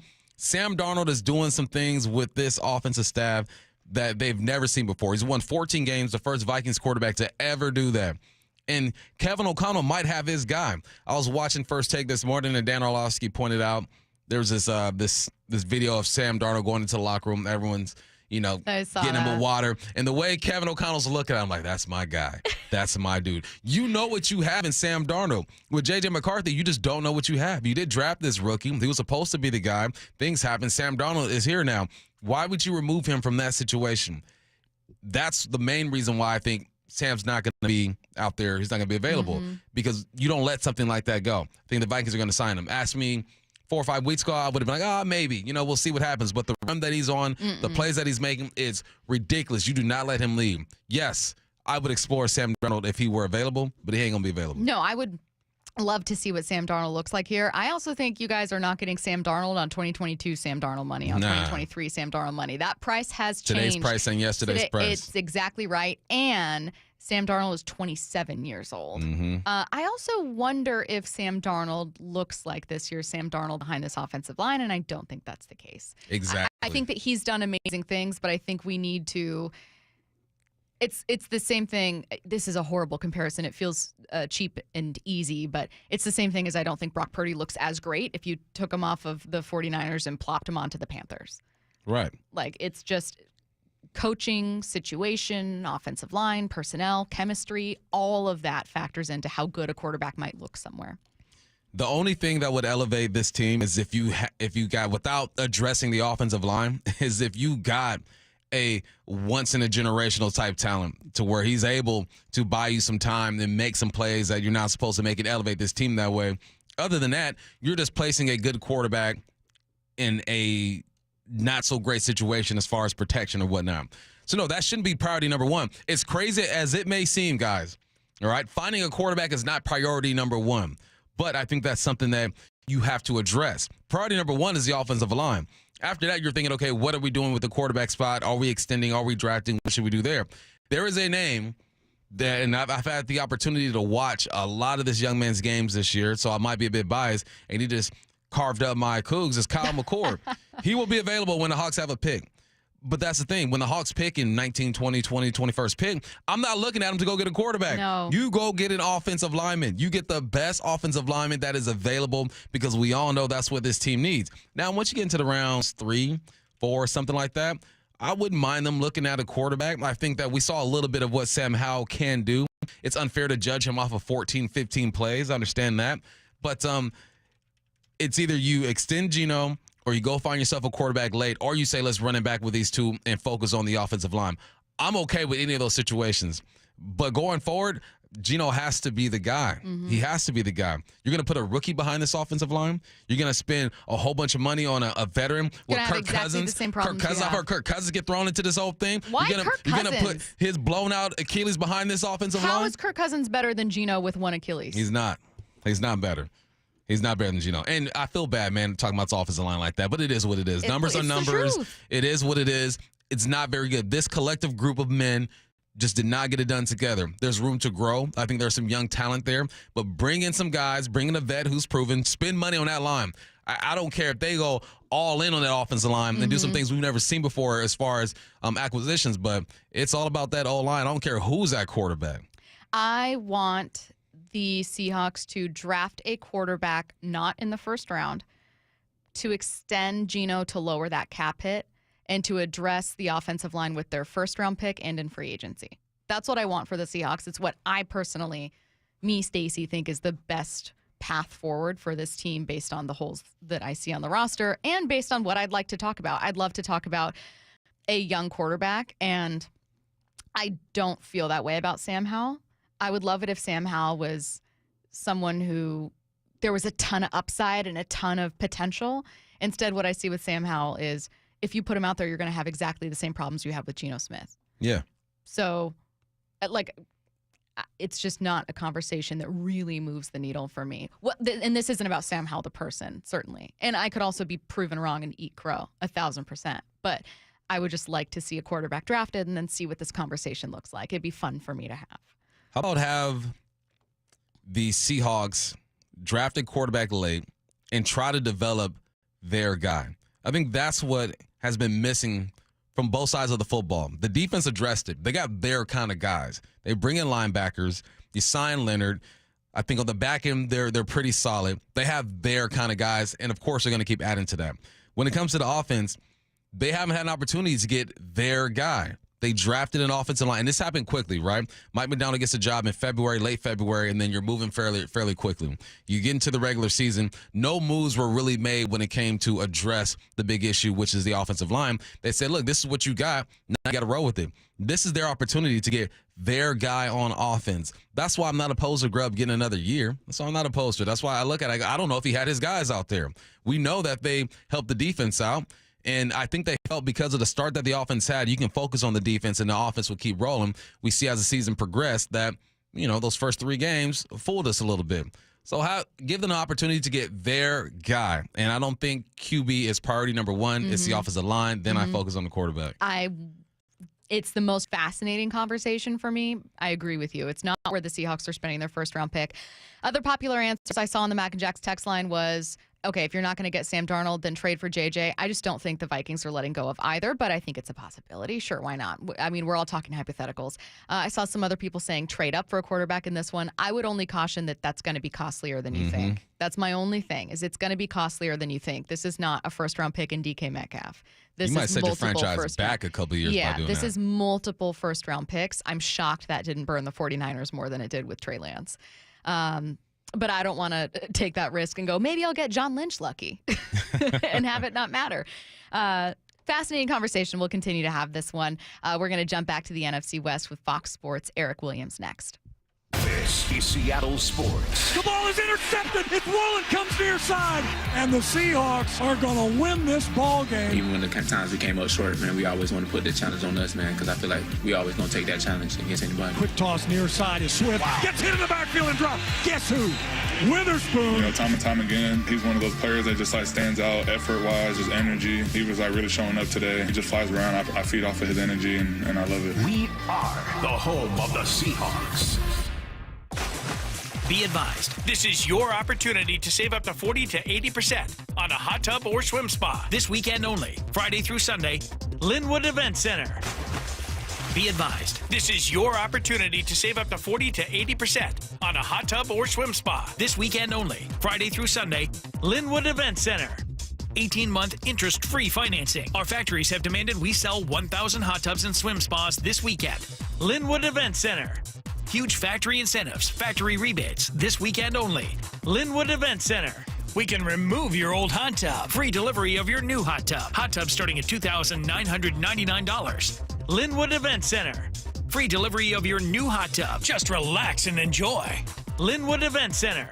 Friday, 2 p.m. to 8 p.m. Saturday, 10 a.m. to 8 p.m. Sunday, 10 a.m. to 6 p.m. Free admission, free parking, free delivery. Linwood Event Center.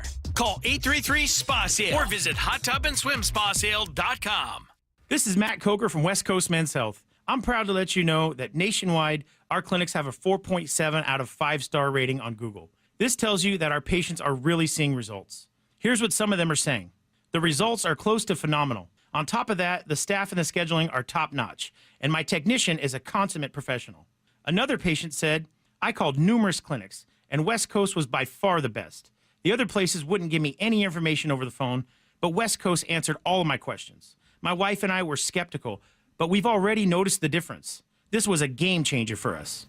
West Coast Men's Health has helped thousands of men reverse their ED using acoustic wave therapy. No pills or shots necessary. Give us a call today so we can help you too. With clinics in Redmond and Tacoma, call 206-519-6541. That's 206-519-6541. 206-519-6541. Online at westcoastmenshealth.com. Do you need a new roof? Don't wait for summer to replace it. 3 Tree Roofing is here to help you save big this winter. Avoid summer's higher prices and longer wait times and protect your home's integrity now. Visit 3treeroofing.com for your free on-site estimate. Our certified installers make it easy and worry-free, no matter the season. Don't wait. Book your estimate today at 3treeroofing.com. Mention this ad and get $500 off your roof replacement. 3 Tree Roofing, your Puget Sound roofing experts. Why choose a Sleep Number smart bed? Can I make my side softer? Can I make my side firmer? Can we sleep cooler? Sleep Number does that. Cools up to 8 times faster and lets you choose your ideal comfort on either side, your Sleep Number setting. And now it's our lowest price of the season on our top-selling i8 smart bed. Your best savings plus special financing. Exclusively at a Sleep Number store near you. All Sleep Number smart beds offer temperature solutions for your best sleep. Learn more at sleepnumber.com. No two people learn the exact same way. So how did Babbel become the award-winning language learning app? We thought of you, all of you. Take Sierra. As a visual learner, she uses Babbel's wordplay videos. Today I'll share a quick lesson on shopping in French. Merci beaucoup. Keith is a be in the room with real people kind of learner, so he loves the live online classes with our language experts. Okay, class. ¿Vos está pronto? Estamos prontos. However you learn, Babbel makes it easy. Try Babbel for free at Babbel.com, Babbel.com. No two people learn the exact same way. So how did Babbel become the award-winning language learning app? We thought of you, all of you. Take Sierra. As a visual learner, she uses Babbel's wordplay videos. Today I'll share a quick lesson on shopping in French. Merci beaucoup. Keith is a be in the room with real people kind of learner, so he loves the live online classes with our language experts. Okay, class. Vos está pronto. Estamos prontos. However you learn, Babbel makes it easy. Try Babbel for free at Babbel.com. BABBEL.com. Why choose a Sleep Number smart bed? Can I make my side softer? Can I make my side firmer? Can we sleep cooler? Sleep Number does that. Cools up to 8 times faster and lets you choose your ideal comfort on either side, your Sleep Number setting. And now it's our lowest price of the season on our top-selling i8 smart bed. Your best savings plus special financing. Exclusively at a Sleep Number store near you. All Sleep Number smart beds offer temperature solutions for your best sleep. Learn more at sleepnumber.com. Well, Black Friday and Cyber Monday might be over, but it's the season of savings at all 6 Harnish Auto Family dealerships. Take the driver's seat to savings while supplies last on all 2024 models. The Harnish Auto Family has 22 acres of inventory filled with the most popular trucks, SUVs, EVs, and cars from the brands you know and love. Visit HarnishAutoFamily.com or head to Chevrolet and Kia of Everett or Volkswagen, Subaru, and Chevrolet Buick GMC of Puyallup and tell them I sent you. We are the Harnish Auto Family, where people matter. Let's go! This is Seattle Sports. Streaming through the Seattle Sports app. KIRO AM Seattle. KIRO FM HD2 Tacoma. Home of the Seahawks, Mariners, and everything Seattle sports. Seattle Sports Snapshot. The Seahawks have been eliminated from the playoffs thanks to a Rams win over the Cardinals, plus a number of other victories that sealed the deal. The NFC West for the Rams, that included a Sunday night Commanders win over the Falcons. The Seahawks still have a game left to play with a chance to improve on their win-loss record from 2023. The regular season finale against the Rams will be Sunday at 1:25. Snapshot, brought to you by Miller Lite. When it's game time, it's Miller time.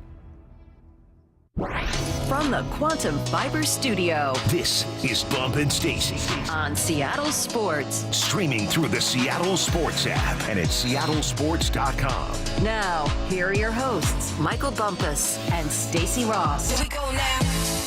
Coming up in 30 minutes, one college football player's controversial decision in a bowl game has everyone talking this morning.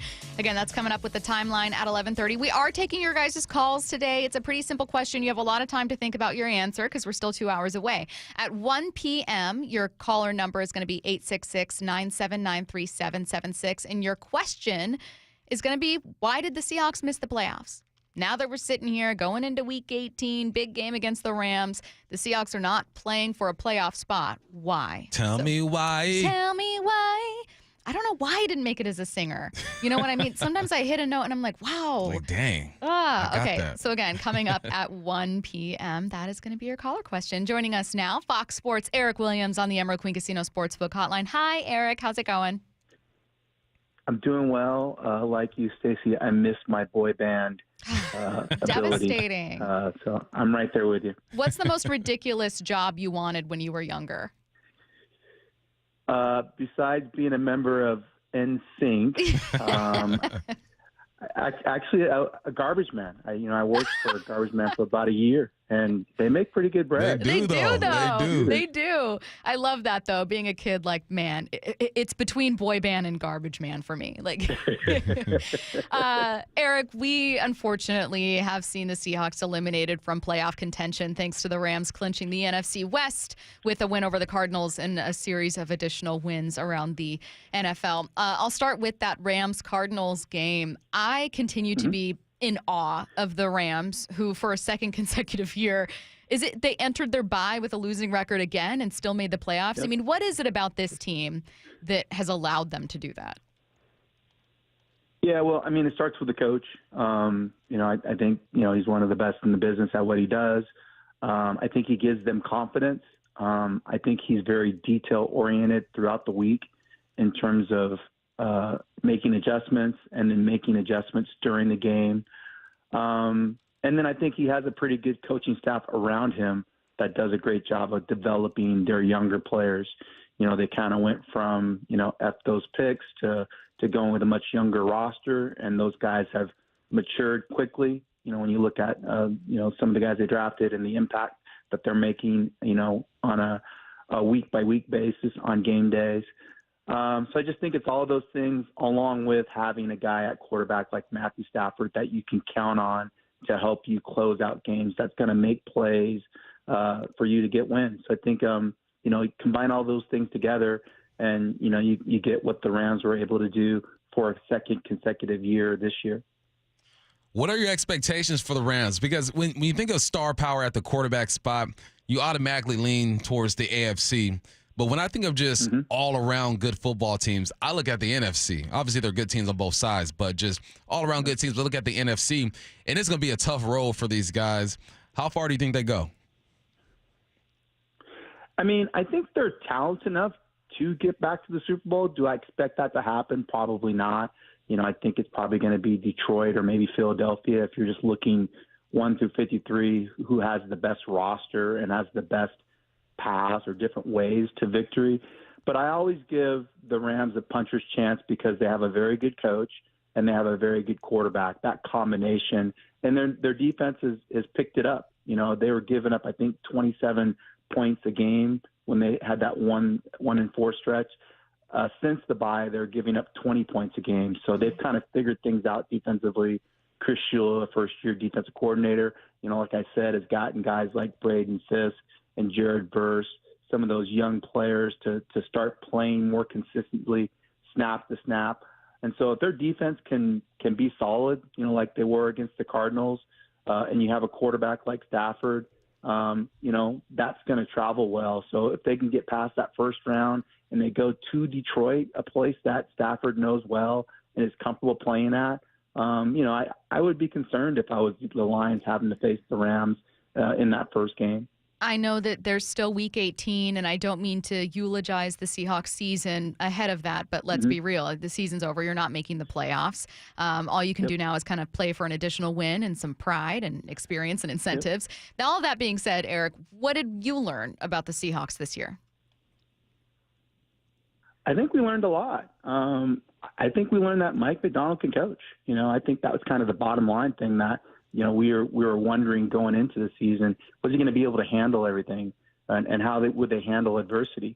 And I think they got through it pretty well. The fact that, that they could potentially win 10 games in his first year, I think is a credit to his ability to kind of, instill his, philosophy and culture and the things that he kind of believes in. The defense got better from the start of the year to the end of the year. Offensively, I think, they played well in spurts, but weren't as consistent as they want, particularly, running the football. Geno needs to do a better job of taking care of the football. I think that those are fixable things that you can address in the offseason. The offensive line started playing better towards the end of the year. And so I think the arrow is pointing up for Seattle. I think they're in a good spot. And I think everything that they're having issues with is fixable during the offseason. The Rams have a nice 1-2 combo with Corum over there and obviously led by Williams. It feels like the Hawks might have found their Robin in Zach Charbonnet. Ken Walker on the IR. He's going to finish the season. Kenny McIntosh even looked good. How do you view the running back room over here in Seattle? Because, Eric, it's crazy. You're getting more production or more explosive plays out of the 2 and the 3 than you did out of the 1 this year. Yeah, I don't know. Zach's Robin. Maybe he's Batman. I mean, right. Maybe he's the guy. I mean, he's been very productive, with Kenneth being out in terms of getting more touches and what he's doing with him. So maybe that flops, during the offseason. I definitely think that's something they have to kind of look at because they do need consistent production in the running game in order to provide balance. And I think Zach has really done a nice job of understanding, what they're trying to do in terms of the scheme and getting the most out of what's available there in terms of how the blocking, works up front. And then, like you said, McIntosh has done a nice job of working off of him as well. So it'll be interesting to see, what they decide to do in the offseason. I think we know Walker can be productive, but every year he's hurt. And so, at some point you have to be available for the full season so you can trust what you're going to get out of that player, particularly if he's supposed to be your number 1 running back. the quarterback conversation is unsurprisingly going to be one that a lot of Seahawks fans are having. And Eric, as you know, Geno's under contract next year. And the team has some nice leverage considering that he didn't necessarily outperform that contract. However, there's a financial incentive in extending him. Some folks here have been asking us what we think about different quarterbacks coming here. So I'm not going to ask you about a particular name, but rather, what's your read on the quarterback market for a team like Seattle that's not going to have anywhere near a top 10 pick? Yeah, I mean, you have a couple of different options. I mean, you can go out and try to get somebody to come in and compete with Geno. Like you said, Geno has 1 year still left on his contract at a reasonable amount financially. The Seahawks could just play that out and have him play the final year and see how he does, on a prove-it year. Or they could maybe extend him for a few years and then try to look for that quarterback that's going to be the long-term, player at that position. I think if I was in Seattle's position, I would roll with Geno. I think he's a guy that's good enough that could get them to the postseason and give them a chance to make a run once they get there. But if they're going to do that, they need to surround Geno with a little more talent so he doesn't feel like he has to go out there and make all the plays.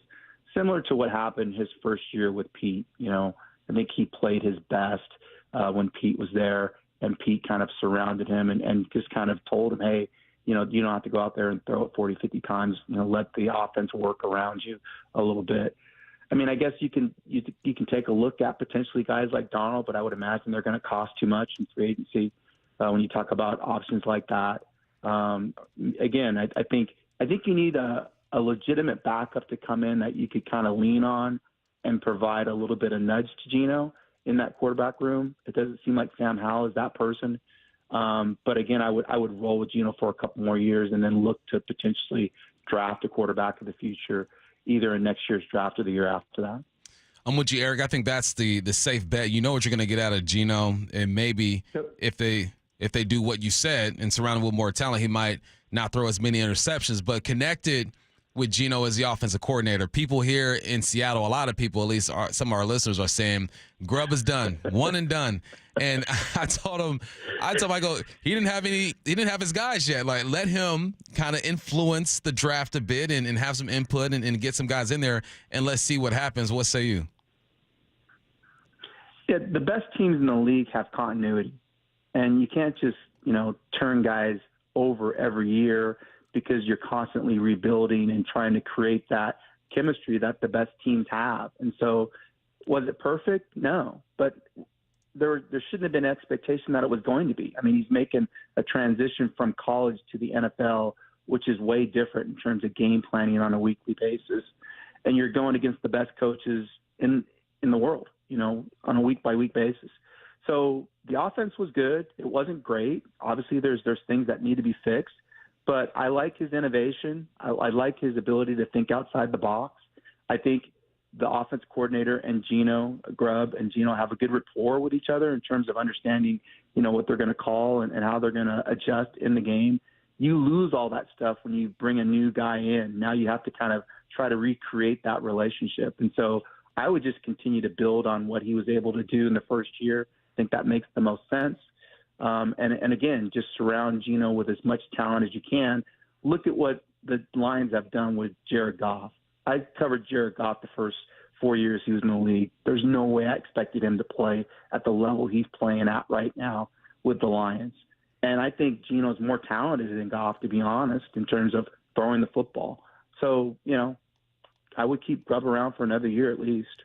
Hey, I've got a really tough question, but I'm going to be leaning on your experience covering McVay for it, so it's why I'm asking. The conversation around Kevin O'Connell this year is going to be, well, look what he did with this roster. How many more wins did he get than he was projected to actually get? And that kind of cements his case for Coach of the Year. And it reminded me so much of conversations about Sean McVay, the idea of how quickly he turned that around and that the Rams did it without a ton of number one overall picks. And I guess my impossible question that I'm asking, because you covered his tenure so closely, is what is it that the best coaches are able to do that can allow them to wring as many wins as they can out of rosters that other people have doubt in? Well, I think you got a front row view of that, both with Pete Carroll and Mike Holmgren in Seattle, Right. and it's relationships. It's building those relationships so guys trust what you're saying. They see it happen, and then you're able to consistently go out and get guys to perform at an elite level week in and week out. The best coaches are able to do that, and I think that's motivation. I think that's one thing that's kind of going. It's going. I don't want to say unnoticed, but maybe people aren't giving that enough weight in terms of coaches' ability to get the most out of their players week in and week out. Everybody wants the genius offensive play caller, but if you call the play and you can't get guys to execute it and get the right personnel in there to motivate them, then the play doesn't work. So it's not just the X's and O's. It's kind of everything surrounding that. And I think that's what McVay does well. He's great at X's and O's, but he's really great at the personal side of it as well. The defense, Mike McDonald and John Schneider made moves this year midseason to address the defense. And I think that was partly because they felt like, all right, the offense is in a good place. Let's focus on the defense and lock that down. Do you feel like there wasn't just the market for offensive linemen? Maybe that's why they didn't make a move, or did they really do what all of us did and drink that Kool-Aid the first 3 weeks and say, you know what, offense is good. It was good Kool-Aid. Kool-Aid's hard to resist, isn't it? I mean, so sugary. Yeah. I think they saw the market, but, when Damian Lewis is getting paid what people are going to pay him in the free agency, you kind of have to take a step back and go, do I really want to make that commitment financially to paying a guard that much money? And so I think that was part of it, is the market was really high on guards. The Rams experienced that. They paid Dotson and Jonah Jackson a lot of money. Jackson didn't really play this year. He was hurt. So that was kind of a sunk cost for the Rams. So I think you kind of have to go back to, look what the Niners have done. They don't pay a whole lot of money other than Trent Williams for their offensive line, and they lean on their offensive line coach to make the most out of the players that they're able to get in free agency or in the draft. And so I think your O-line coach is really important in terms of developing players and getting them to play at a winning level week in and week out. So that's kind of what I would look to if I was, evaluating the Seahawks is do they have the right person, training the offensive line and getting them ready to play week in and week out. He is Fox Sports' Eric Williams, kind enough to join us on the Emerald Queen Casino Sportsbook Hotline. Eric, I know the NSYNC career didn't work out, but you are a fantastic reporter, and we appreciate your insight. Thank you so much. Thanks, Eric. Yeah, thanks for having me. Appreciate it, guys. All right, let's get to 4 Down territory. This is 4 Down territory, going inside the game. What former Seahawks and Coug wide receiver Michael Bumpus. If new Wazoo head coach Jimmy Rajes, I just like saying that name. Rajes. Jimmy Rajes would bring over his offensive coordinator from South Dakota State, Zach Lujan. What should Cougars fans expect? So I watched a couple of his games as soon as he got the hire, and if he brings over the offensive coordinator, expect multiple stuff. I saw them line up in double tight end with a fullback. I saw him spread it out. I saw him under center. And it seems like they're willing to do whatever the defense is going to give them or whatever their personnel allows them to do, which I like because at Wazoo, you get what you get. You can't say, okay, we want a high-powered offense with a 6'3" receiver on the outside and the best running back in the country. That's not how this works. You go out and you get the best players you can get. And sometimes that means you're going to mix things up. That means sometimes you have a tight end in Mathers you had this year. Sometimes there are years where you don't have a tight end like years before that. You get what you get. So the fact that I watched that offense and I saw a little bit of everything, I think is encouraging because you're not going to get the 5-star. You get what you get. You develop. You help them move along, and hopefully they go and make millions of dollars elsewhere. Right. 2nd down. If the Seahawks were to draft a quarterback, which we think they should, who do you think would be a good fit here in Seattle? So there are a couple guys. That's the question, right? What do you do? You're not going to get Shedeur. You're not getting Cam. Jalen Monroe is a name that we keep seeing pop up on the text lines. He might be available later, but also he's ranked pretty high when it comes to just ability. I think you got to move all the way down. You got to look at Cade Klubnik over there from Clemson, a mobile quarterback who can throw the football. You got to look at Kyle McCord, who we just saw dice up my Cougars over there with like 500 yards passing. My man is good to go. And you look at Jackson Dart. You're going to get a guy that isn't going to be high on a lot of people's draft boards, but a guy who maybe can sit and develop for a while. Either way, those guys are good passers, but you need an offensive line. You focus on the offensive line in the draft and make sure you're good to go. But those quarterbacks down at the end, I'm looking at right now, this is without extensive college prep when it comes to the draft. Just from what I've seen this year, Cade Klubnik, Jackson Dart, Kyle McCord, those guys should be available in rounds 2 or 3. Maybe you address it then. Third down. What free agents do you think the Hawks should go after in the offseason? All right, so I did just a quick review. I'm looking at the teams who run the football the best, who protect their quarterback as well, and these are the names that I've come up with. I'm going straight to my second team, the Minnesota Vikings, all right? And they got a guy by the name of Dalton Risner, who's 29 years old. He was a second round pick out of Kansas State. Hey, if you can't beat them, take their guys. All right, now I'm going to Detroit. I'm looking at Kevin Zeitler. He's 34 years old. He's a bit older, okay? First-round pick in 2012 out of Wisconsin. He spent some time with Baltimore. He brings that Baltimore attitude to Detroit. And the other guy, Ben Bredesen, he's 25 years old, out of Michigan, fourth-round pick. He also spent some time with the Baltimore Ravens. Those are 3 guys right now that I'm looking at. And this is just off of, okay, who runs the football well? Who protects the quarterback? Who do you have available? I'm trying to jack everybody you got over there. 3 names that the Hawks should be looking at right there. We'll do it again. We got Dalton Risner out of Minnesota. He's a guard. You got Kevin Zeitler out of Detroit. He's a guard. And then you have Ben Bredesen out of Tampa. He's a guard as well. Zeitler's a bit older, but you know what? Sometimes those old guys can get it done. Those are my 3 as of now. Might change in a few weeks, but let's see. Fourth down. We just spoke with Fox Sports reporter Eric Williams. Anything interesting stand out from our interview with Eric? Man, so Eric said Zach might be the Batman. I like that Not line. the Robin. I saw that. I go, okay, I feel you. I feel what you're doing there. And that is a conversation that needs to be had. And Zach is probably going to have one more opportunity to convince the organization that he can be the Batman. So then I went back and I looked at the games where he had 12 or more carries. All right, he had 15 against Chicago, 57 yards. He had 22 carries against Arizona, 134 yards and 2 touchdowns. He had 18 carries against Miami, 91 yards, 2 touchdowns. 14 carries against New England, 38 yards and 1 touchdown. He's averaging 4.6 per game when he gets 12 or more touches and 5 touchdowns. That's production right there. If he can continue to do that, do it one more time at the end of this year and show the organization that he is the guy, then, man, he'll be good to go. Another thing he said, he thinks Geno and Grubb should come back because of the relationship. You go back and think Geno's been around 3 coordinators here with the Seahawks, 2 as the starter now. And I think that's something that's missed when it comes to not even developing a quarterback, but making sure a quarterback is comfortable. I think Geno's capable of building a relationship with a new offensive coordinator. He's done it in 4 or 5 different stops. That's what he does. But, man, there's nothing like being on the football field and communicating with a guy where you know how he's going to respond. You know when to lay back and let him breathe. You know when to challenge him a little bit. That's something that I think Grubb and Geno have developed over this year. Say what you want about Geno's interceptions. I get it. It needs to be better. I will never ignore that.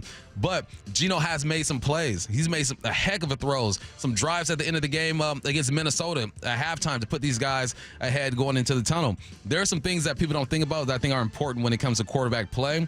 And removing Grubb and throwing someone else in there would just start that process all over again. I think Geno can handle it, but the safe bet is to bring back Grubb. But I think everything's on the table at this point. Yeah, it's a really, really good conversation. If you missed it, it'll kick off hour 2 of the Bump and Stacy podcast. You should be downloading the podcast. Go rate, review, subscribe. Just search Bump and Stacy and you'll find it. We would love it. It would mean so much to us if you could leave us a review, 5 stars.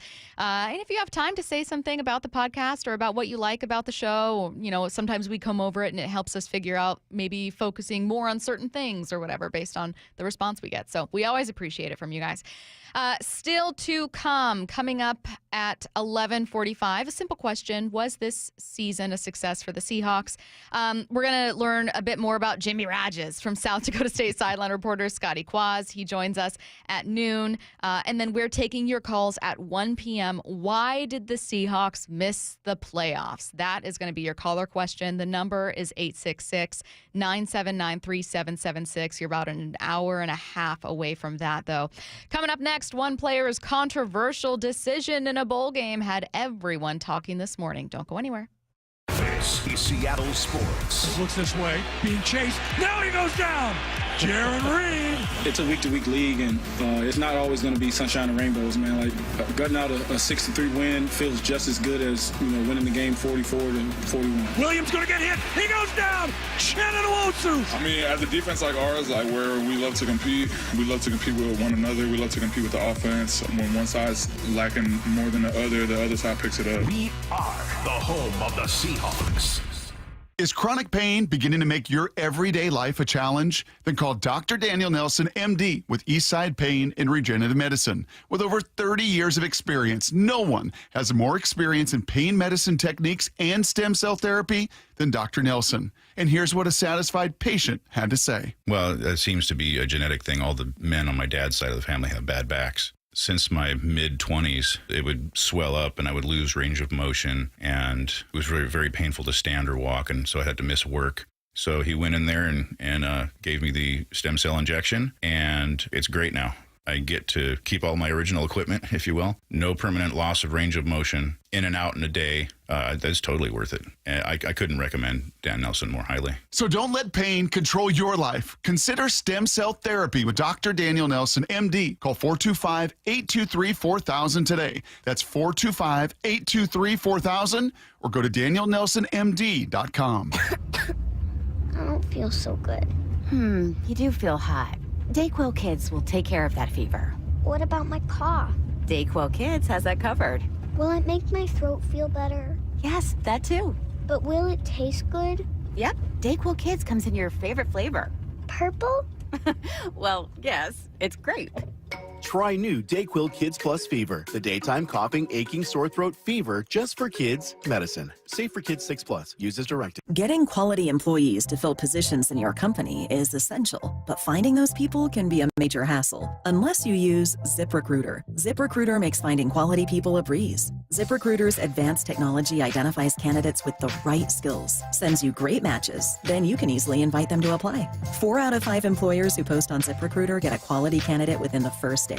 See for yourself. Go to ZipRecruiter.com/free to try ZipRecruiter for free. That's ZipRecruiter.com/free. Polestar 3 is the electric SUV for drivers unwilling to compromise. That means merging a spacious interior with the torque and handling of a sports car. Visit Polestar Bellevue today for end-of-year lease offers and book a test drive at PolestarBellevue.com. No two people learn the exact same way.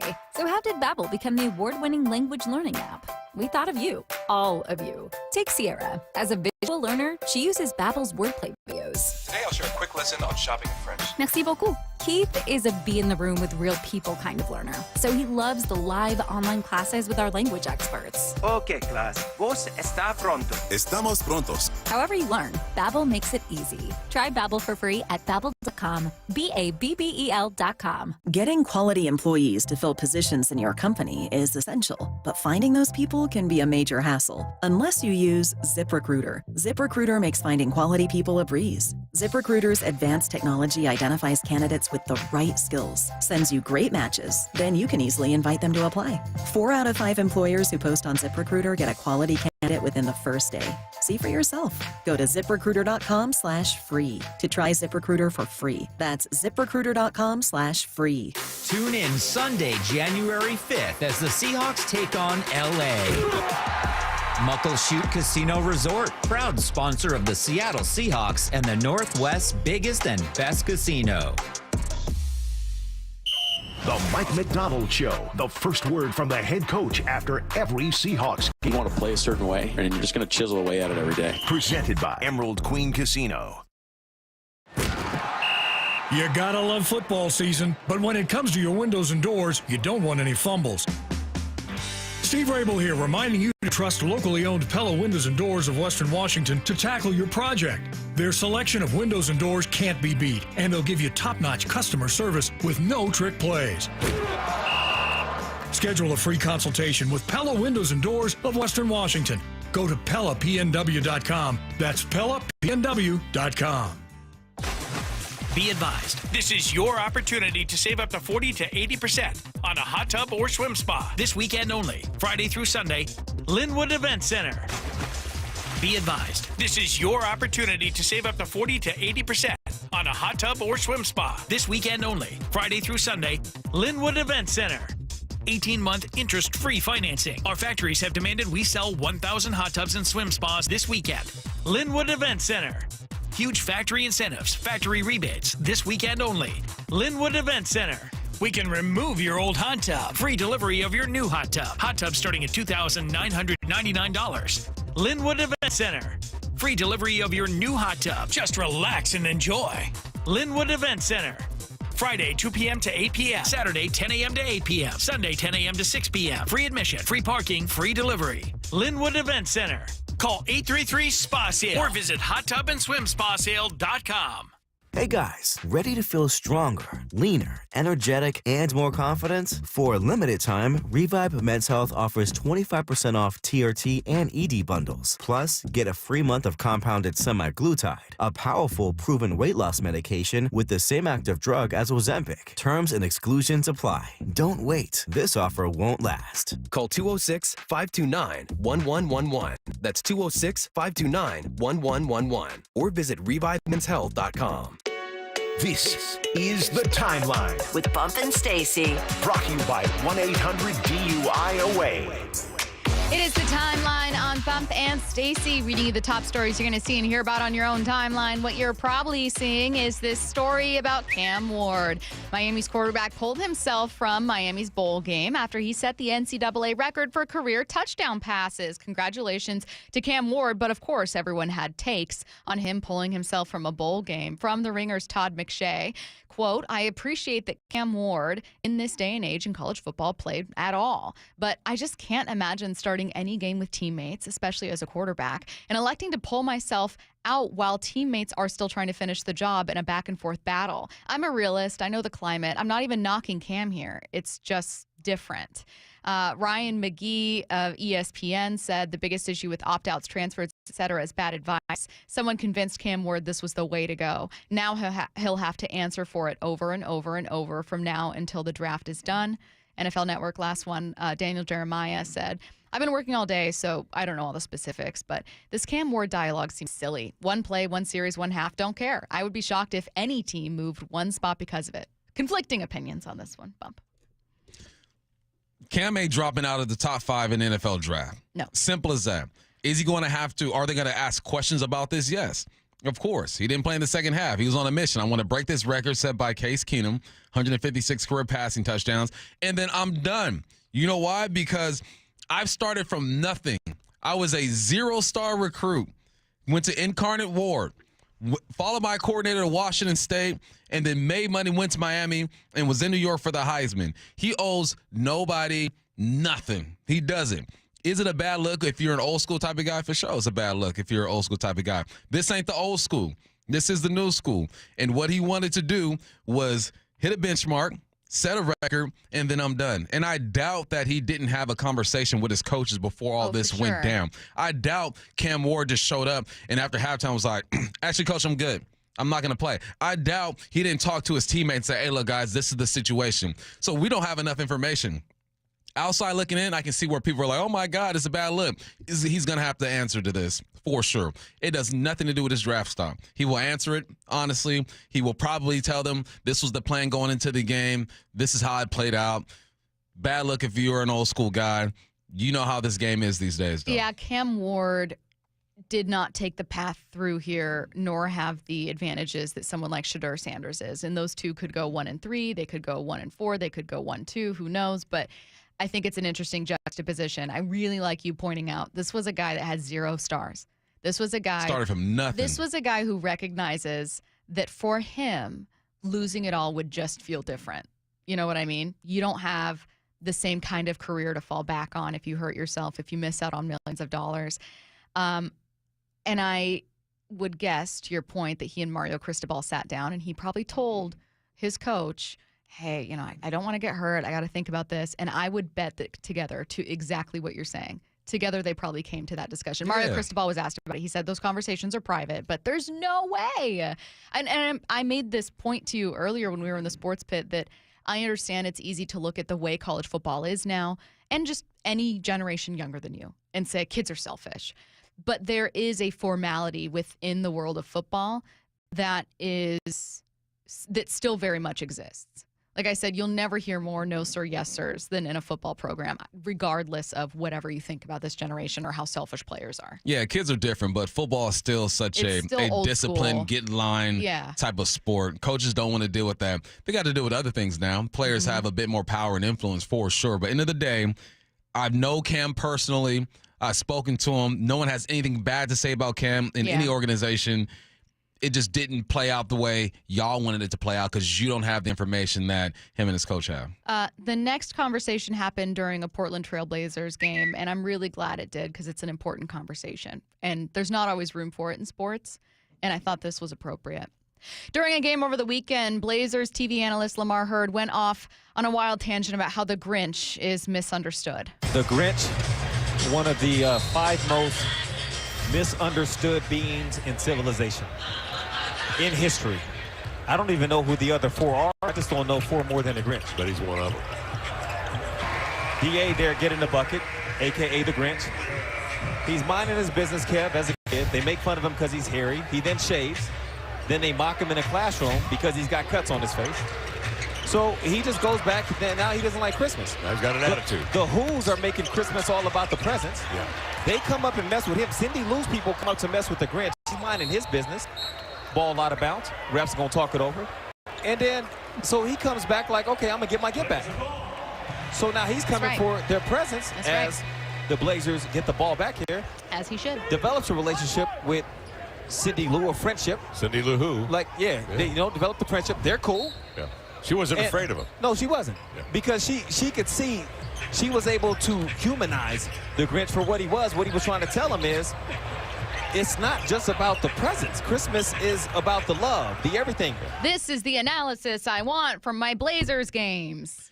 Hey, he's a pro. Lamar's a pro. He's talking about the Grinch. The Grinch, he shaves his face. Ball's out of bounds. Blazers have the ball. He's a pro. He's multitasking. He's educating us about the Grinch, and he's still keeping us updated on the Blazers and what's going on. And also, I didn't know the history of the Grinch. What? Have you ever seen the Grinch? I mean, I've seen it, but I haven't watched it enough to have the history of the Grinch just drilled into my brain like that. I just knew he didn't like Christmas, and he's stealing stuff. Let me tell you what. I fundamentally agree with what Lamar is saying here. Oh, yeah? The Grinch is complete. Not only does he grow up in a tough family situation, being dropped off on the doorstep of, I think, 2 sisters, but he also grows up being completely ostracized from his community because he's green and hairy. And he has a crush on Martha May, and she kind of has a crush on him, but she can't act on it or anything because then she's going to be ostracized and she's got to focus on being popular. And kids constantly mock him and make fun of him. He has no social circle. He can't develop these skills. And then, like you said, he shaves his beard so that Martha Mayhew will fall in love with him, and he cuts himself, and they all make fun of him, so he runs away. Okay. Yeah, so he runs away. And here's the thing. We all think at the start the Grinch is the bad guy. The Who's are the bad ones. They've completely lost the meaning of Christmas, and they completely ostracized this person who was just trying to fit in their community. Sounds good. It's a great movie. I'm going to watch it today. All right, well, kids are still shook of the Grinch. You see those videos of the Grinch storming in on these family pictures? Those are amazing. Kids losing their minds. Next up, the Buccaneers and Panthers had their game briefly delayed by a duck that wandered onto the field. So Buccaneers wide receiver Jalen McMillan was asked about it postgame and gave an answer that would make all Huskies proud. First, the play of the moment. There is a bird on the field. Quack, quack. And Hacker has it blocked. Tampa Bay's got it. Scoop and score. J.J. Russell. Buccaneers doing it from all angles. Oh, no. Jalen asked about it postgame. You see the duck by chance? I did. I don't like it. Why not? It's one of the bad moments of the game. You know, just the duck landing on the field. But it was a good luck duck. It's not a good luck duck. Good luck ducks aren't good luck, bro. They're weird. Like, I hate ducks, bro. I love the answer. And he didn't even give like any background. No. He said, I just hate ducks. They're weird. You think about a duck, man. I mean, they're interesting. Interesting animals. I think they're peaceful. They are peaceful. You know? Actually, I've seen ducks give buck for sure. See, I've seen geese do that. I think geese give ducks and other waterfowl a bad reputation. All my golfers out there, I agree with you. The geese. You see geese on a golf course, you don't mess with them. They're messy. They're incredibly poop everywhere, violent man. creatures. They're weird looking. They got Aggressive. long necks. Yeah. Yeah, something ain't right about They're geese. like if dinosaurs had feathers and were smaller. They probably were around when dinosaurs were around. I honestly. don't trust them as far as I can throw them, and I don't think I could throw them far at all. Next and last story, I'm actually going to pull this one straight from my timeline. So I follow Michael Sean Dugar of The Athletic, and 2 hours ago, he retweeted his own tweet with some kind of analysis on what he was seeing. So he put out a tweet the day before Christmas Eve that went viral. He said, hey, out of curiosity, for people who are in the Cut Geno camp, who would you like to see replace him as quarterback? And then he retweeted with some of his most popular answers.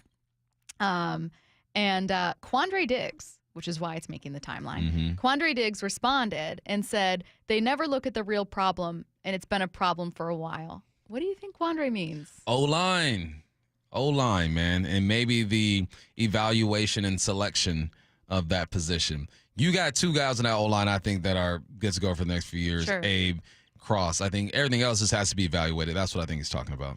Was this season a success for the Seahawks? That's next. The Mike McDonald Show, the first word from the head coach after every Seahawks game. We described it like it's a team pass rush mentality. So it's all 11 guys working together. And we've also talked about our pass rush mentality is not, like Leo is a phenomenal player, but it's not built around Leo. We're not going to just set everything up so he has the one-on-one. Now, there's going to be times where you're going to do that for sure. When you can see the productivity kind of spread out where people get stats in each levels, I think that's pretty awesome. Don't miss the Mike McDonald Show the morning after the Hawks game at 9:30 on Seattle Sports. Do you find yourself stuck in a timeshare? Get the real facts about the timeshare industry and your options for cancellation. Chuck McDowell, founder of Wesley Financial Group, has put together a free information guide that reveals the secrets the timeshare industry doesn't want you to know, including the 5 ways to get rid of your timeshare. Call now and get this timeshare cancellation guide absolutely free. Call 800-838-6161. That's 800-838-6161. 800-838-6161. No 2 people learn the exact same way. So how did Babbel become the award-winning language learning app? We thought of you, all of you. Take Sierra. As a visual learner, she uses Babbel's wordplay videos. Today I'll share a quick lesson on shopping in French. Merci beaucoup. Keith is a be in the room with real people kind of learner, so he loves the live online classes with our language experts. Okay, class. ¿Vos está pronto? Estamos prontos. However you learn, Babbel makes it easy. Try Babbel for free at Babbel.com. Babbel.com. Hi, Justin Shirley, CEO of State Roofing and Exteriors. For over 55 years, you've trusted us for roofing, siding, windows, decking, and gutters. Call 866-ROOF-ROOF or visit stateroofing.com today to schedule a free estimate. State Roofing and Exteriors. Matt Coker here from West Coast Men's Health. Guys, if you're taking Viagra or any other pill for ED, I want you to ask yourself this question. Do I want to continue to do this for the rest of my life? If you're like most men, the answer is no. Here at West Coast Men's Health, we can restore blood flow naturally without pumping your body full of chemicals like you've been doing. Guys, you need to come in today and fix this problem now. Why are you putting this off? Viagra's not going to magically start working next week, and you don't want to use shots or go under the knife. Call us today and speak with our clinic manager. Ask him any question you like, how it works, the science behind it, and even the cost. Change your life today like the thousands of men who already have. If you're tired of dealing with ED or Peyronie's disease, then call West Coast Men's Health. With clinics in Redmond and Tacoma, call 206-519-6541. That's 206-519-6541. 206-519-6541. Online at westcoastmenshealth.com. Well, Black Friday and Cyber Monday might be over, but it's the season of savings at all 6 Harnish Auto Family dealerships. Take the driver's seat to savings while supplies last on all 2024 models. The Harnish Auto Family has 22 acres of inventory filled with the most popular trucks, SUVs, EVs, and cars from the brands you know and love. Visit HarnishAutoFamily.com or head to Chevrolet and Kia of Everett or Volkswagen, Subaru, and Chevrolet Buick GMC at Puyallup and tell them I sent you. We are the Harnish Auto Family, where people matter. Stream every Seattle sports show with the Seattle Sports app. Brought to you by Fred Hutchinson Cancer Center. Get new videos, podcasts, and articles on the Seahawks and Mariners from your favorite Seattle sports personalities daily. Safety comes first. When money is tight, don't neglect maintenance on your vehicle. Keep it safe. At Bucky's Complete Auto, we have you covered with available financing. For over 50 years, Bucky's Complete Auto has been servicing and repairing cars and trucks with modern-day technology and good old-fashioned customer service. There's a Bucky's just about everywhere for oil changes, wiper blades, brakes, tire rotation, tune-ups, and factory maintenance. No appointment necessary and financing's available. Check Bucky's.com for the location near you. Seahawks Player Spotlight. Man, it felt good to go out there and be able to contribute. Exclusive interviews with your favorite Seahawks. You know, we got a genius as the head coach. Every day with Wyman and Bob. Is chronic pain beginning to make your everyday life a challenge? Then call Dr. Daniel Nelson, MD, with Eastside Pain and Regenerative Medicine. With over 30 years of experience, no one has more experience in pain medicine techniques and stem cell therapy than Dr. Nelson. And here's what a satisfied patient had to say. Well, that seems to be a genetic thing. All the men on my dad's side of the family have bad backs. Since my mid-20s, it would swell up and I would lose range of motion, and it was very, very painful to stand or walk, and so I had to miss work. So he went in there and gave me the stem cell injection, and it's great now. I get to keep all my original equipment, if you will. No permanent loss of range of motion, in and out in a day. That's totally worth it. And I couldn't recommend Dan Nelson more highly. So don't let pain control your life. Consider stem cell therapy with Dr. Daniel Nelson, MD. Call 425-823-4000 today. That's 425-823-4000, or go to danielnelsonmd.com. 1-877 Cards for Kids. KARS Cards for Kids. 1-877 Cards for Kids. Donate your card today. 1-877 Cars for Kids. KARS Cars for Kids. 1-877 Cars for Kids. Donate your car today. Donate your car today at carsforkids.org. That's cars with a K. Your car, running or not, can be picked up as soon as the next day. You'll get a maximum tax deduction and a vacation voucher. 1-877 Cars for Kids. KARS Cars for Kids. 1-877 Cars for Kids. Donate your car today. Now accepting donations of land, homes, buildings, or any kind of real estate. From the Quantum Fiber Studio. This is Bumpin' Stacy. Weekdays 10 to 2. On Seattle Sports and 97.3 FM HD2. You know, I was talking to a few other sports fans, football fans, Seahawks fans in my fantasy football thread, and there were mixed opinions about whether or not this season was a success for the Seahawks.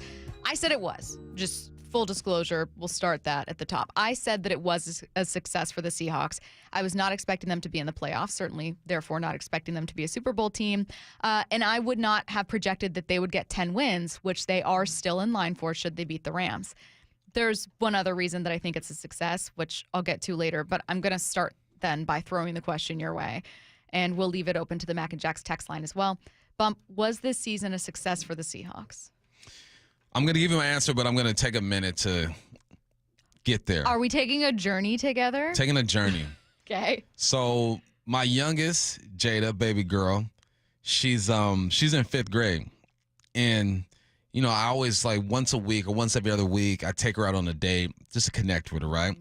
So we're driving in the whip, and we pass by the middle school that she's going to go to. Mm-hmm. She's like, Dad, I'm so nervous about middle school. I'm like, oh, why? Why are you nervous? You'll be all right. You know, your brother's going to be there. You'll be good. She's like, well, we actually get grades now. That's going to be different. I go, as a dad I am, I mean, what do you get now? Yeah. She goes, we get, it's either like a satisfactory, outstanding, or needs work. And I go, well, what do you usually get? She goes, I usually get outstandings. I go, all right, so that's like an A or a B. Like, you should be good. You should be good. That's the way I see this season. I think like it's satisfactory because, like you said, this is exactly what I expected. I didn't expect them to go to the playoffs. I was excited that they could have gone to the playoffs. I wanted to see some improvement. I saw the defense got better. The offense was up and down, but I also think that there were reasons why the offense were up and down. So I think, is it the cheap way out of just saying it was satisfactory? Mm-hmm. Was it a success? It was cool. It was satisfactory. It was exactly what I thought was going to happen. But I saw improvement in areas, and I feel like Mike McDonald isn't afraid to make moves. I think that's where you gain respect in the locker room, the organization, everyone across the league. I guarantee you there are some coaches who saw Mike McDonald cut his two linebackers like, dang, he cold. Mm-hmm. He is cold out there. Okay, then you go and make an aggressive move and get Ernest, and you start Tyrese Knight, who you drafted. He's a linebacker coach, Mike McDonald at heart. So that's your position, and you weren't afraid to make a move. So was it a success? It was satisfactory. This is exactly what should have happened, what I thought was going to happen, and I saw improvements, so I'm okay. I'm gonna use an analogy for fun too. Let's get it. I want to get on the analogy train. Okay, mine is gonna be this. I recently helped my mom, who's gotten out of surgery, decorate and clean and make her house beautiful for Christmas, right? So when I went out there, initially it was, hey, I'm going to come out and I'm going to clean for you because she can't move her arms a ton. I'm just going to clean. I'm just going to sweep, mop, clean everything up, cook you some meals, whatever. So then we start doing that and we realize like, well, why don't we add curtains to this window? Mm-hmm. Like the more we started to do, the more we wanted to do. And so what was just, hey, the floors badly need to be mopped. Point blank. That's the first thing we need to do. Turned into, what about wallpaper? And so the way I see this season is, the basic thing I wanted to do, the mopping the floors situation, was your defense needs to be better. Mm-hmm. Your defense has completely fallen off, and it felt a big reason that Pete Carroll was fired, in addition to not making the playoffs in 2 of 3 seasons and just generally falling off, was that you're a defensive coach and your defense is horrible. You know what I mean? Yeah. Like you can't do that. You can't be it would be the same thing for if Kyle Shanahan suddenly dropped off the face of the earth for his offense. People would be like, you're here to make this thing we do good. You have to do that. So make the defense better. Mike McDonald was brought in to do that and did that. I was looking at the defensive numbers from 2023 to 2024. They were 22nd passing yards per game. This year they were 7th. Last year they were 31st against the run. This year they were 18th. Last year they were 24th in points allowed. This year they were 10th. So you are top 10 in limiting passing yards and limiting points, and you move from 31st to 18th in terms of limiting rushing yards. That is massive improvement. And you did it without making drastic personnel changes, right? On offense. On offense. Yeah, you did that without making drastic personnel changes, except for your linebackers midseason. You did make those. But like, it's not like you had a number 1 overall pick to use on an edge rusher and then you spent a ton of money on whatever. Like, you had mostly the same defensive squad where you knew your defensive playmakers were already on the roster. So you're like, it's got to be Leonard Williams. It's got to be Devin. It's got to be Reek Woolen. Like, you knew what you were looking at. So I see that as being a success. But now that that's been done, I'm like, wait, that doesn't feel enough. That's not enough. Being, good defensively or taking that step forward isn't enough. Like, your offense needs to be better. Now I want all these other things. Now I want. But you're talking about the future. You're talking about it's not enough. Just for this year. This year it's a success. But what I've found that I'm feeling, this is what I'm saying. What I found that I'm feeling at the end of the year is this feeling of like wanting more. But that doesn't mean that this season isn't a success. I think that's how teams build into contenders, right? Is they start by cleaning up the basic stuff they need to do, and then all of a sudden they go, well, now that that's done, we want to be really innovative with our pass game, or we want to find an answer at running back. Like, you start finding out after that who you want to be. So I think it's a success, but I think that's why maybe some people feel like it's not, is they're left wanting. Nah, I think that people who don't think it's a success really thought that they were going to be a playoff team. Well, they're tripping. And thought that Mike McDonald was going to be able to turn something around that drastically. Can it be done? Has it been done? I'm pretty sure it has been done, but that's not reality. Mike McDonald took over a team that was struggling defensively. He's pointed out all the ways that they got better defensively, and a team that needed a revamped culture. Like, you're still taking some of what Pete has, but you got to hold guys accountable more. You have to be clear and concise with your expectations. And I think that there are steps that need to be taken. It's rare that it's like this kid. There's kids like in basketball, happens all the time, right? In basketball, there's a kid who's 5'9", and then over the summer he sprouts to 6'4", and now he's starting on varsity. That's what people expect him. Yeah. We're 5'9". You're not going to have that growth spurt and be 6'4", and now you're starting on varsity. That's not the way this football thing goes. There are necessary steps that need to be taken, and he's taken those steps. You made changes defensively. You had a draft to where how many guys actually played? Byron Murphy, your first-round pick, played. You gave Christian Haynes a chance. Tyrese Knight actually played. A.J. Barner played. And Laumeu played. You saw some of these rookies at some point, and I think 3 or 4 of these are going to stick. So it starts off with having a draft that you feel like some of these guys are going to be here in the future. You're not going to hit everywhere. And then it's insert these guys into the offense or the defense and making progress. Defensively, you did that. Offensively, that's where the biggest change needs to happen. There needs to be improvement there and on defense. But, man, first year, 37 years old, had a kid this year. Yeah. Brand new brand new defensive coordinator, brand new offensive coordinator. So many things that he didn't know what to expect. The second time around, he'll be so much more equipped to handle the situations and devise a plan to hopefully take care of some of these shortcomings. And not to keep cycling back to this, but I do feel it is a completely fair excuse. I don't know how many head coaches, no matter how brilliant, no matter how experienced, would turn a team with this offensive line into like a top 5 team, right? There's a difference between, I don't have really recognizable names at wide receiver, and I'm down to my 4th string right tackle. Like, there's a massive difference in what you can accomplish at the team with those two problems. Yeah. So, I think both of us in agreement. It's a success. Yeah. You're left now looking for, like, well, what's next? Where do you step forward? Let's learn a bit more about new Wazoo head coach Jimmy Rogers with South Dakota State sideline reporter Scotty Quaz next.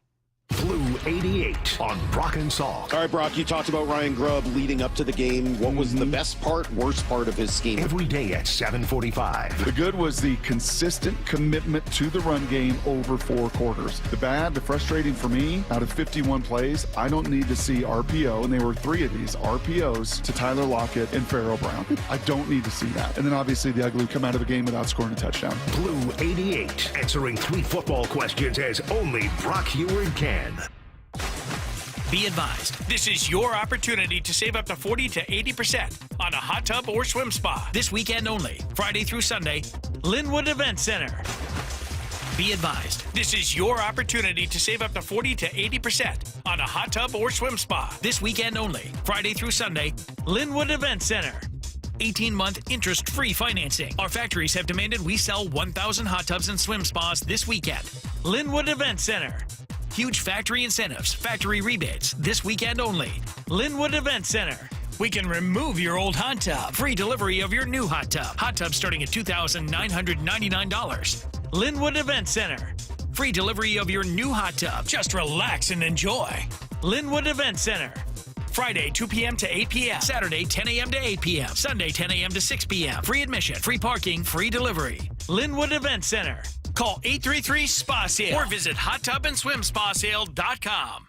What do you get when you call Davis Law Group after a life-changing accident? You get an elite team of investigators who fight for you the second you become a client. You get compassionate legal professionals who take pride in helping you get your life back on track. And you get a proven team of trial lawyers who know the Washington court system and have a reputation for achieving excellent results for accident victims and their families. Call Davis Law Group for a free case review today or visit WashingtonAccidentBooks.com to learn more. That's Davis Law Group. Better service and even better results. Bonneville, Seattle, and Seattle Sports are looking for organizations that regularly distribute information about employment opportunities to job applicants or have job applicants to refer. If your organization would like to receive notifications of job vacancies, please notify Human Resources at 1820 Eastlake Avenue East, Seattle, Washington 98102, or email us at seattlealljobs@bonneville.com or call 206-726-6902. Bonneville is an equal opportunity employer. Storms can be overwhelming, but you're not alone. We're here 24/7 to secure your home and give you peace of mind. Justin Shirley, CEO of State Roofing and Exteriors here. From your roof to your siding, windows, and deck, we'll handle it with care and get your home back to better, quickly and safely. Call 866-ROOF-ROOF or visit stateroofing.com today. We're here for you when it matters most. State Roofing and Exteriors, held to a higher standard since 1968. State Roofing, the last roof you'll ever need. Want a simple New Year's resolution that's guaranteed to succeed? I'm talking about doing what I did and reversing that clock on hair loss. The same quick, simple one-day hair loss treatment I received from Advanced Hair begins regrowing your own natural hair the very next day, and it's even guaranteed to grow for life. You decide how much and where, and Advanced Hair does the rest. I'm speaking from personal experience. The results have been truly life-changing, and Advanced Hair has helped tens of thousands of folks just like you and me. It's why world-class Dr. Perungo and Advanced Hair are the winners of the 425 Business of the Year. So celebrate this new year with a fuller head of hair and get 250 free hair grafts and $250 off. Schedule your free consultation at 425-449-8185. See what meeting your New Year's resolution could look like with the before and afters at advancedhair.com. 425-449-8185 or advancedhair.com. Rain, it is like our regional calling card here in the Northwest. And when we get a lot of rain, eventually the earth that our homes are built on, that becomes saturated. And that leads to groundwater intrusion in your crawl space. That's no good. Mike Salk here. And if rain or groundwater is making its way into your crawl space, it can create big problems, including structural damage or toxic mold that ventilates into your home. You don't want any part of it. That's why Crawl Pros can keep your crawl space dry by installing a crawl space drainage system that reroutes all that water back out and away from your home. They'll also inspect the crawl for mold and properly address if there are any signs of danger. Don't take a risk. Do what I did. Have Crawl Pros come out and do a free corner-to-corner inspection and learn if you have any water issues at all. They will go where you don't want to. Certainly where I don't want to. If you're worried about water damage, mold, insulation, critters, issues, or anything else related to your crawl space or attic, call Crawl Pros or visit crawlpros.com to schedule a free inspection. That's crawlpros.com. Keep your BMW running at peak performance at BMW Northwest. Same-day service appointments are available, or inquire about our new mobile service where we come to you. Locally family-owned for 56 years. Visit BMWNorthwest.com to schedule today. Safety comes first. When money is tight, Bucky's has you covered with available financing. For oil changes, wiper blades, brakes, tire rotation, tune-ups, and factory maintenance, it's Bucky's Complete Auto. No appointment necessary and financing's available. Check Bucky's.com for the location near you. Let's go! This is Seattle Sports. Streaming through the Seattle Sports app. KIRO AM Seattle. KIRO FM HD2 Tacoma. Home of the Seahawks, Mariners, and everything Seattle sports. Seattle Sports Snapshot. The Seahawks have been eliminated from the playoffs thanks to a Rams win over the Arizona Cardinals, plus a number of other victories that sealed the NFC West for LA. That included a Sunday night Commanders win over the Falcons. The Seahawks still have a game left to play with a chance to at least improve on their win-loss record from 2023 from 9 to 10 wins. That regular season finale against the Rams will be Sunday at 1:25 p.m. Snapshot, brought to you by Miller Lite. When it's game time, it's Miller time. From the Quantum Fiber Studio, this is Bump and Stacy on Seattle Sports. Streaming through the Seattle Sports app and at seattlesports.com. Now, here are your hosts, Michael Bumpus and Stacy Ross. Here we go now. Joining us now on the Emerald Queen Casino Sportsbook Hotline, he is a sideline reporter for South Dakota State University. Joining us, it's Scotty Quaz. Scotty, how's it going? We're doing well, Stacy. Thank you. So obviously, big news over the weekend. Former South Dakota State head coach Jimmy Rogers hired as head coach at Washington State. This is a guy that, first of all, great football name. Very excited to learn more. I'm going to start with who he's bringing with him because we've had a lot of questions here about Washington State's coaching staff. Scotty, it sounds like he's bringing most of the Jackrabbit staff. What's happening here? And then that's what we're hearing as well. There's, first of all, Jimmy, very loyal. I mean, he's built a program and surrounded himself with some other fellow Jackrabbits that are on this coaching staff. They kind of know, they've lived and breathed that program. And he's kind of got He feels like a system, and as many that want to come with and take advantage of the opportunity are going to go with him. We're talking down to some of his social media staffers and some of the people that shoot video and do the, that's a big part of the recruitment and retention of student athletes is what they see on the socials and how they promote the program. So, yeah, that's what we're hearing. And to my understanding, it was, basically administration that was meeting with the team to let them know, beyond some personal notes, I'm sure. But, yeah, so it's going to be quite a bit of former Jackrabbits or wherever the coaches are coming from that come with him. Hey, Scotty, I played ball for WSU, so this was a big move. I was following this fairly closely. And, whenever a player, especially the last 5 years, right, whenever a player or a coach has success at WSU, you're waiting. You're just saying, man, they're going to leave. Eventually, they're going to be out of here. Is that the feeling you guys had over there when it comes to Coach Rogers? He spent, he grew up in Arizona, spent 19 years here he came here as a student athlete when we were transitioning from Division II to Division I, old Great West Football Conference back in, 08 when we started that transition. He's always been here aside from 2 years when he went to Florida Atlantic, and that was because of a connection he made here at South Dakota State as well. So he's always been here. But when you watch the rise, and prior to this, we had Coach John Stiglmeyer, a South Dakota kid, came here just because he learned about football in a PE class. And so we've had the same coach for more than 2 decades. And so when Jimmy came in, Jimmy's just going to plug and play. He's been here 15 years. We'll just carry on. And so, but as you see the landscape of college football change, you kind of know, boy, it's not an if, it's a when this is going to happen. Because he is just that energetic, and he's got the skill set to go do that. And I think deep down an aspiration to do that. So while I think we've been spoiled to have coaches, we've got a women's basketball coach who's been here 25 years. We had a men's basketball coach here for 22 years.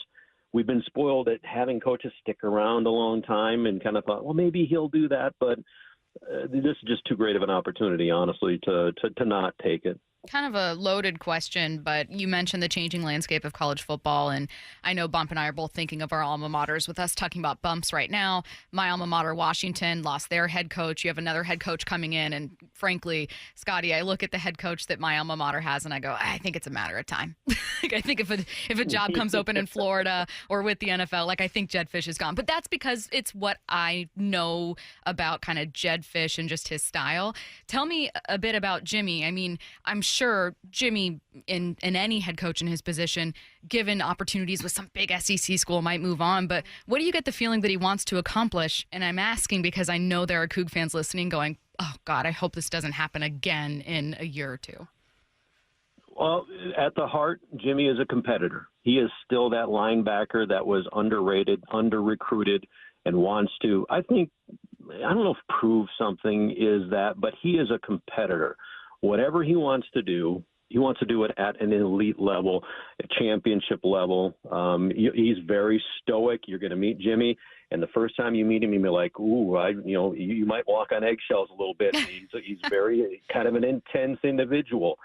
But once you get to know him, he's got this little sarcastic, kind of funny side, and he'll grow on you. I had to do pregame interviews, do halftime interviews when a coach is coming out of the locker room, their favorite interview of all time.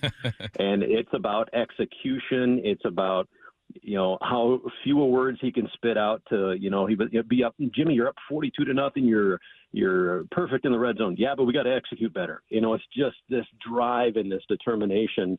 You're going to meet that. And quite honestly, if you have a coach in your program, don't you want them to be wanted by others? Because that means things are going pretty well, and that's Jimmy to a T. He is a competitor, and while we would love to have him stick around for 25, it's hard not to be happy for the guy.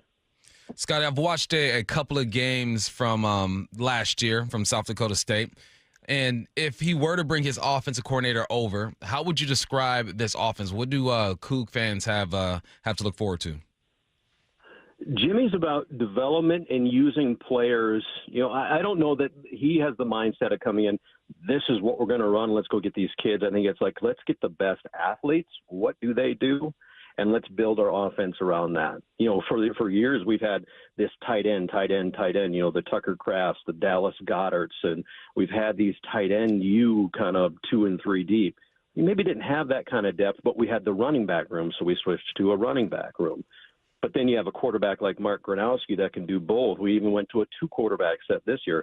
How do we get our best 11? You'll hear that from Jimmy, I'm sure, and old coordinator. Ryan Olsen and Danny Freund kind of shared that co-coordinating duty this year. But Ryan Olsen was maybe more of the play caller, while Danny Freund was maybe more the quarterback and scheming, if that makes any sense. So, I mean, they work together that way. But it's going to kind of fit. They're all about development, and it's what can we do to get the best 11 guys on the field, and what do those 11 guys do? Let's run that. So trying to be multiple, trying to be all sorts of different sets that we can run. And ideally, every coach is going to tell you, we want to run and we want to throw, but they're about running the ball. If we can run the ball, dominate time of possession, if we can grind out an 8-minute drive and punch it in from 80 yards out, we're going to do that, because that's kind of demoralizing in their eyes to a defense to have to stay on the field and give up a score. You know, don't worry about being repetitive with this answer if that's the answer, because it's a very related question. But Washington State has a long history of offensive success, really focusing on quarterback development. Obviously, the air raid system here under Leach, but even beyond Leach in the many years afterward, it was kind of an offensive school. Obviously, a defensive background with Jimmy Rogers. Does he lean on that for the identity of his team in any way, or are they, you know, I guess, is his defensive background reflected in his team identity? He's going to tell you that he's a defensive guy. He's at Florida Atlantic. He was in charge of offense as a GA there, offensive line, but he's a defensive minded guy, and he believes that linebacker, that D line, is at its core. And if we're going to talk about development, that's what they love to do, is develop these defensive guys. They've so crafted the ability to take maybe an undersized safety, a guy at the corner, and move him to a safety, and being able to interchange and interswap positions. So I think defensively, that's where he's going to live. That's where his mind is. Was it 2 years ago? We had 26 different guys, I believe, start in a lineup because of injury through a championship run. So having a guy, it's, you know, the next man up. You guys understand that. It's about plugging and playing, but it is defensive-minded football. Now, who doesn't love a good offense? I mean, you got to have complementary football, right? But and even this year, it's been special teams. They've really bought in. We had a guy that did the kickoffs, did the punts, and did the PATs, all doing the same operation. And so it's very much they brought in somebody specifically to address special teams, Pat Cashmore, and that's all he did was special teams, because they bought into that. So, yeah, it's going to be defensive first, but they're not going to shy away from whatever the offense can do too. Scotty, as you know, the transfer portal has changed the game when it comes to college football, and every coach has to deal with it. Obviously, we've seen it here at WSU. 26 guys are gone, the head coach, the coordinator, quarterback, all that. How has the transfer portal affected South Dakota State, and how has Jimmy been able to adapt? We've not tapped into it all that much. Again, they're about development, finding the guy. You know, at the FCS level, that's maybe just a slightly different approach. We've had a handful of guys, you know, Colby Humphrey, one of our corners, came to us this year. Marcus Hicks, who was at Oklahoma, a guy that was at an FBS that maybe didn't get a full opportunity, is going to fall to us. Or there's been a handful, Isaiah Stallberg, Jason Freeman, a couple of names. Isaiah Stallberg just got on the active roster for the Saints this past weekend. He was a kid that came to us from, I believe it was Oklahoma State, maybe didn't get the opportunity and came. So it's very rare. It's been mostly on the defensive side. There's been a few in-conference transfers. We had a wideout, Marcus Preston, who was at North Dakota, came down to South Dakota State. So we had a lineman from North Dakota come down to South Dakota State when Danny Freund, you know, a couple of in-conference transfers like that. It's not been a huge pull. Now, that might be different at the FBS level. And you know what, we were talking this morning in chat with our little broadcast team, 3,300, I think, is the latest number of kids that are in the FBS or in the portal at the Division I. So there is, as a coach, you have to use that as a tool. That has to be in your arsenal now to at least evaluate, to address needs if you want to, again, put your best 11 on the field. Now, Scotty, you know Jimmy, so we can ask you any question about him. But let's say that you didn't know him as well and you had to ask players around him or coaches around him. What do you think is a word you'd hear repeated about Jimmy from some of those guys? You're probably going to hear the word intensity and passionate as a 1A right behind that. He's going to come off very intense. I mean, the first time you meet him, I'm betting at his press conference, you might not see a smile right away. You'll get to it eventually, but there's an intensity. There's a drive about Coach Jimmy Rodgers. It's one that, quite honestly, it's kind of infectious to be around when you're on that side of it. But he's always kind of got, just that stoic look about him. I've saw some of the Coug media that's been pressed out, and that's Jimmy to a T. I mean, obviously those are pictures that are shot here, but there is a soft side in there. You just got to chip away at it. That intensity is going to be noticeable. Tell me about the town that South Dakota State is in, and what do you know about Pullman? How do you think that transition is going to be? Pullman's a small town. I'm not sure where South Dakota State is. South Dakota State, Brookings, if you're familiar with Sioux Falls, we're due north about 1 hour, 4 hours west of Minneapolis, right on I-29, just straight south of Fargo, but a town of probably 35,000, so not all that different than Pullman. I travel for women's basketball as well, and have done that for a couple of decades now, so I've gotten to jump around, but that same small town feel. From what I know of Pullman, it's going to be very similar to a Brookings, and if you will, the blue collar. Maybe like you mentioned at the very beginning, it's not an if, it's a when. We're not the big metro like a Seattle, or like a Minneapolis or some of these bigger towns. So you kind of feel like you got to grind it to get what you're going to earn. So very blue collar manufacturing. If you're familiar with the Daktronics scoreboard signs, Daktronics does big stadiums. Though that's headquartered and manufactured, and a Jackrabbit graduate began that company. So 3M is here. Larson Storm Door Manufacturing Company was started here some 50 years ago too. So very manufacturing, ag-based community. We're a land grant institution, so we've got cow farms and pig farms and a ag bio lab and some engineering going on here as well. So, very down to earth, blue collar, kind of grind it out, plains, if you will, mentality. Sounds like Jimmy's going to fit in just well in Pullman, Bump. Obviously, a town you know more than I do. From what I know of Pullman, Jimmy's going to be a fit. So it's going to feel just great. He is Scotty Quaz, part of the Jackrabbit Sports Network. Scotty, thank you so much for your insight, man. We appreciate it. Thanks, Scotty.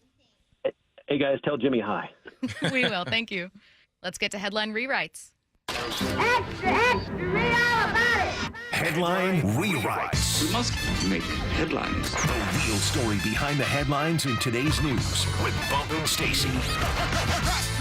Like we just talked about with Scotty Quaz, the Cougs have hired Jimmy Rodgers from South Dakota State to be their next head coach. What's the real headline? It was for a 5-year deal, but Bump, something tells me if he's winning, that'll be cut short.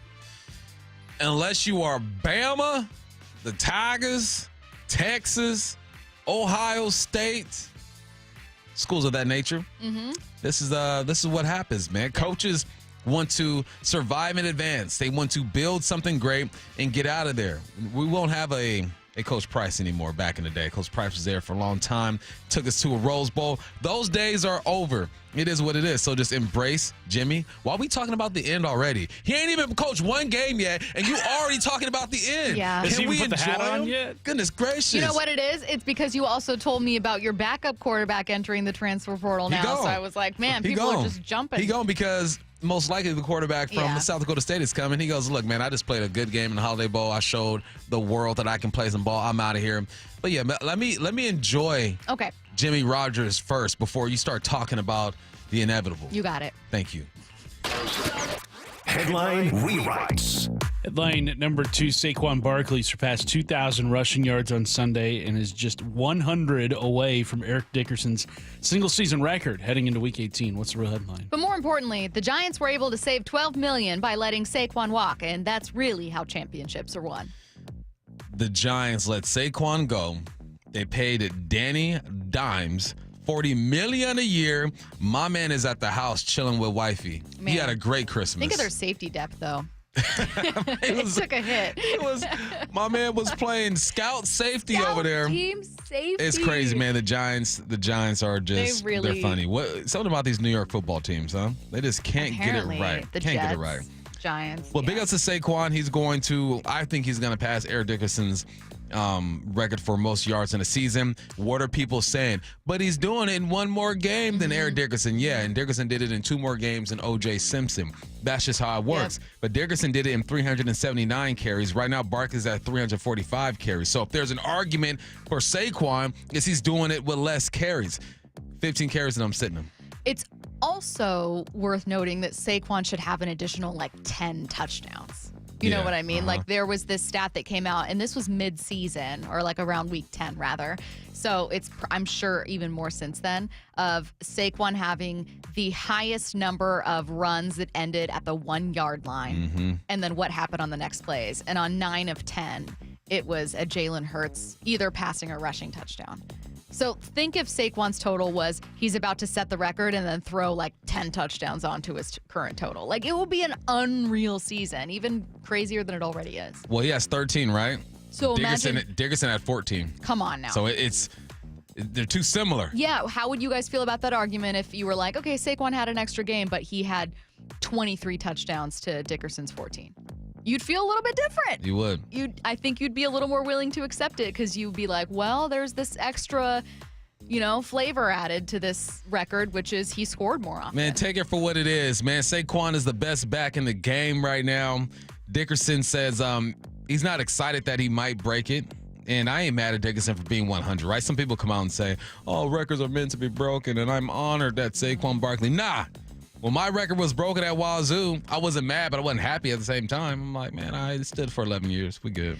Would you think that Saquon staying with the Giants, if we're going to critique the Giants for moving on, would result in this season? What would it result in? Yeah. The same thing the Giants are in right now. Exactly. You still need a quarterback, you need offensive line. You need more than just Saquon, but I think you win 2 or 3 more games maybe. I think that it's the way the Giants pitched it, where it was very clearly a lack of faith decision as opposed to, we can't win with you here. It's such a waste. We want you here, but you can't rush for 2,000 yards here. They thought they were outsmarting the room. That's what it was. He's not going to do it. Don't worry, guys. Yeah. We'll be fine. He'll rush for his 1,100 yards, and we'll move on. So for anyone saying, well, Saquon was able to succeed behind that Eagles offensive line, and that's why we're seeing this, and he wouldn't have the same season. Clearly he wouldn't have the same season with the Giants, but the Giants didn't move on from Saquon for his benefit. Do you guys think that this year's veteran free agent running back class, the Saquon Barkley, Derrick Henry, Josh Jacobs class, may have done a little bit more to change the perception of veteran running backs, guys who are 26, 27, 28 years old, where, in recent years, it's been kind of like, you're 27 years old? Oh, well, I have no use for you anymore. Bump, what do you think? Nope. Not at all? Nah. I think you got 2 unicorns, and history shows that everybody else is going to wear down.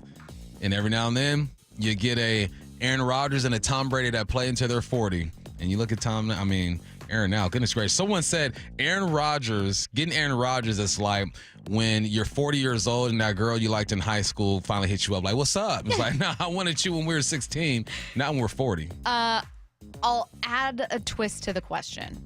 Do you think that in recent years, the value of running backs has been impacted by anything? Because when I look at the top teams in rushing yards per game, I still see all playoff teams. Literally numbers 1 through 6. Every single one of them is a playoff team, and one of them is going to be playing for the top seed in the NFC. Nah. Saquon Barkley has touched the ball 345 times. That's 345 opportunities to just beat your body up. It's the wear and tear. I understand it. It ain't right, but I understand it. That's why I think that every team should have a 1-2 combo. If you could save Saquon 100 touches, it'll help you in the long run. Someone said the Giants moved on due to Saquon's history with injuries. Yes, but they also did not feel that they didn't see this season in Saquon. Nah. And if they thought that Saquon would be able to get 2,000 yards in a season and stay healthy, if they truly believed that, they would not have moved on from him. They didn't believe in him. You know who did? That's what it was. God did. Look at God. Look at God. Headline rewrites. Won't he do it? Let go and let God. Crazy comeback on Saturday. The Kraken were trailing 4-1 in the third period with 5 minutes to go. They score 3 before the end of regulation. Then Vince Dunn does this in overtime. Jailbreak. Vince Dunn all alone. The game's on his stick. He scores! Hey, hey! What do you say? Vince Dunn and the Kraken win in overtime. From the jaws of defeat, what do you say is the real headline? Seattle sports fans can have a win, but only as a little treat. So Just a little treat. good by the Kraken. That call is fire. The game is on his stick. Mhm. That is a bar right there. Kraken, they in a 5-game skid. First time score more than 2 goals in 7 games. Offense is not the Kraken's forte. But we should see more offense if you want to win more games. The Kraken return home tonight to face Utah. Puck drop at 5 p.m. Coming up next, a couple surprising names are scheduled to interview for the Jets head coaching job in the next coming days. Taking a look around the NFL next.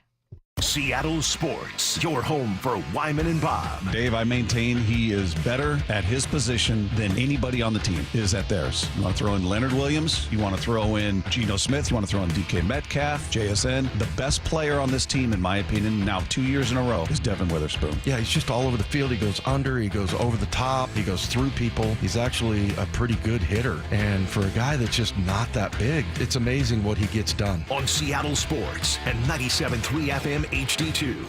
Where can you kick off the new year with big savings on gig speed? Only with Xfinity, now through January 16th. Get gig internet at home for $25 a month for 1 year when you add an unlimited mobile line, which connects you to gig speed Wi-Fi on the road. Act fast today and save more than $650 over AT&T and Verizon in your first year. Plus, hurry and take advantage because right now you can also get a free 5G phone with trade-in. So save big and stay connected to what you love with fast gig speed internet and mobile. From home to hotspots, this new year, it's all about gig speeds and big savings. Don't wait and get gig speed internet. Spend less green and switch to Xfinity. Go to Xfinity.com/gig savings to learn more. Requires paperless billing and autopay with stored bank account. Restrictions apply. Equipment, taxes, and fees extra. $40 internet discount applied to mobile bill. After promo, regular rates apply. Actual speeds vary. Savings compared to Verizon Fiber Gig Plus 1 Unlimited Welcome Line and AT&T Fiber Gig Plus 1 Unlimited Starter Line. Xfinity internet required. Reduced speeds after 30 gigabits of usage per line. Data thresholds and actual savings vary. I don't feel so good. You do feel hot. Dayquil Kids will take care of that fever. What about my cough? Dayquil Kids has that covered. Will it make my throat feel better? Yes, that too. But will it taste good? Yep, Dayquil Kids comes in your favorite flavor. Purple? Well, yes, it's grape. Try new Dayquil Kids Plus Fever, the daytime coughing, aching, sore throat fever just for kids medicine. Safe for kids 6+. Use as directed. Getting quality employees to fill positions in your company is essential, but finding those people can be a major hassle unless you use ZipRecruiter. ZipRecruiter makes finding quality people a breeze. ZipRecruiter's advanced technology identifies candidates with the right skills, sends you great matches, then you can easily invite them to apply. 4 out of 5 employers who post on ZipRecruiter get a quality candidate within the first day. See for yourself. Go to ZipRecruiter.com/free to try ZipRecruiter for free. That's ZipRecruiter.com/free. Be advised, this is your opportunity to save up to 40 to 80% on a hot tub or swim spa. This weekend only, Friday through Sunday, Linwood Event Center. Be advised, this is your opportunity to save up to 40 to 80% on a hot tub or swim spa. This weekend only, Friday through Sunday, Linwood Event Center. 18-month interest-free financing. Our factories have demanded we sell 1,000 hot tubs and swim spas this weekend. Linwood Event Center. Huge factory incentives, factory rebates, this weekend only. Linwood Event Center. We can remove your old hot tub. Free delivery of your new hot tub. Hot tub starting at $2,999. Linwood Event Center. Free delivery of your new hot tub. Just relax and enjoy. Linwood Event Center. Friday, 2 p.m. to 8 p.m. Saturday, 10 a.m. to 8 p.m. Sunday, 10 a.m. to 6 p.m. Free admission, free parking, free delivery. Linwood Event Center. Call 833-SPA-SALE or visit hottubandswimspasale.com. What's your holiday tradition? Now, if you're like me, it involves gathering around a big meal to celebrate. Well, what if there's no food on the table? Hey, it's G. Scott. This year, help someone less fortunate celebrate the holidays by supporting Nourishing Neighbors. The Nourishing Neighbors program provides grocery cards to the people who are the most impacted by food insecurity. So make a donation next time that you're at Safeway and help make sure everyone is welcome at the table for the holidays. Go to nourishingneighbors.com to learn more. We are Seattle Sports, the home of the Seahawks, Mariners, and everything Seattle sports. Watch your favorite show live at seattlesports.com. This is Matt Coker from West Coast Men's Health. I'm proud to let you know that nationwide, our clinics have a 4.7 out of 5-star rating on Google. This tells you that our patients are really seeing results. Here's what some of them are saying. The results are close to phenomenal. On top of that, the staff and the scheduling are top-notch, and my technician is a consummate professional. Another patient said, I called numerous clinics, and West Coast was by far the best. The other places wouldn't give me any information over the phone, but West Coast answered all of my questions. My wife and I were skeptical, but we've already noticed the difference. This was a game changer for us.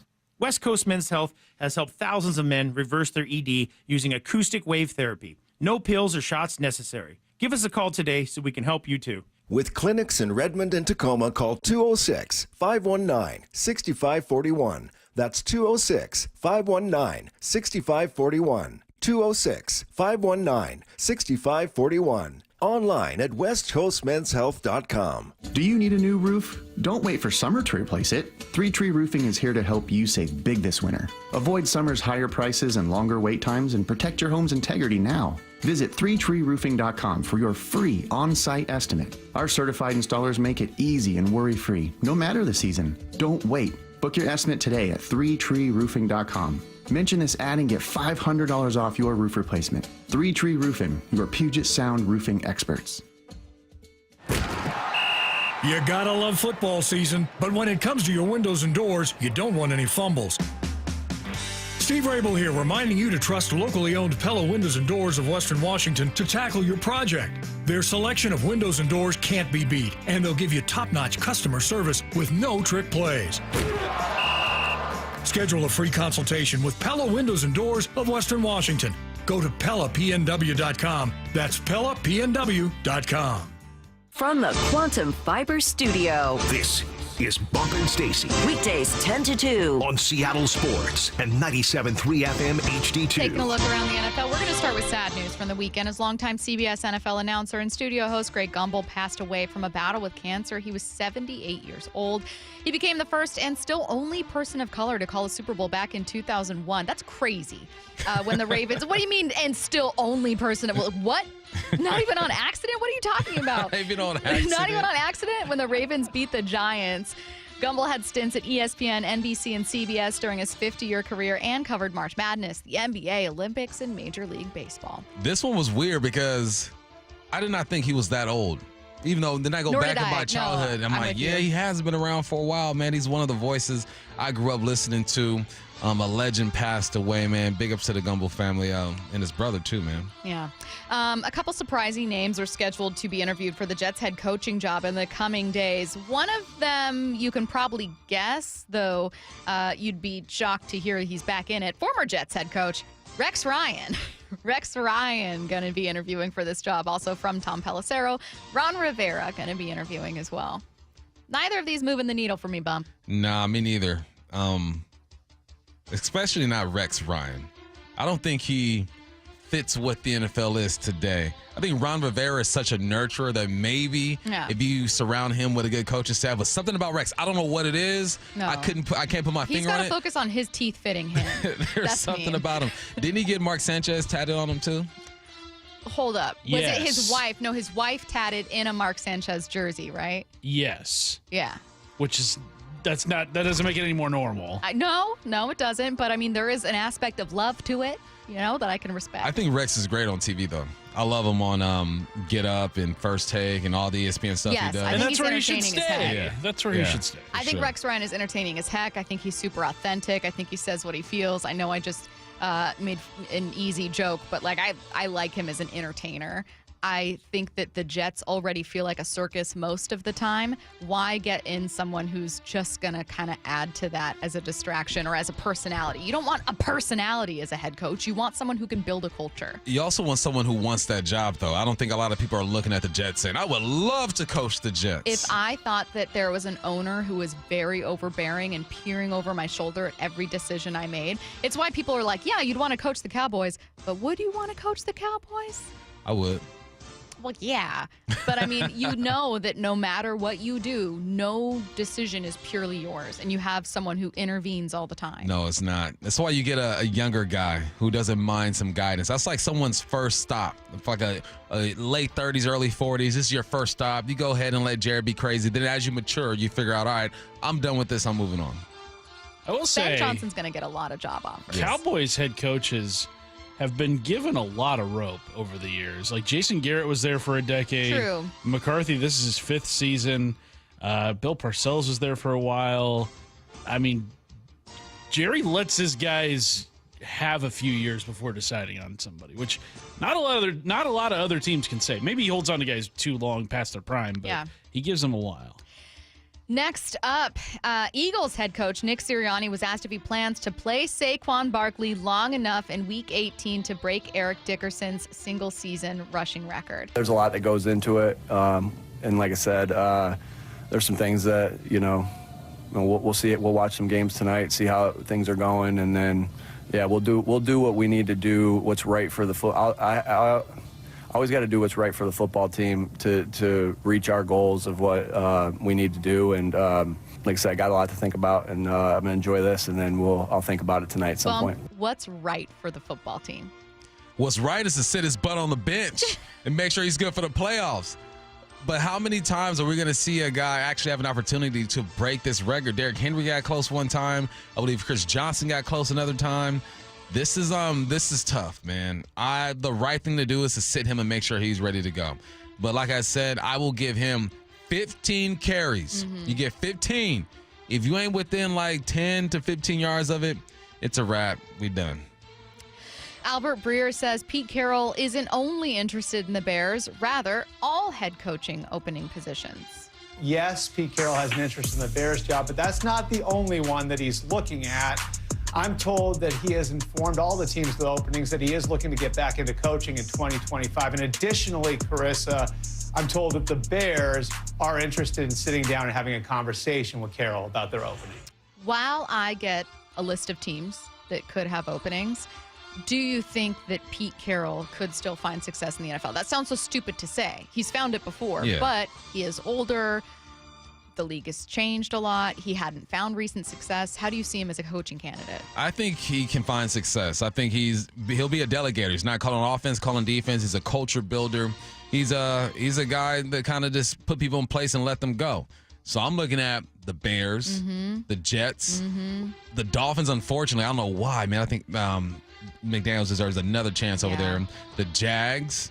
The Browns, it feels like Stefanski just has a down year, then he bounces back and wins coach of the year. I do not think they should fire Kevin Stefanski, but Browns reporters know more than I do. I would love to be able to talk off the record to a Browns reporter and be like, look, is this, the outside looking in, I look at Kevin Stefanski and go, he's done so much with so little. Yeah. He's not in charge of personnel decisions. He didn't trade for Deshaun Watson. He didn't give up multiple first-round picks and pay Deshaun Watson. Like, it's not his fault he doesn't have all the receiving weapons in the world. And by the way, like, he still made it work with Jameis Winston starting and making Jerry Jeudy a 1,000-yard receiver. I don't get it. He got coach of the year twice now. Yes. Twice. What about the Raiders? You see Pete in that silver and black over there? I actually do, but I think it's because I just think old AFC West. About the Saints? Saints might be looking for a coach. You know the Giants are too. The Saints have like salary cap hell scenarios all the time. They're going to make it work though. I like Pete with the Raiders. The Raiders? I do. I don't know. It's just the vibe is right. I can't explain it. Okay. If you could pick one team where you were like, I got to choose who hires Pete. I got to tell the owner, hire this guy. Who would you pick? I would pick probably the Jags. Give him a quarterback he can work with. Give him a quarterback. Similar to Florida. People go to retire in Florida anyway. He's 70-something years old. He can just move down the street when he's done. There you go. All right, taking a look at what's at stake in the playoff games. I know that Seattle doesn't have anything to play for except for pride and 10 wins when it comes to their season finale against the Rams, but many other teams do. The Week 18 playoff clinching scenarios, the one that most people are talking about is obviously the number 1 seed. In the NFC, the Lions clinch that with a win. They're facing the 49ers. The Vikings are facing, it's Vikings-Lions. 13-2 Detroit, 14-2 Minnesota Vikings that can face each other for the number 1 seed in that finale. I misread it. I forgot the Lions have a short week. I'm really excited for this game. I love that the season is ending with a Sunday night matchup for the number 1 seed in the NFC. No, that's going to be awesome. That's what the TV gods pray for, right? When you set up all these primetime games and you're hoping that teams are competitive. There's a reason why they're getting primetime games, because people think that they're going to be competitive. But no, this is the perfect ending to a football season. The Denver Broncos and Cincinnati Bengals are kind of fighting for spots right now. So the Broncos can clinch a playoff berth with a win. Interestingly, they're facing Kansas City, so the Chiefs could go out there. Sorry, Bengals, we're going to rest our starters and then make it easier for the Broncos. But the Broncos defense has not been what it has been in recent weeks, so maybe it's still a struggle for them. Either way, Cincinnati hoping to sneak their way in there. I cannot believe they are still alive. They can do it with a win and then a Broncos loss plus a Dolphins loss. I would love for Cincinnati to get in, because that would just muddy up the MVP talks, because Joe Burrow's having the best season he's ever had in his career. Lamar's having a great season. Saquon's having a great season. I think the more the merrier. Make it tougher on anybody who has an MVP vote. I know where it's going to go. It's going to go Josh Allen, right? Well, let's throw some other names in the mix and see what's going on there. Another dude having a good season that nobody's really talking about is Baker Dane Mayfield. Yes. Can we give this man some flowers? Come on now. He is having a heck of a season. 4,200 yards, 39 touchdowns, does have 15 sacks, but he's completing 71% of his passes. Baker needs some love. This is another one of those names that I've seen people throw out for what the Seahawks can do at quarterback, and I just keep going, I don't know, man. I think it's going to cost more than you think in terms of a trade, and I also don't know that the Bucs are going to be willing to part ways with someone. They don't have the number 1 pick. Like, it is a quarterback class that kind of gets thin quickly as opposed to last year. And I know you're pretty high on it, and as we get closer to the draft, we'll talk about this class and kind of what you see. But any other team where you think, well, why don't I take their veteran? Why don't they trade him to me or I can sign him? They're thinking the same thing you are. Right. The Vikings are also thinking, do we roll with JJ or pay Sam? We probably pay Sam. Got to pay Sam. I mean, look at Pittsburgh. You might be thinking, well, maybe you go for Justin Fields. Well, the Steelers are also wondering what to do with You need Fields, a backup. You know? Yeah, it's going to be interesting. There's going to be some veterans out there who should be available, and someone's going to pay up. Biggest story, though, Sam Darnold has made himself a whole lot of money. Coming up in 20 minutes, we are taking your calls. Why did the Seahawks miss the playoffs? There's multiple reasons. You all know this, but try to have just one, like your primary reason. 866-979-3776 at 1 p.m. We are giving you the mic. You got one question to answer. Why did the Seahawks miss the playoffs? And we will talk about that next. The Mike McDonald Show, the first word from the head coach after every Seahawks game. We subscribe to it's a team pass rush mentality, so it's all 11 guys working together. We've also talked about our pass rush mentality is not, Leo is a phenomenal player, but it's not built around Leo. We're not going to just set everything up so he has the one-on-one. Now, there's going to be times where you're going to do that for sure. When you can see the productivity kind of spread out where people get stats in each levels, I think that's pretty awesome. Don't miss the Mike McDonald Show the morning after the Hawks game at 9:30 on Seattle Sports. My wife and I always loved doing everything together. Jiu-jitsu, kayaking, and intimacy was always on point. It was around my early 30s when I noticed a downward trend. Watching a lot of TV, putting on weight, and just full of self-doubt. I had tried another men's clinic with disappointing results. It's the personalized treatment I receive at Revive Men's Health that has been the complete game changer for me. I've got my energy and motivation back. I'm feeling stronger than I did in my 20s, and it made me a much better husband to my wife. This is Dr. Andrew Allshouse of Revive Men's Health. If you're always feeling tired or moody, or your sleep is poor, you have low libido, you may be suffering from low testosterone. Book your free T-check and exam. Call Revive Men's Health Seattle at 206-529-1111. That's 206-529-1111. Or visit ReviveMen'sHealth.com. Is chronic pain beginning to make your everyday life a challenge? Then call Dr. Daniel Nelson, MD, with Eastside Pain and Regenerative Medicine. With over 30 years of experience, no one has more experience in pain medicine techniques and stem cell therapy than Dr. Nelson. And here's what a satisfied patient had to say. Well, that seems to be a genetic thing. All the men on my dad's side of the family have bad backs. Since my mid-20s, it would swell up and I would lose range of motion, and it was very, very painful to stand or walk, and so I had to miss work. So he went in there and gave me the stem cell injection, and it's great now.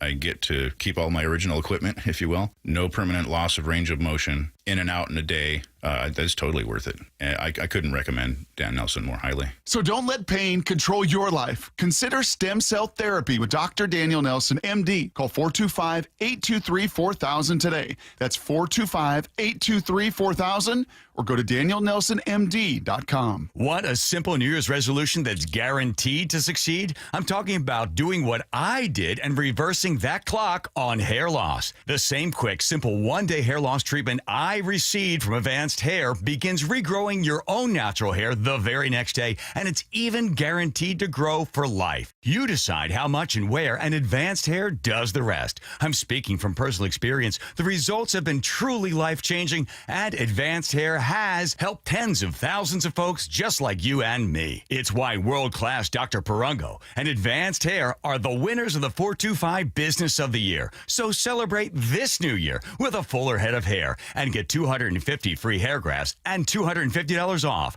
Schedule your free consultation at 425-449-8185.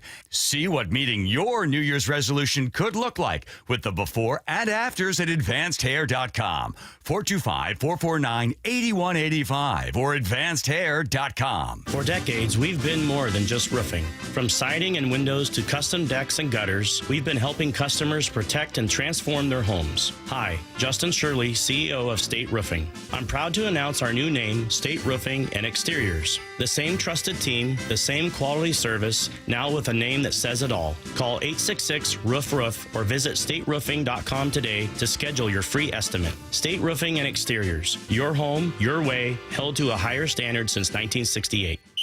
The Mike McDonald Show. The first word from the head coach after every Seahawks game. We want to play a certain way, and you're just going to chisel away at it every day. Presented by Emerald Queen Casino.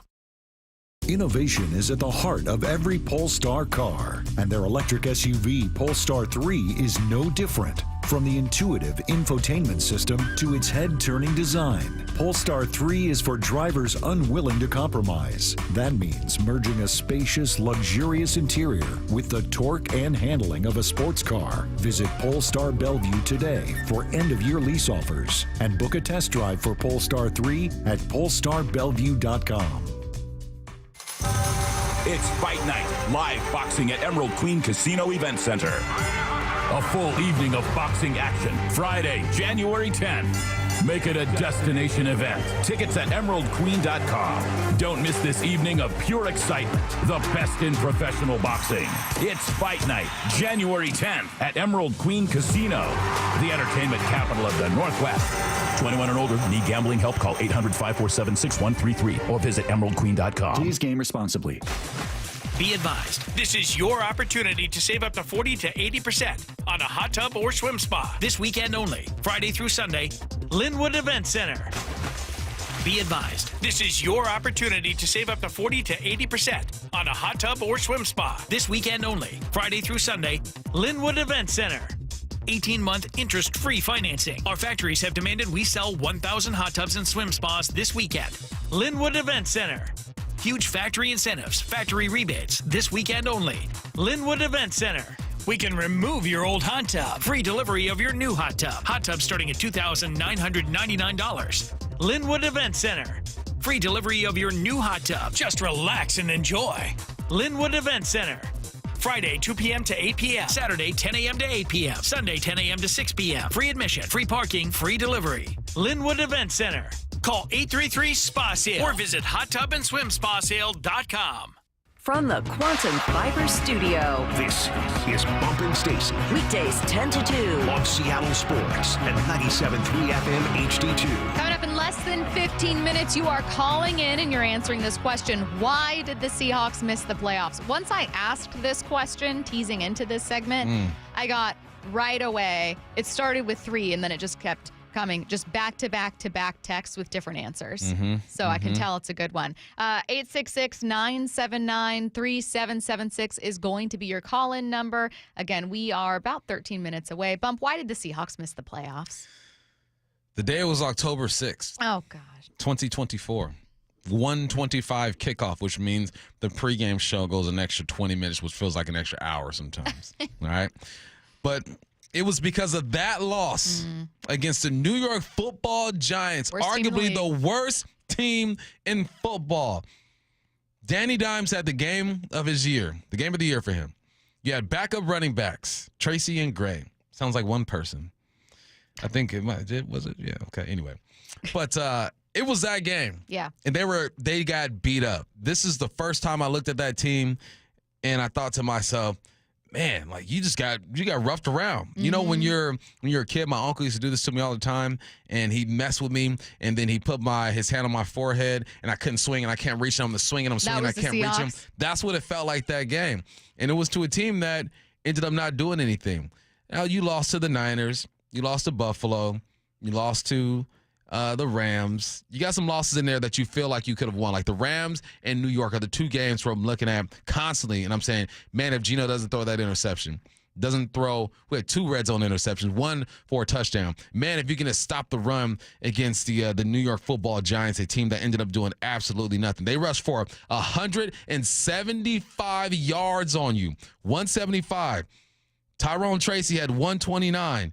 Danny Dimes, 23 of 34, 257 yards, 2 touchdowns, no interceptions. That game is burned into my head. Truly awful. That one, and then I just keep remembering the 103-yard touchdown interception for a touchdown thrown by Geno Smith against the Rams. Those 2 games are the reason why you're not in the playoffs. And you know what's crazy is that when it comes to running the football, that defense got better at stopping the run, right? $175 was the most they let up all year. But you know what didn't get better? Red zone interceptions. If you fix that, you fix the red zone interceptions. Imagine, I think Geno had 5 red zone interceptions this year, 4 or 5, which were the most in the NFL. That's 28 points and 35 points that you take off of the board or didn't even allow to touch the board. If you get rid of that one flaw in the game, the Hawks are in the playoffs. There's so many small moments. Jason Myers, who was great, nothing wrong with Jason Myers, missed a point after in a touchdown between Rams and Seahawks. It would have been 21-20 at the end of regulation. Seahawks win. However, like you, I look at the Giants' loss as maybe the only time where my recap was essentially this team is bad and you shouldn't have lost to them. Like I try to be respectful. The margin of difficulty or degree of difference in the NFL between these teams is so slim. Every team has first-round picks, blah, blah, blah, blah, blah. You shouldn't have lost to that team. They're bad. Yeah. They're a bad team. They're poorly coached. They don't execute well. They don't have great players. They have a quarterback who was starting in that game, had his best game of the season, and then was later a scout team safety. Like this pathetic.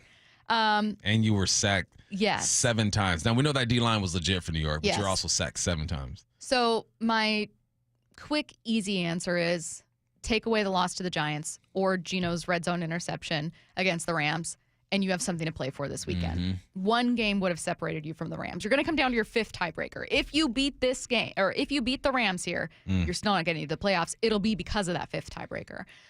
However, if I were to take a step back or kind of like add a different answer, I'm going to be very boring, but this team just isn't good enough in the trenches. You're not good enough up front. You did not make the playoffs because you did not take the steps required to make your offensive line better. They were objectively worse. That's where I get stuck. I can get with that. I think even with the O-line being what they've been this year, we looked at the Giants, we looked at the Rams, most recently the Vikings. If Byron Murphy's hand doesn't graze the face mask of Sam Darnold. Oh, God. On 3rd down. That Vikings win was so close. It would have been That would have been clutch. You got a game The game over would have been the done pretty Rams. much. You would have won that ball game. So there are little moments. So that's my third moment. I go the Giants game in general. Yeah. I go Face the mask. 103 yards return for a touchdown Rams, and then I go just the graze, the hand of Byron Murphy making the biggest play of his career, grazes his face mask and gives the Vikings another opportunity to go up top, and J Love just not staying on top of Justin Jefferson. This isn't my answer, but they made a massive personnel change at both linebacker spots. If they make that 3 weeks earlier, does that make a difference? Like personnel changes on defense, not making them soon enough. No, I think I think the offense just have to stop turning the dang ball over the way that they did. It's alarming. I know I am a Geno supporter. Y'all know this. I support Geno. I also know that my man tosses the ball in areas he's not supposed to toss it to from time to time. Yeah. I'm with Quandre Diggs on this one, which is I'm not out here saying Geno's the best quarterback in the league, but I am saying, man, a lot of people seem to be overlooking a massive problem. Like, if your offense is struggling, it is not fair to point to one player. No, never. If your run game was struggling, like how many people do you get? Seahawks horrible with the run game this year. I've seen a handful of texts where people go like, I just don't think Zach or Ken are the answer. Everyone understands that the offensive line is integral to success with the run. When your quarterback is under a ton of pressure and doesn't have a lot of time, I'm not taking away those red zone interceptions. Again, Bump and I both just said one of those could have cost you the season. Mm-hmm. Sorry, Geno, that's on you. Don't know what to tell you, buddy. You're getting paid that much money, and you're in the middle of the spotlight as a quarterback because of those plays. But I don't know how you can possibly separate failure to build your offensive line from whatever criticism you have of Geno. The last throw you've seen of Geno at home was an interception to DK. And our center got beat so bad, Geno had to let that football go, or you're going to take a sack with 55 seconds left. No timeouts. No timeouts. So, like I said all year, Geno owns about half of them things. Half of them, those interceptions. The other half, there have been tip footballs. There have been pressure. It's just Geno, I felt like, had to try to make so many plays because he felt like, if I don't do it, no one's going to do it. My Geno answer, the reason Geno isn't my number one answer, if Sam Howell started all of your games, would you be a playoff team? My answer would be no. Negative. Ghost Rider. So if my answer was, like, if there were, 31 other quarterbacks where I plop their name in there and I go, oh, absolutely. Like the Giants had a Daniel Jones problem. They also did have an offensive line problem, but Daniel Jones was a massive problem for that team. I don't think Geno is as accountable for the same kind of blame. Geno's a guy, man. That's why I'm so curious what are you going to do this offseason. What are you going to do? Because there is a limit to what I'd be willing to pay. Yeah, for sure. But why did the Seahawks miss the playoffs? 866-979-3776. We're looking at a team that could play for 10 wins, but it's not going to matter when it comes to getting to the postseason. Why? 866-979-3776. That's next. Seattle Sports, your home for Wyman and Bob. It's a win. Bottom line business, it's a win. Well, I'll tell you what, Rabel, he was like, oh, that was an ugly game. I'm like, it was a thing of beauty. Are you kidding me? 6-3 game? I mean, people play defense. So is that what it was? Or was it inept offense? Since 2010, Dave, only 2 games in the NFL have ever finished with a 6-3 score, and the Seahawks were part of both of them. Yep. Remember that doozy back in 2011 with Charlie Whitehurst at the helm. That's right. On Seattle Sports and 97.3 FM HD2. No two people learn the exact same way. So how did Babbel become the award-winning language learning app? We thought of you, all of you. Take Sierra. As a visual learner, she uses Babbel's wordplay videos. Today I'll share a quick lesson on shopping in French. Merci beaucoup. Keith is a be in the room with real people kind of learner, so he loves the live online classes with our language experts. Okay, class. Vos está pronto. Estamos prontos. However you learn, Babbel makes it easy. Try Babbel for free at Babbel.com. Babbel.com. Do you find yourself stuck in a timeshare? Get the real facts about the timeshare industry and your options for cancellation. Chuck McDowell, founder of Wesley Financial Group, has put together a free information guide that reveals the secrets the timeshare industry doesn't want you to know, including the 5 ways to get rid of your timeshare. Call now and get this timeshare cancellation guide absolutely free. Call 800-838-6161. That's 800-838-6161. 800-838-6161. Your favorite Seattle sports show is available anywhere you go through the Seattle Sports app. Brought to you by Fred Hutchinson Cancer Center Proton Therapy. Full shows and interviews, exclusive video and articles from the home of the Seahawks and Mariners. No two people learn the exact same way.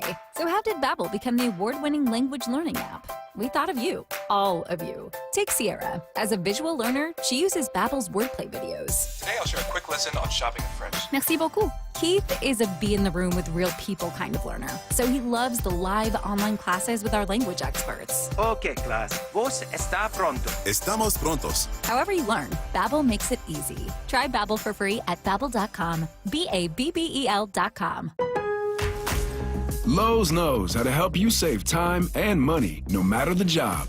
That's why we can deliver supplies to your job site as soon as same day, so you have more time to get the job done. Because when you need it fast, we've got you covered.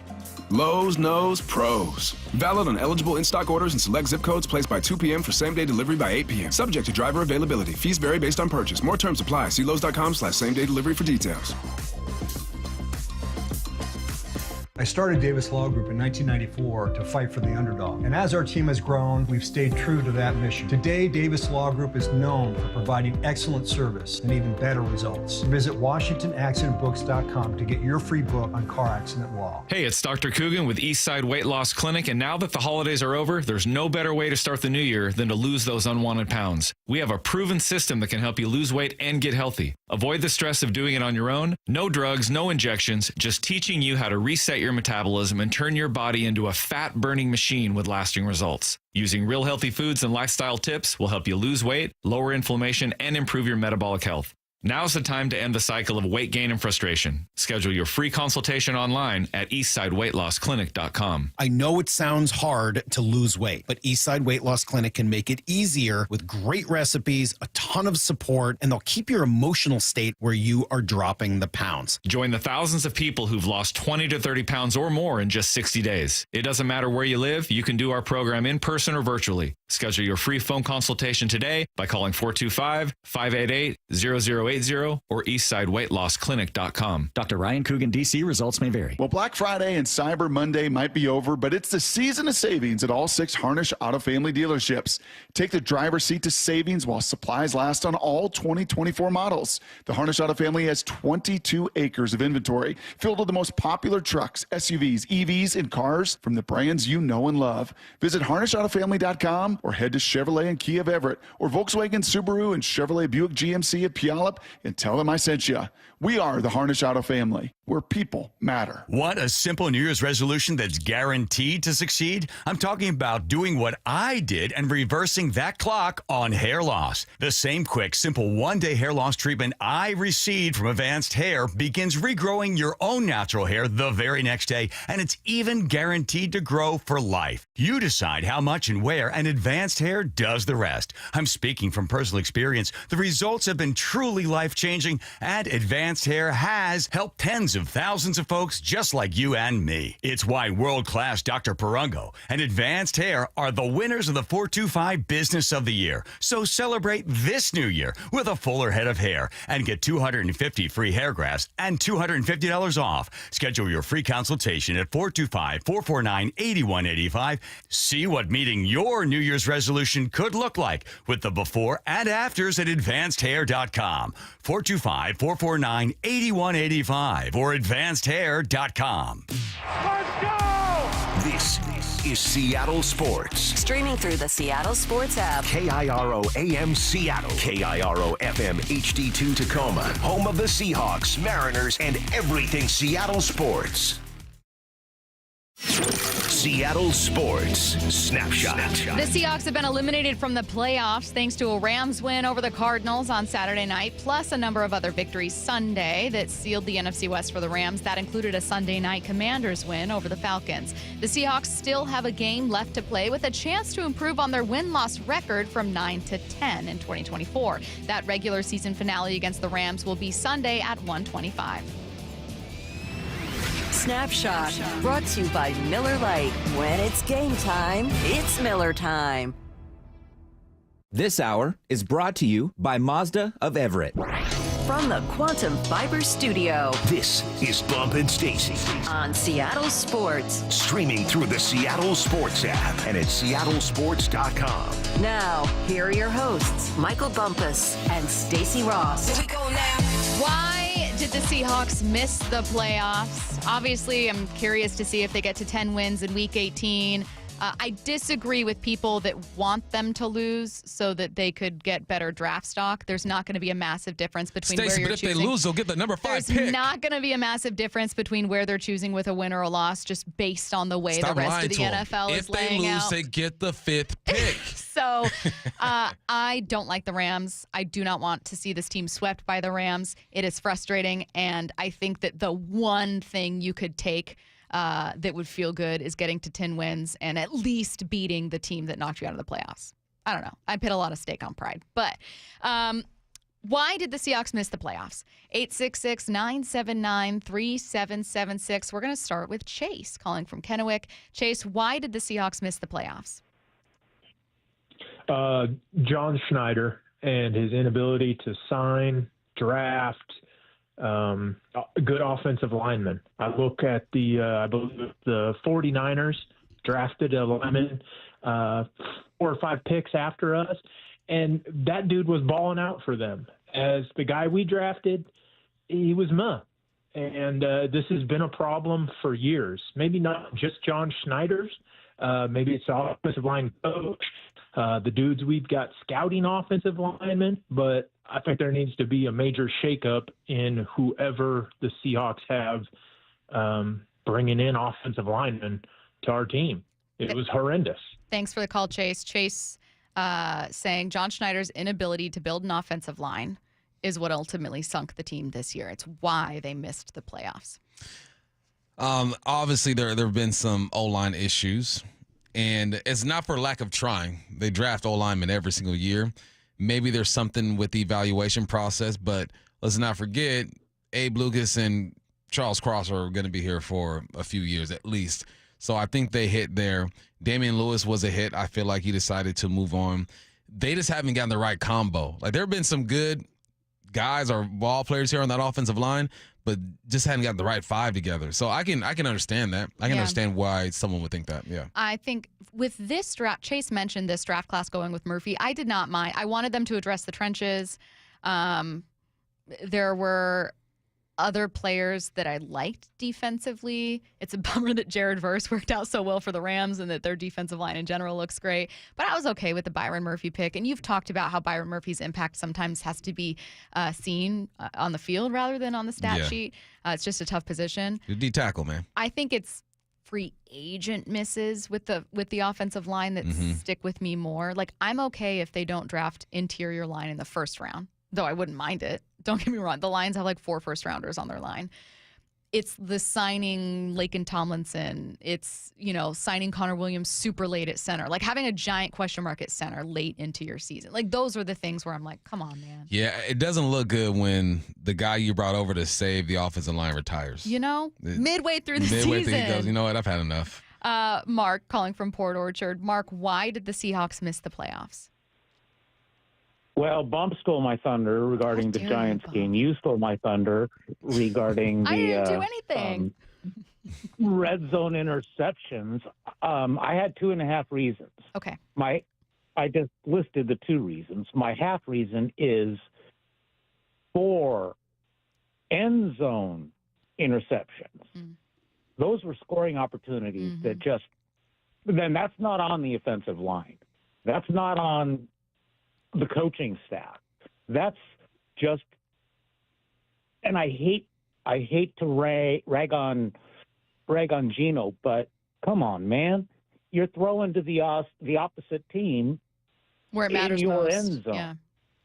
Yeah, those are scoring opportunities that just went away, and I don't know how many of them would have been game changers, but that's got to change.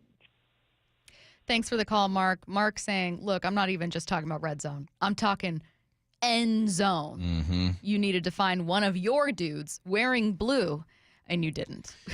And he almost threw one this past weekend trying to find Tyler Lockett. Man, on that first drive, Yeah, that was first drive. especially when they were going too, they were moving. That was killer. That is a flaw in Geno's game for sure. I'll take away one of those interceptions. The one at A.J. Barner against the Rams, he was clearly pulled back, which stopped his momentum. I think he would have, if he wasn't pulled back, I think he would have hit Barner right in the chest. But yeah, that is a flaw of Geno. The field shrinks down there. There's less space to work, and you have to be precise with your throws. The other one was to a Noah Fant one recently in the corner of the end zone that was intercepted. I think that was the right read. The corner was in man. He comes off, makes a heck of a play. Geno didn't put it outside near the pylon where you're supposed to. Yeah, I mean, I can only back him up on one of those interceptions, which was to A.J. Barner. Other than that, you're absolutely right. It gets scary down there. Michael in Issaquah. Michael, why did the Seahawks miss the playoffs? Well, I called about 3 weeks ago when you guys disagreed with me then, and I understand if you do again. But I'm sorry, that Rams game that our offense played lousy 3.5 quarters and got lucky towards the end, and our defense kept us in the game, and which it always does. And then we went into overtime, and we got the ball, and we're on the 4th and 1 on the 16, the worst area for the Seahawks to be. 4th and 1 on the 16 because we can't do anything down there. I'm sorry. Take the points. Depend on our defense to win the game for us because our defense was doing a great job the whole game. So our offense couldn't do anything. Oh, I get what you're saying. Waste, okay, so yeah, you're talking about in overtime, that 4th and 1 decision. Yeah. I gotcha. Because everything would be different now. Yeah. We would have won that game. There's a good chance we would have won that game. I hear you. Okay, I get it. Michael, and Michael, you're not the only one I saw. Someone else on the text line a while ago said that 4th and 1 decision in overtime against the Rams still kills me. Yeah, so I don't think you're alone there. Thank you for calling. A good answer on that one. I probably disagreed with Michael at the time, and I'm not going to fight him on that one because I probably liked the idea of being aggressive. Yeah, you get the ball in overtime. Yeah. And 4 plays later, they're up top. Going for it. Here's the thing with that. 2020. Exactly. Here's the thing with Michael's not wrong. That call right there. All right, you kick a field goal, the Rams still have a chance to go down and win the ball game. So if you're Mike McDonald, you're thinking, I want to score a touchdown here and just get this game over with because, yeah, Michael mentioned that he felt the defense was playing some good football. They still gave up roughly 370-something yards of total offense. When it comes to first downs, they were, 3 for 13. So, yeah, on paper, the defense was playing good ball at the time. On paper and in that moment are two different things. In that moment, maybe he felt like the defense was bending but not breaking. There were some big plays to be made out there. I don't know. That one's tough for me. I can understand why he would point that out, but I also understand the aggressiveness of let's just end this game right now. To Michael's point, if I could pay money, hopefully no more than $20, to have the Seahawks replay one play this season just to see like what would have happened, it would be that one. Yeah, like, I forgot what the play call here? was. It was, I think it was a handoff. It was a handoff right up the directly A-gap. before. Yeah, no, the that 4th and 1. That failed. Yeah, the one that failed. Because we were talking about short yardage forever. And I remember Dave Wyman pointed this out. He goes, "Why not spread them out and run the football once you pack it in? Because you're not a real physical team when you pack it in. Why do that?" And I think at that time you're still trying to figure out what you can and can't do as well. Yeah. Greg calling from Huntington Beach. Why did the Seahawks miss the playoffs? Hey, I'm Bob. Hi, Stacy. Happy holidays. Thanks for taking my call, guys. All right, full disclosure, this is going to sound really lame. It's going to sound like a lame Homer excuse, okay? So brace yourself for that. Okay. But I'm going to go ahead and say we were set up for a trap game, all right, by the schedulers. Let's go back to that Giant game, okay? What did we do the week before? We were on the road in Detroit on a Monday night. Had to come back on a short week. Meanwhile, the Giants, they had played a Thursday night game. So they basically had a bye week. We had a short week. And it felt like that happened to us a lot. I'm pretty sure the San Francisco 49ers were off a bye week when they came in and beat us. Cardinals. I tried to ask ChatGPT this, guys, and I think I killed it. So sorry, world, I just killed ChatGPT. It had no idea what I was even talking about. So maybe you guys can help me with the schedule. But I absolutely. I felt like there were a lot of times where we were really set up poorly by the schedulers.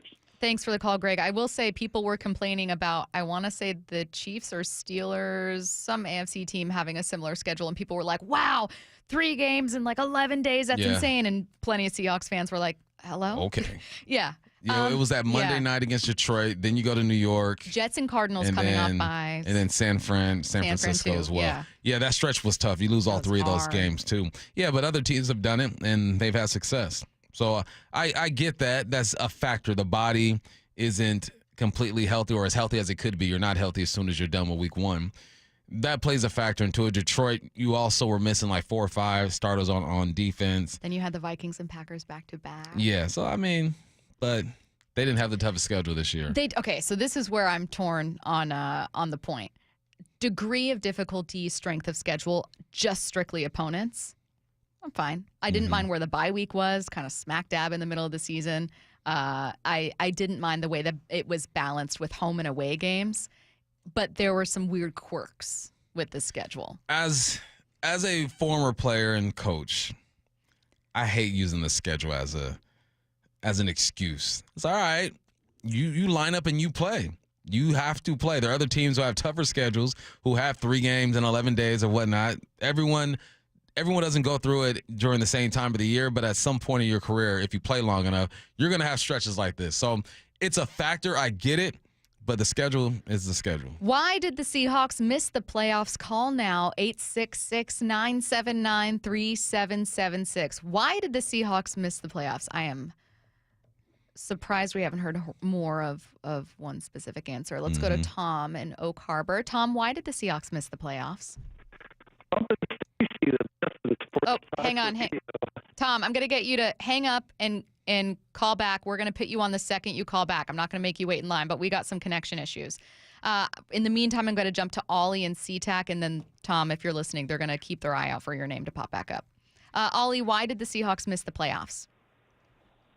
Thank you, Stacy. Bum for having me. So I'm putting this on Ryan Grubb, man. I think, he came into this season wanting to maximize his strengths, but he didn't come into the season wanting to minimize his weaknesses, which was the offensive line. So I'm putting on him. The first game of the week, he ran it 20 times, 105 yards. Kenneth Walker went off. That was the most percentage of play action game that we had all year. The next one was week 11 against San Francisco. So I think, it's a philosophy issue. And I think if he had a different philosophy to minimize his weaknesses, especially in the, red zone and, give Geno better options. I think Geno just, he had so much red zone interceptions because he didn't have any answers and any tools in his toolbox. So I'm putting this on Ryan Grubb. Thanks, Ollie. Calling from my hometown, SeaTac. What do you make of Ollie's answer, it being Ryan Grubb and maybe even a philosophical issue with Grubb? I think Grubb takes responsibility, and I think that if you ask Grubb, he'll take some responsibility. But I also think that he didn't have the pieces. He didn't have all the pieces. You have some pieces. You have a number 1 and a number 2 receiver, a veteran number 3. You have a 1-2 combo in the backfield, which we know now is a 1-2 combo. We thought it was just a 1 and maybe a half combo. But the big boys up front, man, you are handcuffed. If you don't believe that your guys are going to execute, if they're going to block, if they're going to reach the second level, they're going to pick up the blitz, it restricts what you can do as a play caller. Would I like to see Geno be under center more? Of course. Would I like to see more double tights and mimic some of what the Vikings do? Most definitely. But I'm not in the building with these guys every single day and watching them prep and watching them perform during the week. So you get into the game and you don't have success doing something, you get away from it. Did he get away from it too early at times? Probably. But Grubb definitely takes some of this responsibility. So does Geno, so does McDonald, so does DK, so does Lincoln. It's never one thing, but I can understand why people look at the offense and say it's because of them, and naturally you have to transition to the offensive coordinator and ask the question, like, what didn't he do? 866-979-3776. We got Tom in Oak Harbor back. Okay, Tom, why did the Seahawks miss the playoffs? Hey, can you hear me now? You're a little choppy, but if you speak quickly, I think we got you. All right, awesome. Hey, I just got this new cabinet set from Costco, I assembled it. Oh, no, Tom, no. Tom, you need an old-fashioned landline, Okay, baby. well, Tom, here's the deal. They wrote down your answer the first time. Just say, is Tom still there? Thumbs up? Okay. I think if you say yes or no, it was John Schneider was your answer? Yes, Schneider. And what Schneider needs to do is to go back what got them to the Pro Bowl, to the Super Bowl the first time. Okay. And I'm going to cut you off because you're breaking up, but I'm going to take your point so that I can get bumped to respond to it. I'm sorry to cut you off, but yeah, sorry, Tom. But I'm glad we got your point, and thank you for calling back in. Okay, so Tom says, John Schneider, they didn't make the playoffs because of that, and ultimately, what I'm guessing Tom is saying when he says they need to go back to the formula that got them to the Super Bowl the first time is John Schneider has gotten away from what worked. Has he? Gotten away from it. What worked when you went to the Super Bowl? You had Hall of Fame defense. You had one of the greatest defenses to ever walk this earth. Cheap quarterback. You had a cheap quarterback, and you had a run game that was going because you had one of the best running backs to do it, and the offensive line was good. Yeah. I don't think he's gone away from it. I think that they just haven't hit with offensive linemen. That's the thing is that people look at the offensive line, and they assume it's from lack of trying. Like, he's not doing anything. Oh, yes, he is. He drafts offensive linemen every year. We just draft 3 this year. You bring in guys every single year. The effort is there. Now it's just the process that I think needs to be tuned up a little bit, right? And I think that some teams can identify this position. Like the Pittsburgh Steelers can identify a wideout that can work in their system all day.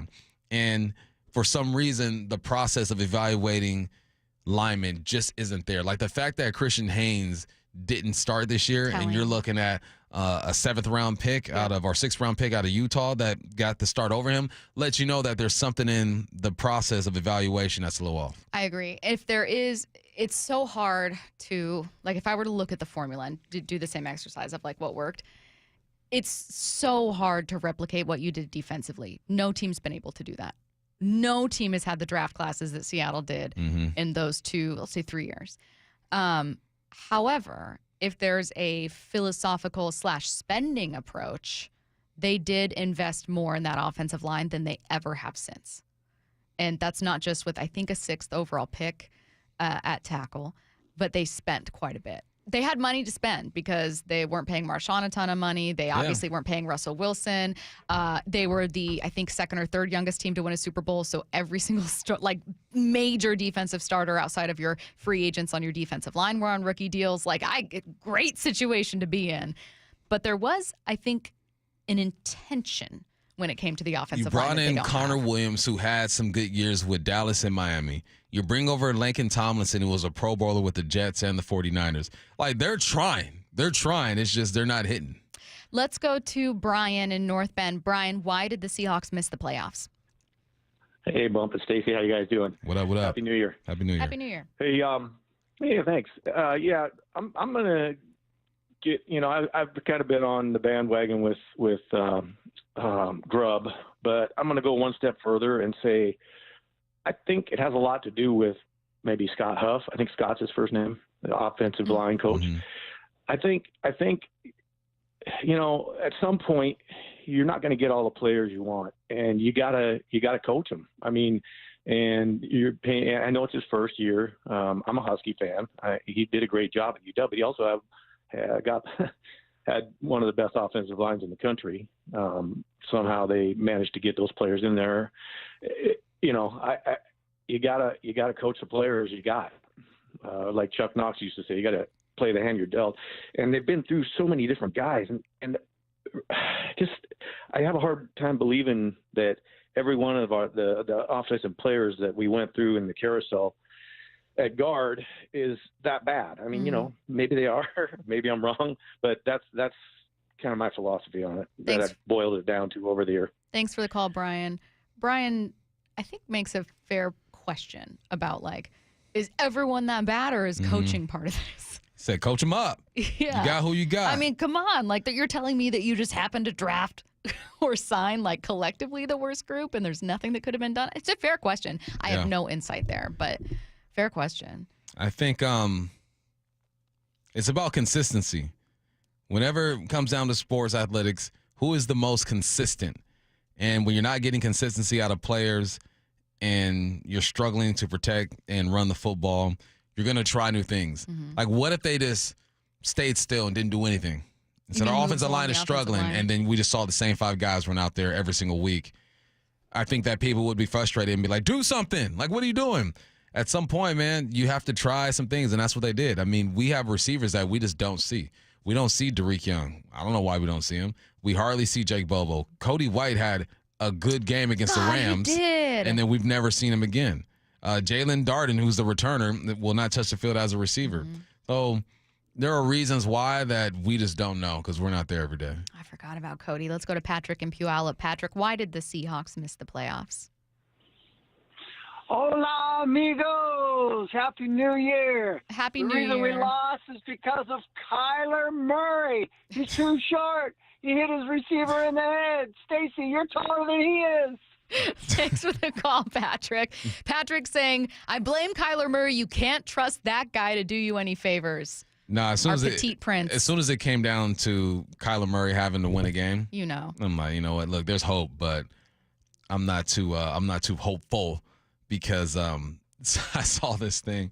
I don't know if this is completely accurate, but I saw a meme that said Kyler Murray was like 4-1 before Call of Duty dropped. As soon as Call of Duty dropped, it just went downhill from there. Stats. Yeah. Look. I'm just saying. Men lie, women lie. Facts don't. Let's go to Jeremy in Kirkland. Jeremy, why did the Seahawks miss the playoffs? I think our GM, Schneider, is drinking the same Kool-Aid that the Mariners GM is drinking because he keeps on thinking the players that we have are the ones that are going to make us go further. We've had, 9-7 the last 3 years, and nothing has happened. We get other teams' castaways at offensive line. And to further that guy, Scott, I think he talked about the carousel at guard. Yeah, that's what's going on there. Why is our castaways getting a heck of a lot more money than what we are bringing in? Is there a player or two, Jeremy, before you hang up, is there a player or two where you go, man, Schneider's sticking with this guy and I don't get why? Center. I don't know. Center and guard. Yeah, I don't know why. Yeah, our offensive line, granted, he's drafted, but like Bump was saying, how he's drafting every year, but it's not.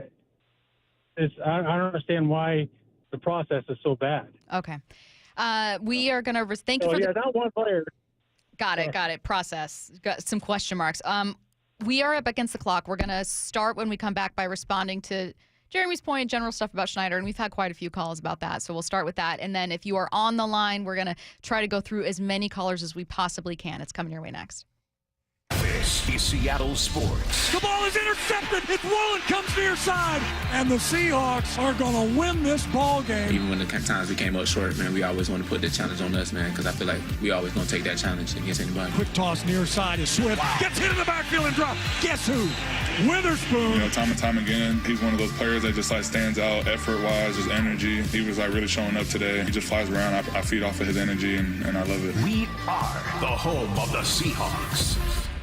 Where can you kick off the new year with big savings on gig speed? Only with Xfinity, now through January 16th. Get gig internet at home for $25 a month for 1 year when you add an unlimited mobile line, which connects you to gig speed Wi-Fi on the road. Act fast today and save more than $650 over AT&T and Verizon in your first year. Plus, hurry and take advantage because right now you can also get a free 5G phone with trade-in. So save big and stay connected to what you love with fast gig speed internet and mobile. From home to hotspots, this new year, it's all about gig speeds and big savings. Don't wait and get gig speed internet. Spend less green and switch to Xfinity. Go to Xfinity.com/gig savings to learn more. Requires paperless billing and autopay with stored bank account. Restrictions apply. Equipment, taxes, and fees extra. $40 internet discount applied to mobile bill. After promo, regular rates apply. Actual speeds vary. Savings compared to Verizon Fiber Gig Plus 1 Unlimited Welcome Line and AT&T Fiber Gig Plus 1 Unlimited Starter Line. Xfinity internet required. Reduced speeds after 30 gigabits of usage per line. Data thresholds and actual savings vary. Want a simple New Year's resolution that's guaranteed to succeed? I'm talking about doing what I did and reversing that clock on hair loss. The same quick, simple one-day hair loss treatment I received from Advanced Hair begins regrowing your own natural hair the very next day, and it's even guaranteed to grow for life. You decide how much and where, and Advanced Hair does the rest. I'm speaking from personal experience. The results have been truly life-changing, and Advanced Hair has helped tens of thousands of folks just like you and me. It's why world-class Dr. Perungo and Advanced Hair are the winners of the 425 Business of the Year. So celebrate this new year with a fuller head of hair and get 250 free hair grafts and $250 off. Schedule your free consultation at 425-449-8185. See what meeting your New Year's resolution could look like with the before and afters at advancedhair.com. 425-449-8185 or advancedhair.com. No two people learn the exact same way. So how did Babbel become the award-winning language learning app? We thought of you, all of you. Take Sierra. As a visual learner, she uses Babbel's wordplay videos. Today I'll share a quick lesson on shopping in French. Merci beaucoup. Keith is a be in the room with real people kind of learner, so he loves the live online classes with our language experts. Okay, class. Vos está pronto. Estamos prontos. However you learn, Babbel makes it easy. Try Babbel for free at Babbel.com. Babbel.com. Febreze. So my home is also my office, and before I can focus, every room's gotta be clean. That means tidying up, then spraying my Febreze Air Mist. Ooh, that's fresh. Febreze Air Mist scents are all high quality. They fight any weird funk, and they give my air an instant boost of freshness. So not only does my home smell good, I feel good too. After I Febreze, it's time to start my day. Breathe happy, Febreze, la la la la la. In between storms, have Asset Roofing do a roof inspection. They're going to make sure shingles are intact and clean up any moss, giving you peace of mind now and saving you thousands years later. Asset Roofing, excellence is on the house. Emerald Queen Casino, the entertainment capital of the Northwest. The best place to watch all your favorite sports. Featuring wall-to-wall viewing screens, 6 windows, and 30 kiosks. Be there at emeraldqueen.com. Emerald Queen Casino, the entertainment capital of the Northwest. Subscribe to the Seattle Sports YouTube page to find new and exclusive content from your favorite shows and personalities daily. Just head to YouTube, search Seattle Sports, and click subscribe. Innovation is at the heart of every Polestar car, and their electric SUV Polestar 3 is no different. From the intuitive infotainment system to its head-turning design, Polestar 3 is for drivers unwilling to compromise. That means merging a spacious, luxurious interior with the torque and handling of a sports car. Visit Polestar Bellevue today for end-of-year lease offers and book a test drive for Polestar 3 at polestarbellevue.com. Be advised, this is your opportunity to save up to 40 to 80% on a hot tub or swim spa. This weekend only, Friday through Sunday, Linwood Event Center. Be advised, this is your opportunity to save up to 40 to 80% on a hot tub or swim spa. This weekend only, Friday through Sunday, Linwood Event Center. 18-month interest-free financing. Our factories have demanded we sell 1,000 hot tubs and swim spas this weekend. Linwood Event Center. Huge factory incentives, factory rebates, this weekend only. Linwood Event Center. We can remove your old hot tub. Free delivery of your new hot tub. Hot tub starting at $2,999. Linwood Event Center. Free delivery of your new hot tub. Just relax and enjoy. Linwood Event Center. Friday, 2 p.m. to 8 p.m. Saturday, 10 a.m. to 8 p.m. Sunday, 10 a.m. to 6 p.m. Free admission, free parking, free delivery. Linwood Event Center. Call 833-SPA-SALE or visit hottubandSwimSpaSale.com. Well, Black Friday and Cyber Monday might be over, but it's the season of savings at all 6 Harnish Auto Family dealerships. Take the driver's seat to savings while supplies last on all 2024 models. The Harnish Auto Family has 22 acres of inventory filled with the most popular trucks, SUVs, EVs, and cars from the brands you know and love. Visit HarnishAutoFamily.com or head to Chevrolet and Kia of Everett or Volkswagen, Subaru, and Chevrolet Buick GMC at Puyallup and tell them I sent you. We are the Harnish Auto Family, where people matter. This hour is brought to you by Mazda of Everett. From the Quantum Fiber Studio. This is Bumpin' Stacy. Weekdays 10 to 2. On Seattle Sports and 97.3 FM HD2. Why did the Seahawks miss the playoffs? Taking the rest of your calls. a few talking about personnel bump and John Schneider. I don't think John Schneider is going anywhere. I do think there's a lot of pressure on him this offseason, though. Do you? Yeah, there's pressure. There's always pressure. He's the GM. When personnel things aren't ideal, they're going to look at the GM. Sure. When schematics don't look right, they're going to look at the coordinators. When the culture and everything seems jacked up, they're going to look at the head coach. Everybody plays their role. Every year GM's under pressure. There's no year he isn't under pressure. Can I add one thing, though, to it, which is I don't think he and DePoto have as much in common as maybe some of our callers. I'm not saying both have their flaws. Both have overseen teams that didn't make the playoffs this year. And the reason behind that in both cases was some personnel stuff. Mm-hmm. But I will say for John Schneider, I question offensive line evaluation. Hey, can you build up this group? In some cases, overpaying or maybe overvaluing, maybe like tight ends or whatever. I will give him credit for the midseason trades and for a willingness to be aggressive. Yep. So I'll give a tip of the cap in that case. Tip of the cap. JC and Kent. JC, why did the Seahawks miss the playoffs? Before I get to that, I just want to say I'm kind of annoyed with the tiebreaker rule. I feel like the tiebreaker should actually be point differential between the Rams and the Seahawks since it's divisional. You know what I mean? Yeah, but my reason is the mistakes that the Seahawks made. Just the face mask in the Vikings game with Byron Murphy, the red zone with Geno getting stepped on. Pretty much just a lot of mistakes I feel like that cost us games. That's my 2 cents. Thanks for the call, JC. JC says just way too many self-inflicted. I forgot about Geno getting stepped on the the 2-yard line or something like that. I forgot about that. Yeah, those are young mistakes, simple mistakes that you feel like you can't avoid. It's tough with the face mask because Byron Murphy's just trying to grab and make a play. Mm-hmm. He realizes the significance of that sack right there. Again, the red zone stuff is just. Man, you just felt like this team just had the worst luck down there. Geno gets stepped on. AJ gets pulled. Even on that 103-yard touchdown return, his elbow was hit. Geno's elbow was hit. Mm-hmm. Not excuses. That's just what happened, okay? He still is responsible for the turnovers. But when you break them down, it's like the one to Noah Fant. The corner makes a heck of a play, peeling off of his route. They're in man coverage. Noah Fant ain't even his guy. But he's in such great position on the out, I believe, by Lockett, that he gets his eyes in the backfield and sees that. It wasn't their year down the red zone. But you got to take care of the football, maybe get a bit more creative, but have a way to run the football and play big boy stuff. Max and Kennewick, why did the Seahawks miss the playoffs? Thank you for taking my playoffs. Interesting discussion. I totally agree with you about the fact that don't fire the coach. Don't fire the GM. We have the players we have. You got to deal with it.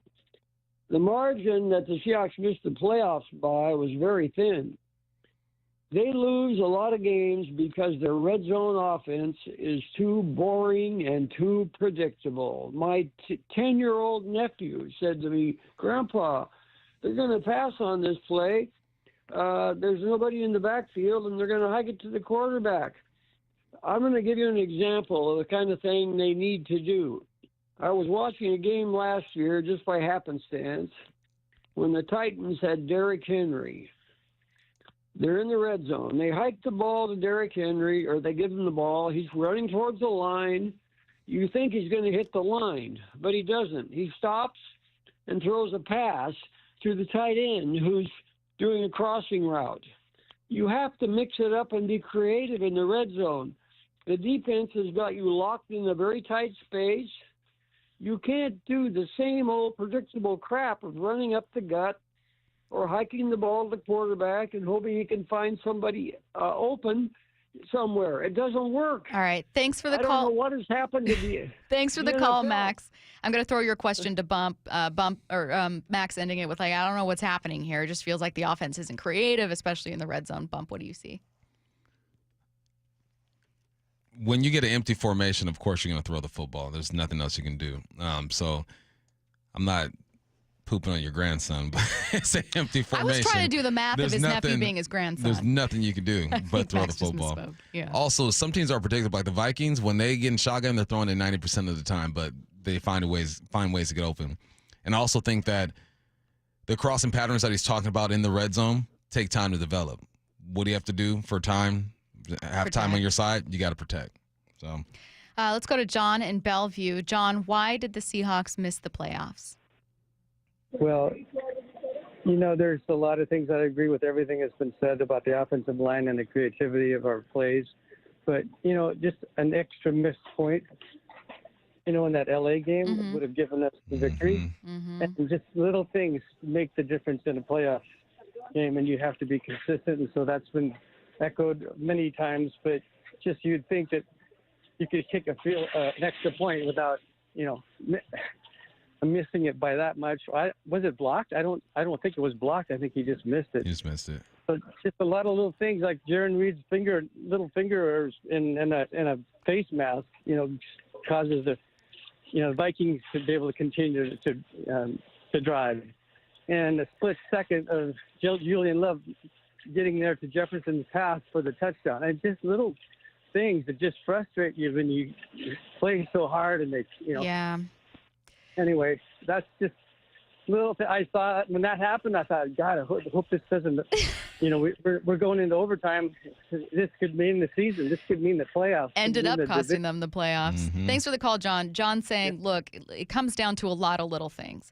And the example he uses is that missed extra point against the Rams. But he's right. It would have been 21-20. Assuming everything else happened. Right. 21-20, you win that game. You don't go into overtime. Little mistakes. Little things. But that's all football is.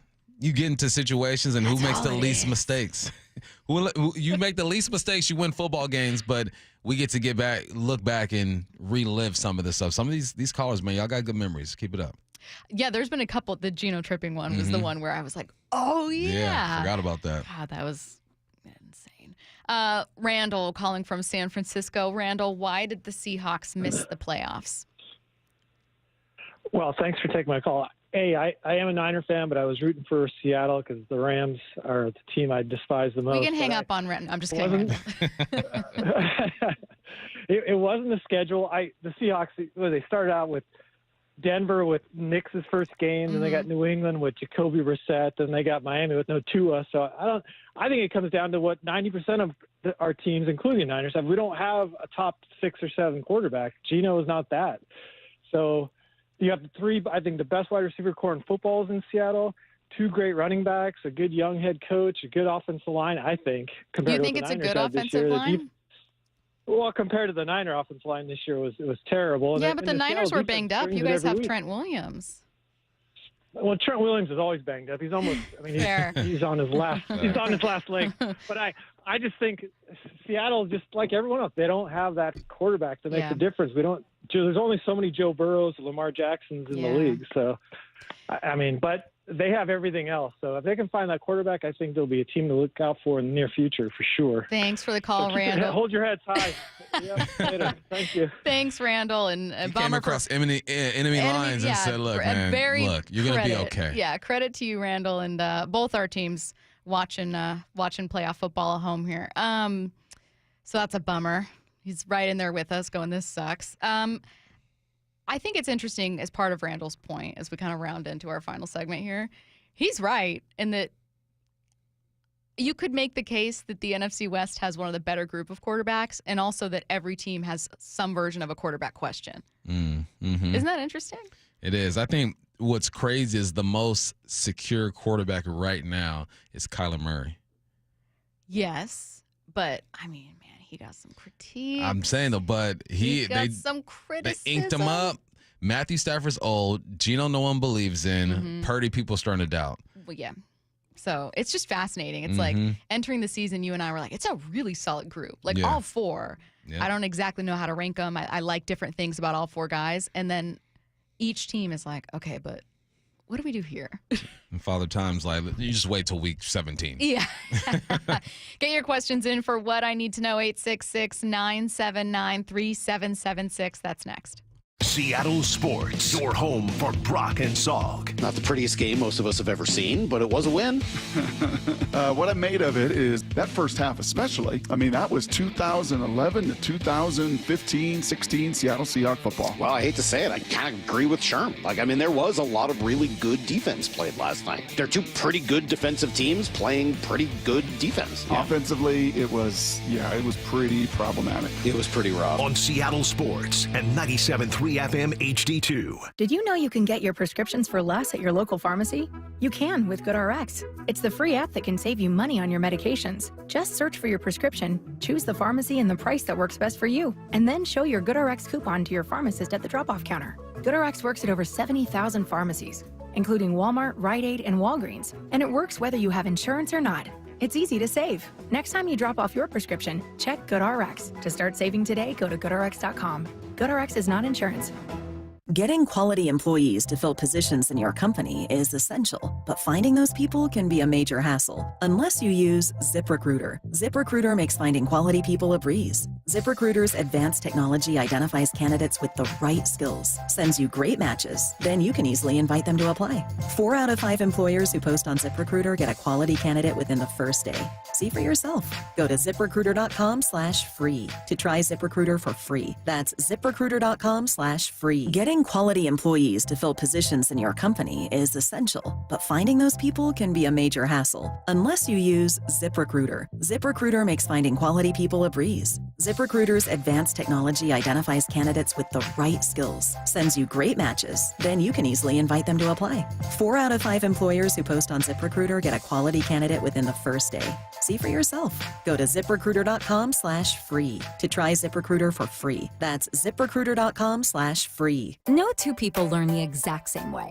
So how did Babbel become the award-winning language learning app? We thought of you, all of you. Take Sierra. As a visual learner, she uses Babbel's wordplay videos. Today I'll share a quick lesson on shopping in French. Merci beaucoup. Keith is a be in the room with real people kind of learner, so he loves the live online classes with our language experts. Okay, class. Vos está pronto. Estamos prontos. However you learn, Babbel makes it easy. Try Babbel for free at Babbel.com. BABBEL.com. Hey guys, ready to feel stronger, leaner, energetic, and more confident? For a limited time, Revive Men's Health offers 25% off TRT and ED bundles. Plus, get a free month of compounded semaglutide, a powerful proven weight loss medication with the same active drug as Ozempic. Terms and exclusions apply. Don't wait. This offer won't last. Call 206-529-1111. That's 206-529-1111. Or visit ReviveMen'sHealth.com. I formed Davis Law Group about 30 years ago, and once I wrote my first book, it proved to be hugely popular. I decided to write then a series of books in different accident cases. I've found that having a client that is educated and knowledgeable about their particular type of case really helps the client and also usually ends up making the case or the claim more successful. To get your free copy of any of my Washington accident books, visit WashingtonAccidentBooks.com. What's your holiday tradition? Now, if you're like me, it involves gathering around a big meal to celebrate. Well, what if there's no food on the table? Hey, it's G-Sky. This year, help someone less fortunate celebrate the holidays by supporting Nourishing Neighbors. The Nourishing Neighbors program provides grocery cards to the people who are the most impacted by food insecurity. So make a donation next time that you're at Safeway and help make sure everyone is welcome at the table for the holidays. Go to NourishingNeighbors.com to learn more. Seahawks Player Spotlight. Man, it felt good to go out there and be able to contribute. Exclusive interviews with your favorite Seahawks. You know, we got a genius as the head coach. Every day with Wyman and Bob.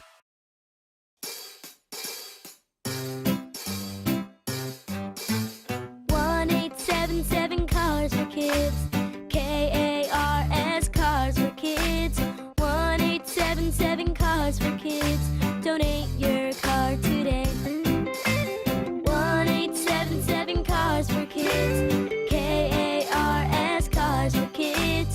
1-877 Cars for Kids. Donate your car today. Donate your car today at carsforkids.org. That's cars with a K. Your car, running or not, can be picked up as soon as the next day. You'll get a maximum tax deduction and a vacation voucher. Hurry! It's your last chance to donate for 2024. 1-877 Cars for Kids. KARS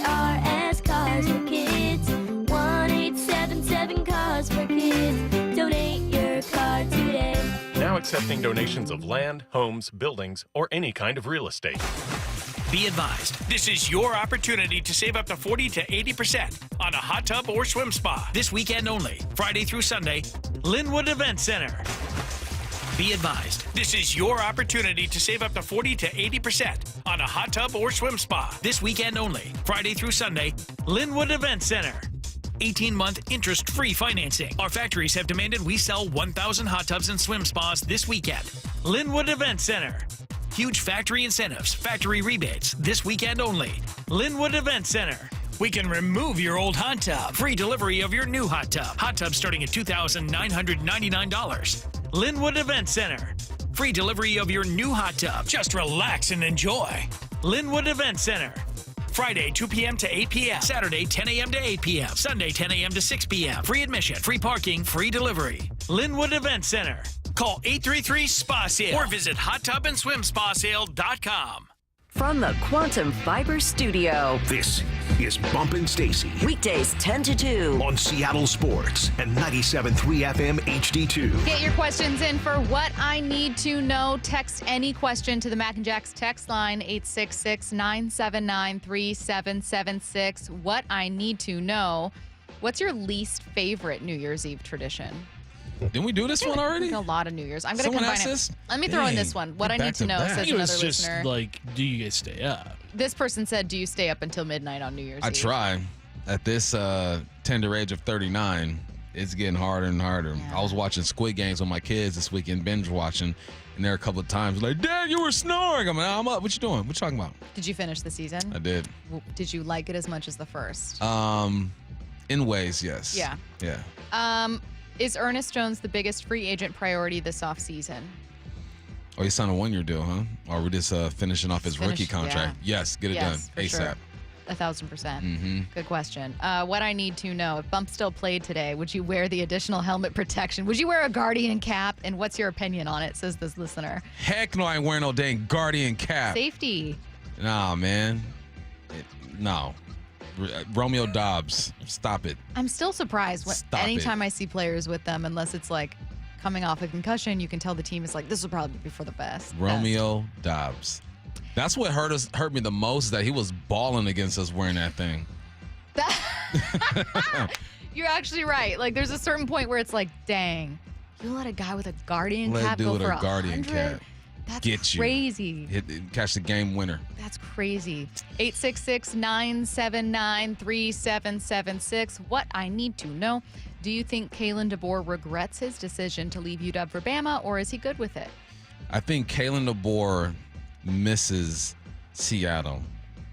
But then he goes to the country club he belongs to. Then he goes to the bank. And he goes, oh, yeah. I'm actually good. This is Bama. I'm going to get some ballers next year.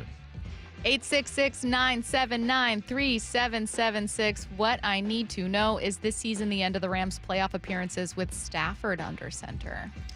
I don't think so. I think Stafford got another year in him. I think he got another one. I mean, I don't want to say they're playing well in spite of him. His connection with Puka Nacua is obviously still there. I think Nacua had over 100 in this one. So it's not like, well, Stafford's playing like trash, but he's not the passer right now that we know he has been. Nah, who they got over there, though? I mean, they got Jimmy G backing them up. They ain't rolling with Jimmy. Yeah. 866-979-3776. What I need to know. Seahawks problem, perhaps the biggest, is the poor run game. Aren't they in bottom 5 in the NFL for the past 5 years? I don't know about for the past 5 years, but they've struggled with that. I don't know. I think it's just closely connected to the offensive line. Same old issues. Same issues. If you don't have an O-line, you cannot run that thing. Simple as that. I feel like we really missed an opportunity to rhyme O-line with looking fine. Oh, we did. I don't know what it is yet. Yeah. You know what I mean? Like, Yeah. I felt like I thought that's where you were going, and I was about to be like, bars. I know. I felt like I bar should have there. gone That's somewhere, and I missed it. I'm sorry. Let me know when you think of it. I'll cue you up. It's got to be natural. It's gone. You're right. Without the O-line, you're not looking fine. No. Okay. The O-line, you won't have time. That's not bad. It's not bad. I'm not It's mad not at great. that. It's not bad. It's a bar. Yeah. What I need to know, it's early, but do you think Michael Penix Jr. can make the Falcons a playoff team next season? Yep. 100%. He looked good. He looked good, man. What did you like most or appreciate most about his game? He just looked comfortable. He didn't look overwhelmed. Things were going on around him. He's keeping his eyes down the field. He looked like he belonged in the league. He looked good. Bump, what I need to know, why couldn't Grubb get the ball to, I think, Walker in space? Is what they're asking. Oh, like he did with Charbonnet? I think that's what he's asking. I don't know for sure. I don't know. In defense is determined where you throw the football to. Yeah. You know, like if they are in a deep zone and the flat defenders are being held and you swing the back out and he's wide up, you're going to get it to him. But I felt like Ken Walker required and got a different amount of attention than Zach Charbonnet did. So he was open and able to make plays. What I need to know. Oh, no, this is dangerous. What's a song that easily or always gets stuck in your head? I don't even want to say it. Say it. It's the Cars for Kids. I was going to say that Bob! one too. Yeah. Wow, I thought you'd go with a song, like a for real song. Nah, it's Cars Dang for Kids. it. You did this. Mm-hmm. Usually any like poppy, like Dua Lipa, Kylie Minogue, like, you know those songs that are like, yeah, bop, bop, bop. Like those things just get in my head and they don't leave. Like there was like 3 different Dua Lipa songs that were just living in my brain. Even when I tried to turn them off. Catchy. She got engaged. She got bangers. She did. She does have bangers.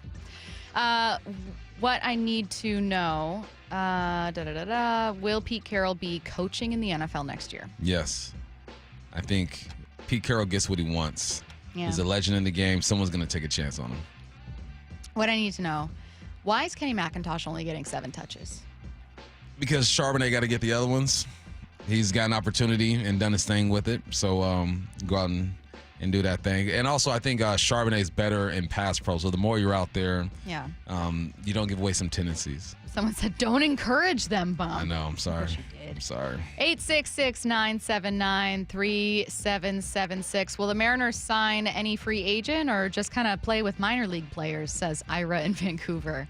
You know what? Whoever won the state championship this year in 4A baseball, high school, let's go ahead and grab some of those guys. See what we do. Oh, God.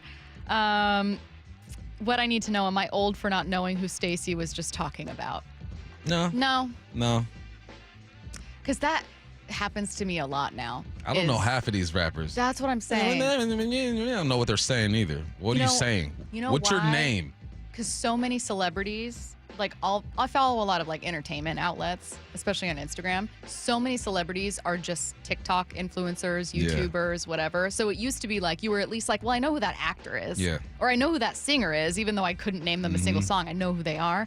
Now I'm like, if I'm not super active on TikTok or YouTube, I have no idea who this person is. Like the lady, we just watched a meme during the break, and the lady says, I'm Instagram famous. Yeah. I don't know who the heck you are. I don't know who you are. That video. I think the Seahawks at their last home game put a slideshow up on Instagram of like celebrities that were in attendance at the most recent game. Dude, it Could makes not me feel name you so one washed. of them. There was like 7. But again, it's because fame is just different now. Anyone can be famous. You got 1 million followers, you're famous, which is crazy. But man. Yep. All right, well, we're old, we're washed, we're going to get out of here. Washed. Wyman and Bob coming your way.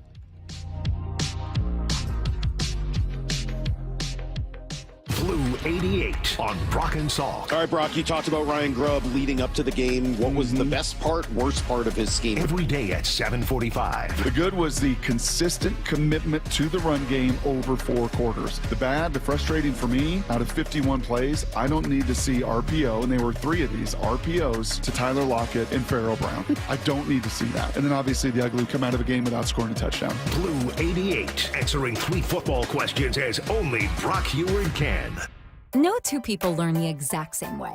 So how did Babbel become the award-winning language learning app? We thought of you, all of you. Take Sierra. As a visual learner, she uses Babbel's wordplay videos. Today I'll share a quick lesson on shopping in French. Merci beaucoup. Keith is a be in the room with real people kind of learner. So he loves the live online classes with our language experts. Okay, class.